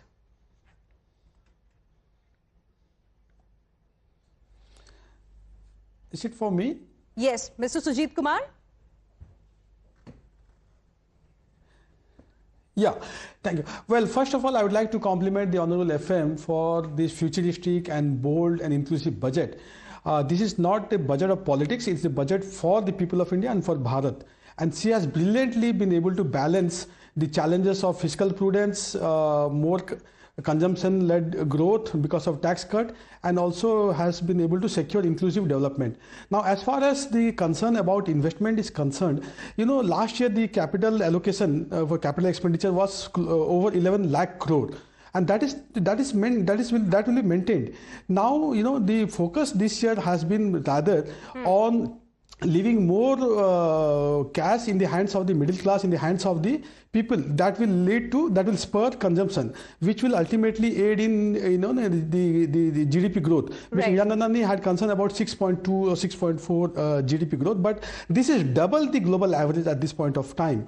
And fiscal deficit, post-COVID, we had a situation where the entire globe was having massive fiscal deficit, but we have been able to reduce fiscal deficit over the years, and we are well on the target of reaching 3% of our GDP, which is the FRBM. So I think the concern about the capital investment is not really justified. Okay. The Honorable PM has time and again said that we are focusing on not only infrastructure but also on physical infrastructure but also on social infrastructure. Interesting. Tehseen Poonawalla, budget for Bharat, do you agree? Because a lot of people who are in this middle class category are in fact going to benefit. Finance Minister gave a number also about 1 crore people. Yeah. At the onset, I would like to take this opportunity to congratulate the Honorable Finance Minister and the Honorable MP on your show. As somebody who's leading one of the protests on Twitter against tax terrorism, this is a good first start. A good start, congratulations for that, and kudos for that. But there is still many miles to go. What I would have expected, as the saying goes, ye dil mange more, to eliminate poverty out of India, we do need 8% growth from where Mr. Hiranandani left. So first, what we needed to do for the middle class actually, reduce the tax slabs from 6 to 3. This is something I've been advocating time again. That will widen your tax base. The lesser you have, reduce your compliances, reduce the surcharge. The surcharge is killing you. Long-term capital gains, short-term capital gains. Once I pay my tax, let me do what I want with my money. Then the highest tax slab should be only 20%. Bring your corporate tax down to 20%. That will again allow people, that will again boost the investment confidence into India. And the next step that needs to be done, which is not an income tax or direct tax issue, is your rationalization in the GST Council, which is now GST has become an extortion tax. So GST should be 2 rates, 5% and 12%. Roti, kapda, makan, 5%, everything else 12%. Please keep it as simple as that. And that is the only way to take forward. What I do want to compliment the government, despite being opposition, is 100% FDI and income tax. Well done, guys. And the nuclear, 500 gigawatts of nuclear power, civilian nuclear power. Congratulations. The BJP had opposed the nuclear deal. Today, the chicken has come home to roost. Congratulations. It's a budget for Bharat on those two fronts. Vivek Silas, is there anything that you will like to congratulate the finance minister for in this budget? We would like to see how the budget behaves actually, because for the last 11 years, the Bharatiya Janata Party, their spokesperson, even the Honorable Finance Minister have been saying that this budget is for the Aam Aadmi, Aam Janta ka budget. We have been hearing it for the last 11 years. But today, if you see the education budget that was for 1,25,638 crores, has come down to 1,14,000 crores. The social welfare budget was 56,501 crores, has come down to 46,482 crores. Agriculture, the basis of India, it was 1,51,851 crores last year. It has come down to 1,40,859 crores. Okay. If you see the urban development. So there's not even a single thing that you you feel good about in this the budget? slab that the finance minister has said till 12 lakh there will be no tax, okay. But you need to enhance the income of the people. Okay. So bring them up to more than 12 lakhs. That is the point where India is going to grow. Because if you see, the Northeast is very important. Northeast budget was 5,900 crores for the entire Northeast. Has come down to 4,600 crores. Okay. Urban development, let me complete. No, 82,577 has come down to... You've made an important point, point well taken, but I'm completely out of time right now. I'd like to thank all my guests for joining us. Tehseen Poonawala, Vivek Salas, Sujit Kumar and Niranjan Hiranandani. Appreciate all of you. Heading into a very, very short break. We'll be back with lots more. Stay with us.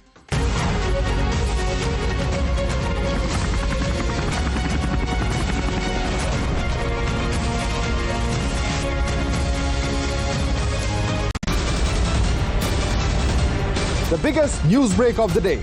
Exclusive that set the primetime agenda.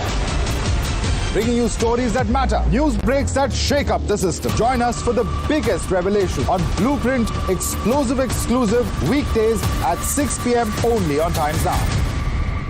She asks tough questions like no other journalist. आप भाग रहे हैं सवाल पे. बड़ा simple सा straight forward सवाल है. Mr. D.K. Shivkumar, what next for you? When are you taking over as Chief Minister? She takes on the masters of Indian politics like no one else can. How do you see skill census versus caste census if you would want to respond to the current political climate? कहीं भी चले जाओ, कहीं भी आ जाओ. अजीत पवार जी भी कभी भी शरद पवार जी के पास चले जाएंगे, कभी भी इधर आ जाएंगे. क्या ऐसी पॉलिटिक्स है? Because she speaks for you the way no one else can. What's the chemistry between Prime Minister Modi and Democrats? The profile of India as a country, has it grown? Are you going to get onto a SpaceX spaceship anytime soon? Because your voice must be heard, your questions answered above all else. Frankly Speaking with Navika Kumar.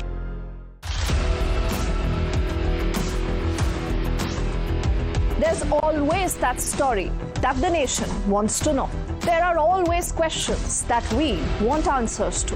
They can run, they can dodge, they can even ignore us.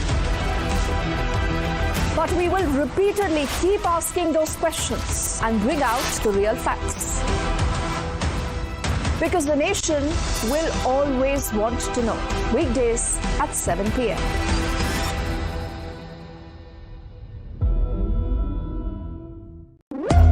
When the stakes are high and the answers are elusive, there's one voice unafraid to challenge the status quo. At 8 p.m., I am not here to sugarcoat the truth. I am here to ask the hard questions. Because when others play it safe, I go straight to the heart of the matter. It's not about left or right. It's about what's right for India. It's about holding the powerful accountable. India Upfront with Pranesh Roy. Weeknights at 8 p.m. only on Times Now. No spin, no compromise, just the truth. For over 30 years, my journalism has been relentless, fearless, and uncompromised. My stories have breached lofty ivory towers and brought down the high and mighty. And I won't stop. When the clock strikes 9, it is time for the news hour. Navika Kumar asks the legitimate question. When your rights are trampled, I will be your voice, demanding answers from the corridors of power. News hour at 9 with Navika Kumar. Journalism is a mission, not just to seek accountability or a fight for justice, but for honesty and integrity. Voicing citizens' concerns and using the truth to demand answers, ensuring that you come first on agenda. Watch News on Agenda with me, Maludas Gopalakrishnan, weeknights at 10 o'clock only on Times Now.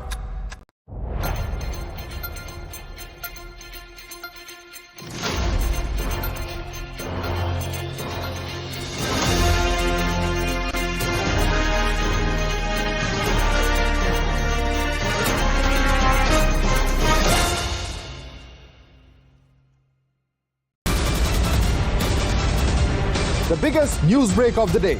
Exclusive that set the primetime agenda. Bringing you stories that matter. News breaks that shake up the system. Join us for the biggest revelation on Blueprint exclusive weekdays at 6 p.m. only on Times Now.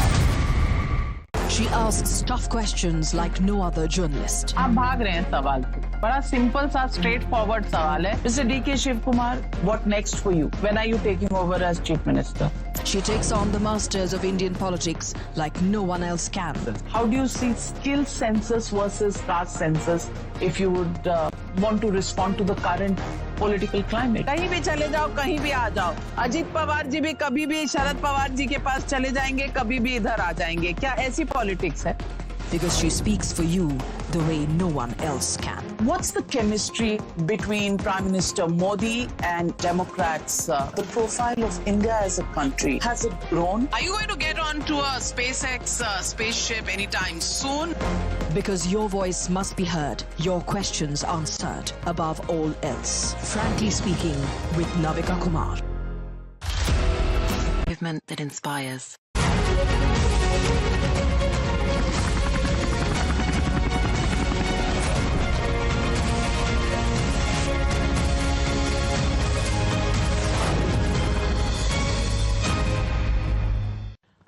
Joining me this evening on Budget Day is Union Commerce and Industry Minister Mr. Piyush Goyal. And Mr. Piyush Goyal, while the middle classes are rejoicing tonight because they've got huge tax reliefs, the question many are asking is, देर क्यों कर दी हुजूर आते आते? ये तो 400 पार वाला budget should have come last year. Why has it come this year?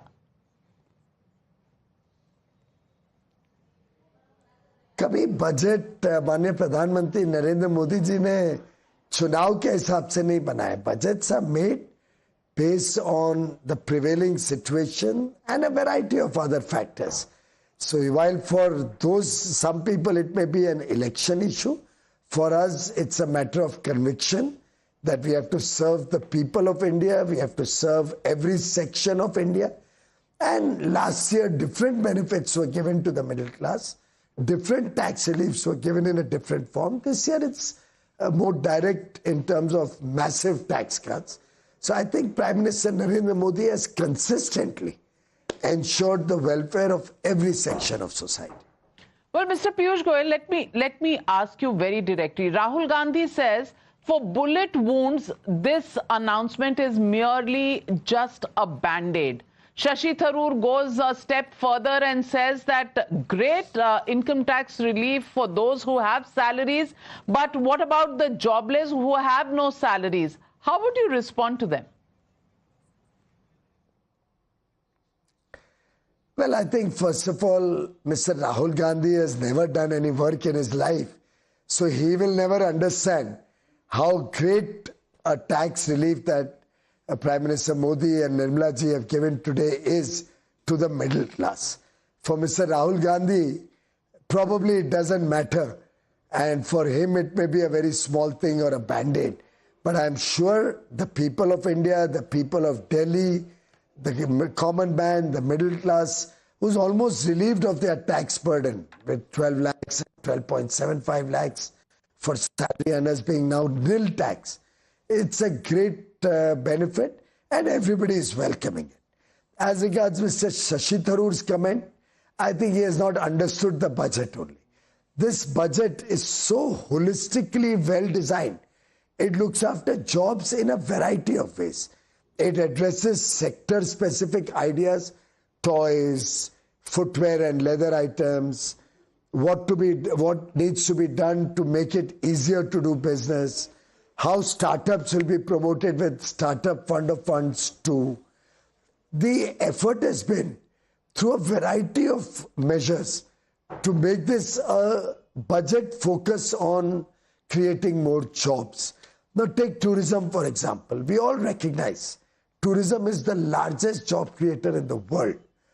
50 destinations with a focus on marketing those destinations, improving their infrastructure, ensuring even basic things like security and sanitation.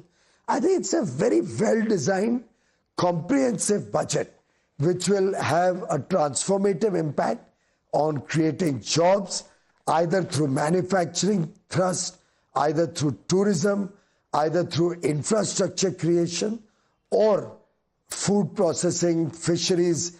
It has a multi-dimensional job creation possibility.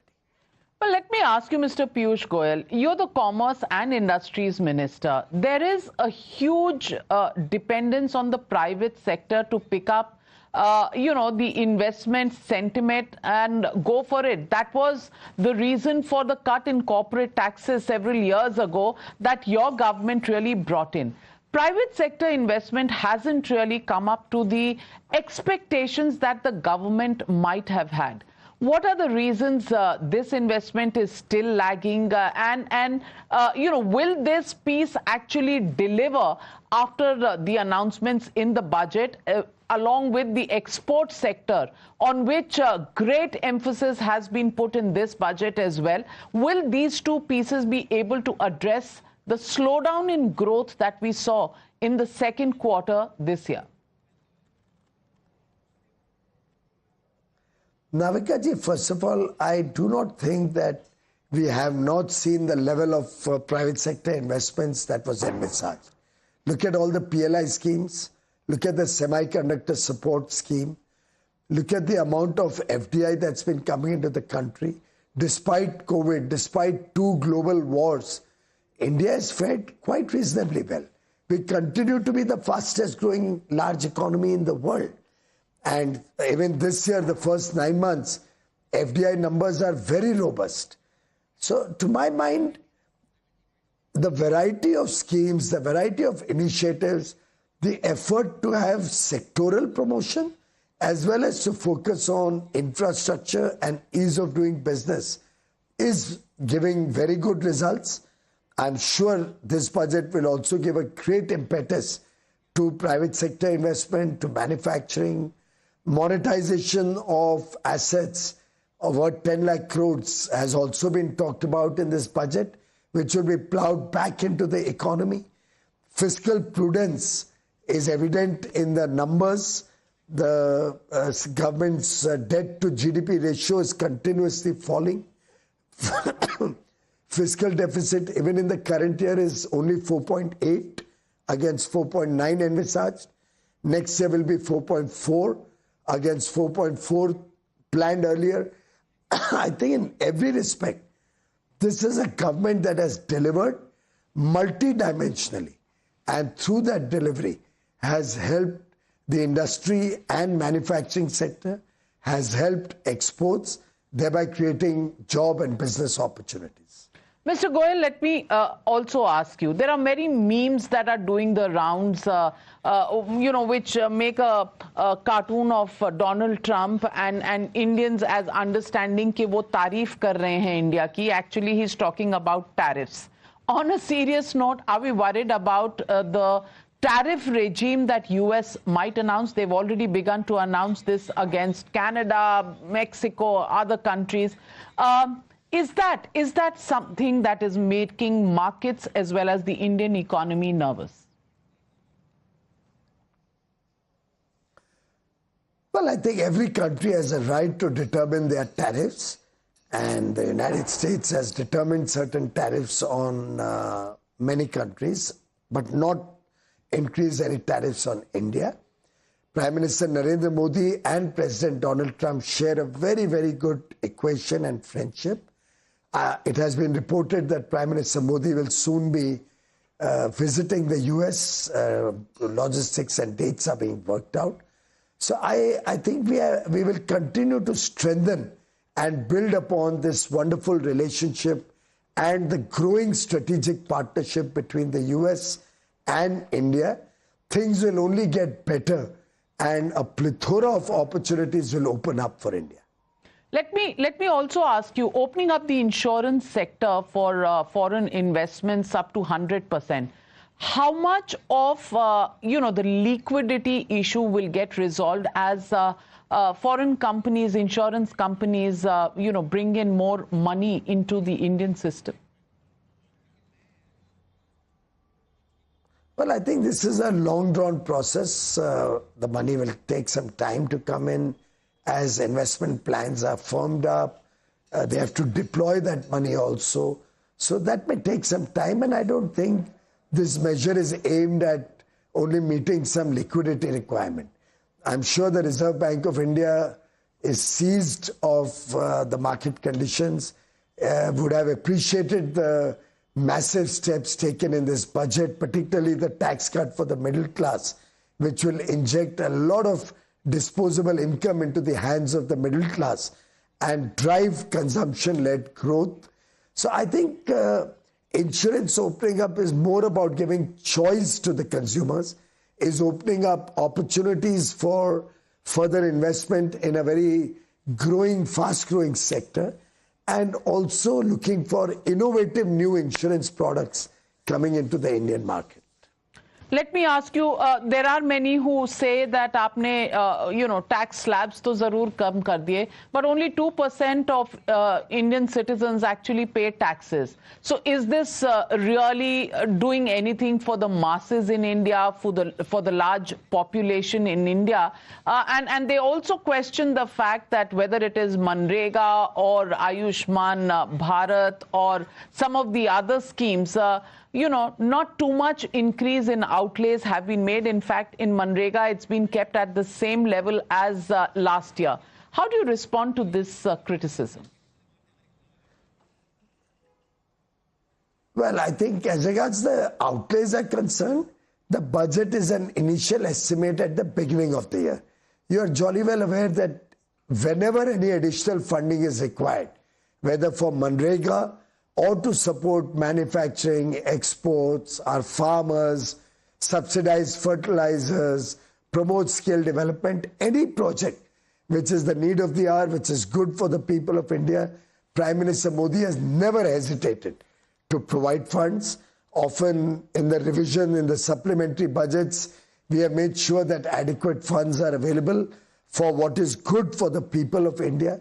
So I do not at all worry about the specific outlays at this stage. I think Prime Minister Narendra Modi is very conscious that he would like to take the country to greater heights as a developed nation, as a prosperous nation. And we are all working with that single-minded objective of Viksit Bharat 2047. The tariff rationalization, the provisions made for the MSME sector, Mr. Piyush Goyal, do you think this will once again rev up the growth in the economy? Everything adds up. It's not one step or the other. This budget, and I find this the beauty of this budget, that it addresses multidimensionally the needs of business. I myself run an industry. I've myself been in the private sector. And I recognize how well this budget has been crafted in order to address many areas. Take, for example, tourism. Now, the focus on 50 destinations, working closely with the state governments as collaborative effort, cooperative federalism at its best, strengthening security, strengthening infrastructure, access, strengthening sanitation, making those places tourist-friendly, is supplemented with mudra loans for homestays, is supplemented with an effort to promote setting up of new hotels, is supplemented with the Udan scheme 2, by which 4 crore passengers and 120 new airport destinations will be opened up and new connectivity medium will be created. Now, when you combine all of these together, you recognize that this is a great growth story. And this is a great job story in the future. So that is how Prime Minister Modi thinks.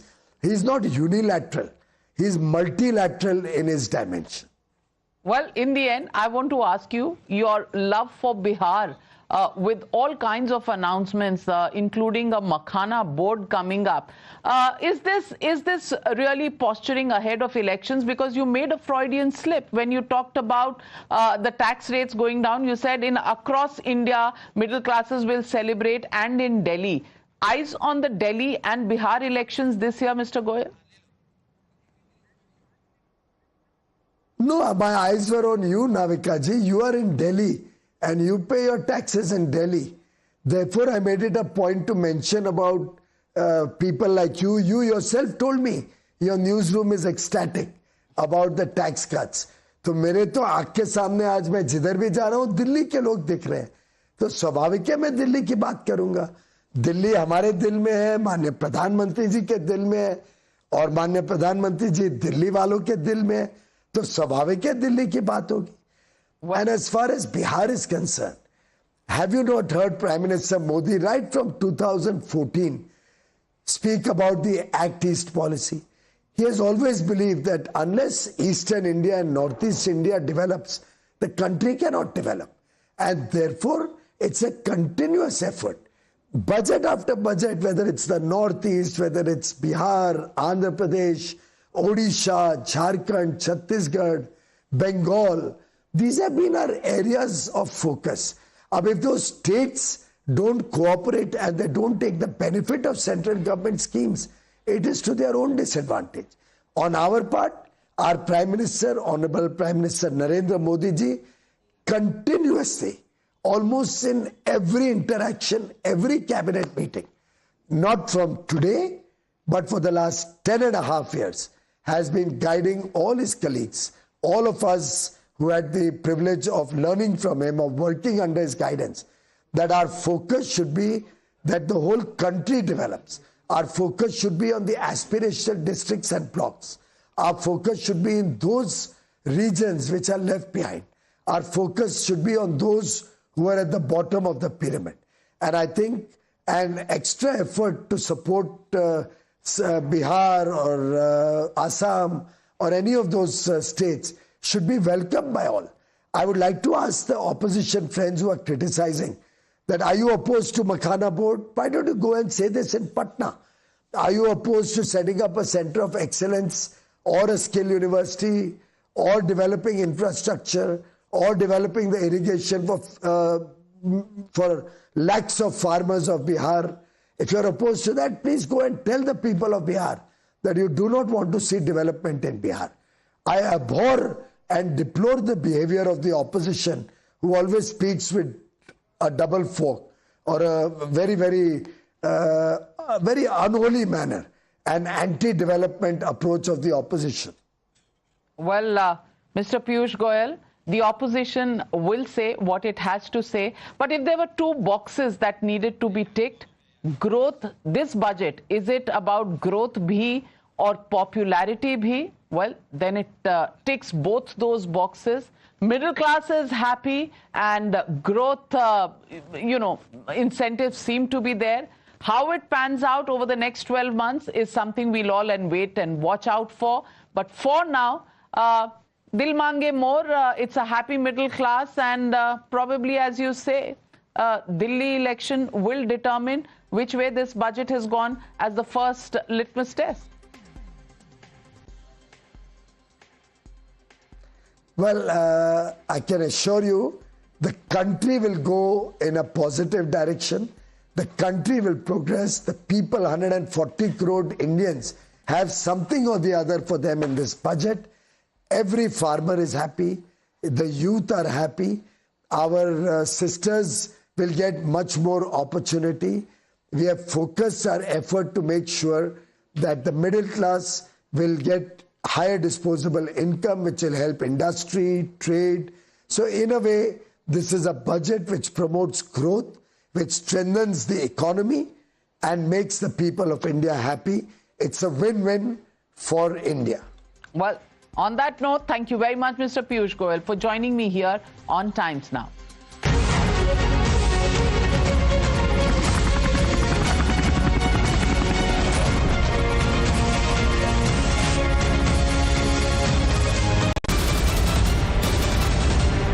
biggest news break of the day. Exclusive that set the primetime agenda. Bringing you stories that matter, news breaks that shake up the system. Join us for the biggest revelation on Blueprint exclusive weekdays at 6 p.m. only on Times Now. She asks tough questions like no other journalist. आप भाग रहे हैं सवाल से। बड़ा simple सा straight forward सवाल है। Mr. D.K. Shivkumar, what next for you? When are you taking over as Chief Minister? She takes on the masters of Indian politics like no one else can. How do you see skill census versus caste census if you would want to respond to the current political climate? कहीं भी चले जाओ, कहीं भी आ जाओ।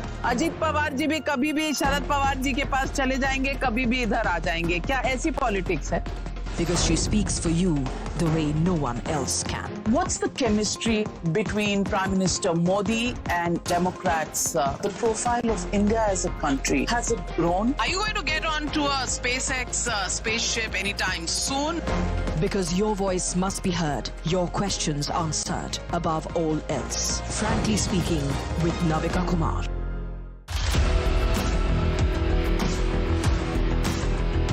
There's always that story that the nation wants to know. There are always questions that we want answers to. They can run, they can dodge, they can even ignore us. But we will repeatedly keep asking those questions and bring out the real facts. Because the nation will always want to know. Weekdays at 7 p.m.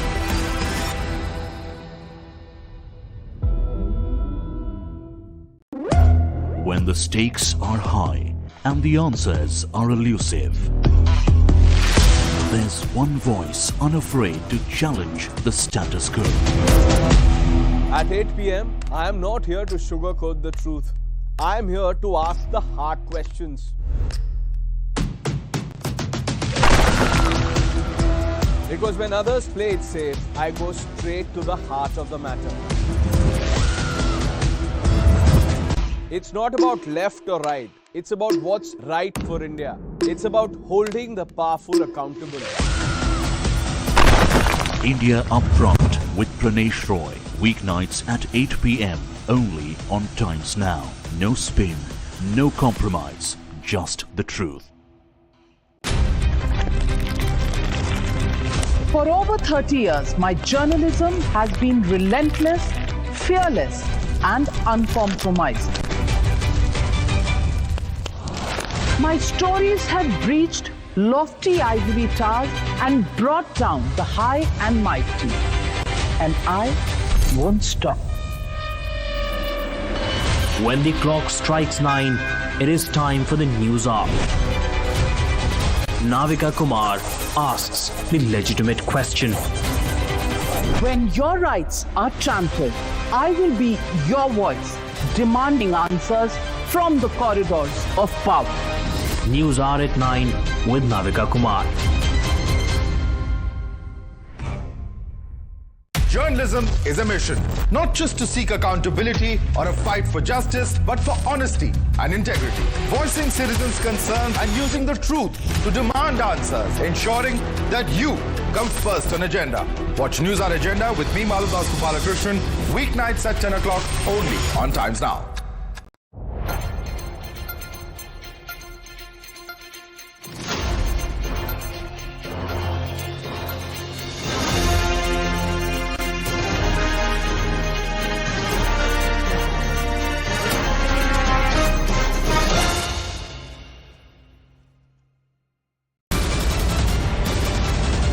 The biggest news break of the day. Exclusive that set the primetime agenda. Bringing you stories that matter, news breaks that shake up the system. Join us for the biggest revelation on Blueprint exclusive weekdays at 6 p.m. only on Times Now. She asks tough questions like no other journalist. आप भाग रहे हैं सवाल से। बड़ा simple सा straight forward सवाल है। Mr. D.K. Shivkumar, what next for you? When are you taking over as Chief Minister? She takes on the masters of Indian politics like no one else can. How do you see skill census versus caste census if you would want to respond to the current political climate? कहीं भी चले जाओ, कहीं भी आ जाओ। अजीत पवार जी भी कभी भी शरद पवार जी के पास चले जाएंगे, कभी भी इधर आ जाएंगे। क्या ऐसी पॉलिटिक्स है? because she speaks for you the way no one else can. What's the chemistry between Prime Minister Modi and Democrats? The profile of India as a country, has it grown? Are you going to get onto a SpaceX spaceship anytime soon? Because your voice must be heard, your questions answered, above all else. Frankly Speaking with Navika Kumar.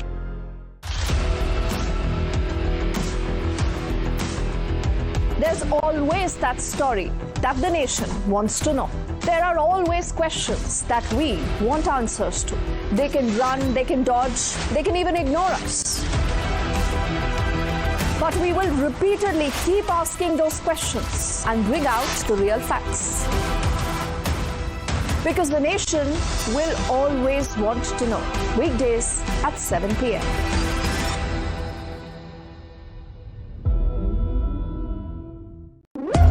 When the stakes are high and the answers are elusive, there's one voice unafraid to challenge the status quo. At 8 p.m., I am not here to sugarcoat the truth. I am here to ask the hard questions. Because when others play it safe, I go straight to the heart of the matter. It's not about left or right. It's about what's right for India. It's about holding the powerful accountable.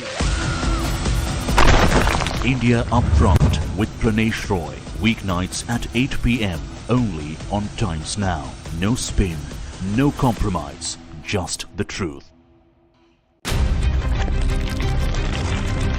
For over 30 years, my journalism has been relentless, fearless, and uncompromised. My stories have breached lofty ivory towers and brought down the high and mighty. And I won't stop. When the clock strikes 9, it is time for the news hour. Navika Kumar.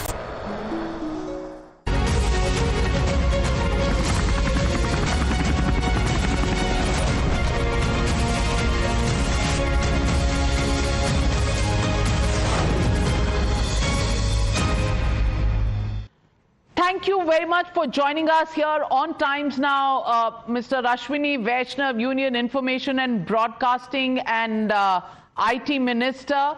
Mr. Ashwini Vaishnav, the budget has announced significant capital expenditure for railway infrastructure as well. That's a portfolio that you've held very, very close to your heart.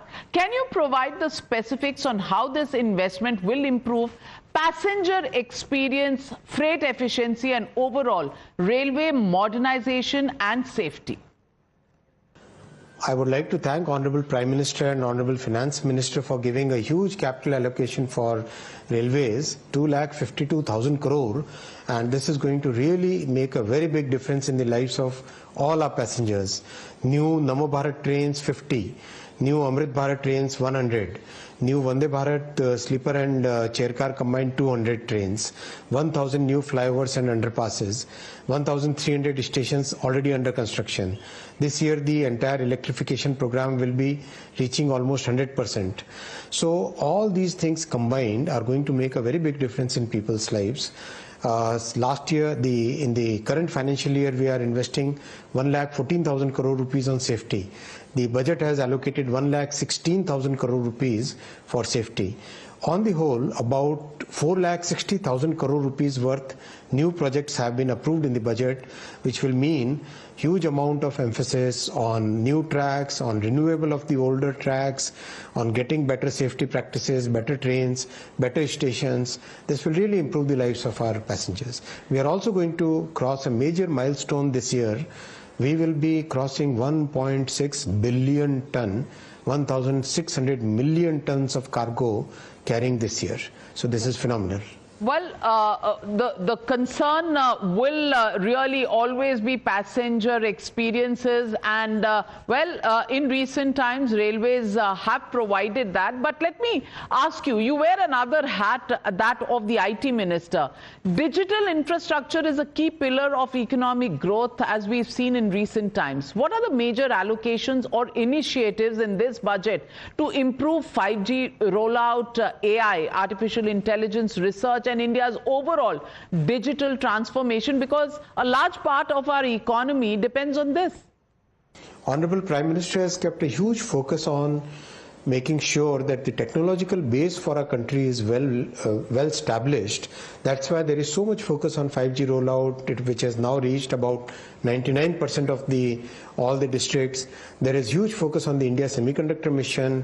The entire program is progressing very well. 5 units construction is going on, and 2025 will see the first Made in India chip rollout. The huge focus on AI mission. Within next few months, we will get India's own foundational model. Huge focus on quantum missions, national supercomputing mission. In a sense, the overall focus on getting the deep technology in place, getting that foundation right, is progressing very well, and I thank Honorable Finance Minister for continuously supporting this focus on technology, and I thank Honorable Prime Minister for guiding us in this path. Well, India has also now launched an AI mission. How would you respond to those who have been, critical of the fact that this initiative should have been started much earlier? Absolutely. See, getting the common compute facility is most important. Without compute facility, the entire mission was totally dependent on getting the compute facility, and that's why very quickly, immediately after the approval of the mission, we started working on creating that compute facility, and very happy to share with you that we have got 18,000 GPU approved, empaneled in this program, out of which about 10,000 are already available. So this is going to be a very big facility. And just to give you the context, the big supercomputer we have is 700 GPUs.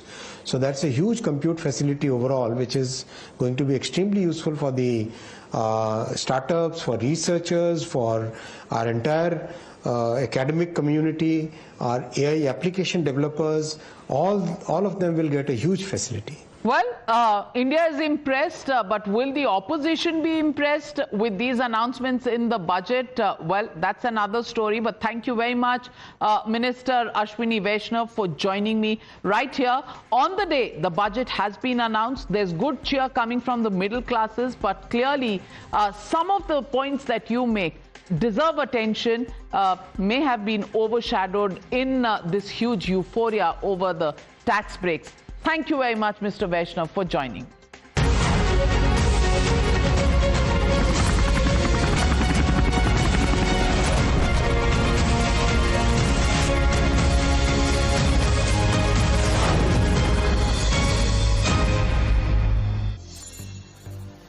तुम्हारी bike में भी जब best मिले सही value में, then why compromise? Valvoline full synthetic engine oil है perfect choice हर engine के लिए।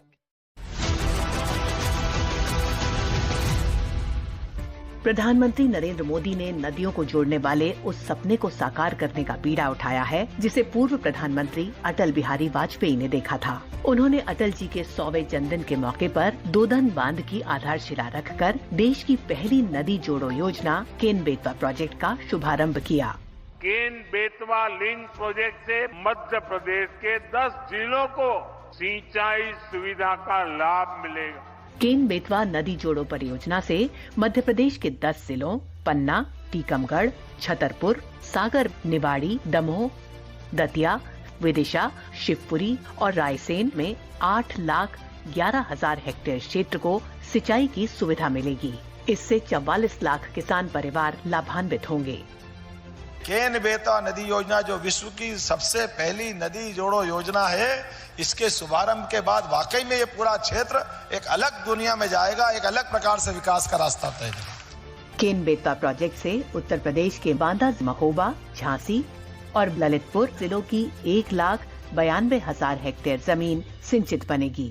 इससे 21 लाख लोगों का पेयजल संकट खत्म होगा। नदी में पानी लिंक योजना के बाद निरंतर बेहतर रहेगा।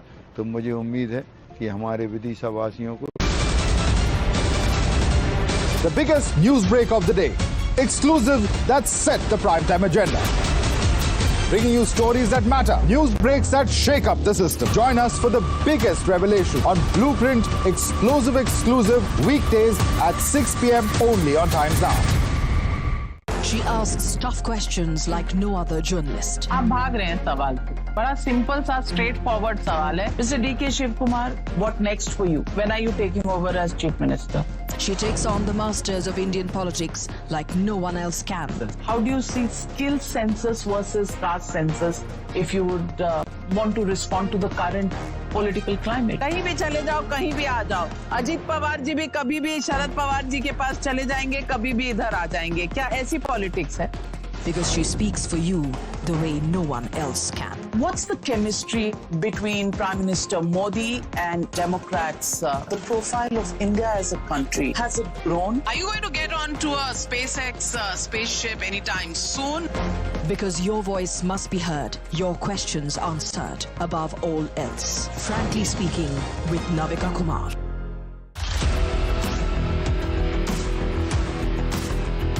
There's always that story that the nation wants to know. There are always questions that we want answers to. They can run, they can dodge, they can even ignore us. But we will repeatedly keep asking those questions and bring out the real facts. Because the nation will always want to know. Weekdays at 7 p.m.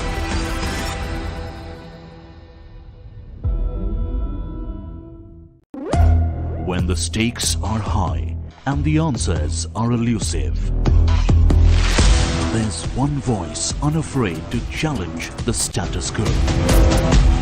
At 8 p.m., I am not here to sugarcoat the truth. I am here to ask the hard questions. Because when others play it safe, I go straight to the heart of the matter. It's not about left or right. It's about what's right for India. It's about holding the powerful accountable. India Upfront with Pranesh Roy. Weeknights at 8 p.m. only on Times Now. No spin, no compromise, just the truth. For over 30 years, my journalism has been relentless, fearless, and uncompromising. My stories have breached lofty ivory towers and brought down the high and mighty. And I won't stop. When the clock strikes 9, it is time for the news hour. Navika Kumar asks the legitimate question. When your rights are trampled, I will be your voice, demanding answers from the corridors of power. News Hour at 9 with Navika Kumar. Journalism is a mission, not just to seek accountability or a fight for justice, but for honesty and integrity. Voicing citizens' concerns and using the truth to demand answers, ensuring that you comes first on agenda. Watch News Hour Agenda with me, Malu Balakrishnan, weeknights at 10 o'clock only on Times Now.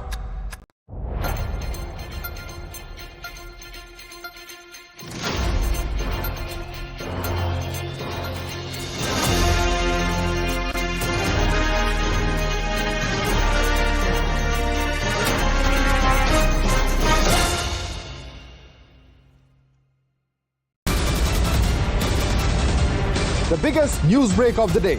Exclusive that set the primetime agenda. Bringing you stories that matter. News breaks that shake up the system. Join us for the biggest revelation on Blueprint exclusive weekdays at 6 p.m. only on Times Now. She asks tough questions like no other journalist. आप भाग रहे हैं सवाल पे। बड़ा simple सा straight forward सवाल है। Mr. D.K. Shiv Kumar, what next for you? When are you taking over as Chief Minister? She takes on the masters of Indian politics like no one else can. How do you see skill census versus caste census if you would want to respond to the current political climate. कहीं भी चले जाओ, कहीं भी आ जाओ. अजीत पवार जी भी कभी भी शरद पवार जी के पास चले जाएंगे, कभी भी इधर आ जाएंगे. क्या ऐसी पॉलिटिक्स है? Because she speaks for you the way no one else can. What's the chemistry between Prime Minister Modi and Democrats? The profile of India as a country, has it grown? Are you going to get onto a SpaceX spaceship anytime soon? Because your voice must be heard, your questions answered above all else. Frankly speaking, with Navika Kumar.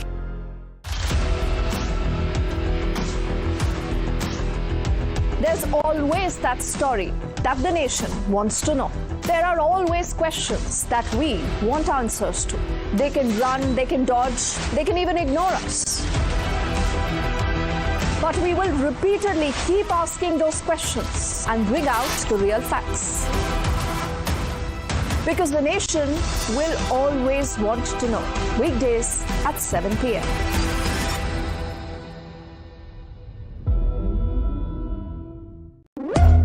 When the stake with Google Gemini. ये आकांक्षाओं का budget है. ये हर भारतीय के सपनों को पूरा करने वाला बजट है. हमने कई सेक्टर्स युवाओं के लिए खोल दिए. सामान्य नागरिक विकसित भारत के मिशन को ड्राइव करने वाला. I am now happy to announce that there will be no income tax payable up to income of 12 lakh rupees.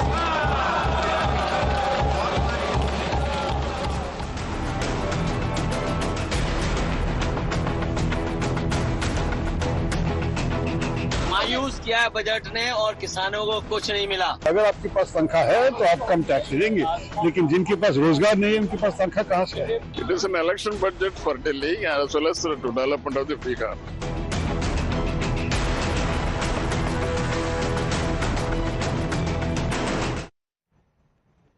The finance minister today presented Modi 3.0's budget for Janata Janardhan, from tax benefits to big bang boost for infrastructure and investment. The government focused on Gharib, youth, Annadata and Nari. But the opposition led by Rahul Gandhi has dismissed it. They are calling it a band-aid for bullet wounds. It's nothing short of a bonanza budget for the middle class, with Modi government giving it a mega tax exemption. The Modi government, in fact, is calling it a dream budget, the biggest since the year 2005. The finance minister declared that under the new tax system, those earning up to 12 lakh would not be obliged to pay taxes, while also rehauling the tax slabs to significantly lower middle class taxes. Another key feature was focus on infra growth, which propels economic activity and leads to job creation in the long run. The finance minister announced an outlay of 1.5 lakh crore in 50-year interest-free loans to the states. The government also made several announcements for Bihar, including setting up of a Makhana board, financial support for the Western Kosi Canal, and support for enhancing the capacity of IIT Patna. Centre will also be setting up a National Institute of Food Technology, Entrepreneurship and Management in Bihar, besides facilitating greenfield airports in the state to meet future needs. But opposition has dismissed the budget as disappointing. Rahul Gandhi alleged that the government is bankrupt of ideas, while allied DMK dismisses it as just an election budget that has ignored the South. Let's open up the debate and let's go across to our guests. We're joined by Syed Zafar Islam, BJP spokesperson. We have Krishna Hegde with us, Shiv Sena spokesperson. Vivek Bansal, Congress leader, joins us, along with Brijesh Kalappa, lawyer and political analyst. Anish Gawande, NCP SP spokesperson. Akhil Chandra, partner, Direct Taxes, Grant Thornton, Bharat. Thank you very much for joining us. Syed Zafar Islam, let me begin with you, because the opposition is not impressed. Opposition says this is a Chunavi budget focusing on Bihar because of the elections that are going to take place in the state. And as far as the relief for the middle class is concerned in terms of taxes, a lot more could have been done. And nobody's talking about the unemployed. That's the criticism.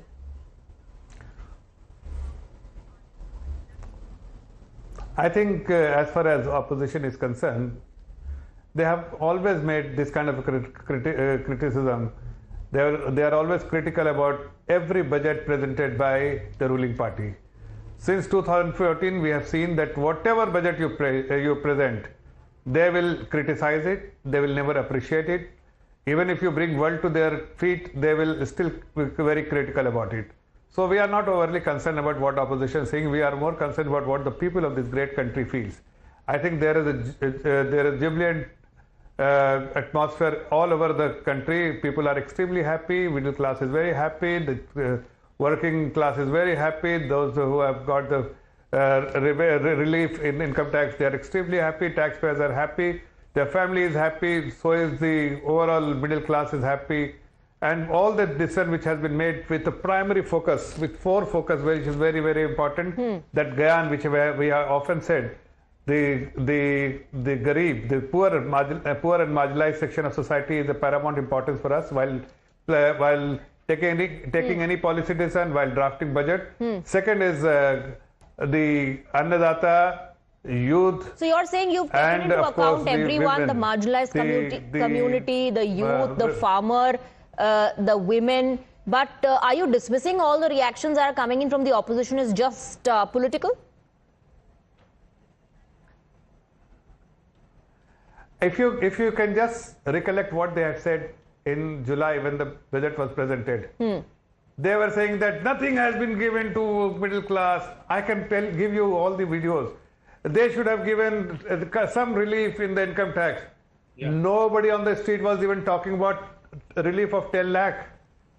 Forget about 12 lakh. Nobody was even talking about relief of 10 lakh. Even some people, I heard all the people who are expecting, even Kejriwal and the opposition leader, that from 7 it should be made 8 or 9. Okay. At most, some people had said 10 lakh.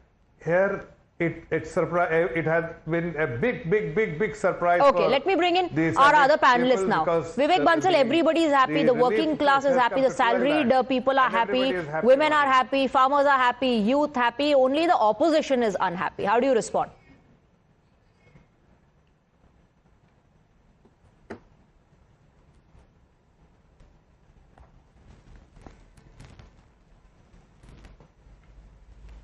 Mr. Vivek Bansal, can you hear me?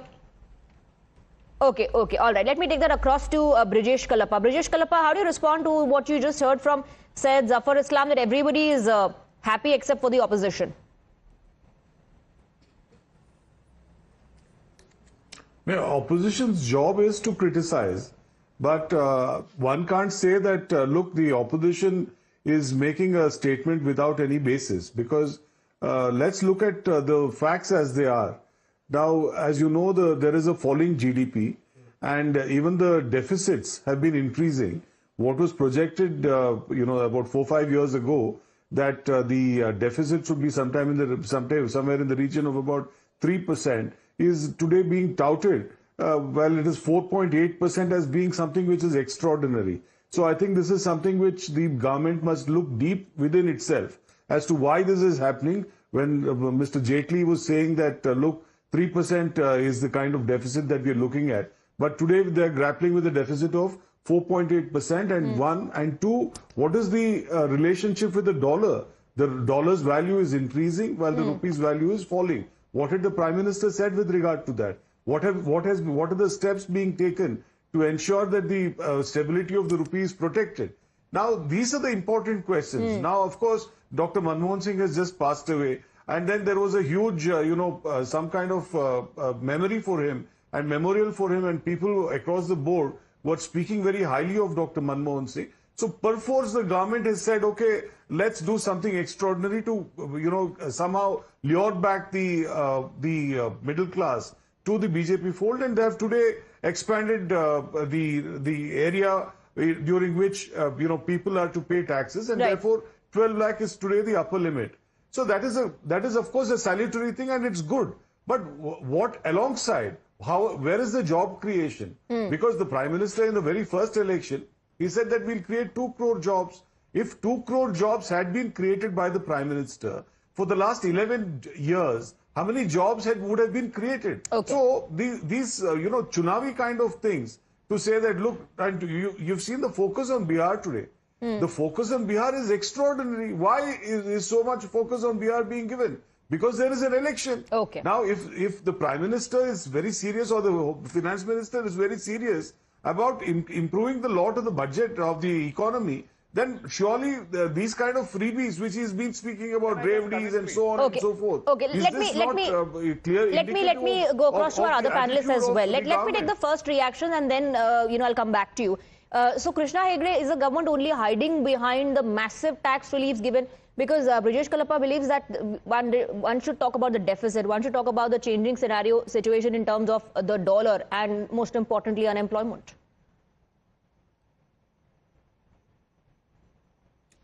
See, I will burst the opposition bubble by only one statement. Now you have no tax till the income of 12 lakh rupees. And in 2005, during the Congress regime, it was 1 lakh rupees. When the Congress regime ended almost in 2013, it was 2 lakh rupees. So what we have given the people is 6 times more than what they had given the people at that time. And still they are criticizing. I don't understand this. Over that, it is not only about the income tax rebate, but also the slab-wise rebate, which the Honorable Prime Minister and the Finance Minister have suggested. Secondly, if you are talking about the Dhan Dhanya Yojana, you are talking about the Makhana Board, you are talking about the procurement but that he's saying is Bihar specific. About making IITs, a lot has been announced for Bihar. For farmers. How can it be Bihar? This is for the entire country. If urban development funds have been increased to 1 lakh crore rupees, this is not only for Bihar, it is for the entire country.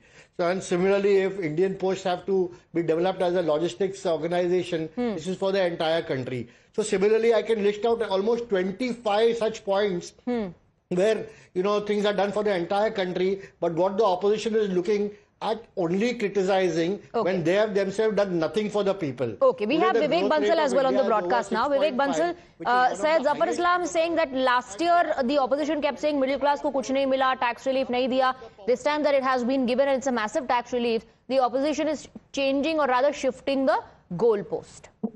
We are not shifting the goal. We are just, there are so many issues need to be addressed which have been left unaddressed. We are talking about unemployment. We are talking about minimum price for the farmers produce. That has not been addressed. Mr. Jagdish Singh Dadwal is there on Anshan on the border. That issue is also unaddressed. This rising inflation, where are we? Has that been addressed? How they would bring down the prices when we talk of the common man and when we talk of the lower middle class? How are their misery is going to be alleviated? Thirdly, then the capital expenditure has not been increased. We are having a target of Viksit Bharat. We are having a target, and economic growth is just targeted at an average growth rate of 6.3 or 6.4, whereas the target should be, if we at all really mean business in this, that we have to make our country into a developed country. The target should be barely by any means not less than 8.5. So that is economy is stagnant. Dollar value of rupee per se dollar is coming down every day. And you remember what our Honorable Prime Minister used to say in 2014, that he used to just lampoon the UPA government and being so critical about it that our international economic heft is coming down. What is happening? No. Okay, Sir Zafar Islam, please counter that. It's a band-aid. It's a band-aid for the bullet wound. Well, let me give me some 2-3 minutes to respond to everyone's question. First of all, those who are saying that it is a political move and it is for Bihar or for that matter for any other state, Delhi or any other state, they must remember we had the opportunity in January to make this kind of announcement. We didn't, because everybody said that despite the election, the Honorable Prime Minister didn't do anything to lure the voters. We didn't do that. We had the opportunity in July, full-fledged budget. We could have presented there. We could have given this relief there, but we didn't. Even though Maharashtra, another election was there. All I'm trying to tell you that it is only the opposition which make this kind of claim and criticism. They know the reality that it is the Bharatiya Janata Party's government. This NDA government. We prioritize what is important for the nation. When we say that Viksit Bharat, what does Viksit Bharat mean? What is the intention of the Prime Minister to make our country a developed nation? For developed nation, what is important? To have a poverty-free country. That is what the Honorable Prime Minister is saying, that everyone should have disposable income in their hand. They are providing every possible facilities to the poorer and marginalized section of the society, be it gas connection, be it electricity connection, be it the water connection, be it food delivery in their home, and then many other benefits they are getting purely because it is important for a Viksit, there is a country, a developed nation. So let me take a reaction from Anish and then Brijesh Kalappa. Anish, Mr. Islam is saying, there's election happening all the time in the country. It's not right to link it to elections in Bihar and call it a Chunavi budget. There's something for everyone in the budget. So what I'd like to start off by saying is that this has been a better budget than many that we've seen in the recent past. So this is truly a good budget, and it's an NDA budget. So I'd really like to thank Krishna Hegdeji and all the NDA allies for ensuring that Nirmala Sitharaman ji has put a smile on the faces of millions across the country in a very long time, after a very long time today. I want to highlight a few things right over here. The first is that in many ways, this is not a budget that goes that extra mile. Although it has all the ingredients necessary to ensure that the budget takes care of every single situation, the income tax cut should have come after, or rather should have come before the capital gains tax cut or the cut in corporate taxes. You're seeing a reversal, right? So today when you put more disposable income in the hands of people, where are they going to spend that disposable income? On Meesho, on Amazon, on products that are not made in India.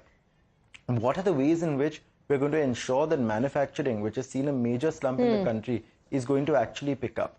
What are the ways in which we're actually going to rethink the global tailwinds that we're seeing? We're looking at a global recession. I was really expecting a big ideas budget this year. I was really hoping that the economic survey set the tone.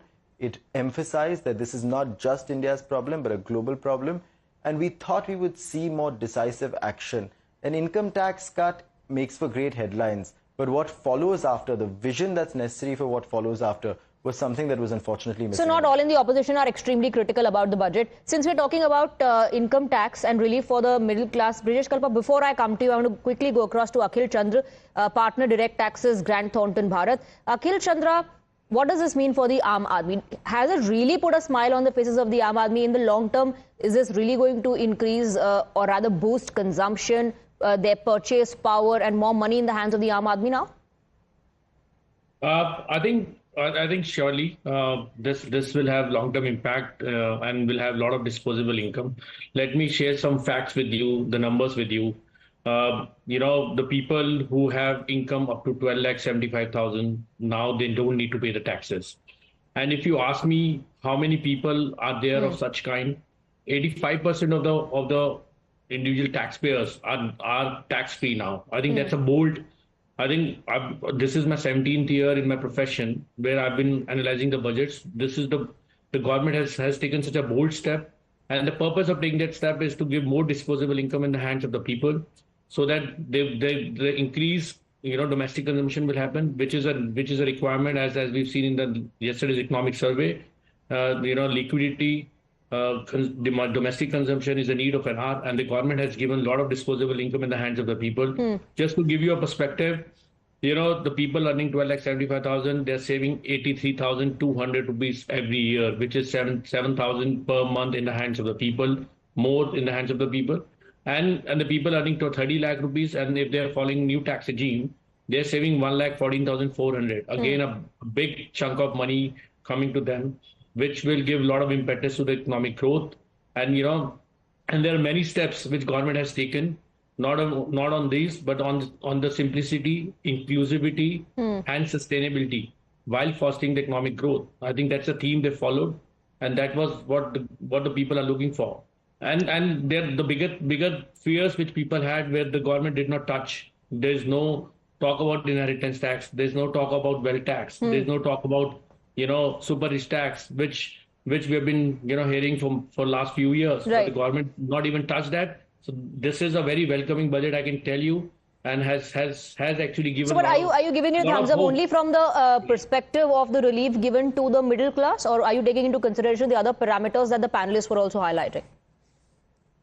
I think obviously it's a middle class, focus budget. It's a pragmatic approach the government has taken. But overall, if you ask me, not touching these inherent tax or there's no change in the capital gains, no wealth tax, and there's a lot of policy impetus which government has come out with. There's a lot of simplicity in the tax provisions. TCS, if you talk about TCS, they've increased the limit from on remittance under LRS, which is Liberalized Revenue Scheme, from 7 lakh to 10 lakhs. And for education purpose, if you are remitting the money for higher education of your children or whatever, there's no TCS. So I think government has come forward and wants to give a lot of liquidity in the hands of the people. And done away with this, TCS on some goods. Let me go across to Brijesh Kal upon that. A bold move. Government has ensured more money in the hands of the people. Isn't that what people were waiting for the past couple of years in terms of relief? No, let me again state that this is, I think, overestimating what is likely to happen. Because we have been seeing that, the people, the kind of people who have been exempted from income tax have been increasing over the last few budgets. And what started off, I think, in the UPA time, I think at 5 lakh has now been enhanced and it has gone up to 12 lakh. Yes. So this is a continuing feature, and I can assure you that in times to come, there will be an occasion where, people up to the extent of 20 lakh will be exempted. And this is something which has to happen, because if America today has exempted income tax completely, then I think this is the way forward. But after having said that, I just heard my dear friend, Mr. Zafar Islam saying that, this is not a Chunavi issue and so on and so forth. See, in 24, there was the issue that the budget was mainly an Andhra budget. This year, it is a Bihar budget. Perhaps the year after that, maybe I think if there are elections in UP, I'm not sure of the dates, but I think it will be a UP budget. So I think this is a constant thing that Mr. Modi has been doing, that as and when there is a state focus which is coming. Today, I think, whether it's airports, whether it's, Makhana, whether it's, I think there were over 60 mentions of Bihar. So one could easily be confused whether it was the Indian budget or the Bihar budget being presented in the Indian parliament. Indian budget or Bihar budget? As far as this kind of thing is happening, I think this is... Okay, you're saying more than a Indian budget or a Vikasit Bharat budget, it sounds like a Bihar budget. I'll take reactions from Zafar Islam, and yes, I'll come to you, Krishna Hegde, Zafar Islam and Anish. I have to take a very short break. Stay on with us.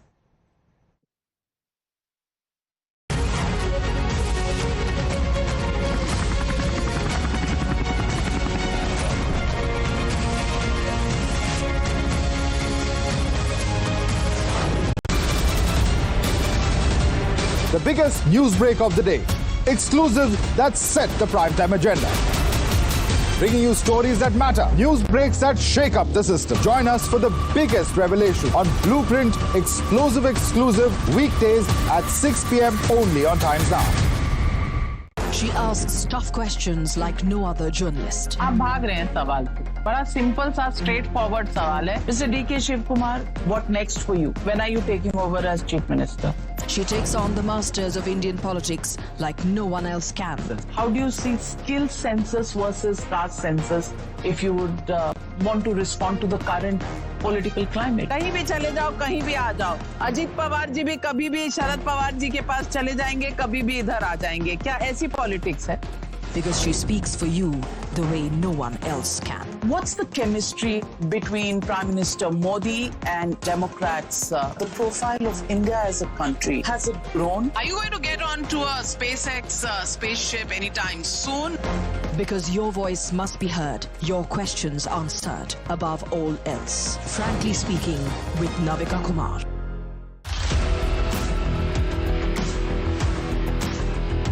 There's always that story that the nation wants to know.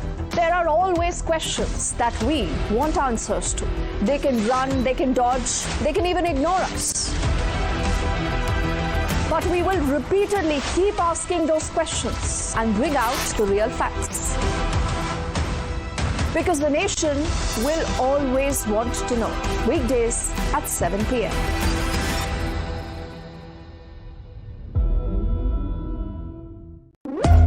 When the stakes are high and the answers are elusive, There's one voice unafraid to challenge the status quo.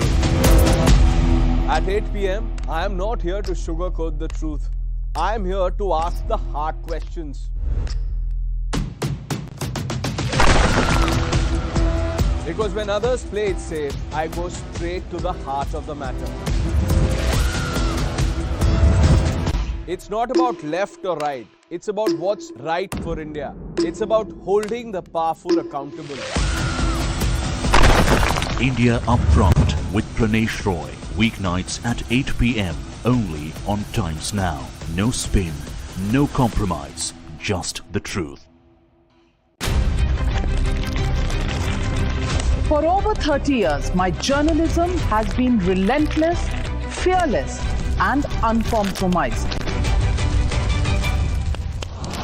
My stories have breached lofty ivory towers and brought down the high and mighty. And I won't stop. When the clock strikes 9, it is time for the news hour. Navika Kumar asks the legitimate question. When your rights are trampled, I will be your voice, demanding answers from the corridors of power. News hour at 9 with Navika Kumar. Journalism is a mission, not just to seek accountability or a fight for justice, but for honesty and integrity. Voicing citizens' concerns and using the truth to demand answers, ensuring that you come first on agenda. Watch News Hour Agenda with me, Maludas Gopalakrishnan, weeknights at 10 o'clock only on Times Now.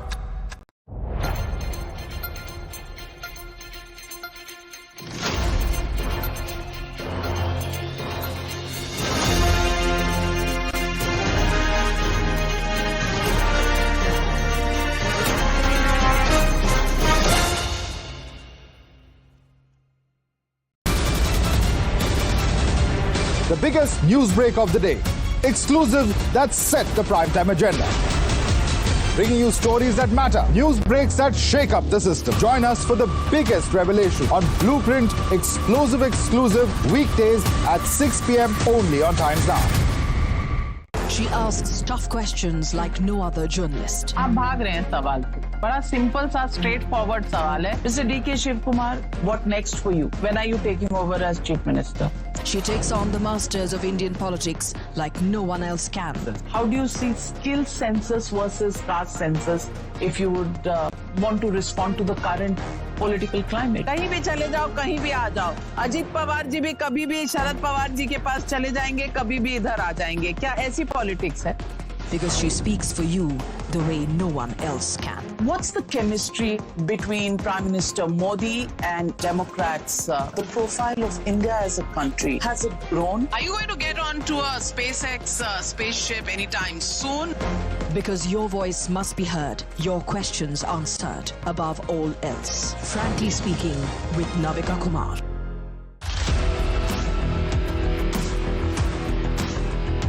There's always that story that the nation wants to know. There are always questions that we want answers to. They can run, they can dodge, they can even ignore us. But we will repeatedly keep asking those questions and bring out the real facts. Because the nation will always want to know. Weekdays at 7 p.m.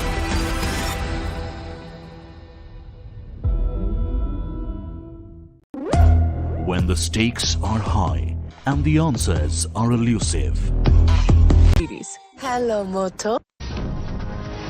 We have some breaking inputs coming in. Shifting our focus just for a little bit to Delhi elections, Home Minister Amit Shah addressed a rally, and with just 4 days to go for the Delhi dangle, Union Home Minister Amit Shah, speaking exclusively to Times Network's Himanshu, rained fire on AAP convener Arvind Kejriwal, asserting that BJP is going to come to power in the national capital and that his party this time will stand defeated with a huge margin. हम रोहतास नगर में इस वक्त मौजूद हैं और आप देख सकते हैं यहाँ पर गृह मंत्री अमित शाह जी रोड शो कर रहे हैं. चारों तरफ आप देख सकते हैं किस तरीके की जो भीड़ है वो आपको नजर आ रही होगी.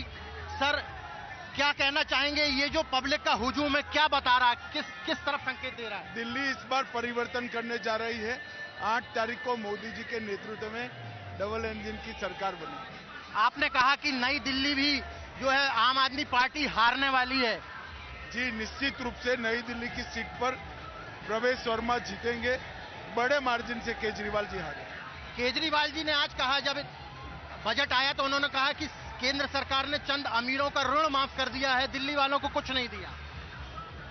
18 लाख रुपया अगर करोड़पतियों के 12 लाख रुपया की आय केजरीवाल को करोड़पतियों की लगती है तो उनको भगवान ही बचाए। मध्यम वर्ग के 12 लाख तक की आय के सभी लोगों का इनकम टैक्स माफ किया है, ये इनके नजर में नहीं आएगा, इनकी आंखों में मोतियाबिंब हो गया है। सर आपको क्या लगता है इस बार चुनाव का सबसे बड़ा अहम मुद्दा क्या है? भ्रष्टाचार है, शीश महल है, क्या है? भ्रष्टाचार, शीश महल, वादा खिलाफी, कूड़ा कचरा, प्रदूषित पानी, ढेर सारे मुद्दे, हर मोर्चे पर सरकार विफल गई। सर लेकिन आम आदमी पार्टी की तरफ से ये बार बार कहा जा रहा है, मैसेज आ रहा है, लोगों के पास कॉल आ रहे हैं कि बीजेपी की सरकार आएगी तो योजनाएं जो हम चला रहे थे वो बंद कर देंगी। ये लगातार उनकी बात को कोई नहीं मानता। हमारी पार्टी ने स्पष्ट कर दिया है कि हमने बहुत सारी नई योजनाएं भी घोषित की है और पुरानी कोई योजना बंद नहीं करी। सर एक अंतिम सवाल जानना चाहता हूं, कांग्रेस पार्टी भी मैदान में उतर गई है। आज प्रियंका जी ने कहा कि एक ने शीश महल बनाया, एक ने राजमहल बनाया। देखिए, कांग्रेस और आप पार्टी दोनों से ज्यादा वोट भारतीय जनता पार्टी को मिले। और सर कितनी दोनों के टोटल से ज्यादा। और सर कितनी सीटें इस बार आपका अनुमान लगता है? अब तक के सबसे बड़े मार्जिन से हम जीते।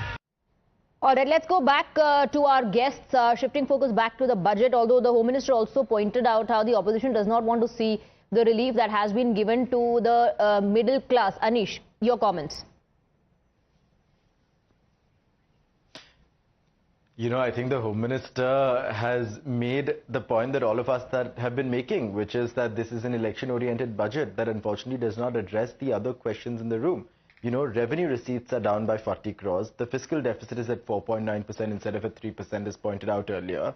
The real GDP growth is 6.5% and the nominal GDP growth rate is around 10%, when our real GDP growth rate should have been 8%. We have FII outflows in a market that is seeing institutional investors leaving the market, but no changes to capital gains tax to ensure that more domestic investors are going to enter the market. And finally, you have promises like 120 new airports when the ones they built 5 years ago are not even operational. So I think the fine print beyond the 12 lakh rupee number that is becoming a headline today needs to be studied more carefully, and this government must take constructive criticism on this matter. They should have changed corporate tax rates after changing income tax rates so businesses could adapt. They should have ensured that capital gains tax rates were reconsidered in a budget like this, and they should have had the sense to ensure that people who are trying to do their best for an economy that is facing a global crisis can have the best minds in the room for it. Mr. Islam, quickly.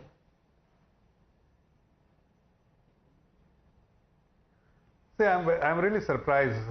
Who told him that the government was targeting 3% fiscal deficit? And it was 4.9%, and we actually, the revised estimate suggests that the fiscal deficit is 4.8% as against the budget estimates of 4.9%. Even then, the street was not expecting even 4.4% what the budget estimate suggests. The street was expecting 4.5%, and we have gone beyond that to maintain the fiscal discipline, fiscal prudence, and even then we given bonanza to the common man on the street. So if somebody is making this kind of statement, they must also understand from there they are getting those kind of information which nobody is talking, except with the exception of this gentleman, Anish Ji. I have not heard from anyone that the government was targeting 3% in this budget. No, so we are talking about pre-COVID period and now the post-COVID period. You have to differentiate between these two periods, my dear friend. COVID is something which is exceptional period, which once in a century, which any government has faced. So it is very unfair to make this kind of statement and put the government in the dock. Having said that, we have done. You have to understand the government objective. Government objective is to bring inclusive development. Government objective is to bring accelerated growth. Government objective is to bring to empower people on the street, common man on the street. Government's objective is to bring rationalization income tax. Your government objective is to reforms like tax reforms which they announced, urban development reforms, then many other reforms which they have listed in the budget. So there are many important reforms which has been undertaken, and these all will culminate in what? They will all spur growth, which all of us are aspiring. If there is a growth momentum, definitely we will have more income, disposable income in the hands of the people, and you will have better. What is the ultimate objective of Viksit Bharat, that should not be any poverty and everybody should be. Okay, now before I take a counter from Brijesh Kalappa, I want to quickly go across to Mr. Hegde. This massive relief for the taxpayers is not something that the opposition is opposing, but the opposition is also highlighting other parameters that they think should have been included or talked about, which is not happening, and the government is only gloating and talking about the massive relief for the taxpayers. Hiding behind that is what the opposition is saying. Also, do respond to what Brijesh Kalappa earlier said, that this is a Chunavi budget.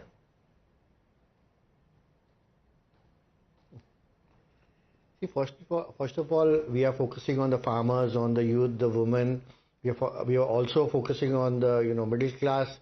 Apart from that, on infrastructure development, whether it's nuclear energy, building more airports, artificial intelligence, UPI, insurance sector, health sector, and whatnot. So this is not a Chunavi budget. It's a budget for everybody. It's a budget for Viksit Bharat. It is a budget which takes the economy to a $5 trillion economy. And I think the opposition here is missing the point. It's not about only the middle class, but the entire country, and taking the country forward to 2047, which is the dream of the Honorable Prime Minister. And I think this is a budget of continuity, a budget of change, a budget for India to look forward to. Right. This is what earlier perhaps Mr. Chandra was also trying to point out, that this is going to be a game changer. But amidst the political commentary that we are hearing, Mr. Chandra, do you believe the concerns raised by the opposition are something that the government needs to take up seriously, or is this just a political face-off at the moment and it will die down? See, I will not get into the political. Yeah, no, not the statements, the suggestions. So my suggestion is, everything happens, in a phased manner. This is the much needed, step which is required to get more liquidity in the hands of the people. Domestic consumption was very much required. Obviously, unemployment is something which government has to look into, because if you ask me, if they have to become a developed economy by 2047, they have to grow 8% every year, with investment ratio of 35% of GDP, and for that they need to have 80 lakh employment till 2030. Lot of investment need to happen on the emerging technologies like AI, biotechnology, and they need to MSME. They've come out with lot of again benefits, and there's a package which government has announced. The focus is there. More structural reforms, deregulation, and then the government has made a lot of policy changes, policy impetus, I can say, to make things more regularized and making ease of working in India, better. So these are the things, and as I said, everything happened over the years in the phased manner. But these are the things which government should look into to become Viksit Bharat by 2047. Right, you say everything happens with time, but I believe the opposition will remind the government it's already been 10 years, Brijesh Kalappa.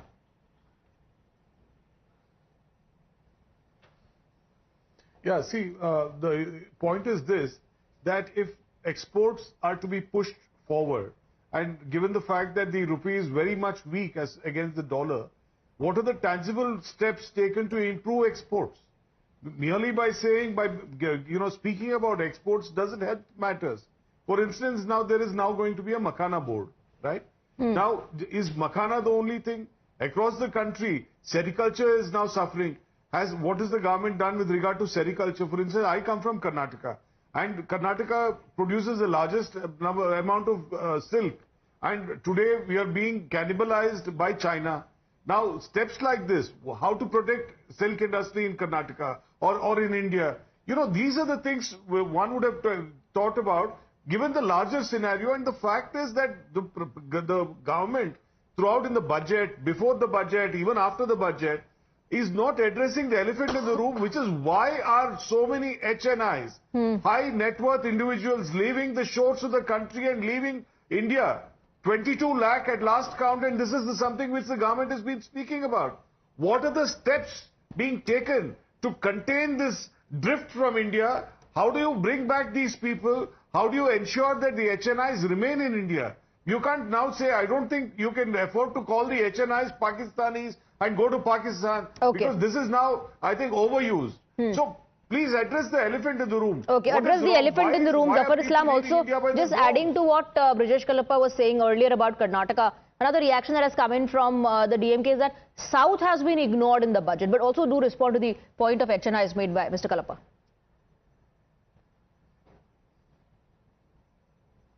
See, I mean, it's very difficult to make this kind of a statement, and it's very unfair to make this kind of statement that if people have disposable income and they are looking for a different country for education, for something worthy for family consideration, and a small fraction of the society is actually fraction of the population is going there, then that should not should not become a concern for any government. Yes, if it is a concern, we have always made things easy for the people of India so that they remain here and work and be productive here. But you will always have people going from one country to another. I mean, a very small population, if it's going, then you can't stop them from going, because at the end of the day, they have aspiration, and if their aspiration is getting met somewhere else, they should pursue it. We are not becoming a bottleneck for them. Having said that, it's very, very small fraction of the population which is going. We're not even in 0.00000 kind of a population, and Congress parties and right. You know, some reports also suggest that there has been a significant decrease if you compare it to previous years. We have some restrictive measures like TCS. No, I'm saying that they have also put some restrictive measures like TCS to discourage people from going abroad. Okay. But still, you can't stop them from going abroad. If they are willing to go, then they are happy to be allowed. Having said that, let me again, there are a lot of emphasis. In fact, there are 4 growth engines which the government has spoken about today. All right. The agriculture, the second growth engine is export. The third engine is there are 3-4 engines the government has spoken, and agriculture happens to be one of them, besides innovation, investments, etc. So it is very unfair again on part of Kalappaji to say that we have not focused on export. All right. I'm running out of time, Zafar Islam, so I'll wrap up the debate. It was a great detailed discussion. Gentlemen, thank you very much for joining us.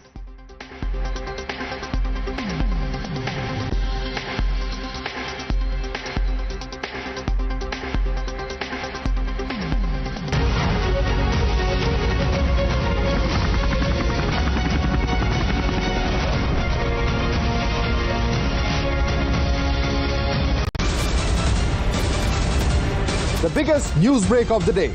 Exclusive that set the primetime agenda.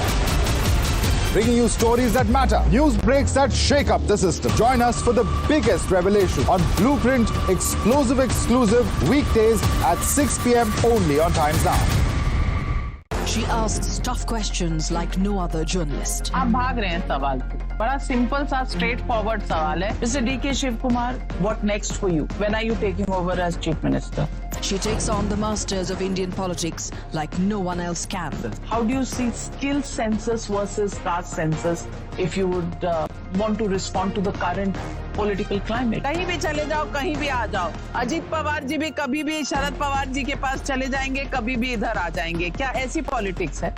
Because she speaks for you the way no one else can. What's the chemistry between Prime Minister Modi and Democrats? The profile of India as a country, has it grown? Are you going to get onto a SpaceX spaceship anytime soon?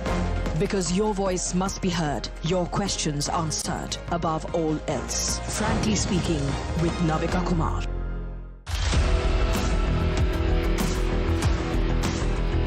There's always that story that the nation wants to know. There are always questions that we want answers to. They can run, they can dodge, they can even ignore us. But we will repeatedly keep asking those questions and bring out the real facts. Because the nation will always want to know. Weekdays at 7 p.m.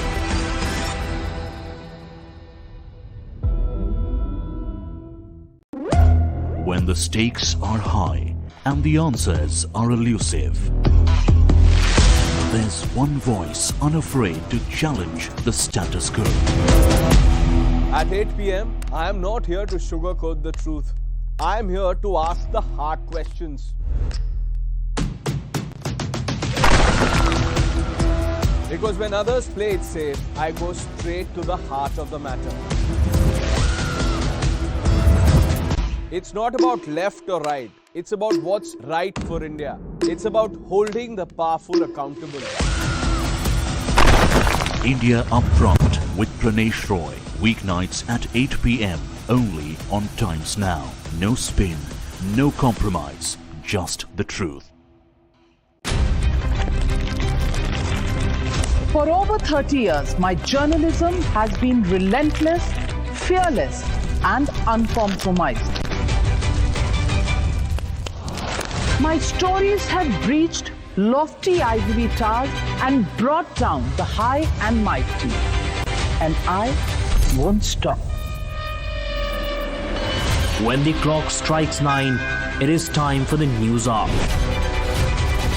Navika Kumar asks the legitimate question.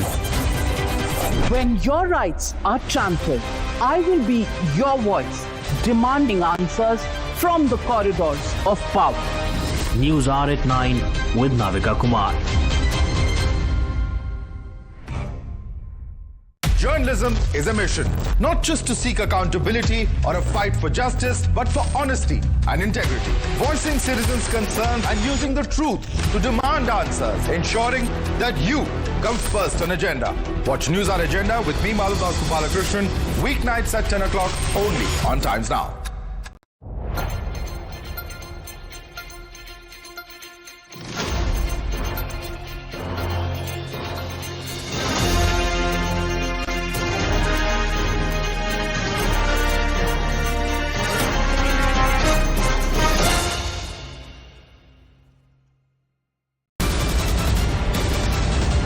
The biggest news break of the day. Exclusive that set the primetime agenda. Bringing you stories that matter. News breaks that shake up the system. Join us for the biggest revelation on Blueprint exclusive weekdays at 6 p.m. only on Times Now. She asks tough questions like no other journalist. आप भाग रहे हैं सवाल पे. बड़ा simple सा straight forward सवाल है. Mr. D.K. Shivkumar, what next for you? When are you taking over as Chief Minister? She takes on the masters of Indian politics like no one else can. How do you see skill census versus caste census if you would want to respond to the current political climate? कहीं भी चले जाओ, कहीं भी आ जाओ. अजीत पवार जी भी कभी भी शरद पवार जी के पास चले जाएंगे, कभी भी इधर आ जाएंगे. क्या ऐसी पॉलिटिक्स है? Because she speaks for you the way no one else can. What's the chemistry between Prime Minister Modi and Democrats? The profile of India as a country, has it grown? Are you going to get onto a SpaceX spaceship anytime soon? Because your voice must be heard, your questions answered above all else. Frankly Speaking with Navika Kumar.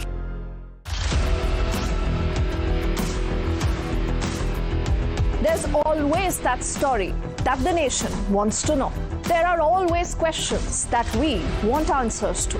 They can run, they can dodge, they can even ignore us. But we will repeatedly keep asking those questions and bring out the real facts. Because the nation will always want to know. Weekdays at 7 p.m.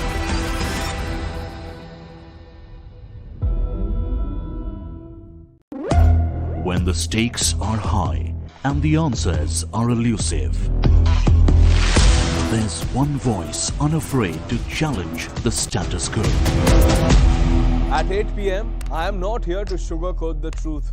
I am here to ask the hard questions. Because when others play it safe, I go straight to the heart of the matter. It's not about left or right. It's about what's right for India. It's about holding the powerful accountable. India Upfront with Pranesh Roy, weeknights at 8 p.m. only on Times Now. No spin, no compromise, just the truth. For over 30 years, my journalism has been relentless, fearless, and uncompromising. My stories have breached lofty ivory towers and brought down the high and mighty. And I won't stop. When the clock strikes 9, it is time for the news hour. Navika Kumar inspires. Orally, what I'm seeing the budget is a good one for the middle class person or for the salarized person or for the you can say that the small kind of a income group of the persons. It's a very good of that for them because the 12 lakh the Nirmala Sitharaman which increased the exemption limit from the 7.5 lakhs from the last budget to the 12 lakh. It's a very good initiatives. My expectation was if she would have cut this capital gain or short-term gain, that might be more benefit for us. According to the tax regime, it was very good for the middle class people. From since a long time, like there haven't been anything for the middle class people. So, but even for the goods and all, the price should be reduced. It will be very good for the people, middle class people here.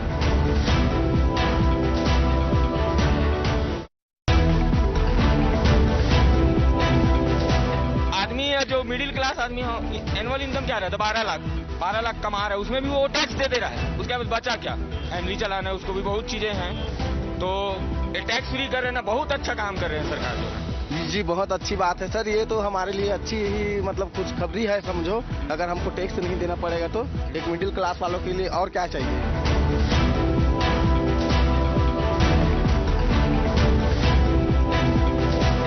नहीं middle class के लिए तो definitely है जो tax benefits वगैरह दिया है तो मिडिल क्लास के लिए काफ़ी आई वुड से इनकरेजिंग है देखिए और बिहार के कंटेक्स्ट में आपने बात किया तो देखिए कोई भी डेवलपमेंट के लिए infrastructure is very important infrastructure एक सॉफ्ट है एक हार्ड है हार्ड इंफ्रास्ट्रक्चर में पिछले 8-10 साल में काफ़ी काम हुआ है और भी कमिटमेंट एक होगा तो that part can be taken out आम लोगों के लिए एक बहुत बड़ी राहत है क्योंकि मेन जो लोगों की चिंता खाती है वो टैक्स रेट है तो अब तो कम से कम ये 12 लाख रुपए तक की जो नील रेट है उससे काफी लोगों को फायदे होंगे आम जनमानस का बजट है इसको हम लोग 100 में The biggest news break of the day. Exclusive that set the primetime agenda.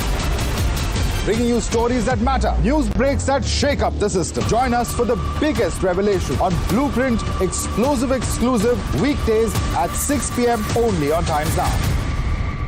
She asks tough questions like no other journalist. आप भाग रहे हैं सवाल पे बड़ा सिंपल सा स्ट्रेट फॉरवर्ड सवाल है Mr. D.K. Shiv Kumar, what next for you? When are you taking over as Chief Minister? She takes on the masters of Indian politics like no one else can. How do you see skill census versus caste census if you would want to respond to the current political climate? कहीं भी चले जाओ कहीं भी आ जाओ अजीत पवार जी भी कभी भी शरद पवार जी के पास चले जाएंगे कभी भी इधर आ जाएंगे क्या ऐसी पॉलिटिक्स है Because she speaks for you the way no one else can. What's the chemistry between Prime Minister Modi and Democrats? The profile of India as a country, has it grown? Are you going to get onto a SpaceX spaceship anytime soon? Because your voice must be heard, your questions answered above all else. Frankly speaking, with Navika Kumar.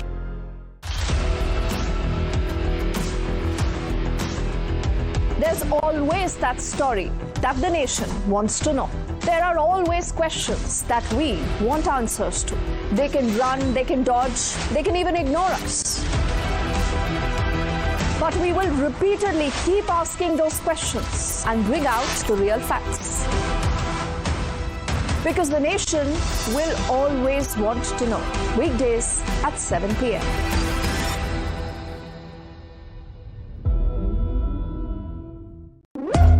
When the stakes are high and the answers are elusive, there's one voice unafraid to challenge the status quo. At 8 p.m., I am not here to sugarcoat the truth. I am here to ask the hard questions. Because when others play it safe, I go straight to the heart of the matter. It's not about left or right. It's about what's right for India. It's about holding the powerful accountable. India Upfront with Pranesh Roy. Weeknights at 8 p.m. only on Times Now. No spin, no compromise, just the truth. For over 30 years, my journalism has been relentless, fearless, and uncompromising. My stories have breached lofty ivory towers and brought down the high and mighty. And I won't stop.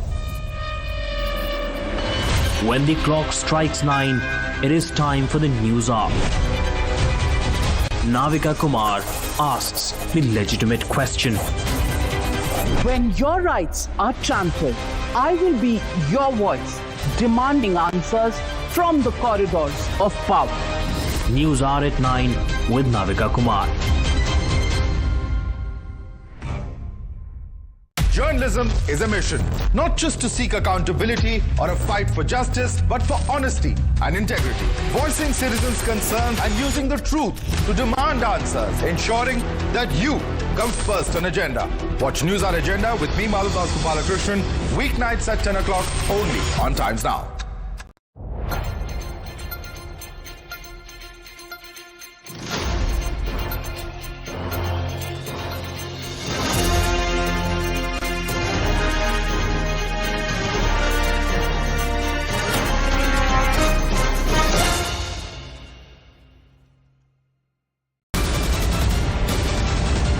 The biggest news break of the day.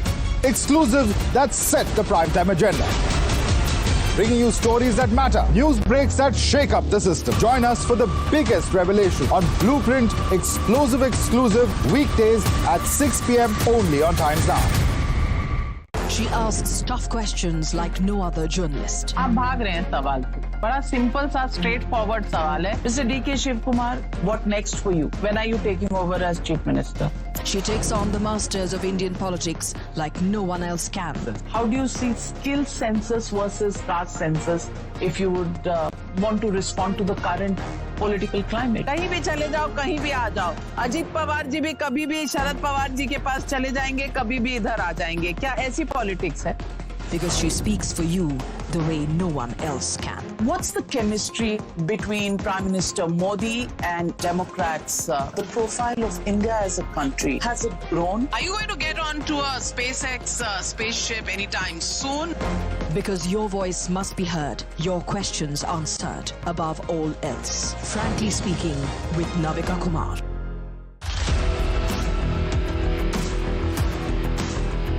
There's always that story that the nation wants to know. There are always questions that we want answers to.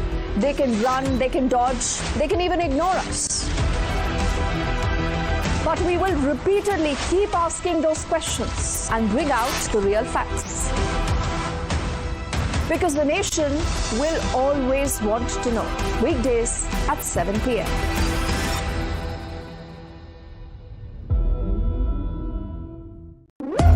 When the stakes are high and the answers are elusive, there's one voice unafraid to challenge the status quo.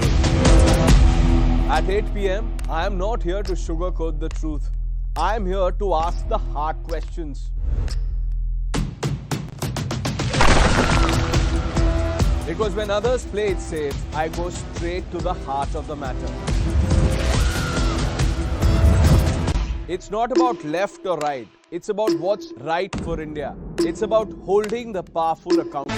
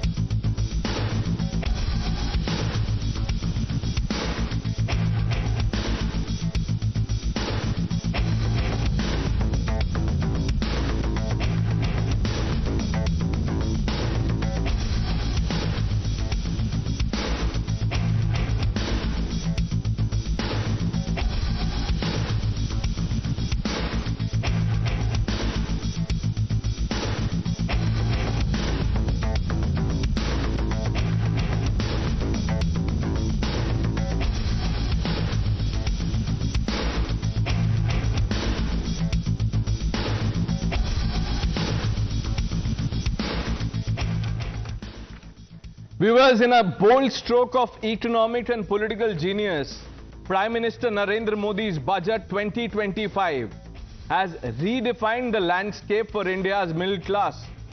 By announcing no income tax on incomes up to 12 lakh, PM Modi has delivered a masterstroke that will bring hope and prosperity for millions of households across the country.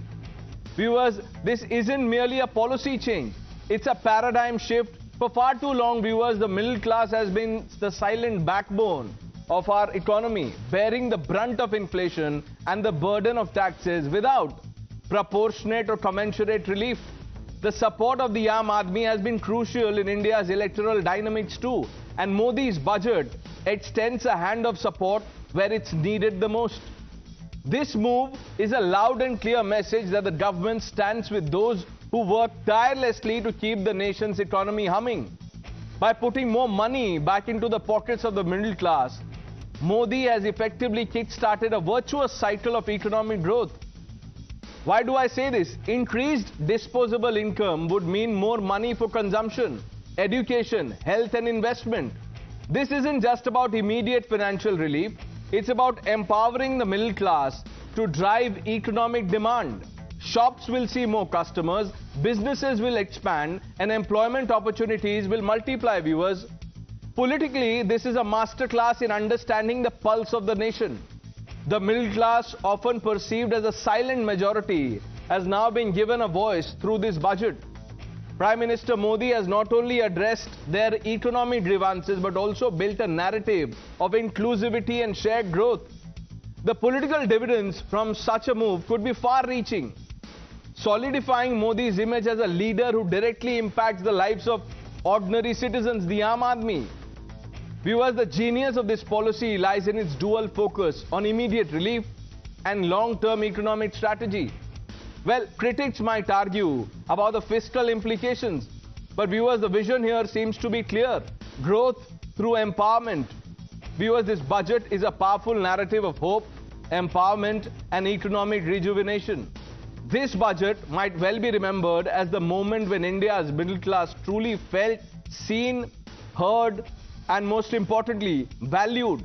It's as if the middle class is saying, Modi hai, to savings hai. But while the Aam Aadmi is celebrating relief, Rahul Gandhi and opposition are not. Maybe they find the budget boring. They say it's a band-aid for a bullet wound. Poor thing, Nirmala Sitharaman needs to work harder to impress the opposition. We are saying now they will have 1,10,000, 1.10 lakh in their pockets, which they don't have to pay as tax. So we have put good substantial amounts into the pockets of people who deserve to get that. There is no reduction in the public spending on capital expenditure. इसका बहुत बड़ा फायदा हमारे middle class को, नौकरी पेशे करने वाले जिनकी आय बंधी हुई है, इससे बहुत बड़ा लाभ होने वाला। जिनको नए नए जॉब मिले हैं, इनकम टैक्स की ये मुक्ति उनके लिए एक बहुत बड़ा अवसर बन जाएगी। और 12 लाख रुपए तक हमारे मध्यम वर्ग के लोगों को इनकम टैक्स से मुक्ति देने का काम नरेंद्र मोदी जी ने किया। अब इस बजट में आपने उसी मिडिल क्लास के एक छुरा पीठ में मारा, दूसरा छुरा छाती में। इंडेक्सेशन जो आपने कैंसिल की वो पीठ में छुरा था, और जो कैपिटल गेन्स टैक्स आपने बढ़ाया वो छाती में छुरा। आपको पता है, अगर एक मिडिल क्लास परिवार साल में 10-12 लाख रुपए कमाता है तो income tax, GST, toll tax, education cess, sales tax, property tax, corporate tax, service tax, registration tax, capital gain tax वगैरह वगैरह वगैरह, ये सारे टैक्स मिला के एक मिडिल क्लास की 50% से ज्यादा आमदनी केवल और केवल सरकार को टैक्स देने में चली जाती है। See how the goalpost has been shifted. Let's quickly open this up. Sanju Verma, the national spokesperson of the Bharatiya Janata Party. Dr. Anand Ranganathan needs no introduction. Tushar Gupta, political analyst. Kamru Zaman Chaudhary ji, Vivek Srivastava, both political analysts, Ghanshyam Tiwari, the national spokesperson of the Samajwadi Party, will be joining us shortly. And Rohit Azad, economist, completes the panel. Rohit Azad, I want to begin by asking you, what do you make of the popular sentiment around the budget?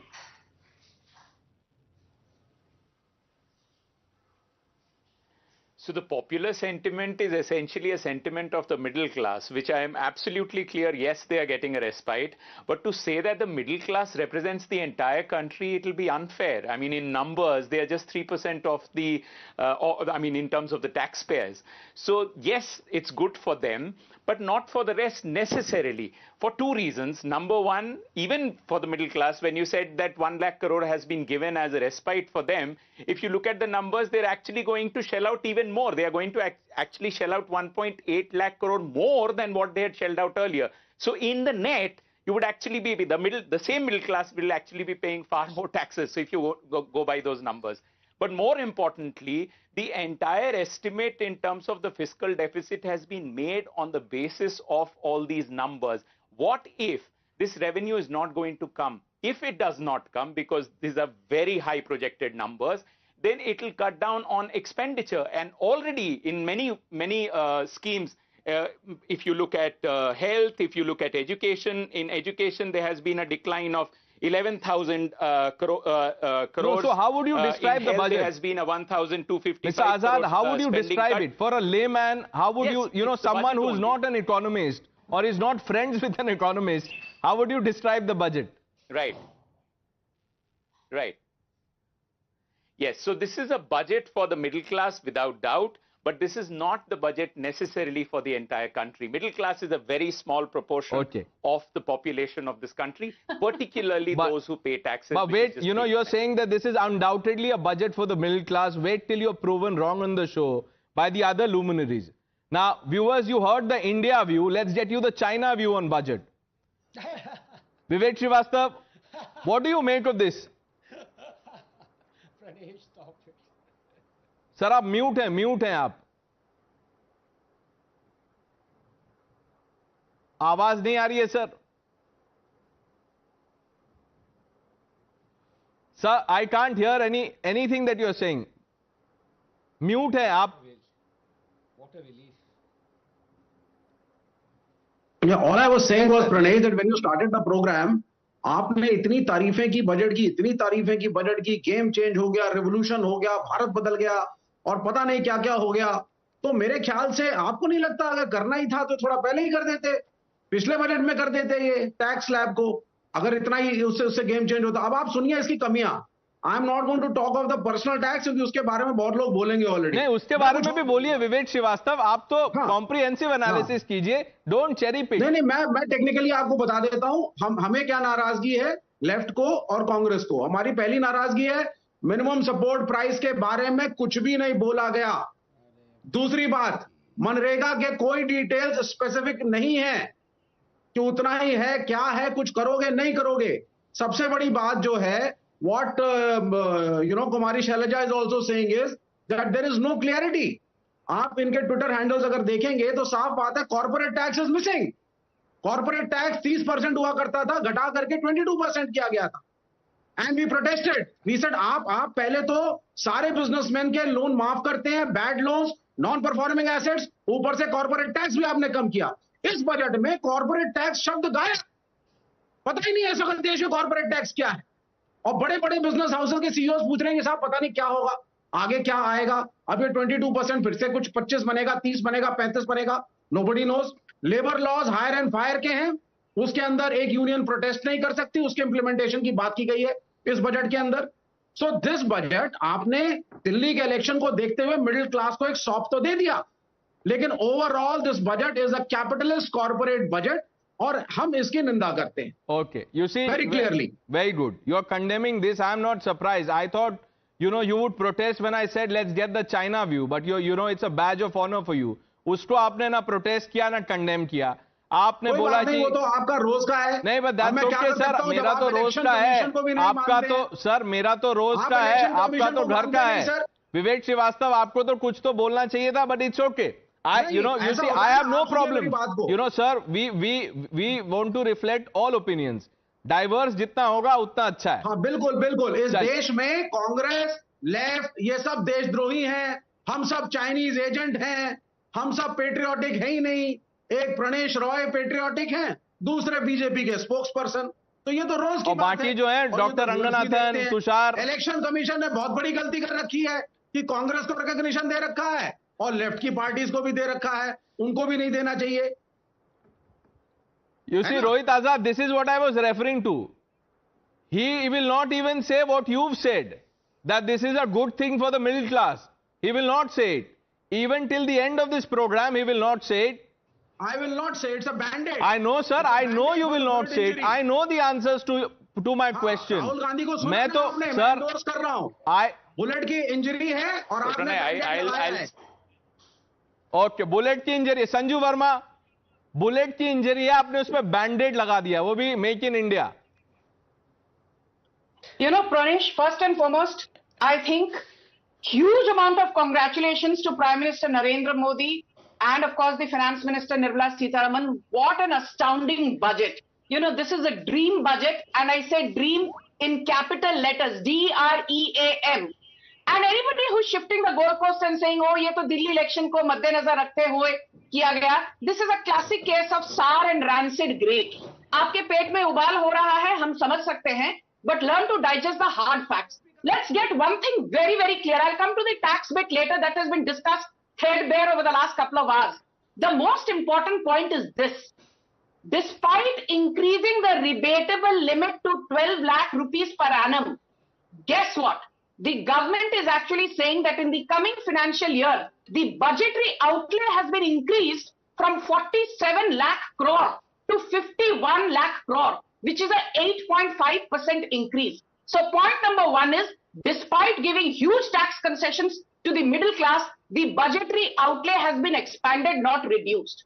Point number two, the government actually next year will borrow lower than what it did in the current financial year. In the current financial year, the government's borrowing stands at 11.62 lakh crore. Next year, the government will only borrow 11.53 lakh crore, which basically means that the government is spending within its means. जो हिंदी में कहावत है, जितनी चादर उतना अपना पांव फैलाइए. तो गवर्नमेंट चादर के अंदर अपना पांव फैला रही है.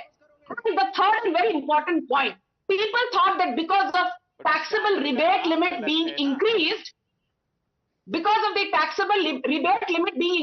fiscal consolidation agenda of the government will be given a miss. That is not the case. Do you remember last year Nirmala Sitharaman said that for FY25, the fiscal deficit that she is looking to achieve is 5.1% of GDP. And lo and behold, claps for the Modi government. We are ending FY25 with a fiscal deficit of 4.8% of GDP, lower than what we had projected at the rate of 5.1. And in the coming financial year, imagine we are going to have a fiscal deficit of 4.4% of GDP.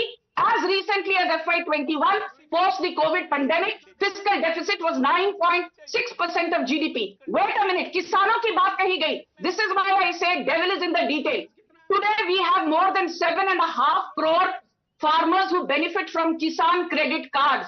The Kisan credit card limit has been increased from rupees 3 lakhs to rupees 5 lakhs. Only last week, the MSP for jute was increased from 5335 rupees to 5650 rupees per quintal. The MSP for paddy is 2300 rupees per quintal, which is 117% more than the cost of production. So the farmer makes ample profit. Now let us talk about Manrega. The average Manrega outlay under the Congress dispensation from 2004 to 2014 was 40,000 crore. The average Manrega outlay under the Modi government is 82% higher at 73,000 crore. Now let me tell you one more thing. All government schools will have free broadband connectivity. 50,000 more Atal tinkering labs will be set up to foster innovation. Right. Now, let me bring in the Samajwadi Party spokesperson, Ghanshyam Tiwari. Ghanshyam Tiwari, what Sanju Verma is, if what she is saying is true, then why are you saying that this is a budget aimed to woo people in Bihar and in poll-bound Delhi? Mr. Chidambaram has said that this is anti-minority. Good evening, Pranesh, to you, the viewers, and my fellow co-panelists. This is the 11th year of Modi Sarkar budget. The Sarkar that started with a promise of 2 crore jobs, 15 lakh rupees in every account, and tax reduction to honest taxpayers, and a whole bunch of jumlas as outlined by Amit Shah. So the silsila of budget of Modi Sarkar is not a budget, it's a fudget. It's the ability to fudge data to continue that Jumla brigade of politics. Now, why do I call it a fudget? When the economic survey says that the growth has been the worst in the last 4 years, what will spur the growth? How will this budget lead to manufacturing sector putting more money into manufacturing? Does a Makhana board transform Bihar fundamentally the poorest state in India? I have worked in that state for 7 years with the Chief Minister Nitish Kumar ji. So I know the reality of Bihar. I know what we are talking about.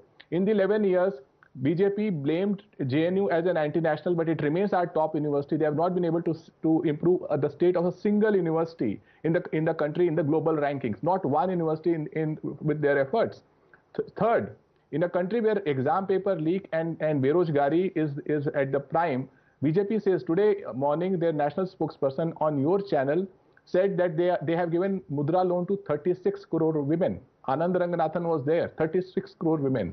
This is why I call them fudget party, because there are not as many women who are in the working class as they are saying 36 crore women. So from top to bottom, apart from some headlines here and there, and as far as middle class is concerned, a party that charges GST from milk powder to chutney to toothpaste is saying that, hey, middle class, we have looted you from petrol, diesel, from gas prices, bahut hui mehengai ki baar. We have broken your limbs and bones from head to toe. Let us put some balm on you, and why don't you celebrate and say Modi ji ki jai? Okay. Only BJP can do that. The reality of middle class is that GST, the complete right. So you are BJP saying that this is not some bonanza or boost. It's only a balm.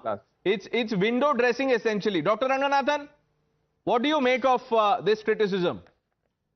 Pranesh, thank you very much and good evening to you and to my fellow panelists. 2-3 चीजें पहले मैं कर दूं. एक तो पहले मैंने deep speak से पूछा कि विवेक श्रीवास्तव को आज गुस्सा क्यों आ रहा है. तो डीप स्पीक, जो कि विवेक के देश की ही अपनी एआई की नई वो है, उसने कहा कि Vivek is angry because he is not going to get any benefit from the income tax relief because वो युआन में उनकी सैलरी आती है. वो कह रहे वो एक्सचेंज रेट से सारा इनकम टैक्स रिलीफ. देखो हंस रहे. Thank you. But can I, before I come to that, can I please fact check my good friend Ghanshyam Tiwari. मतलब फास्टेस्ट फिंगर्स फर्स्ट में इन्होंने 1 मिनट में जितने झूठ बोल सकते थे बोल दिए. कह रहे not a single university has improved it ranking. ये लिस्ट ऑफ यूनिवर्सिटीज है, Indian universities that have improved their ranking. तो पहले get your facts right. Number 2, इन्होंने बोला कि मोदी जी ने प्रॉमिस किया था कि 15 लाख हर अकाउंट में आएंगे. ये ऑब्वियसली ये फेक न्यूज इतनी बार बस्ट हो चुकी है, लेकिन अभी तक ये चल रही है. He never promised to put 15 lakhs in everyone's account. This is fake news. So please, आपके चैनल पे और स्पेशली आपके प्रोग्राम पे प्रणेश, I expect कि लोग फेक न्यूज ना फैलाएं. Now let me come to the nub of the issue. First of all, let me begin by congratulating BJP for winning the Delhi and Bihar elections. Well done. You have to choose the chief ministers now. But couple of points here. All the people who are protesting right now, many on the panel who haven't yet spoken, many have spoken. They wanted relief for the same middle class. है. जब relief दे दिया, तो कह रहे हैं हाय हाय छाती पीट रहे हैं. This is the same thing with farm laws. Verbatim, the 3 farm laws that Modi brought were in the election manifestos of every political party of the India Alliance, especially the Congress. Point number 11, point number 19, उठा के. बल्कि एक जो contract farming act था, वो कांग्रेस ने implement कर दिया था already.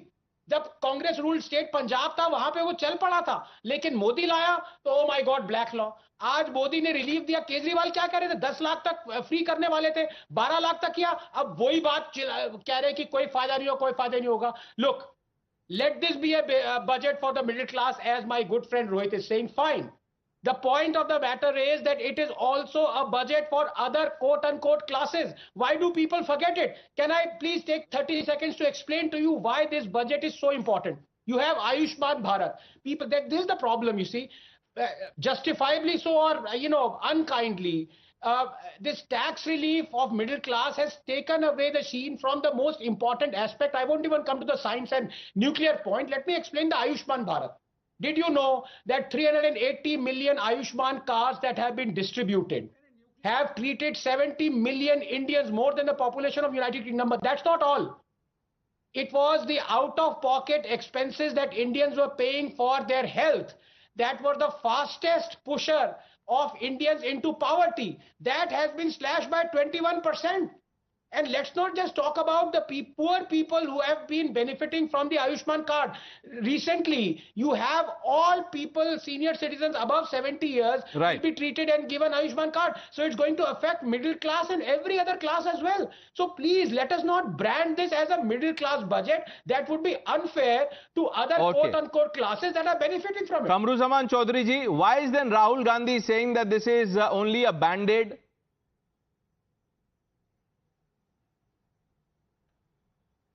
Yeah, Pradesh, we are having 102 MPs in the Lok Sabha. I hope you give us half the time that you have given to the BJP spokesperson on the panel. Thank you. Why I say this? Because Pradesh, what Nirmala ji has done is taking my money from my left pocket and putting them on the right pocket. How she has done this very nicely? As you mentioned at the start of your show, that 1 lakh crore is being given away to the middle class. I'm coming to that benefit of the middle class later on. But where did this money come from? That's the biggest question. Where is it going to come in from? Without augmenting the revenue earning scope of the government or the state governments, what it has done, it has cut 92,000 crores from the capital expenditure of the country. It has cut on the health sector. It has cut on the education sector by 10,000 crores. On the social welfare sector by 10,000 crores. On agriculture by 10,000 crores. In rural development, urban development. And the much needed funds for the northeast sector by 1,900 crores. In social sector, it comes to a cut of 16%. In housing sector, a cut of 4.38%. And most importantly, when they call about the ST, SC, ki himayati hu, ye kar lunga, wo kar lunga, 3% they have deducted from the SC, ST funds. In food subsidy bill, they have deducted 1%. Overall, on the social sector for welfare schemes, 5%. And most importantly, do you remember the Civil Nuclear Liability Damage Act of 2010? With the same BJP opposed it because they did not want to provide the nuclear power status to Indians. No, Mr. Chaudhary, answer a fundamental question. Are you happy with what the middle class has got? It was Rahul Gandhi thus far was saying, inko de dijiye, give them tax relief. This is tax terrorism. Okay, now let me come to the political part of my statement. You know, Nirmala ji is directly opposing Narendra Modi ji on one election, one nation, one election. Why is that? Because Delhi preliminary is a middle class city. For them, she has provided some benefits to the middle class, of course. In second point, Bihar is having elections over the next few days, a few months rather. What a wonderful score. So I say that we must be having elections. You know, Mr. Chaudhary, I'm sorry, but your commentary is, layered like the budget. Direct taxes, indirect taxes. No, ऐसा नहीं होता है, sir. एक simple सवाल पूछा, उसका आप जवाब नहीं दे रहे हैं. आप बोल रहे हैं, Delhi is a middle class city. Which is the uber rich city or the state? Tushar Gupta, you had put out many tweets today. One that caught my eye. You've said those who call the BJP a freebie government, please explain 3 simultaneous aspects. Would you like to elaborate on what you posted? Good evening, Pranesh. Good evening to all my fellow panelists. I would like to first address, Pranesh, all the 3 spokespersons from the opposition party here. Kamruzaman Chaudhary is talking about the capex, the reduction in it. Does Kamruzaman Chaudhary know that our capex for this budget year is also more than rupees 10 lakh crore? And when I say our, I mean the country's. It's Kamruzaman Chaudhary's budget as well. Vivek Srivastav here was talking about some policies not going against the farmers, for the farmers. If you have to be a good communist, at least be a knowledgeable communist. The government is saying we want the farmers to grow pulses. Central agencies are going to procure from you. The government is saying we don't want to give out MSP for the conventional crops. We want to give out MSP for pulses over which we are importing right now.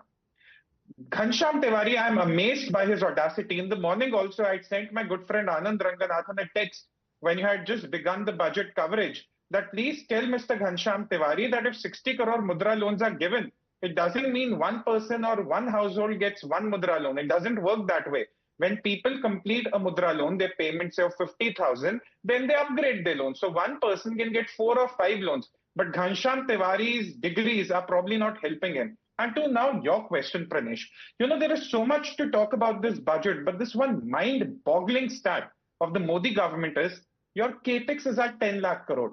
Congress's best expenditure was 2.5 lakh crore. Kamruzaman Chaudhary, your Congress until FY14 could only get to 2.5 lakh crore. In 10 years, BJP has gone 5 times ahead of you, right? The tax cut is until 12 lakh rupees and the fiscal deficit is being targeted at 4.4%. Now, Kamruzaman Chaudhary was saying, where will the money come from?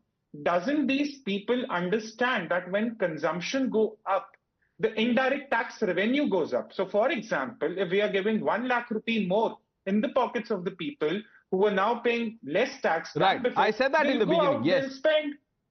So, which is the difficult part here? I don't understand. Pranesh, I also want to talk about the fact about agriculture. We are not talking about agriculture enough. The Sarkar, the government is saying, boss, we do not want to import from abroad. We want the farmers to become self-sufficient, grow pulses, go for crop diversification, go for crops that are not water intensive.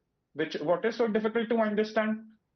No, but many have called it, anti-poor budget, anti-minority. Dr. Ranganathan, before I come to you, Sanju Verma, I want you to respond to what Rohit said in the beginning. He said, look, I concede the relief to the middle class, but उसके अलावा और कुछ है नहीं. घनश्याम तिवारी जी भी उसी lines पे बोल रहे हैं कि ये सब headline management. And Tushar, before Sanju Verma actually answers that question, you want Vivek Srivastava to be an intelligent communist. His goal is clear. He wants to be a rich communist. Dr. Ranganathan बोलेंगे intelligent communist नहीं होता है. Sanju Verma. Pranesh, let's get one thing very clear. People who sit here and say that, the capex is going to be affected, to add to what Tushar said, under successive Congress dispensations, the capital expenditure, effective capital expenditure was never more than rupees 2.5 lakh crore. And in financial year 25-26, that is the coming financial year, it is not just 11.1 lakh crore, which is what was the case last year. The finance minister has said that the capital expenditure will be 15.48 lakh crore.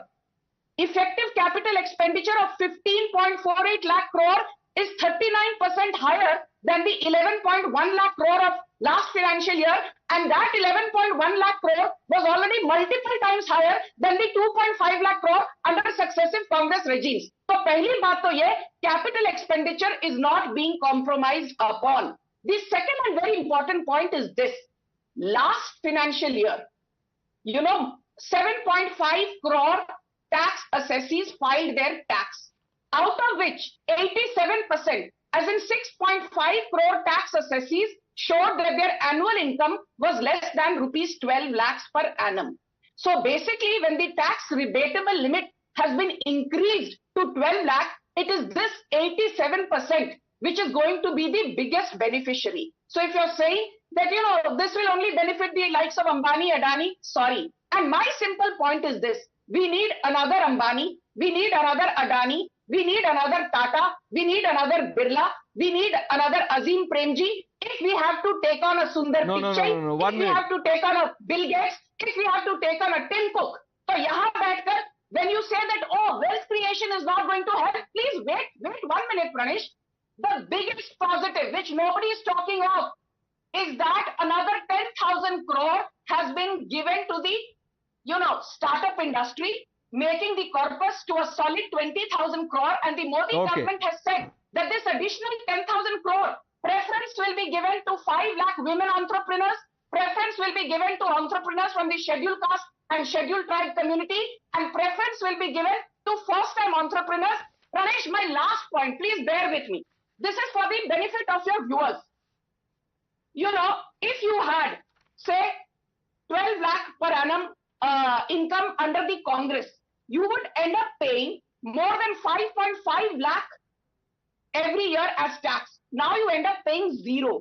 If your income was 8 lakh under the Congress, you would end up paying 90,000 every year as tax. Now you end up paying 0. And if under the Congress, your income was 24 lakh per annum, you would end up paying more than 7 lakh per annum as tax given all these surcharges. Right, Now we are you running end up that paying chart, ma'am. only We are running that 2.8 chart. lakh. Yeah, that the chart is there on the screen. You final want point to Ghanshyam. another Ambani, Adani. I want another Vivek Srivastava. We should have more Vivek Srivastavs also.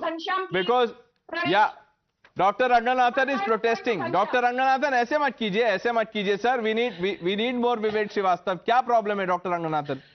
नहीं, देश के लिए एक ही काफी है. But I have profound disagreement with Sanju Verma, my good friend. कह रही है एक और अडानी चाहिए. अरे एक अडानी ने ही राहुल गांधी की नाक में दम किया हुआ है. दूसरा आ गया तो ये देश छोड़ के इटली भाग जाएगा. भाई मत करो ऐसे. ओके, घनश्याम तिवारी. आप कितने जुमलों को फैक्ट चेक कर सकते हैं, उसका कोई लिमिट नहीं है. 16 फरवरी 2014 mister Modi said that black money लाएंगे और ऑनेस्ट टैक्स पेयर को 5-10% देंगे. 2 करोड़ रोजगार उन्होंने कहा. सबका साथ सबका विकास कहते कहते बटेंगे कटेंगे पार्टी बन गई. ठीक है, 100 दिन में काला धन लाने की बात कही. तो जो पार्टी भ्रष्टाचार के खिलाफ मूवमेंट में आती है और पिछले 10 साल में 13,000 करोड़ का चंदा जमा करती है, 12.5 लाख करोड़ पूंजीपति. नहीं, बट ये चंदा तो सबने जमा किया है घनश्याम तिवारी जी. ये चंदा तो सबने जमा किया है. ऐसे मत बोलिए. जिन्होंने जमा किया है और वो जमा करने के बाद ऑब्जेक्ट कर रहे हैं, उनको तो पहले वापस करना चाहिए. ठीक है, पहले तो वापस कर दीजिए. आपको खुशी हो रही है कि भारतीय जनता पार्टी ने 13,000 करोड़ का चंदा जमा किया? नहीं, मुझे दुख इस बात का है कि आपने भी जमा किया और अब आप बोल रहे हैं कि उनको वापस करना चाहिए. 13,000 मोदी जी ने कहा था काला धन लाके 5-10% टैक्स. नहीं तो आप काला धन, आप छोड़िए ना. आप क्यों इतना डिफेंड क्यों कर रहे हैं उनको? नहीं, डिफेंड नहीं कर रहा हूं मैं, आपको एक्सपोज कर रहा हूं. घनश्याम जी इतने आप व्याकुल क्यों हो रहे हैं? नहीं, आप जैसे कि विवेक, आप दोनों, but the Samajwadi Party, the Congress Party, all of you are beneficiaries of this scheme that you are now, resisting, opposing. वापस कर दीजिए सर. I mean, जिस तरीके से देखिए, let's have a civil debate. Please allow me to complete my point. The point that I am trying to make is, yes, Sanju Verma wants another Adani, जहां पे प्रधानमंत्री दुनिया के सबसे अमीर आदमी को अपनी जेब में बिठा करके अपनी गरीबी की मार्केटिंग 11 साल से कर रहे हैं. ठीक है, they want another Adani. But the fact is that single Adani cost 700 farmer lives because the farm laws, the black farm laws that were passed, there were press reports that said that were passed to benefit Mr. Adani. So please. But Ghanshyam Tiwari, the same Adani that you are demonizing here on the show is also doing business with Congress. उसका क्या जवाब होगा sir? ये कब जवाब देंगे आप लोग? देखिए, ये सब बकवास है. मेन बात है कि अच्छा, ये बकवास है. ठीक है. BJP wants another Adani. And Sanju Verma, ये सब बकवास है. अंबानी अडानी और चाहिए. क्यों चाहिए आपको? चंदा चाहिए और? Can I come in here? Okay, thank you. First and foremost, Ghanshyam, basic common sense that US court which indicted Adani, what is the formal meaning of indictment? It simply means that formal charges have been made, but it does not mean you're either innocent or guilty. If indictment means guilty, Sonia Gandhi, is she guilty in the National Herald scam? Is Rahul Gandhi guilty in the National Herald scam? Is Akhilesh Yadav guilty in the mining scam? Is Tejasvi Yadav guilty in the land for job scam? Is Arvind Kejriwal guilty in the liquor scam? तो यहाँ बैठकर indictment और guilty के बीच के पहला तो अंतर जानिए. Now let me say one thing very clearly to Ghanshyam. He spoke about jobs. In the last 10 years of Modi government, we added 17.9 crore jobs, which translates into a 36% job growth. Under the Congress, we added 2.9 crore jobs, which translated to a measly job growth of only 7%. But wait, Ghanshyam, यहाँ बैठकर आप वंचित, पिछड़ा वर्ग, गरीबों की बात करते हैं. Pranesh, 1 second, please. The rural poverty rate in FY12 was 25.7%. Today it is 4.86%. The urban poverty rate in FY12 was 13.7%. Today it is 4.09%. The overall poverty rate was 37.2% in financial year 2004-05. Today it is 4.34%. Debate पर पढ़ लिख कर आना करो. Okay, Tushar. In the last 4 budgets, including this one, the effective capex by the Modi government in long-term asset creation, and effective capex also includes the grants to the states, is more than rupees 50 lakh crore. 50 lakh crore. Just an effective capex, Pranesh. ये क्या घनश्याम तिवारी चंदा इकट्ठा कर लिया, अमीर आदमी ये वो बोल रहे हैं. एक तो इन्हें केपेक्स पता नहीं है, लॉन्ग टर्म एसेट क्रिएशन पता नहीं है, मुद्रा लोन्स इनको पता नहीं है. इनके जुमले फैक्ट चेक क्यों करने पड़ते हैं? क्योंकि नेशनल टेलीविजन पे ऐसा डिस्कोर्स हम नहीं चलने दे सकते. We can't let the people of Times, the viewers of Times now be recipients of whatever Ghanshyam Tiwari says. It's dangerous for one's intellect. It's dangerous for common sense. आप मुझे बताइए, अगर सरकार को अपने ही कॉफर्स भरने होते, अपना ही चंदा इकट्ठा करना होता, पिछले 4 बजट्स पैंडेमिक के बाद 50 लाख करोड़ का effective capex, long term asset creation, long term growth के लिए, क्या उससे नौकरियां नहीं बनती? क्या उससे आमदनी पे फर्क नहीं पड़ता? क्या उससे स्टेट की इकोनॉमीज पे फर्क नहीं पड़ता? Okay, let me bring in Rohit Azad on all of this. It's good to have an economist on the panel, and also, you know, great to go to him, you know, once in a while, educated or informed लगता है. Rohit Azad. तो 2-3 चीजें मुझे please बोलने दीजिए और थोड़ा समय दीजिएगा. First and foremost, if you look at, since the numbers were being quoted, the daily wage of workers in the rural areas was 337 rupees during the UPA. It went up to 343, 5 rupees increase that has happened. So all these claims about there has been a dramatic increase during the Modi government is definitely not true. But let's say that you don't want to accept these numbers. We simply go by this budget's number. Of course, the fiscal deficit has come down. How has it come down? It has come down because you cut down on expenditure. Where have you cut it down? On agriculture. 10,992 lakh crores you have brought it down, 10,992. Education, you have brought it down by 11,584. On health, you have brought it down by 1,255. On rural development by 75,000. All of it put together, you have brought the expenditure down by 1 lakh crore. If you do that, of course, fiscal deficit would come under control. Now, in this context, if you're making a claim that we have brought fiscal consolidation, yes, there will be fiscal consolidation. Okay. If you cut expenditure. Okay. It's a question from the JNU campus. Let's get someone from the JNU to answer this. Sanju Verma, मैं आ रहा हूं आपके पास. Ma'am, आप तो overall orbiter हैं. मैं पहले JNU का फैसला कर देता हूं यहाँ पे. I'll come to you, ma'am. You'll have the last word on the show. Dr. Ranganathan. It's always a pleasure to hear Rohit, but मैं इनको ये बताना चाहता हूँ, देखिए आधी चीजें मत बोलें. अगर ये वेज का कह रहे हैं सिर्फ 5 रुपए बढ़ाए, तो ये भी बता दें कि जो फ्री अनाज मिल रहा है और इतनी सारी सब्सिडीज मिल रही हैं जो यूपीए नहीं दे रहा था, वो अब इन काइंड मोदी सरकार दे रही है, उसको कैश में कन्वर्ट करके ऐड नहीं करना है. तो आधी स्टोरी मत बताइए. जो ये फ्री में 5-5 किलो अनाज मिल रहा है, इसकी कॉस्ट भी ऐड करिए ना. And the reason for that is this, that somehow you can fudge the figures. अब जैसे my good friend Ghanshyam Tiwari ने कहा कि 2 करोड़ जॉब प्रॉमिस किए थे, क्या हुआ? जुमला था. अब ये कहेंगे कि मैं क्लिम्स के डेटा आरबीआई पे भी बिलीव नहीं करता, जो यही घनश्याम तिवारी 2009 में बिलीव करते थे, क्योंकि क्लिम्स अब कह रहा है कि 47 मिलियन जॉब्स वर क्रिएटेड लास्ट ईयर. तो इनका देखिए प्रणेश, सीधी सी बात है. कुछ लोग कहते हैं ग्लास हाफ एम्प्टी है, कुछ कहते हैं ग्लास हाफ फुल है, कुछ कहते हैं ग्लास इज ब्रिमिंग, कुछ लोग कहते हैं जो नीचे पैनल में वो कह रहे हैं ग्लास है ही नहीं, पानी है ही नहीं. तो उसमें आदमी क्या कर सकता है? क्या पिए? दारू? I don't think Rohit Azad looks convinced, but because he can just walk across आपके घर के बाहर आके बोल सकते हैं कि लेके रहेंगे. आजादी नहीं आंसर. वो बोलेंगे तो आप शायद उनको बता देंगे. Sanju Verma. Pranesh, let me fact check Rohit Azad, because making generic statements is not done. I come here with hard data, and now let me quote this data. This is the All India Rural Financial Inclusion Survey, NAFIS. It has said that the average monthly income of rural households between FY17 and FY23 has risen by 57.6%, from 8,059 rupees to 12,698 rupees. It translates into a compounded annual growth, CAGR, of more than 9.5%. The same survey also says that the financial savings of an average rural household have increased in the last 6 years from 9,104 rupees to 13,209 rupees. The same survey also says that a significant percentage, 66% of rural households have seen a 75% plus jump in their savings in the last 7 years. The same survey also says that the proportion of rural households with outstanding debt has fallen from 52% plus in the last 6 years to less than 37.4%. We've run out of time. So Rohit Azad, do not lie. Hard numbers there. Rohit, we've unfortunately run out of time. I just want to bring in Vivek Srivastava. Vivek Srivastava, if you were to, give headline for the papers tomorrow, तो आप क्या headline देंगे sir budget का?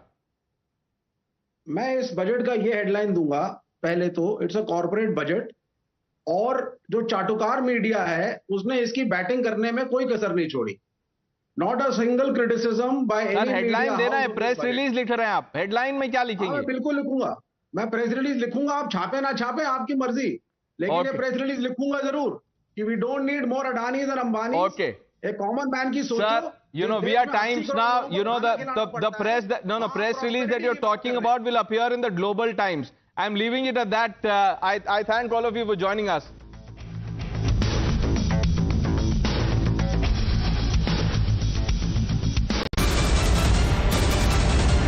The biggest news break of the day. Exclusive that set the primetime agenda. Bringing you stories that matter. News breaks that shake up the system. Join us for the biggest revelation on Blueprint exclusive weekdays at 6 p.m. only on Times Now. She asks tough questions like no other journalist. आप भाग रहे हैं सवाल से. बड़ा simple सा straight forward सवाल है. Mr. D.K. Shiv Kumar, what next for you? When are you taking over as Chief Minister?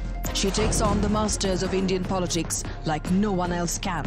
How do you see skill census versus caste census if you would want to respond to the current political climate? कहीं भी चले जाओ, कहीं भी आ जाओ. अजीत पवार जी भी कभी भी शरद पवार जी के पास चले जाएंगे, कभी भी इधर आ जाएंगे. क्या ऐसी पॉलिटिक्स है?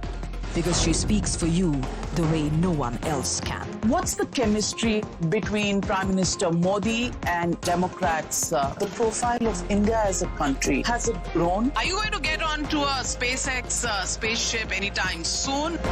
Because your voice must be heard, your questions answered above all else. Frankly Speaking with Navika Kumar.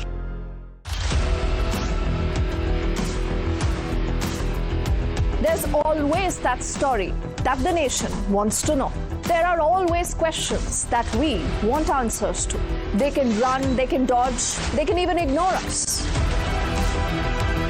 But we will repeatedly keep asking those questions and bring out the real facts.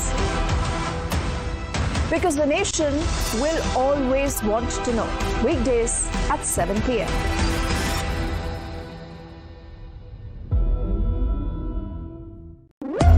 When the stakes are high and the answers are elusive, there's one voice unafraid to challenge the status quo. At 8 p.m., I am not here to sugarcoat the truth. I am here to ask the hard questions. Because when others play it safe, I go straight to the heart of the matter. It's not about left or right. It's about what's right for India. It's about holding the powerful accountable. India Upfront with Pranesh Roy.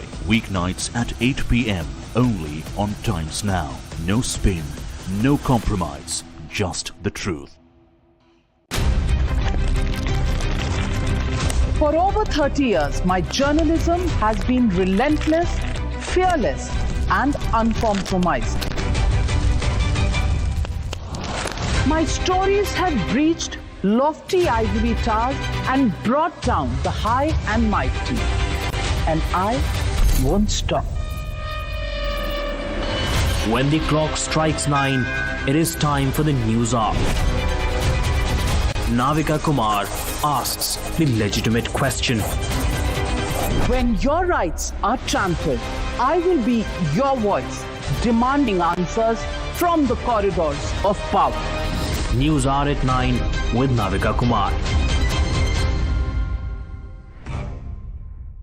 Journalism is a mission, not just to seek accountability or a fight for justice, but for honesty and integrity. Voicing citizens' concerns and using the truth to demand answers, ensuring that you come first on agenda.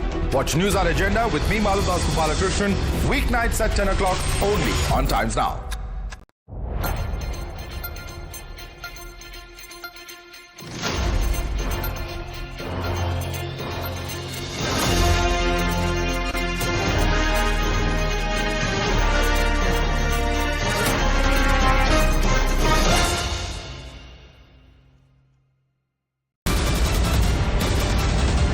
The biggest news break of the day.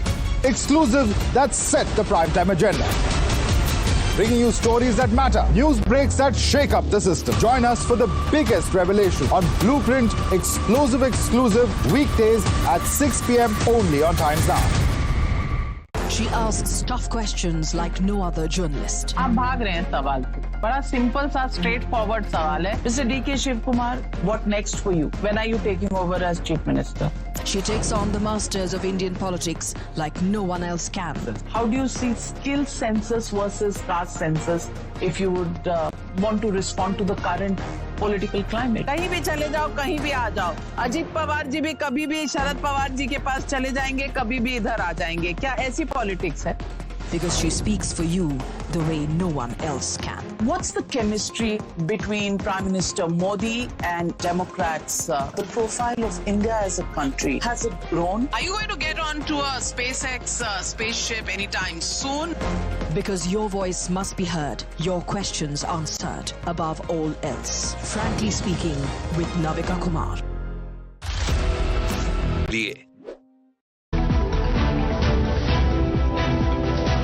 आदमी है जो middle class आदमी हो, annual income क्या रहता है? 12 लाख कमा रहा है, उसमें भी वो टैक्स दे रहा है. उसके बाद बचा क्या? फैमिली चलाना है, उसको भी बहुत चीजें हैं. तो ये टैक्स फ्री कर रहे हैं ना, बहुत अच्छा काम कर रहे हैं सरकार जो. जी बहुत अच्छी बात है सर. ये तो हमारे लिए अच्छी ही मतलब कुछ खबरी है समझो. अगर हमको टैक्स नहीं देना पड़ेगा तो एक मिडिल क्लास वालों के लिए और क्या चाहिए.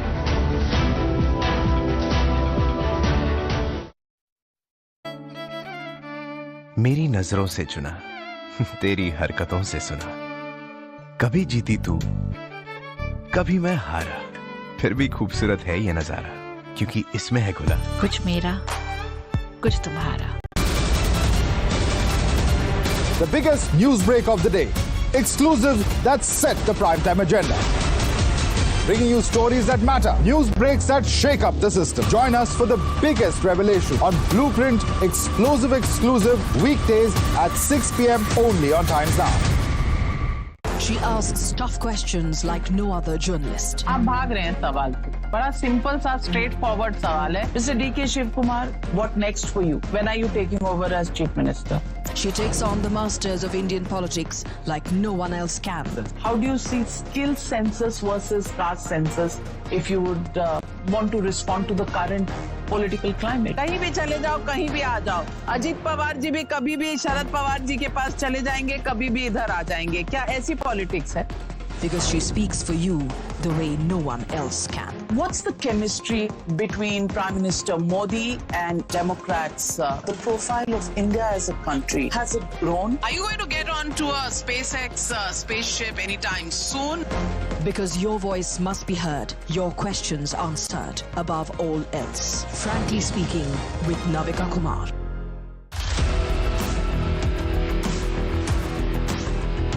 There's always that story that the nation wants to know. There are always questions that we want answers to.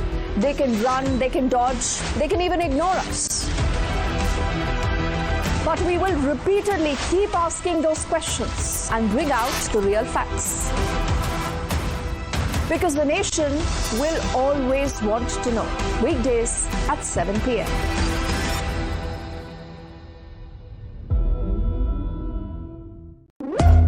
When the stakes are high and the answers are elusive, there's one voice unafraid to challenge the status quo. At 8 p.m., I am not here to sugarcoat the truth. I am here to ask the hard questions. Because when others play it safe, I go straight to the heart of the matter. It's not about left or right. It's about what's right for India. It's about holding the powerful accountable. India Upfront with Pranesh Roy. Weeknights at 8 p.m. only on Times Now. No spin, no compromise, just the truth. For over 30 years, my journalism has been relentless, fearless, and uncompromising. My stories have breached lofty ivory towers and brought down the high and mighty. And I won't stop. When the clock strikes 9, it is time for the news hour. Navika Kumar asks the legitimate question. When your rights are trampled, I will be your voice, demanding answers from the corridors of power. News hour at 9 with Navika Kumar. Journalism is a mission, not just to seek accountability or a fight for justice, but for honesty and integrity. Voicing citizens' concerns and using the truth to demand answers, ensuring that you come first on agenda. Watch News Hour Agenda with me, Madhudas Gopalakrishnan, weeknights at 10 o'clock only on Times Now.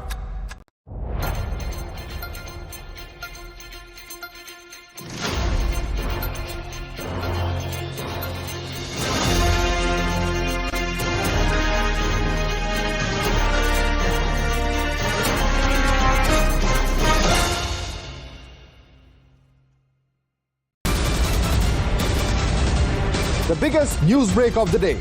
Exclusive that set the primetime agenda. Bringing you stories that matter. News breaks that shake up the system. Join us for the biggest revelation on Blueprint exclusive weekdays at 6 p.m. only on Times Now. She asks tough questions like no other journalist. आप भाग रहे हैं सवाल से. बड़ा simple सा straight forward सवाल है. Mr. D.K. Shiv Kumar, what next for you? When are you taking over as Chief Minister? She takes on the masters of Indian politics like no one else can. How do you see skill census versus caste census if you would want to respond to the current political climate? कहीं भी चले जाओ, कहीं भी आ जाओ. अजीत पवार जी भी कभी भी शरद पवार जी के पास चले जाएंगे, कभी भी इधर आ जाएंगे. क्या ऐसी पॉलिटिक्स है? Because she speaks for you the way no one else can. What's the chemistry between Prime Minister Modi and Democrats? The profile of India as a country, has it grown? Are you going to get onto a SpaceX spaceship anytime soon? Because your voice must be heard, your questions answered above all else.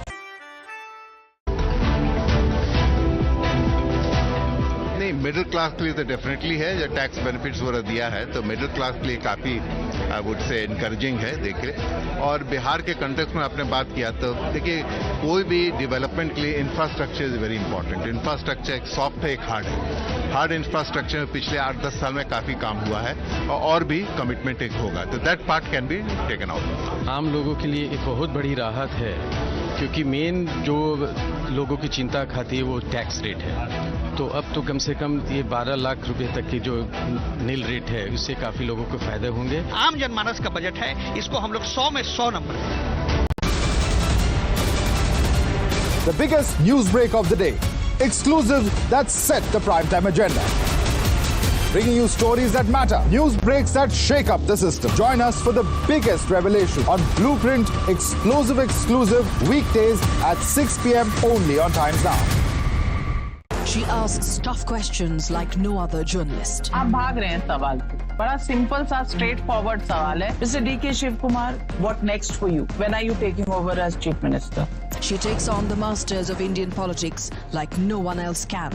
How do you see skill census versus caste census if you would want to respond to the current political climate? कहीं भी चले जाओ, कहीं भी आ जाओ.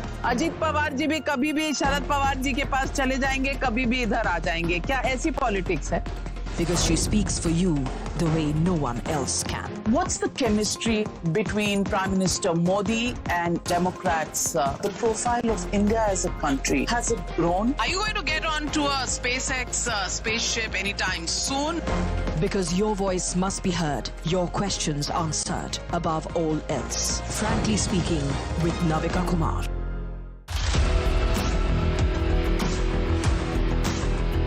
There's always that story that the nation wants to know. There are always questions that we want answers to. They can run, they can dodge, they can even ignore us. But we will repeatedly keep asking those questions and bring out the real facts. Because the nation will always want to know. Weekdays at 7 p.m.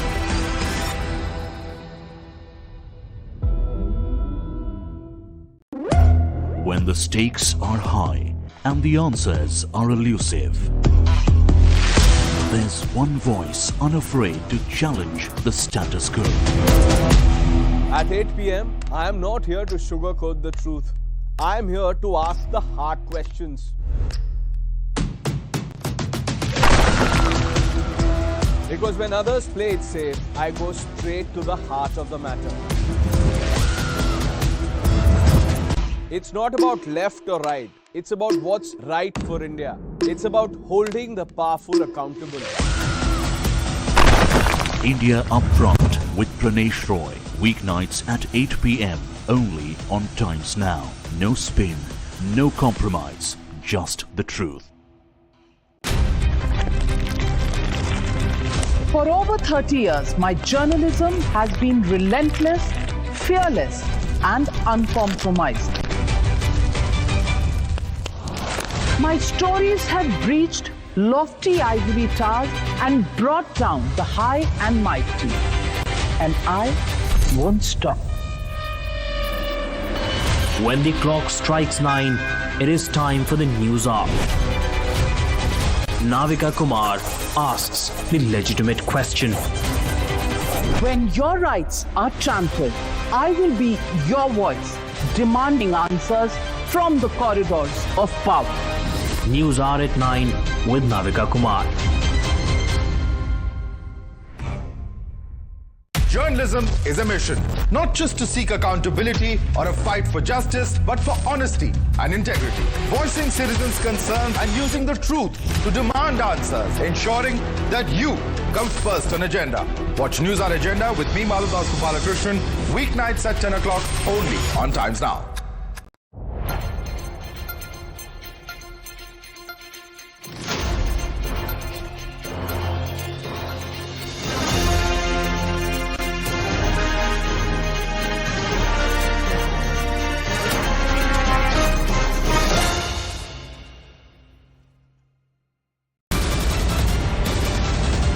The biggest news break of the day.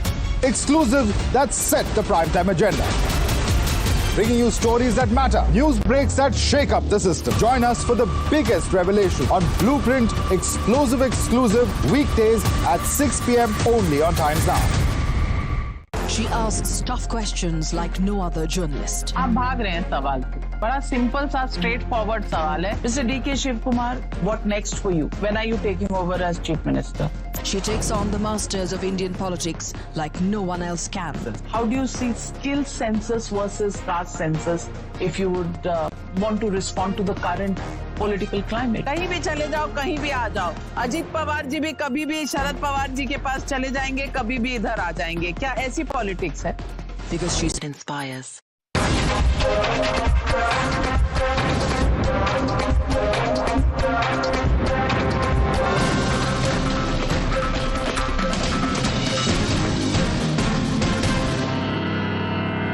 मैं मां लक्ष्मी से प्रार्थना करता हूं कि देश के हर गरीब एवं मध्यम वर्ग समुदाय पर मां लक्ष्मी की विशेष कृपा रहे. I am now happy to announce that there will be no income tax payable up to income of 12 lakh rupees.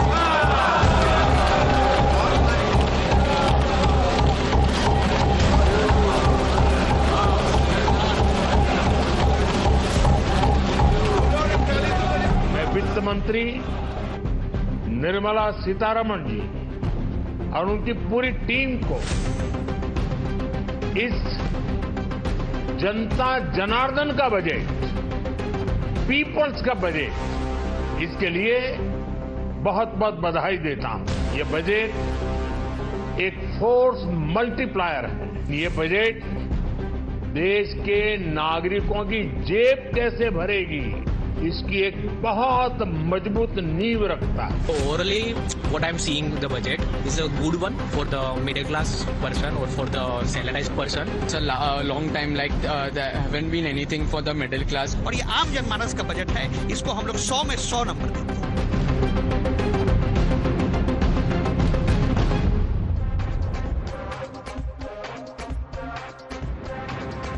Good evening, ladies and gentlemen. I started my first broadcast this morning at 8 a.m. by saying that 1 billion aspirations are riding today on Prime Minister Modi's growth mantra for an ancient civilization, which is today the shining star on the global horizon. So, at the end of the day, I ask, has Modinomics delivered? Has Modi charted the course for growth bhi, popularity bhi? Ask the middle class. And it's an emphatic Jai Ho, reflecting in the Viksit Bharat vision. Finance Minister Nirmala Sitharaman announced a big tax relief. There will be no income tax for those who earn up to rupees 12 lakhs per year. After that, those with rupees 4 to 8 lakh taxable income will pay at the rate of 5% taxes. Those between 8 and 12% will pay 10%. From 12 to 16 lakhs income slabs, there will be a 15% tax payment, and from 16 to 20 it will be 20%. Between 20 and 24 it will be 25%, and if you have income above 24 lakhs, you will have an income tax rate of 30%. So across slabs, even if you are earning 40 lakhs, 50 lakhs, 1 crore, every single middle class member will get some savings in their pockets. But let's simplify and explain what this means for you. Under the new regime, if your income is 8 lakh rupees, you save about 30,000. If it is 10 lakhs, you actually save 50,000 rupees per year.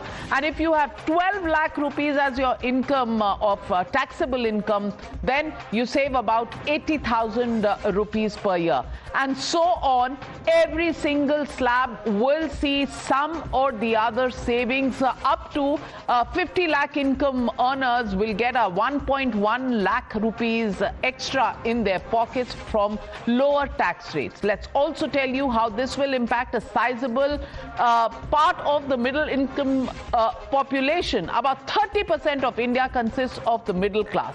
They are also 67% of Delhi, which is going to polls merely 4 days from now. They form about 24% of Bengal, 29% of Uttar Pradesh, and 31% of Tamil Nadu. So middle income class groups in all of these states will be literally rejoicing, dancing. Interestingly, this class is also likely to double by 2047 to 61% of the country's population, when 1.02 billion people will fall under the middle class bracket. But was this outreach to the middle class by the Modi Sarkar just relief or a marked necessity? Look at how the middle class voted in the Lok Sabha elections. BJP's share of the middle class pie went from 32% in 2014 to 38% in 2019. It dipped to 35% in 2024, signaling the class moving just a bit away but solidly behind Narendra Modi. So is it only about politics?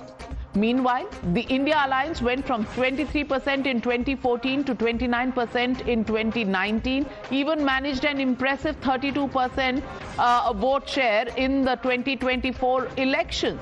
But while the salaried class got some much needed cheer in the budget, the Vipaksh still has a trust deficit. They have frowned and asked questions on how will this bring down inflation or create jobs. They've also alleged that this tax break is a poll outreach to the sizable middle class income group in Delhi. Listen in to the opposition's attack. मायूस किया है budget ने और किसानों को कुछ नहीं मिला। मिडिल क्लास महंगाई कम चाहती है, अगर महंगाई कम नहीं होगी तो आप कितना भी रिबेट दे दोगे, मिडिल क्लास संपन्न नहीं होगी। बजट में है ही कुछ नहीं भैया, देखना क्या है इसमें। ये तो मतलब गरीब को और गरीब कर देगा और अमीर को अमीर करेंगे। ये भी जानिए कि अगर आपके पास तनख्वाह है तो आप कम टैक्स देंगे, लेकिन जिनके पास रोजगार नहीं है उनके पास तनख्वाह कहाँ से है? This increase in slab is going to help less than 1 crore of the population. But it's not just about the middle class. The opposition has also stated that the budget is just Bihar, Bihar, Bihar. Sample this. Poll-bound state of Modi's alliance party, Bihar, Nitish is all set to get a Makhana board and a National Institute of Food Technology and Management. There will be fillip to food processing activity in the state, while in Patna will get more hostels and other infrastructure. Greenfield airports will come up in Bihar, while Patna airport capacity will be increased. Funds will also be given for the Western Kosi Canal project. So Bihar, top of the pops. This bumper bonanza for poll-bound Bihar has the opposition asking, is this the budget of India or is this the budget of Bihar? Watch this. जो आज का budget है, बिहार के साथ कहीं ना कहीं से खिलवाड़ किया जा रहा है, सौतेला व्यवहार किया जा रहा है। और जो पिछले बजट में जो बात आई थी, उसी को दोहराने की बात इन लोगों ने किया है। स्पेशल पैकेज इन बातों की तुलना में ये बजट का ये जो लोक लुभावना बजट बिहार को देख के पेश किया गया है, वो मुझे लॉलीपॉप समान दिखता है। Was this a budget of the government of India or was this a budget of the government of Bihar? The infrastructure is not going for the rest of the country. It's only going towards Bihar because we all know that this year is the Bihar election. So basically, for since and Maharashtra has been ignored, and Tamil Nadu, there's not a single word for Tamil Nadu or for any other southern states. Bihar जहाँ पे चोन आ रही है, बिहार बिहार बिहार, उसके बाद असम की आ रही है तो असम, पंजाब का तो नामो निशानी। But is the opposition correct in saying that the poor, kisans and other classes have been given a raw deal? Sample this. The allocation for Ayushman Bharat Yojana has gone up from rupees 7,300 crores to about 9,406 crores. Prime Minister's Awas Yojana Grameen witnesses an increase from 54,500 crore to 54,832 crores.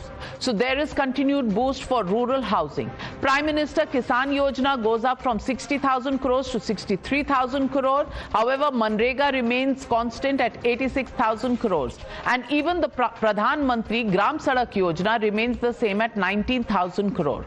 So ladies and gentlemen, the legitimate question that is being asked by many tonight, Modinomics, growth bhi, popularity bhi? That's the question, and that's the debate coming up on the other side. You're watching the News Hour at 9. Debate number 1 on Times Now. Super Prime Time.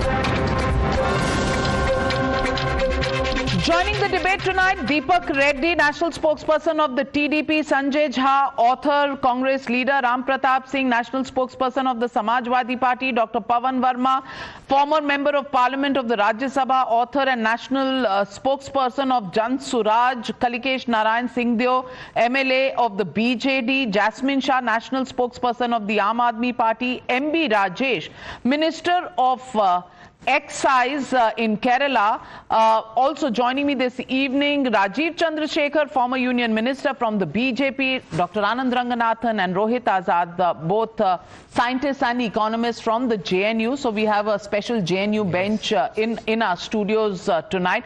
But my first question goes to Jasmine Shah of the Aam Aadmi Party, who could be a very worried man tonight. Jasmine Shah, worried?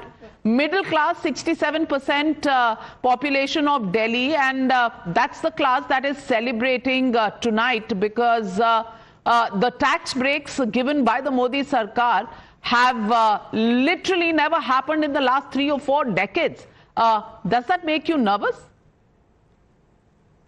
Navika, this entire budget is a huge disappointment for everyone, and including the middle classes. And I'll tell you why. You know, the total middle classes in India, as you said, is around 30%. Now, only 2% of Indians actually pay income tax. So yes, you gave some relief to that 2% Indians. But what happens to the remaining 98%? Mr. Arvind Kejriwal 2 weeks back articulated the pain of India's dying middle class. मतलब ये ऐसा हो गया कि ये middle class जो मर रहा था, उसको आपने एक छोटी lollipop पकड़ा दी और बोले कि अब तुम खुश रहो. The remaining middle class There are so many things that they are not getting. Look at the taxes, the indirect taxes that they are paying, which is highest, on all essential day-to-day items. GST has been imposed for the first time in the last many years. You look at the taxes they are paying on diesel, on petrol, on LPG. Forget that. What are you doing with their taxes? Are you spending on their health and education? Absolutely not. We demanded that the education and health budget should be increased to 10%. Do you know what it is? It is a shocking 2.5%, the education budget. Health budget is a shocking 1.9%.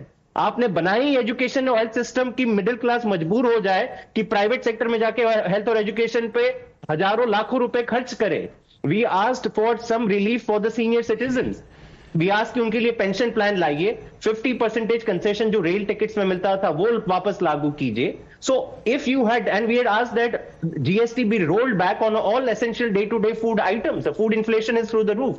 So by giving some relief to 2%, I think the debate should be, should the budget be for 2% of India's population or for 100% of India's population? Unfortunately, the remaining 98% of India's population के लिए कुछ नहीं है, and especially the 90% of the population that earns less than 25,000 rupees per month. उनके wages कैसे बढ़ेंगे? Just yesterday, Navika, the economic survey said that the wages, the real wages in India have declined in the last 6 years. It used to be 12,000 rupees in 2018. आज वो घट के 9,500 रुपए हो गया है. तो आमदनी बढ़ नहीं रही है, jobs आए नहीं.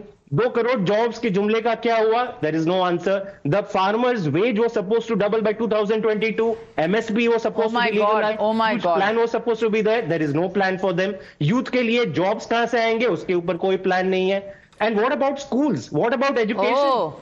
So many. It's an unending list, Jasmine Shah. It's an unending list. Let me go straight across to get the answers from Rajiv Chandrasekhar, because Rajiv Chandrasekhar, Rahul Gandhi says in his tweet, the first reaction to the budget, that a band-aid for bullet wounds.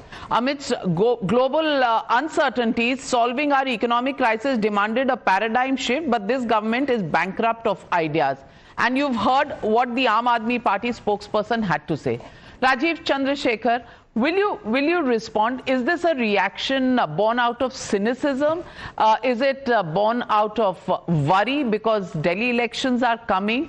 Or is it the standard reaction that comes after every single budget?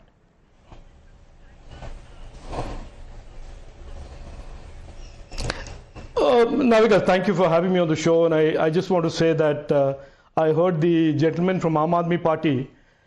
And it is, as you say, this is the expected reaction. When the cup is 3/4 full, they will say it's 1/4 empty. If the cup is half full, it's half empty. Look, the truth is what the people of India have repeatedly supported Prime Minister Narendra Modi ji for.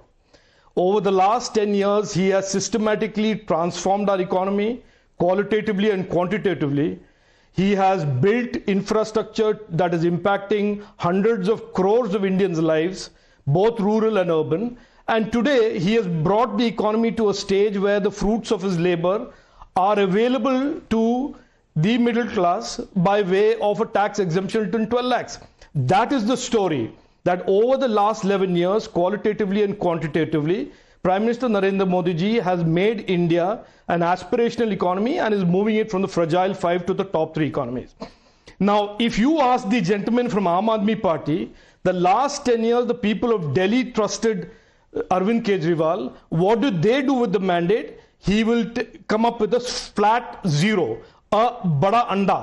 So therefore, instead of doing this pitch of what he said during the Lok Sabha elections and all 7 seats the people of Delhi rejecting him for, there is no point bringing the same playbook and the same script back to every debate, every discussion about the budget.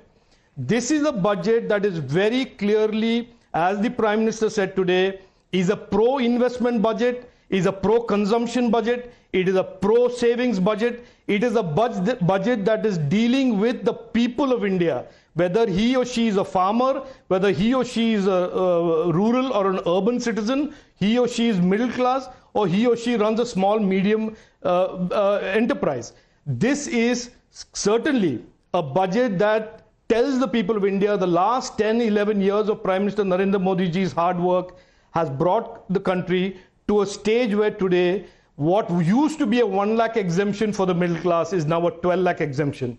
As Monica Halan said earlier in the morning today, Navika, in your show, this is really a re-rating of India and the re-rating of Indian citizens and their aspirations and their future. It is a significant milestone. People in the Aam Aadmi Party and certainly Rahul Gandhi with his communist Marxist economic ideologies will never get this. And it's fine. They are not part of this narrative of taking the country forward. They are part of the narrative of liquor scams, 2G scams, and every other scam and malgovernance that this country has rejected in 2014 and will reject in Delhi in the coming elections. Well, let me get in Sanjay Jha. Sanjay Jha, the point really here is that whether it is the Pradhan Mantri Gram Awas Yojana, whether it is the Pradhan Mantri Gram Sadak Yojana, whether it is Ayushman Bharat, all of these see their outlays growing, which clearly means the poor have been looked after. When it comes to the income tax relief, well, the middle classes are celebrating. We did a call-in show and 100% of the people supported this government for looking at the middle class, giving them the tax breaks that they deserved. And some of them, not always in favor of Narendra Modi, said that, this particular budget is 100%, kudos to Modi. I want to ask you, is this something that is worrying the Congress party? Because there is growth bhi and popularity bhi. And is that the worry for the Congress party, for the opposition party? Navika, good evening. You go back to last year. I remember when the budget discussions happened, the BJP and their spokespeople made the same hype. This is going to be a breakthrough year and the economy will face a turnaround. And look where we are. 5.4% in the second quarter, and we are looking at perhaps the lowest GDP in 4 years. And the forecast for next year, the budget notwithstanding, is not good at all. In fact, it's 6.5 in a very optimistic forecast.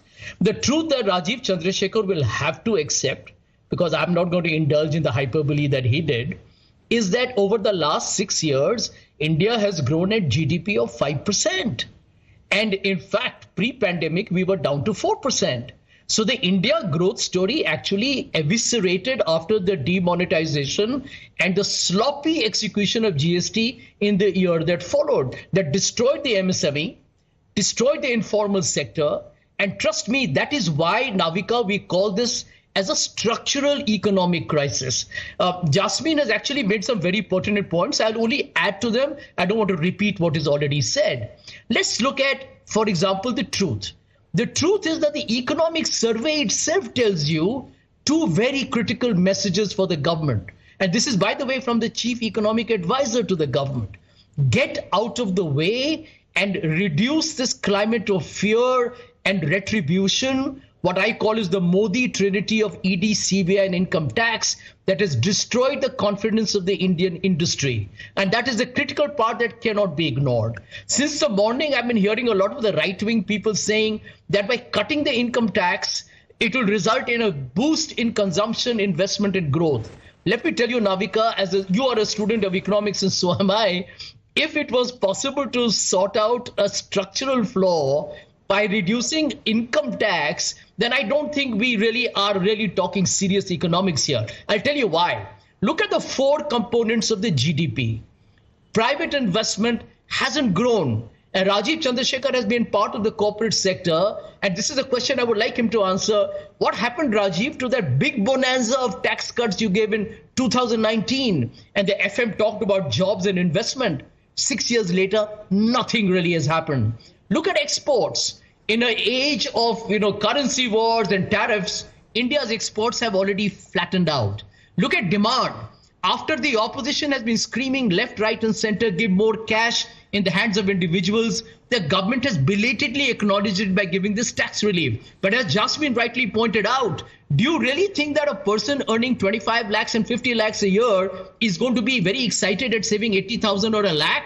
I don't think they really even count that. So it will affect those who are probably in the margin of the benefits, which is a very small segment. And last but not the least, how do you expect government expenditure to really run an economy? That's what they've been trying to do, and it's not resulted in any gain. So here is my last point for Rajiv to answer really.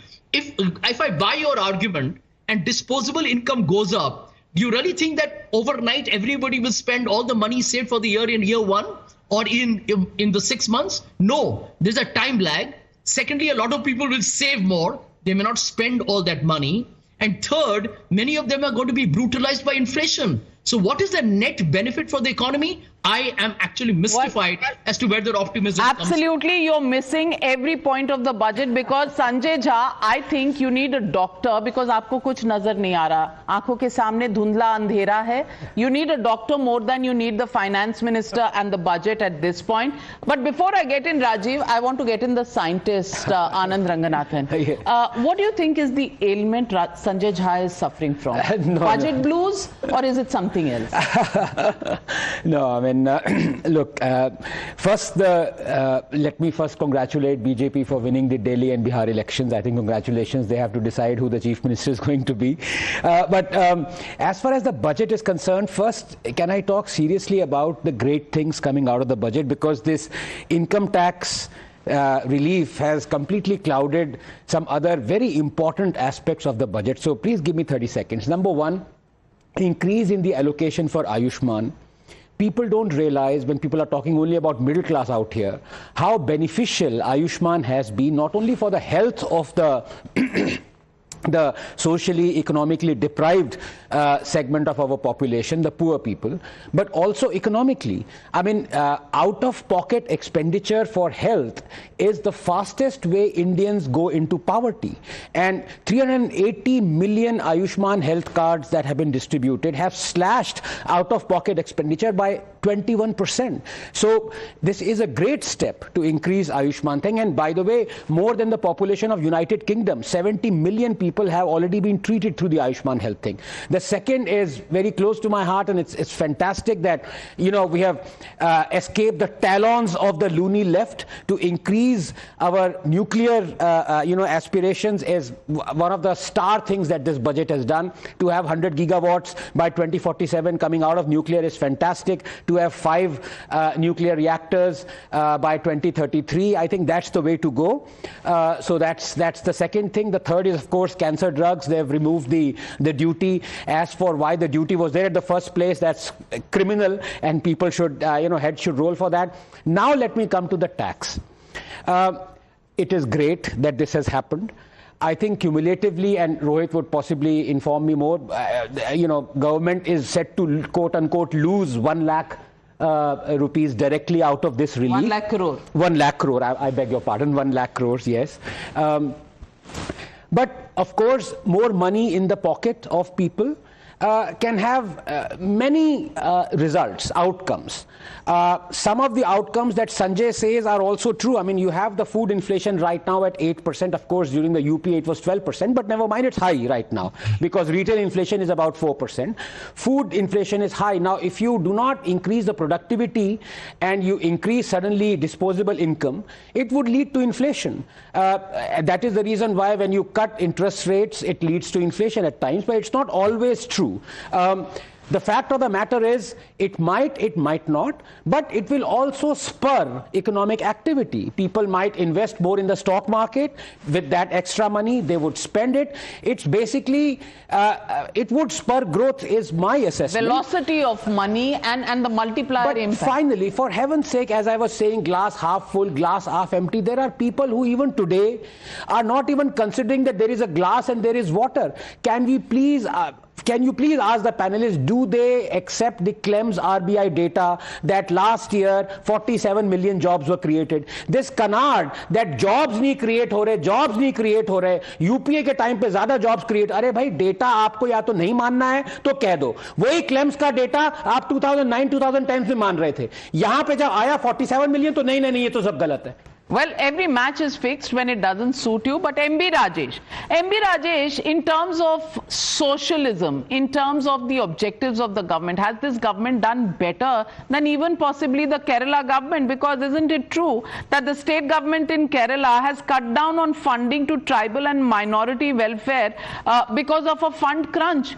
Here you have capex, at 11 lakh crores. You have all the important schemes either staying there at the high levels or growing, and you have a tax relief that is coming in for the middle classes. Has the centre balanced its budget better than the Kerala government?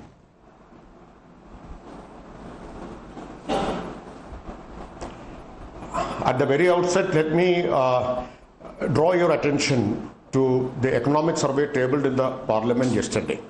In that economic survey, on several aspects, the Niti Aayog and Union government has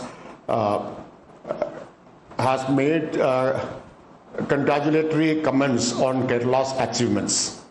I would like you to go through those comments. I have seen many paragraphs praising Kerala's achievements in waste management, in poverty reduction, in agriculture, and in many other sectors. So please go through that document. It is the document tabled in the Parliament yesterday. And now coming to the budget.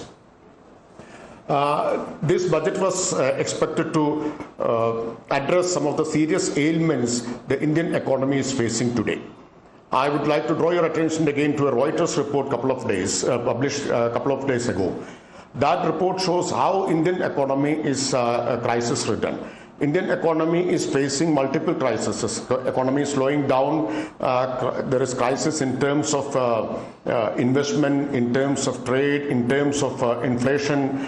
So this budget was expected to address these crises and ailments. But unfortunately, the measures announced in this budget are grossly inadequate to address these serious ailments. This budget is a contractionary budget.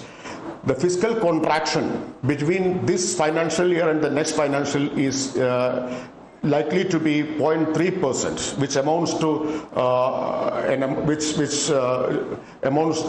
1 lakh crore. That means in a time of slowing down in the economy, the budget is going to be contractionary, and the contraction will amount to rupees 1 lakh crore. And thirdly, even though some tax concessions have been announced, especially to the middle class in income tax benefits, this is also grossly inadequate because only 2% of our population pays income tax. And this is insufficient because you cannot boost spending, you cannot boost consumption by doling out benefits to just 2% of our population. So that is why I'm saying that this budget has completely failed to address the serious crisis Indian economy is facing today. Well, it's only fair that Rajiv Chandrasekhar responds to both Sanjay Jha and Mr. M.B. Rajesh. I'll come back to you. Rajiv. So, Navika, I just want to comment on, obviously, you have a galaxy of economic stars here with whom I can't be compared. M.B. Rajesh says only 2% of people in India pay taxes, and they have been given a relief and the rest don't pay taxes. So I don't know what he wants to say, that those who don't pay taxes should also be made to pay taxes.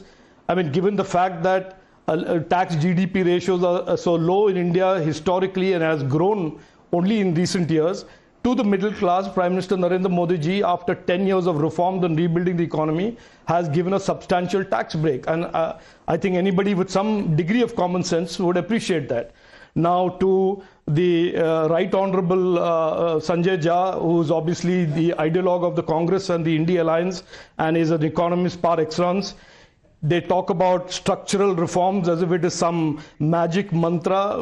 I'm very happy to concede to him that they are much smarter. P. Chidambaram, when he talked about the UPI failing, is much smarter. Chidambaram yesterday talked about the economic survey. They are absolutely more brilliant. Prime Minister Narendra Modi ji focuses on a very commonsensical approach to economics. This is not an attempt to win any Nobel Prize in economics. It is about people first, nation first, create a growing economy, give the benefits of the growing economy to the people and to building infrastructure. And if if the Congress is so good in economics, why doesn't he fix the Himachal economy? Why doesn't he fix the Karnataka economy, where they're all struggling to create resources for development? So my suggestion to him would be to go look there and apply all of his sophisticated economic knowledge to states of the Congress that require help. In terms of this comment, absolutely loose comment about 2019 tax break, where are the investments?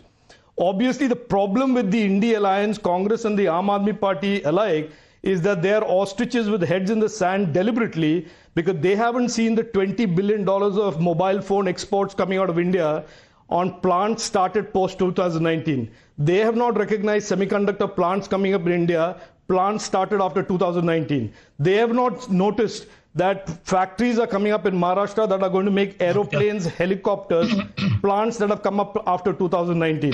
They haven't seen the domestic electronics manufacturing sector grow with new plants post 2019. Now, if you put your head in the sand or read from Rahul Gandhi's economics playbook or Sam Pitoda's economic playbooks, you will certainly be disappointed with Prime Minister Narendra Modi ji's management of the economy. And that is something we are not able to address. You will have to go to Sam Pitoda and Rahul Gandhi and get that thing fixed. Something that we can't do for you. Sanjay Jha, 30 seconds, counter. Yeah. You need to explain how immoral can your government be, Rajiv, that you're talking about all these so-called achievements. Well, they should be captured in the GDP. The GDP doesn't say so. You're talking about the factories built and the jobs created, but they are visible only to your naked eye. Which is why we are the fastest growing economy in the world. Which is why we are the fastest growing economy in the world. Here's my point. Here's my point. Let me finish. Personal income tax collections today exceed corporate income tax collections. I think you need to explain to the viewers, why is this happening when you find that 60% of India's population, 800 million people, are living on free food grains. They're vulnerable to poverty if they fall sick. And you're telling me that the personal income contributions exceed corporate tax? You got to explain that. The second point, where are the jobs? If you don't have jobs, you won't have income. If you don't have income, you don't get demand. Well, can I tell you another explanation? And that explanation is you go above the subsistence level, don't spend on food grains, but you begin to spend on proteins, you begin to increase the quality of life. But that fact is not something that you're interested in seeing. So, Deepak Reddy, are you saying just because some free food grains? Yes, Rajiv. Yes, Rajiv.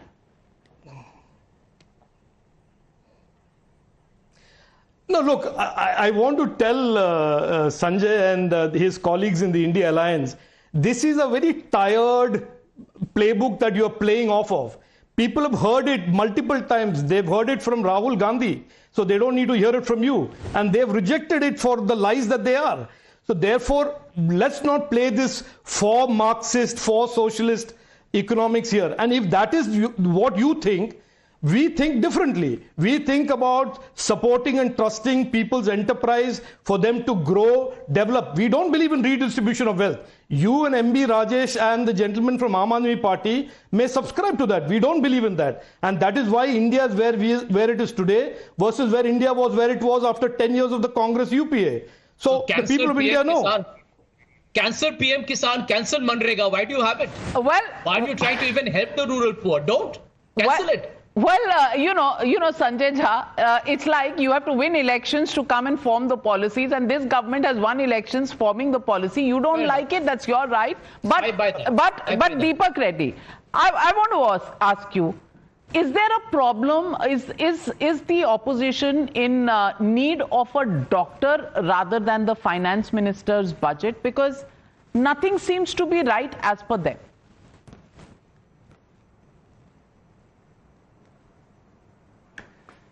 Navika, after listening to all the panelists, I'm getting tempted to talk politics first and budget next. But let me first start off with the topic. That's politics is what works. Go ahead with the politics. Deepak Reddy, politics is what is running the country. Oh, yeah. Okay, economics, who is interested? Certainly not Sanjay Jha. That's what I'm getting really tempted to do. Go right ahead. That's exactly what I'm tempted to do. But okay, since you said, let me start off with politics. I would like to start off by saying the seriousness of the opposition. They have staged a walkout. So that is the degree of seriousness they have towards the budget. And I would also like to thank the Congress party for a change, because they have not trivialized like the earlier budgets by saying halwa or by talking about caste and things like that. And I would also like to thank the indie ecosystem by not playing Shekuni tricks on us, on TDP, saying that Bihar is mentioned more and Andhra is not given as much mention. They haven't played such games. So I would like to thank both of them on this. And now coming straight to the point, I think Delhi elections are already won. You already gave the figures of the middle class, and the foundation has been set for the victory of Bihar elections also. This is the political statement I would like to make. So now coming to the budget aspect, it's clearly in the direction of Vikasit Bharat. It reveals 5 aims: accelerated growth, inclusive development, invigorating private sector investment, uplifting household sentiment, and enhancing the middle class spending power. Clearly, all sectors are being covered in the budget. You look at the agriculture, look at MSME, look at health, look at tourism, even skilling is talked about, the power sector, shipping, minerals, and on and on. Every aspect is covered in detail. I mean, there's been priority given to the middle class, the poor, the youth, the farmers, and women. I mean, you can see it very clearly. In spite of that, it surprises that these people are playing politics. It is citizen friendly, and the finance minister has actually clearly said that they're looking at reforms in the income tax way of functioning and in several aspects of governance also.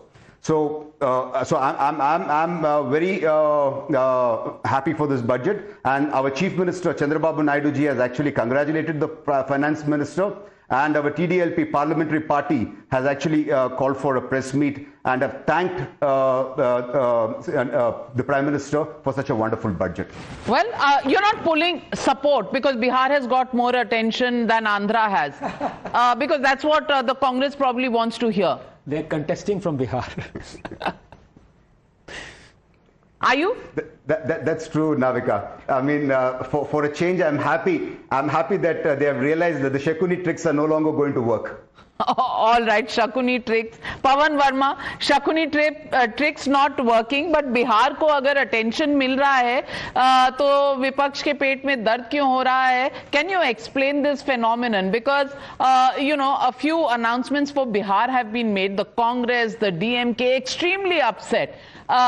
Do you think you know, trivializing the budget to there are announcements for Bihar but not for Tamil Nadu or other states, or do you think you know, completely talking about you know, structural reforms and you know, addressing every single ill of the economy in one single budget, is that trivializing the effort of the budget? Or is the opposition trying to distract away from the big announcements and the fact that the middle class has got a huge relief, and that is something that makes them nervous about, well, adding to the popularity of the very popular Narendra Modi?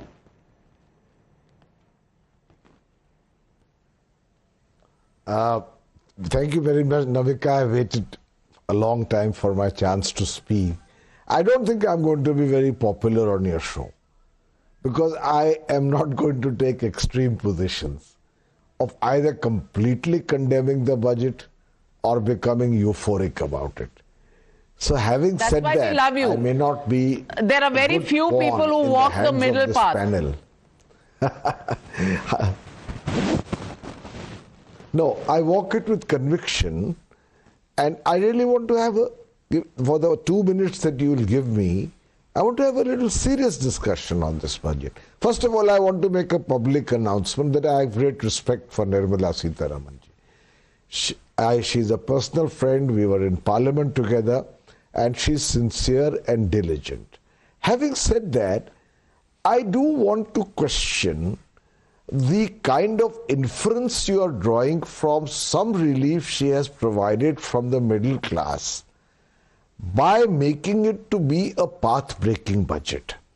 I think that is an exaggeration also.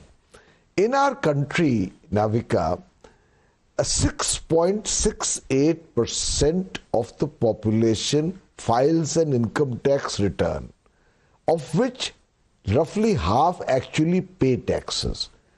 It's a very good thing that they have got some relief. But in your opening statement, you yourself said that the size of the Indian middle class is, according to you, 30 crores. In my view, it is definitely around 200 crores and is likely to grow substantially. 30% of the I've written population. a book called The Great Indian Middle 20 Class. crores. So therefore, I believe that just these tax concessions to the middle class, even for the middle class, does not really solve some of its essential expectations from the future. Now, why do I say this? Of course, they will welcome the tax relief. Middle class essentially looks at every budget in terms of a tax relief. But the actual incremental benefit to the middle class from this relief needs to be dispassionately evaluated. First of all, even if they get this concession, there is rising inflation, especially on food items, which you talk to any middle class person, they say, साहब income तो कम हो रही है और चीज़ों का दाम बढ़ रहा है, तो अगर हमें थोड़ा बहुत कंसेशन मिला, इसके लिए हम बहुत बहुत धन्यवाद अर्ज करते हैं, पर इससे हमारा ज़्यादा फायदा नहीं होगा. Secondly, a lot of indirect taxes further erode the middle class's income. Thirdly, one of the great hopes, the golden hopes of the middle class earlier and hopefully in the future was jobs, that their educated young will get jobs in the market. And I don't want to disagree with my good friend Anand, maybe jobs have been created, but government data says that unemployment between the ages of 18 to 24 is at 14.5%, when the year before that it was at 12.4%. So obviously somewhere there are more unemployed or unemployable people coming out from our universities and colleges without finding jobs, which is not good news for the middle class. Certainly. So therefore I say, please judge everything without either becoming extremely critical or euphoric.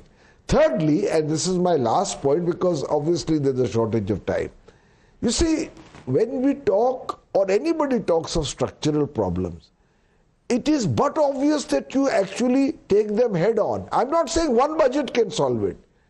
The last budget which sought to make policy changes of a radical nature was 1991, when Dr. Manmohan Singh presented his budget. I don't expect every budget to do that. But we have a situation where we are the fastest growing economy of the world. We are proud of it. Yet we have the largest number of the unacceptably poor. We have the best educational institutions in the world, some of them. We also have 30% women who can't read or write, 17% men who can't read or write. We have the best hospitals in the world in terms of equipment. But we also have the worst primary care health facility in this country. And I agree that it's a crying shame that 1.9% of the budget has been allocated to health, one of the lowest in the world. You please visit Navika, our primary school infrastructure. School है तो teacher नहीं है, teacher है तो school नहीं है. We need to have radical Pavan changes Verma, in these areas. you know, there is not one fact that I disagree with. But I want to ask you, is the budget going to solve all of this? Is there onus on the states as well or not? On educational infrastructure, on primary health infrastructure, what are state governments doing? Is there any accountability on that? Why do political parties only expect the answers to come from the union budget is also a question that needs and begs an answer. But Kalikesh, I know the glass is neither half full nor half empty. Some people believe that there is no glass, there is no water. It is extinct. Yet, I want to ask you, what do you think about the budget? It recognizes certain problems, it gives a certain direction, it has looked at some symptoms, given some remedies. Does it do everything? Certainly not. But is it in the right direction? Would you say yes? Avika, certainly that the budget has given considerable tax breaks to the middle class. is a good thing. It was long awaited and comes at a time where the middle class was being isolated and completely ignored by repeated budgets in the past 5 or 10 years, I would say. Certainly it's a great thing, especially in this time of high inflation. Whether it will lead to increased consumption and spending which will fuel the economy, I have a serious doubt on. I think small tinkering of tax rates will not yield the kind of results that the finance minister is hoping. I mean, if I am wrong, I would be the happiest. I think a lot more needed to be done to incentivize consumption, to incentivize investments, whether it's domestic or private, or for that matter, foreign investment. I take the words of the panelists before me that a certain amount of jobs have been created, a certain amount of investments have come in certain sectors. When you look at the economy as a overall, Pawan is right. There is a rising increase in unemployment and underemployment, especially in the rural areas. There are educated, now so-called educated people who do not want to work the fields any longer, who do not want to do jobs which they consider below them. And the kind of job creation which is expected to create the youth as an asset for tomorrow is not happening, and ultimately we will end up becoming they will end up becoming a liability for a nation. So there is a serious problem. There is a serious problem. Anand Ranganathan, Rohit, coming to you. Anand. Of course, it's not just a serious problem, it's a catastrophic problem. But here is the thing. You want heads as well as tails. Now, half the panelists out here are saying, look, where are the tough reforms? Where are the structural reforms? This budget does nothing.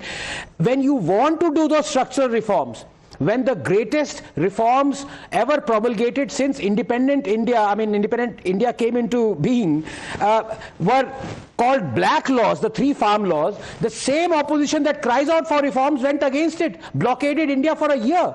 The 3 farm reforms would have catapulted the agricultural sector that contributes a pitiful 14% to our GDP, yet employs 44% of our workforce, yet has 40% of the total arable land of 70 million hectares being virtually destroyed by elements in the last 6 years, drought and flood, and you're talking about reforms? So please, let's not have double standards. So if you want reforms, structural reforms, who in this country actually supports those reforms? Yes. So first, just on a lighter note, was the independence in 47 or 2014? I don't know what your position on that. But let me first speak about this tax, because it's a huge thing. I think there is a tax break which has been given. But about the glass empty or full, it's essentially going to still help only 3%, right? According to your own data, because 3% pay taxes. Right. No glass, so no water. Essentially, it's just those 3%, right? So the rest of the middle class anyway was not paying taxes. So let's look at that number. That 3%, how much market can the 3% provide, right? Let's look at the numbers. They have, and the revenue foregone as a result of this tax break is going to be 1 lakh crore. We are going to lose that money. The projection is we are going to get 1.8 lakh crore from where? Where are we getting? First, we are losing, and we are going to make up not just that 1 lakh crore, we are going to get 2 lakh crore more. Where? Where is it going to come from? I think, as I've said earlier, that there is a lot of kite flying happening here. There are certain expectations about the GDP growth. When you're only giving respite to 3%, how can you expect the GDP to grow like this? Ram Pratap Singh, do you also believe that kuch nahi hone wala, bas sab kuch samapt ho gaya hai, bas pralay aa gayi hai? Thank you, Navika. No, I see some light here in the budget. For the 2 sectors that I was talking this morning, definitely this budget recognizes that MSME is collapsing, needs to be fixed. There is agrarian distress, and that needs to be sorted. They identify the symptoms, but somehow when it comes to delivering solutions, they are not headed in the right direction. And that's where I would like to point out that MSME needs investment in infrastructure, creation of technology parks, marketing platforms, and not more credit. I mean, more credit is welcome, but the other things are also needed, which are not being addressed in this budget. Similarly, agrarian distress, will be resolved by expanding the crop basket, putting in tech inputs again into farming, using AI for better farming inputs. But that's not being addressed. What we are talking about is just AI in farming, when you actually support those sitting on Shabbu border, is a bit rich coming from the opposition. Rajiv Chandrasekhar. Well, Rajiv Chandrasekhar, last word, very little time, but in 30 seconds, can you tell me, Dil Mange more for the opposition is very evident, but you know, are they completely removed from reality? Will they ever talk about supporting some of these so-called structural reforms that they desire, but when you implement, they go in the other direction?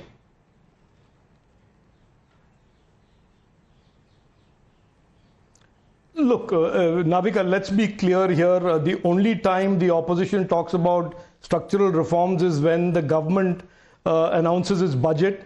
For the rest of the 364 days, they stop, block, misinform people about every step that the government is taking. I don't have to say this today. This is the fact for the last 10 years. And the progress that we made as a nation has been despite the opposition of our country, not with their support or with their constructive input. That is the truth that the people of India know. That Prime Minister Narendra Modi ji has over the last 10 years transformed India and taken India forward despite this opposition that talks about reforms during budget day. True. And then every other day opposes every good thing that this government wants to do for the people. Well said, but as far as people of India are concerned, well, they voted Modi, even if a little reduced mandate for the third term, yet they put their faith in him. And today, when they heard the finance minister making these announcements about the tax cuts, there was a resounding applause from the people of India. Opposition thinks it's too little, but for Modi, growth bhi, popularity bhi, well, people of India and people for Delhi will answer very soon what that answer will be. Well, we'll keep bringing you back budget after budget and election after election, because economics is politics and politics is economics in this country. We'll be back, but thank you very much to all my panelists and our experts in the studio here for being with me once again this budget day in India. Thank you.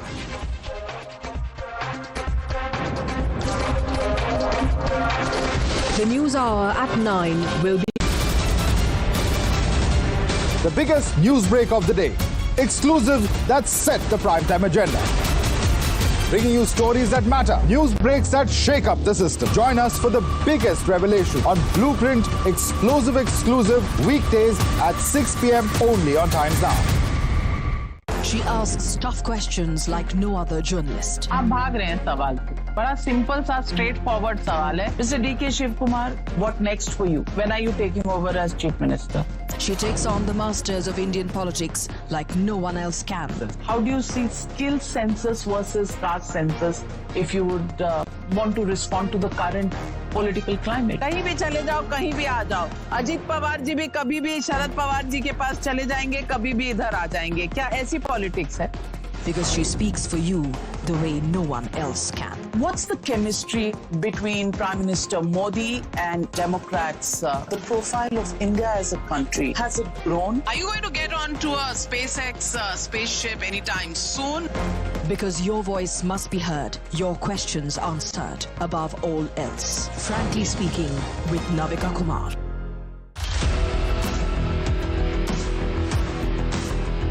There's always that story that the nation wants to know. There are always questions that we want answers to. They can run, they can dodge, they can even ignore us. But we will repeatedly keep asking those questions and bring out the real facts. Because the nation will always want to know.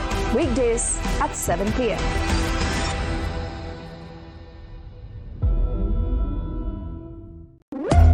When the stakes are high and the answers are elusive, there's one voice unafraid to challenge the status quo. At 8 p.m., I am not here to sugarcoat the truth. I am here to ask the hard questions.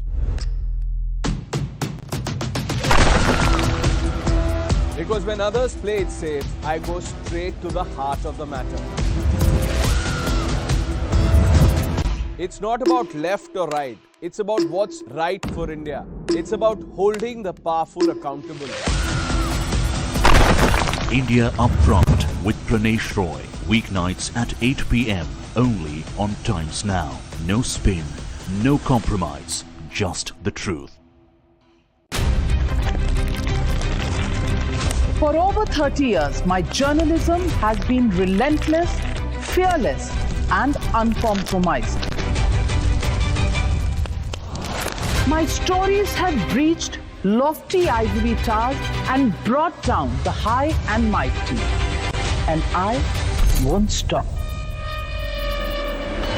When the clock strikes 9, it is time for the news hour. Navika Kumar asks the legitimate question. When your rights are trampled, I will be your voice, demanding answers from the corridors of power. News Hour at 9 with Navika Kumar. Journalism is a mission, not just to seek accountability or a fight for justice, but for honesty and integrity. Voicing citizens' concerns and using the truth to demand answers, ensuring that you come first on agenda. Watch News Hour Agenda with me, Madhudas Gopalakrishnan, weeknights at 10 o'clock only on Times Now.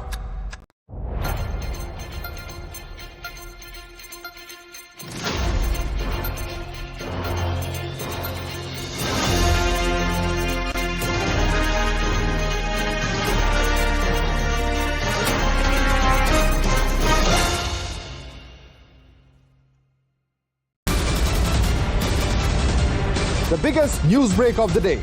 Exclusive that set the primetime agenda.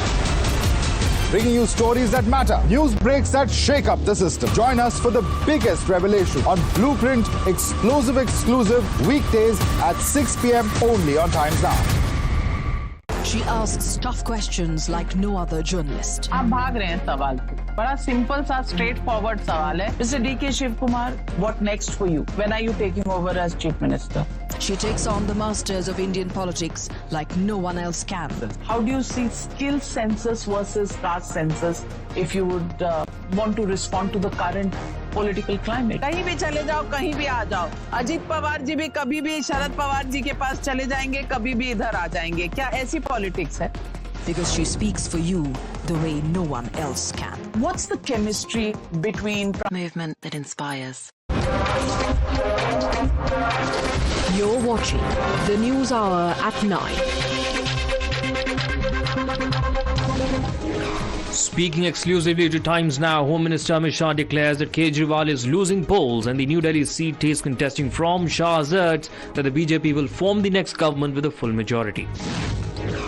Just a day after resigning from Aam Aadmi Party, alleging corruption and ideological drift, 8 MLAs joined the BJP. Remember, Delhi votes on February 5. In another instance of discontent in the ruling Congress in Karnataka, B.R. Patil MLA resigns from the post of political advisor to Chief Minister Sitharaman. You were watching the News Hour at 9. Stay tuned. The biggest news break of the day. Exclusive that set the primetime agenda. Bringing you stories that matter. News breaks that shake up the system. Join us for the biggest revelation on Blueprint exclusive weekdays at 6 p.m. only on Times Now. She asks tough questions like no other journalist. आप भाग रहे हैं सवाल पे. बड़ा simple सा straight forward सवाल है. Mr. D.K. Shiv Kumar, what next for you? When are you taking over as Chief Minister? She takes on the masters of Indian politics like no one else can. How do you see skill census versus caste census if you would want to respond to the current political climate? कहीं भी चले जाओ, कहीं भी आ जाओ. अजीत पवार जी भी कभी भी शरद पवार जी के पास चले जाएंगे, कभी भी इधर आ जाएंगे. क्या ऐसी पॉलिटिक्स है? Because she speaks for you the way no one else can. What's the chemistry between Prime Minister Modi and Democrats? The profile of India as a country, has it grown? Are you going to get onto a SpaceX spaceship anytime soon? Because your voice must be heard, your questions answered above all else. Frankly speaking, with Navika Kumar.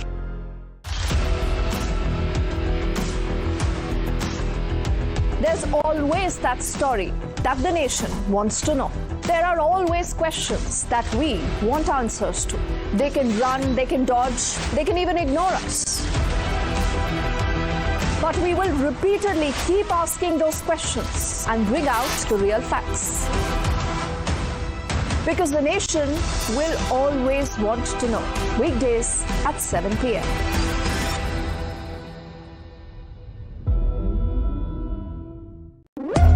When the stakes are high and the answers are elusive, there's one voice unafraid to challenge the status quo. At 8 p.m., I am not here to sugarcoat the truth. I am here to ask the hard questions. Because when others play it safe, I go straight to the heart of the matter. It's not about left or right. It's about what's right for India. It's about holding the powerful accountable. India Upfront with Pranesh Roy. Weeknights at 8 p.m. only on Times Now. No spin, no compromise, just the truth. For over 30 years, my journalism has been relentless, fearless, and uncompromising. My stories have breached lofty ivory towers and brought down the high and mighty. And I won't stop. When the clock strikes 9, it is time for the news hour. Navika Kumar asks the legitimate question. When your rights are trampled, I will be your voice, demanding answers from the corridors of power.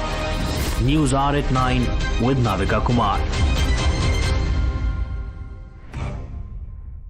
Journalism is a mission, not just to seek accountability or a fight for justice, but for honesty and integrity. Voicing citizens' concerns and using the truth to demand answers, ensuring that you comes first on agenda.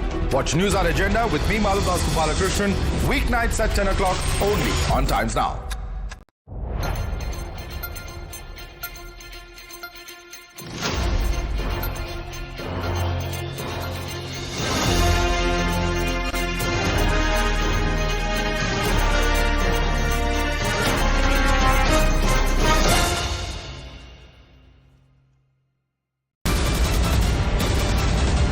The biggest news break of the day. Exclusive that set the primetime agenda. Bringing you stories that matter. News breaks that shake up the system. Join us for the biggest revelation on Blueprint exclusive weekdays at 6 p.m. only on Times Now. She asks tough questions like no other journalist. आप भाग रहे हैं सवाल से. बड़ा simple सा straight forward सवाल है. Mr. D.K. Shiv Kumar, what next for you? When are you taking over as Chief Minister? She takes on the masters of Indian politics like no one else can. How do you see skill census versus caste census if you would want to respond to the current political climate? कहीं भी चले जाओ, कहीं भी आ जाओ. अजीत पवार जी भी कभी भी शरद पवार जी के पास चले जाएंगे, कभी भी इधर आ जाएंगे. क्या ऐसी पॉलिटिक्स है? Because she speaks for you the way no one else can. What's the chemistry between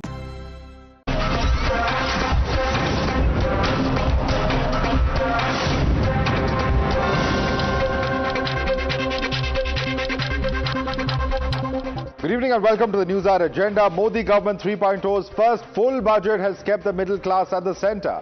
Finance Minister Nirmala Sitharaman, who presented her 8th consecutive budget, announced major tax relief for the middle class. Those earning up to 12 lakh rupees per annum won't have to pay any taxes at all. This essentially means that the middle class will have more money on their hands, which will spur household consumption and drive growth. Here's what the tax relief would mean for the middle class. Now, this is the impact as far as taxpayers' income is concerned. Let's take a quick look at the scenario 1, where the income is at 8 lakh rupees. The old tax is at 30,000. The saving is of 30,000. The same applies for 9, 10, 11, up to 12 lakhs, where in fact the tax that was there earlier at 40, 50, 65 and 80,000, the tax now is a 0. So from 8 to 12, your taxable income is 0. The saving in each of those circumstances increases from 30 30 to 40 to 50 to 65 to 80,000. But what happens if the tax-free amount that is now at 12 lakhs or 1 lakh rupees a month salary, if it increases say to 16 lakhs? Then the earlier tax would have been 17 lakh rupees. It now comes down to 1.2 lakh rupees or a saving of 50,000. What if it's at 20 lakh rupees? Then the salary, the tax, I beg your pardon, is at 2.9 lakh rupees. It's now come back to 2 lakh rupees or 90,000 rupees of saving. For those earning 24 lakh rupees, it is at 4.1 lakh earlier and at 3 lakh rupees now, which is 1.1 lakhs that has been reduced. At 50 lakh rupees, for instance, it would be at 11.9 lakh rupees of tax that you would have paid earlier, and now it would be 10.8 lakh rupees that would go, or a saving of 1.1 lakh. But what is really the impact on the double income houses where both the husband and wife would be earning the level of 12 lakh rupees? If the husband earns up to 12 lakh rupees a year and a wife earns up to 12 lakh rupees a year, the combined income is at 24 lakhs. The household income entirely, this entire 24 lakhs, will now be tax-free. And that is the real impact as far as middle class is concerned. Now, while the Prime Minister has called it a budget that will act as a force multiplier, Finance Minister Nirmala Sitharaman said that putting more money in people's pockets will boost consumption. ये budget एक force multiplier है। ये budget savings को बढ़ाएगा, investment को बढ़ाएगा, consumption को बढ़ाएगा और ग्रोथ को भी तेजी से बढ़ाएगा। We are saying now they will have 1.10 lakh in their pockets, which they don't have to pay as tax. So we have put good substantial amounts into the pockets of people who deserve to get that. You're watching the News Hour at 10, debate number 1 on Times Now, Super Prime Time.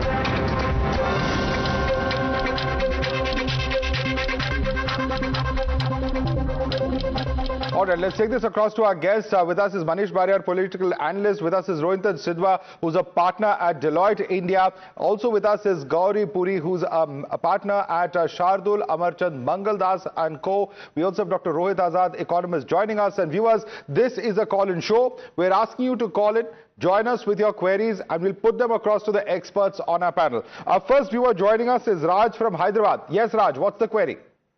Good evening to all the panelists there. This is Raj from Hyderabad. This budget is definitely a boost in the economy and the middle class in particular. The 7 to 12 lakh jump which has been given by Nirmala Sitharaman is definitely a wonderful boost. And this puts more money in the pocket of these taxpayers, which was not there last year.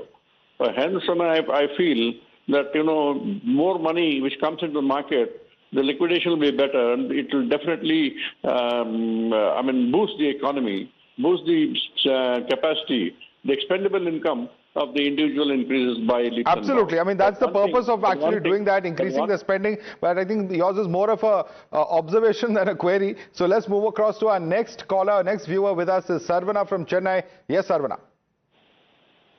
Yeah, good evening. Basically, this budget has put in middle class people to save more and spend more.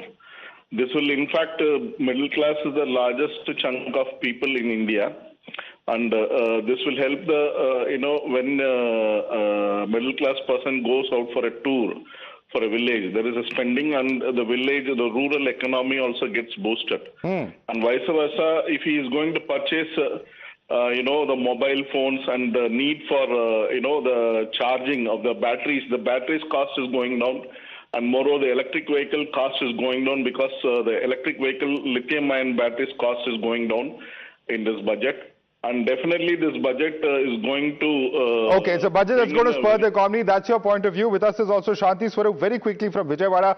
Very quickly, Shanti Swarup, do you have any queries for our panelists here? Namaste. This budget must implement to the only rural people. It must affect to the first to the rural people. Implementation should go to the rural and 51% amount should go to the rural people. Due to middle class people are there only. So please and please again and again, the total. Okay, I'm not able to hear you very clearly, but if I've understood the gist of your question, you're talking about it going to rural areas, and that was part of the query that was made by the previous viewer as well. Let me take this question across to Dr. Rohit Azad. Dr. Rohit Azad, this is what the government is saying, that as far as spending is concerned, that's what we wanted. It's not just about the urban areas where, people perhaps typically would earn, salaries of this kind of nature, but it will also spur spending as far as rural India is concerned. How are you looking at that argument? No, Madhav, so I think there are certain problems there. There's a huge gamble being played by this government, and I say it with all sincerity. Look, if the taxes are going to fall, tax rates are going to fall by 7%, the budget is actually thinking that the revenue is going to go up by 12%. So all the expenditure in rural areas that the government is thinking of is banked on that one number. So the growth has to be that high of incomes despite a fall in the taxes, the revenue to go up by 12%.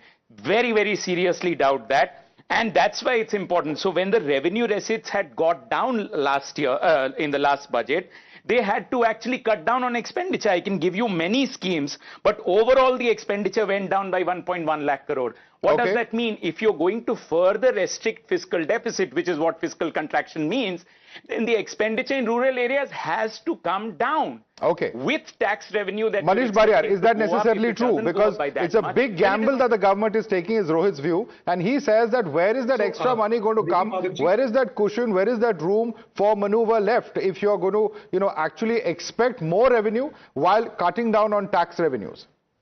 So I would, in fact, humbly differ from observation of Mr. Azad, because if you look at if the consumption side is on the higher side, then the government is also going to earn from the indirect taxes.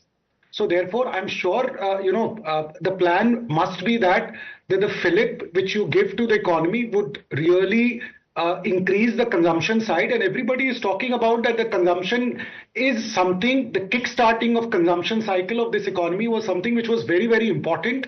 And I think, in my view, the entire country right now, a couple of viewers of yours, instead of asking questions, they all have observation. Madhavji, you must have really done these kind of shows earlier also, and you could see the difference. Everybody is very optimistic. Now, it's not something which is like a very little amount which is coming to the country to really kickstart the cycle. On the consumption side, government expects that it's going to go high. Even on expenditure side, the government is pushing. So if you look at fiscal deficit margins, you don't see government being very aggressive on that. Okay. We have more viewers joining us. In fact, hold on to your thoughts, Manish, and also requesting Gauri and Rohinton to just hold on with us. We have some more of our viewers joining us. Asha is with us from Mumbai. Yes, Asha, your query. Hi, I'm here again talking to you. Let's talk of RBI. RBI has handed over 3 trillion rupees after selling dollars. This money is being handed over to the BJP. What is the outlay? How are you spending? Because you're not spending. You're just milking us dry and taking our money and telling us where you're giving it back to us. Well, ma'am, for a change in this budget, actually the taxpayer has gotten some amount of relief. That would have perhaps been the argument in previous budgets, but I don't think that works. Manish, would you like to very quickly take that question? 39.4 lakh crores, is that the kind of expenditure which is there? If you look at last year, last fiscal, it was 37 lakh crores. So, ma'am, I would again humbly differ from you. The government is spending. And if you look at various sectors, you would see the allocations in many of the sectors have gone up. You need to look at the broad areas also. Even the defense has gone up, education, social welfare schemes. So it's not that the government is not shying away from spending. I think it's bonus from the both sides. On one hand, government is spending. if you look at last year also, capital expenditure was 11.11 crores. This year also, lakh crores. This year also, it is quite significant. All right, So Manish, just going to interrupt you there. We have Vijay Mishra now joining us from Ghaziabad. Vijay Mishra, your query for our panelists. Vijay Mishra, can you hear me? All right, I think we've lost that line there. Let me go across to Gauri on that note. Gauri, one of the aspects, of course, is tax. Undoubtedly, a big ticket announcement, those earning. There was a time, where in India, not so long ago, I'm sure you would recollect the time a few decades ago where Lakpati denoted somebody who was rich. Now, a person who earns a lakh a month is no longer considered rich. He is considered of the category that you give the person a tax break. That person pays zero taxes here in India. And that's a very, very interesting altered reality that we are currently living in from today. Your thoughts on really implementing this and the impact that this will have, because a huge swath of taxpayers have been covered under this new scheme. Look, the way I look at it, I think it's a welcome change, because the middle class of this country have been, the tax engine for a very long time. We have just 2% of the population which pays taxes, and a predominant part of those are, salaried employees who are paying taxes at source. And so I think that what's happened right now is that economically as well, with global headwinds, the GDP slowing down, where the government needs to spur consumption, both things have come together where it makes sense for the government to sort of give that relief, so make people happy, and that then kind of segues into enhancing consumption and contributing towards GDP growth. And another point that I feel very strongly about is that in the last 10 years, we've taken significant steps towards formalizing the economy. The tax base has increased, compliance has also increased, because everybody has an audit trail now. So as the tax base increases, there's fiscal room for the government, to undertake, measures like this and give back to the people. But, that's the big question. The tax base, is it really increasing at the rate that we wanted to? It's still in single digits, and a very, very small percentage of our population still actually pays taxes. How do we bring those people into the system? No easy answers yet. But let me get in a quick word from our next viewer. Anupam Dubey is joining us from Puri. Mr. Anupam Dubey, your views, your queries. Good evening to all the panelists. I am Anupam Dubey. I am an army personnel speaking from Jammu and Kashmir, Uri. Firstly, heartiest congratulations to the Honorable Finance Minister. What a fantastic budget she has presented this time. And a very good move of increasing the tax exemption to 12 lakh rupees. It is a very good move. My only one point that I want to convey, if it can reach up to the Honorable Finance Minister, is that the defense expenditure should be at least 5% of the GDP. Considering the present geopolitical situation, as a country, we should move towards increasing the defense expenditure to at least 5% of the GDP. Well, that's a perfectly legitimate point of view. It's a legitimate ask, of course, when it comes to education, healthcare, defense, several such critical areas where, in fact, many have been demanding perhaps increased, outlays. But Rohinton Sidhwa, I'd like you to come in on this. Of course, the budget apart and various heads apart, the impact that this is going to have, because it's easier said than done when you think about actually increasing the tax net. And do you really think that this change, as far as the exemptions are concerned, will ensure that there are more taxpayers or more people who come into the system because of the sheer relief that they would get? Sure. So let me try and answer that with some facts and figures. So currently, we are a country of approximately 1.4 billion people, out of which the amount of returns that actually get filed, so the amount of taxpayers we actually have, is about 100 million.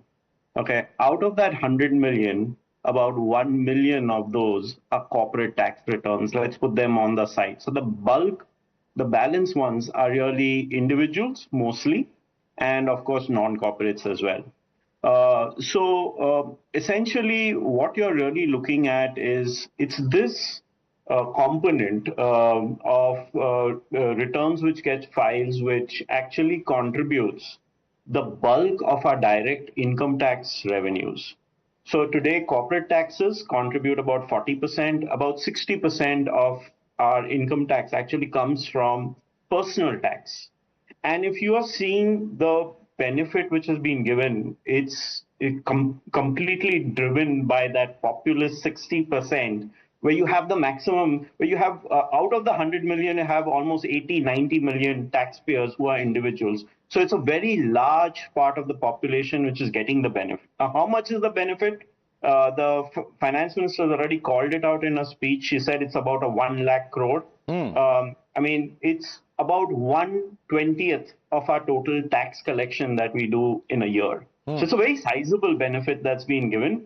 Obviously, the reason why this benefit, and actually Gauri alluded to it earlier, is that personal tax collections are actually growing at a blazing fast pace. Even the latest figures show that personal tax is growing at around 20% net collections, which means after refunds being given, which is a very healthy sign. It's moving us gradually to a situation which we see mostly in developed countries, where direct income tax, and that also from individuals, is by far the biggest contributor of taxes. And it's a very healthy trend. Now, what the finance minister has done is said, you guys are the ones who have grown the most, and I'm going to reward you by sharing some of what you have contributed back with you. I think that's a very healthy trend. It's the hope that we probably get more and more growth out of it. Also, what's contributed has largely been the fact that this taxpayer base is also growing by all the technology measures that the department has kept doing. And that's also contributed in a large part to the growth. So the more we can grow this base, the better it is for the entire country. All right. Very, very interesting perspective that you put there, comparing it to certain Western countries. And Rohit, have you got an answer to what your query was from what Rohinton has said over there? Because he says that this is not unlike what's happening in other economies, particularly the more developed economies. No, so simply, if you bring the corporate tax rates down, it's obvious, it's tautological that the other tax would go up. So it has nothing to do with the fact that the other countries, if you bring, which is what the government had done, brought the corporate taxes down, the direct tax rates would, as a proportion of GDP, would go up. It's like if one is falling, the other would rise. To make this into an argument that we have become a developed nation as a result of that, I think requires He's saying we're taking a cue from the developing nation, from the developed world. He's just saying we're taking a cue. Is it something so wrong? Yeah, I'm saying that, I'm saying to take cue from the developed nation in your corporate sector. If you're going to put all the burden of tax mobilization on a very small section of the population, how is that a thinking of a developed nation? Okay, Rohinton, you want to respond to that? In fact, a large part of your taxes actually comes from indirect taxes. So, yeah. Rohinton, quick response from you, please. Yeah, sure. So, no, actually, the trend, I just lay the trend and, we can debate it a little more. So the trend has always been that direct tax or income tax has to be the main contributor for tax. So as our nation develops, that share is constantly increasing. Okay. Currently, indirect tax has fallen over the years from being almost 65% of total tax collections. Now it's somewhere around 40%. It's not that indirect tax collections have slowed down. GST has actually significantly increased over the years. All right. Rohinton, I'm sorry I'm interrupting you. It's only for the want of time. Very, very interesting debate, but time is a big limitation here. Manish Bariyar, Rohinton Sidhwa, Gauri Puri, Dr. Rohit Azad, thanks so much for joining us and in fact breaking down several aspects of what really the meaning, the thought process and the impact of this change in tax slabs will be, particularly for the common man.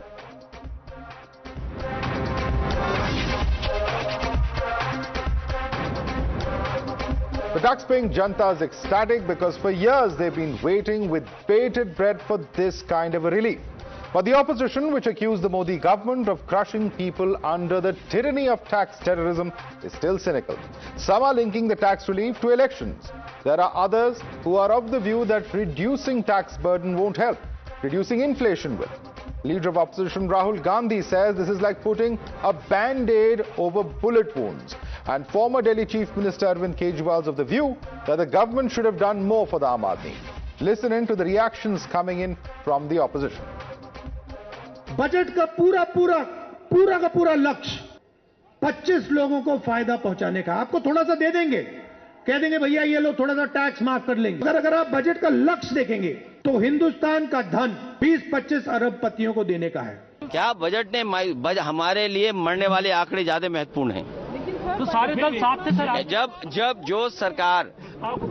जो सरकार मरने वाले आंकड़ों को न दे सके, हम इनके किस आंकड़े को मान लें? Very disappointing budget.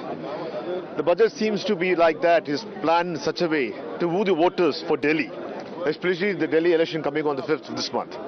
चुनाव की घड़ी है तो कहीं वही सोच कर तो चुनावी बजट पेश नहीं किया गया, और खासकर बिहार को फोरफ्रंट में लेके। पार्टी के राष्ट्रीय संयोजक केजरीवाल जी ने उन्होंने कहा था कि भाई गवर्नमेंट इस बात के लिए देश को आश्वस्त करे, एश्योर करे कि जो पूंजीपति दोस्त हैं बीजेपी के, उनके कर्जे माफ नहीं किए जाएंगे। You're watching the News Hour at 10, debate number 2 on Times Now, Super Prime Time.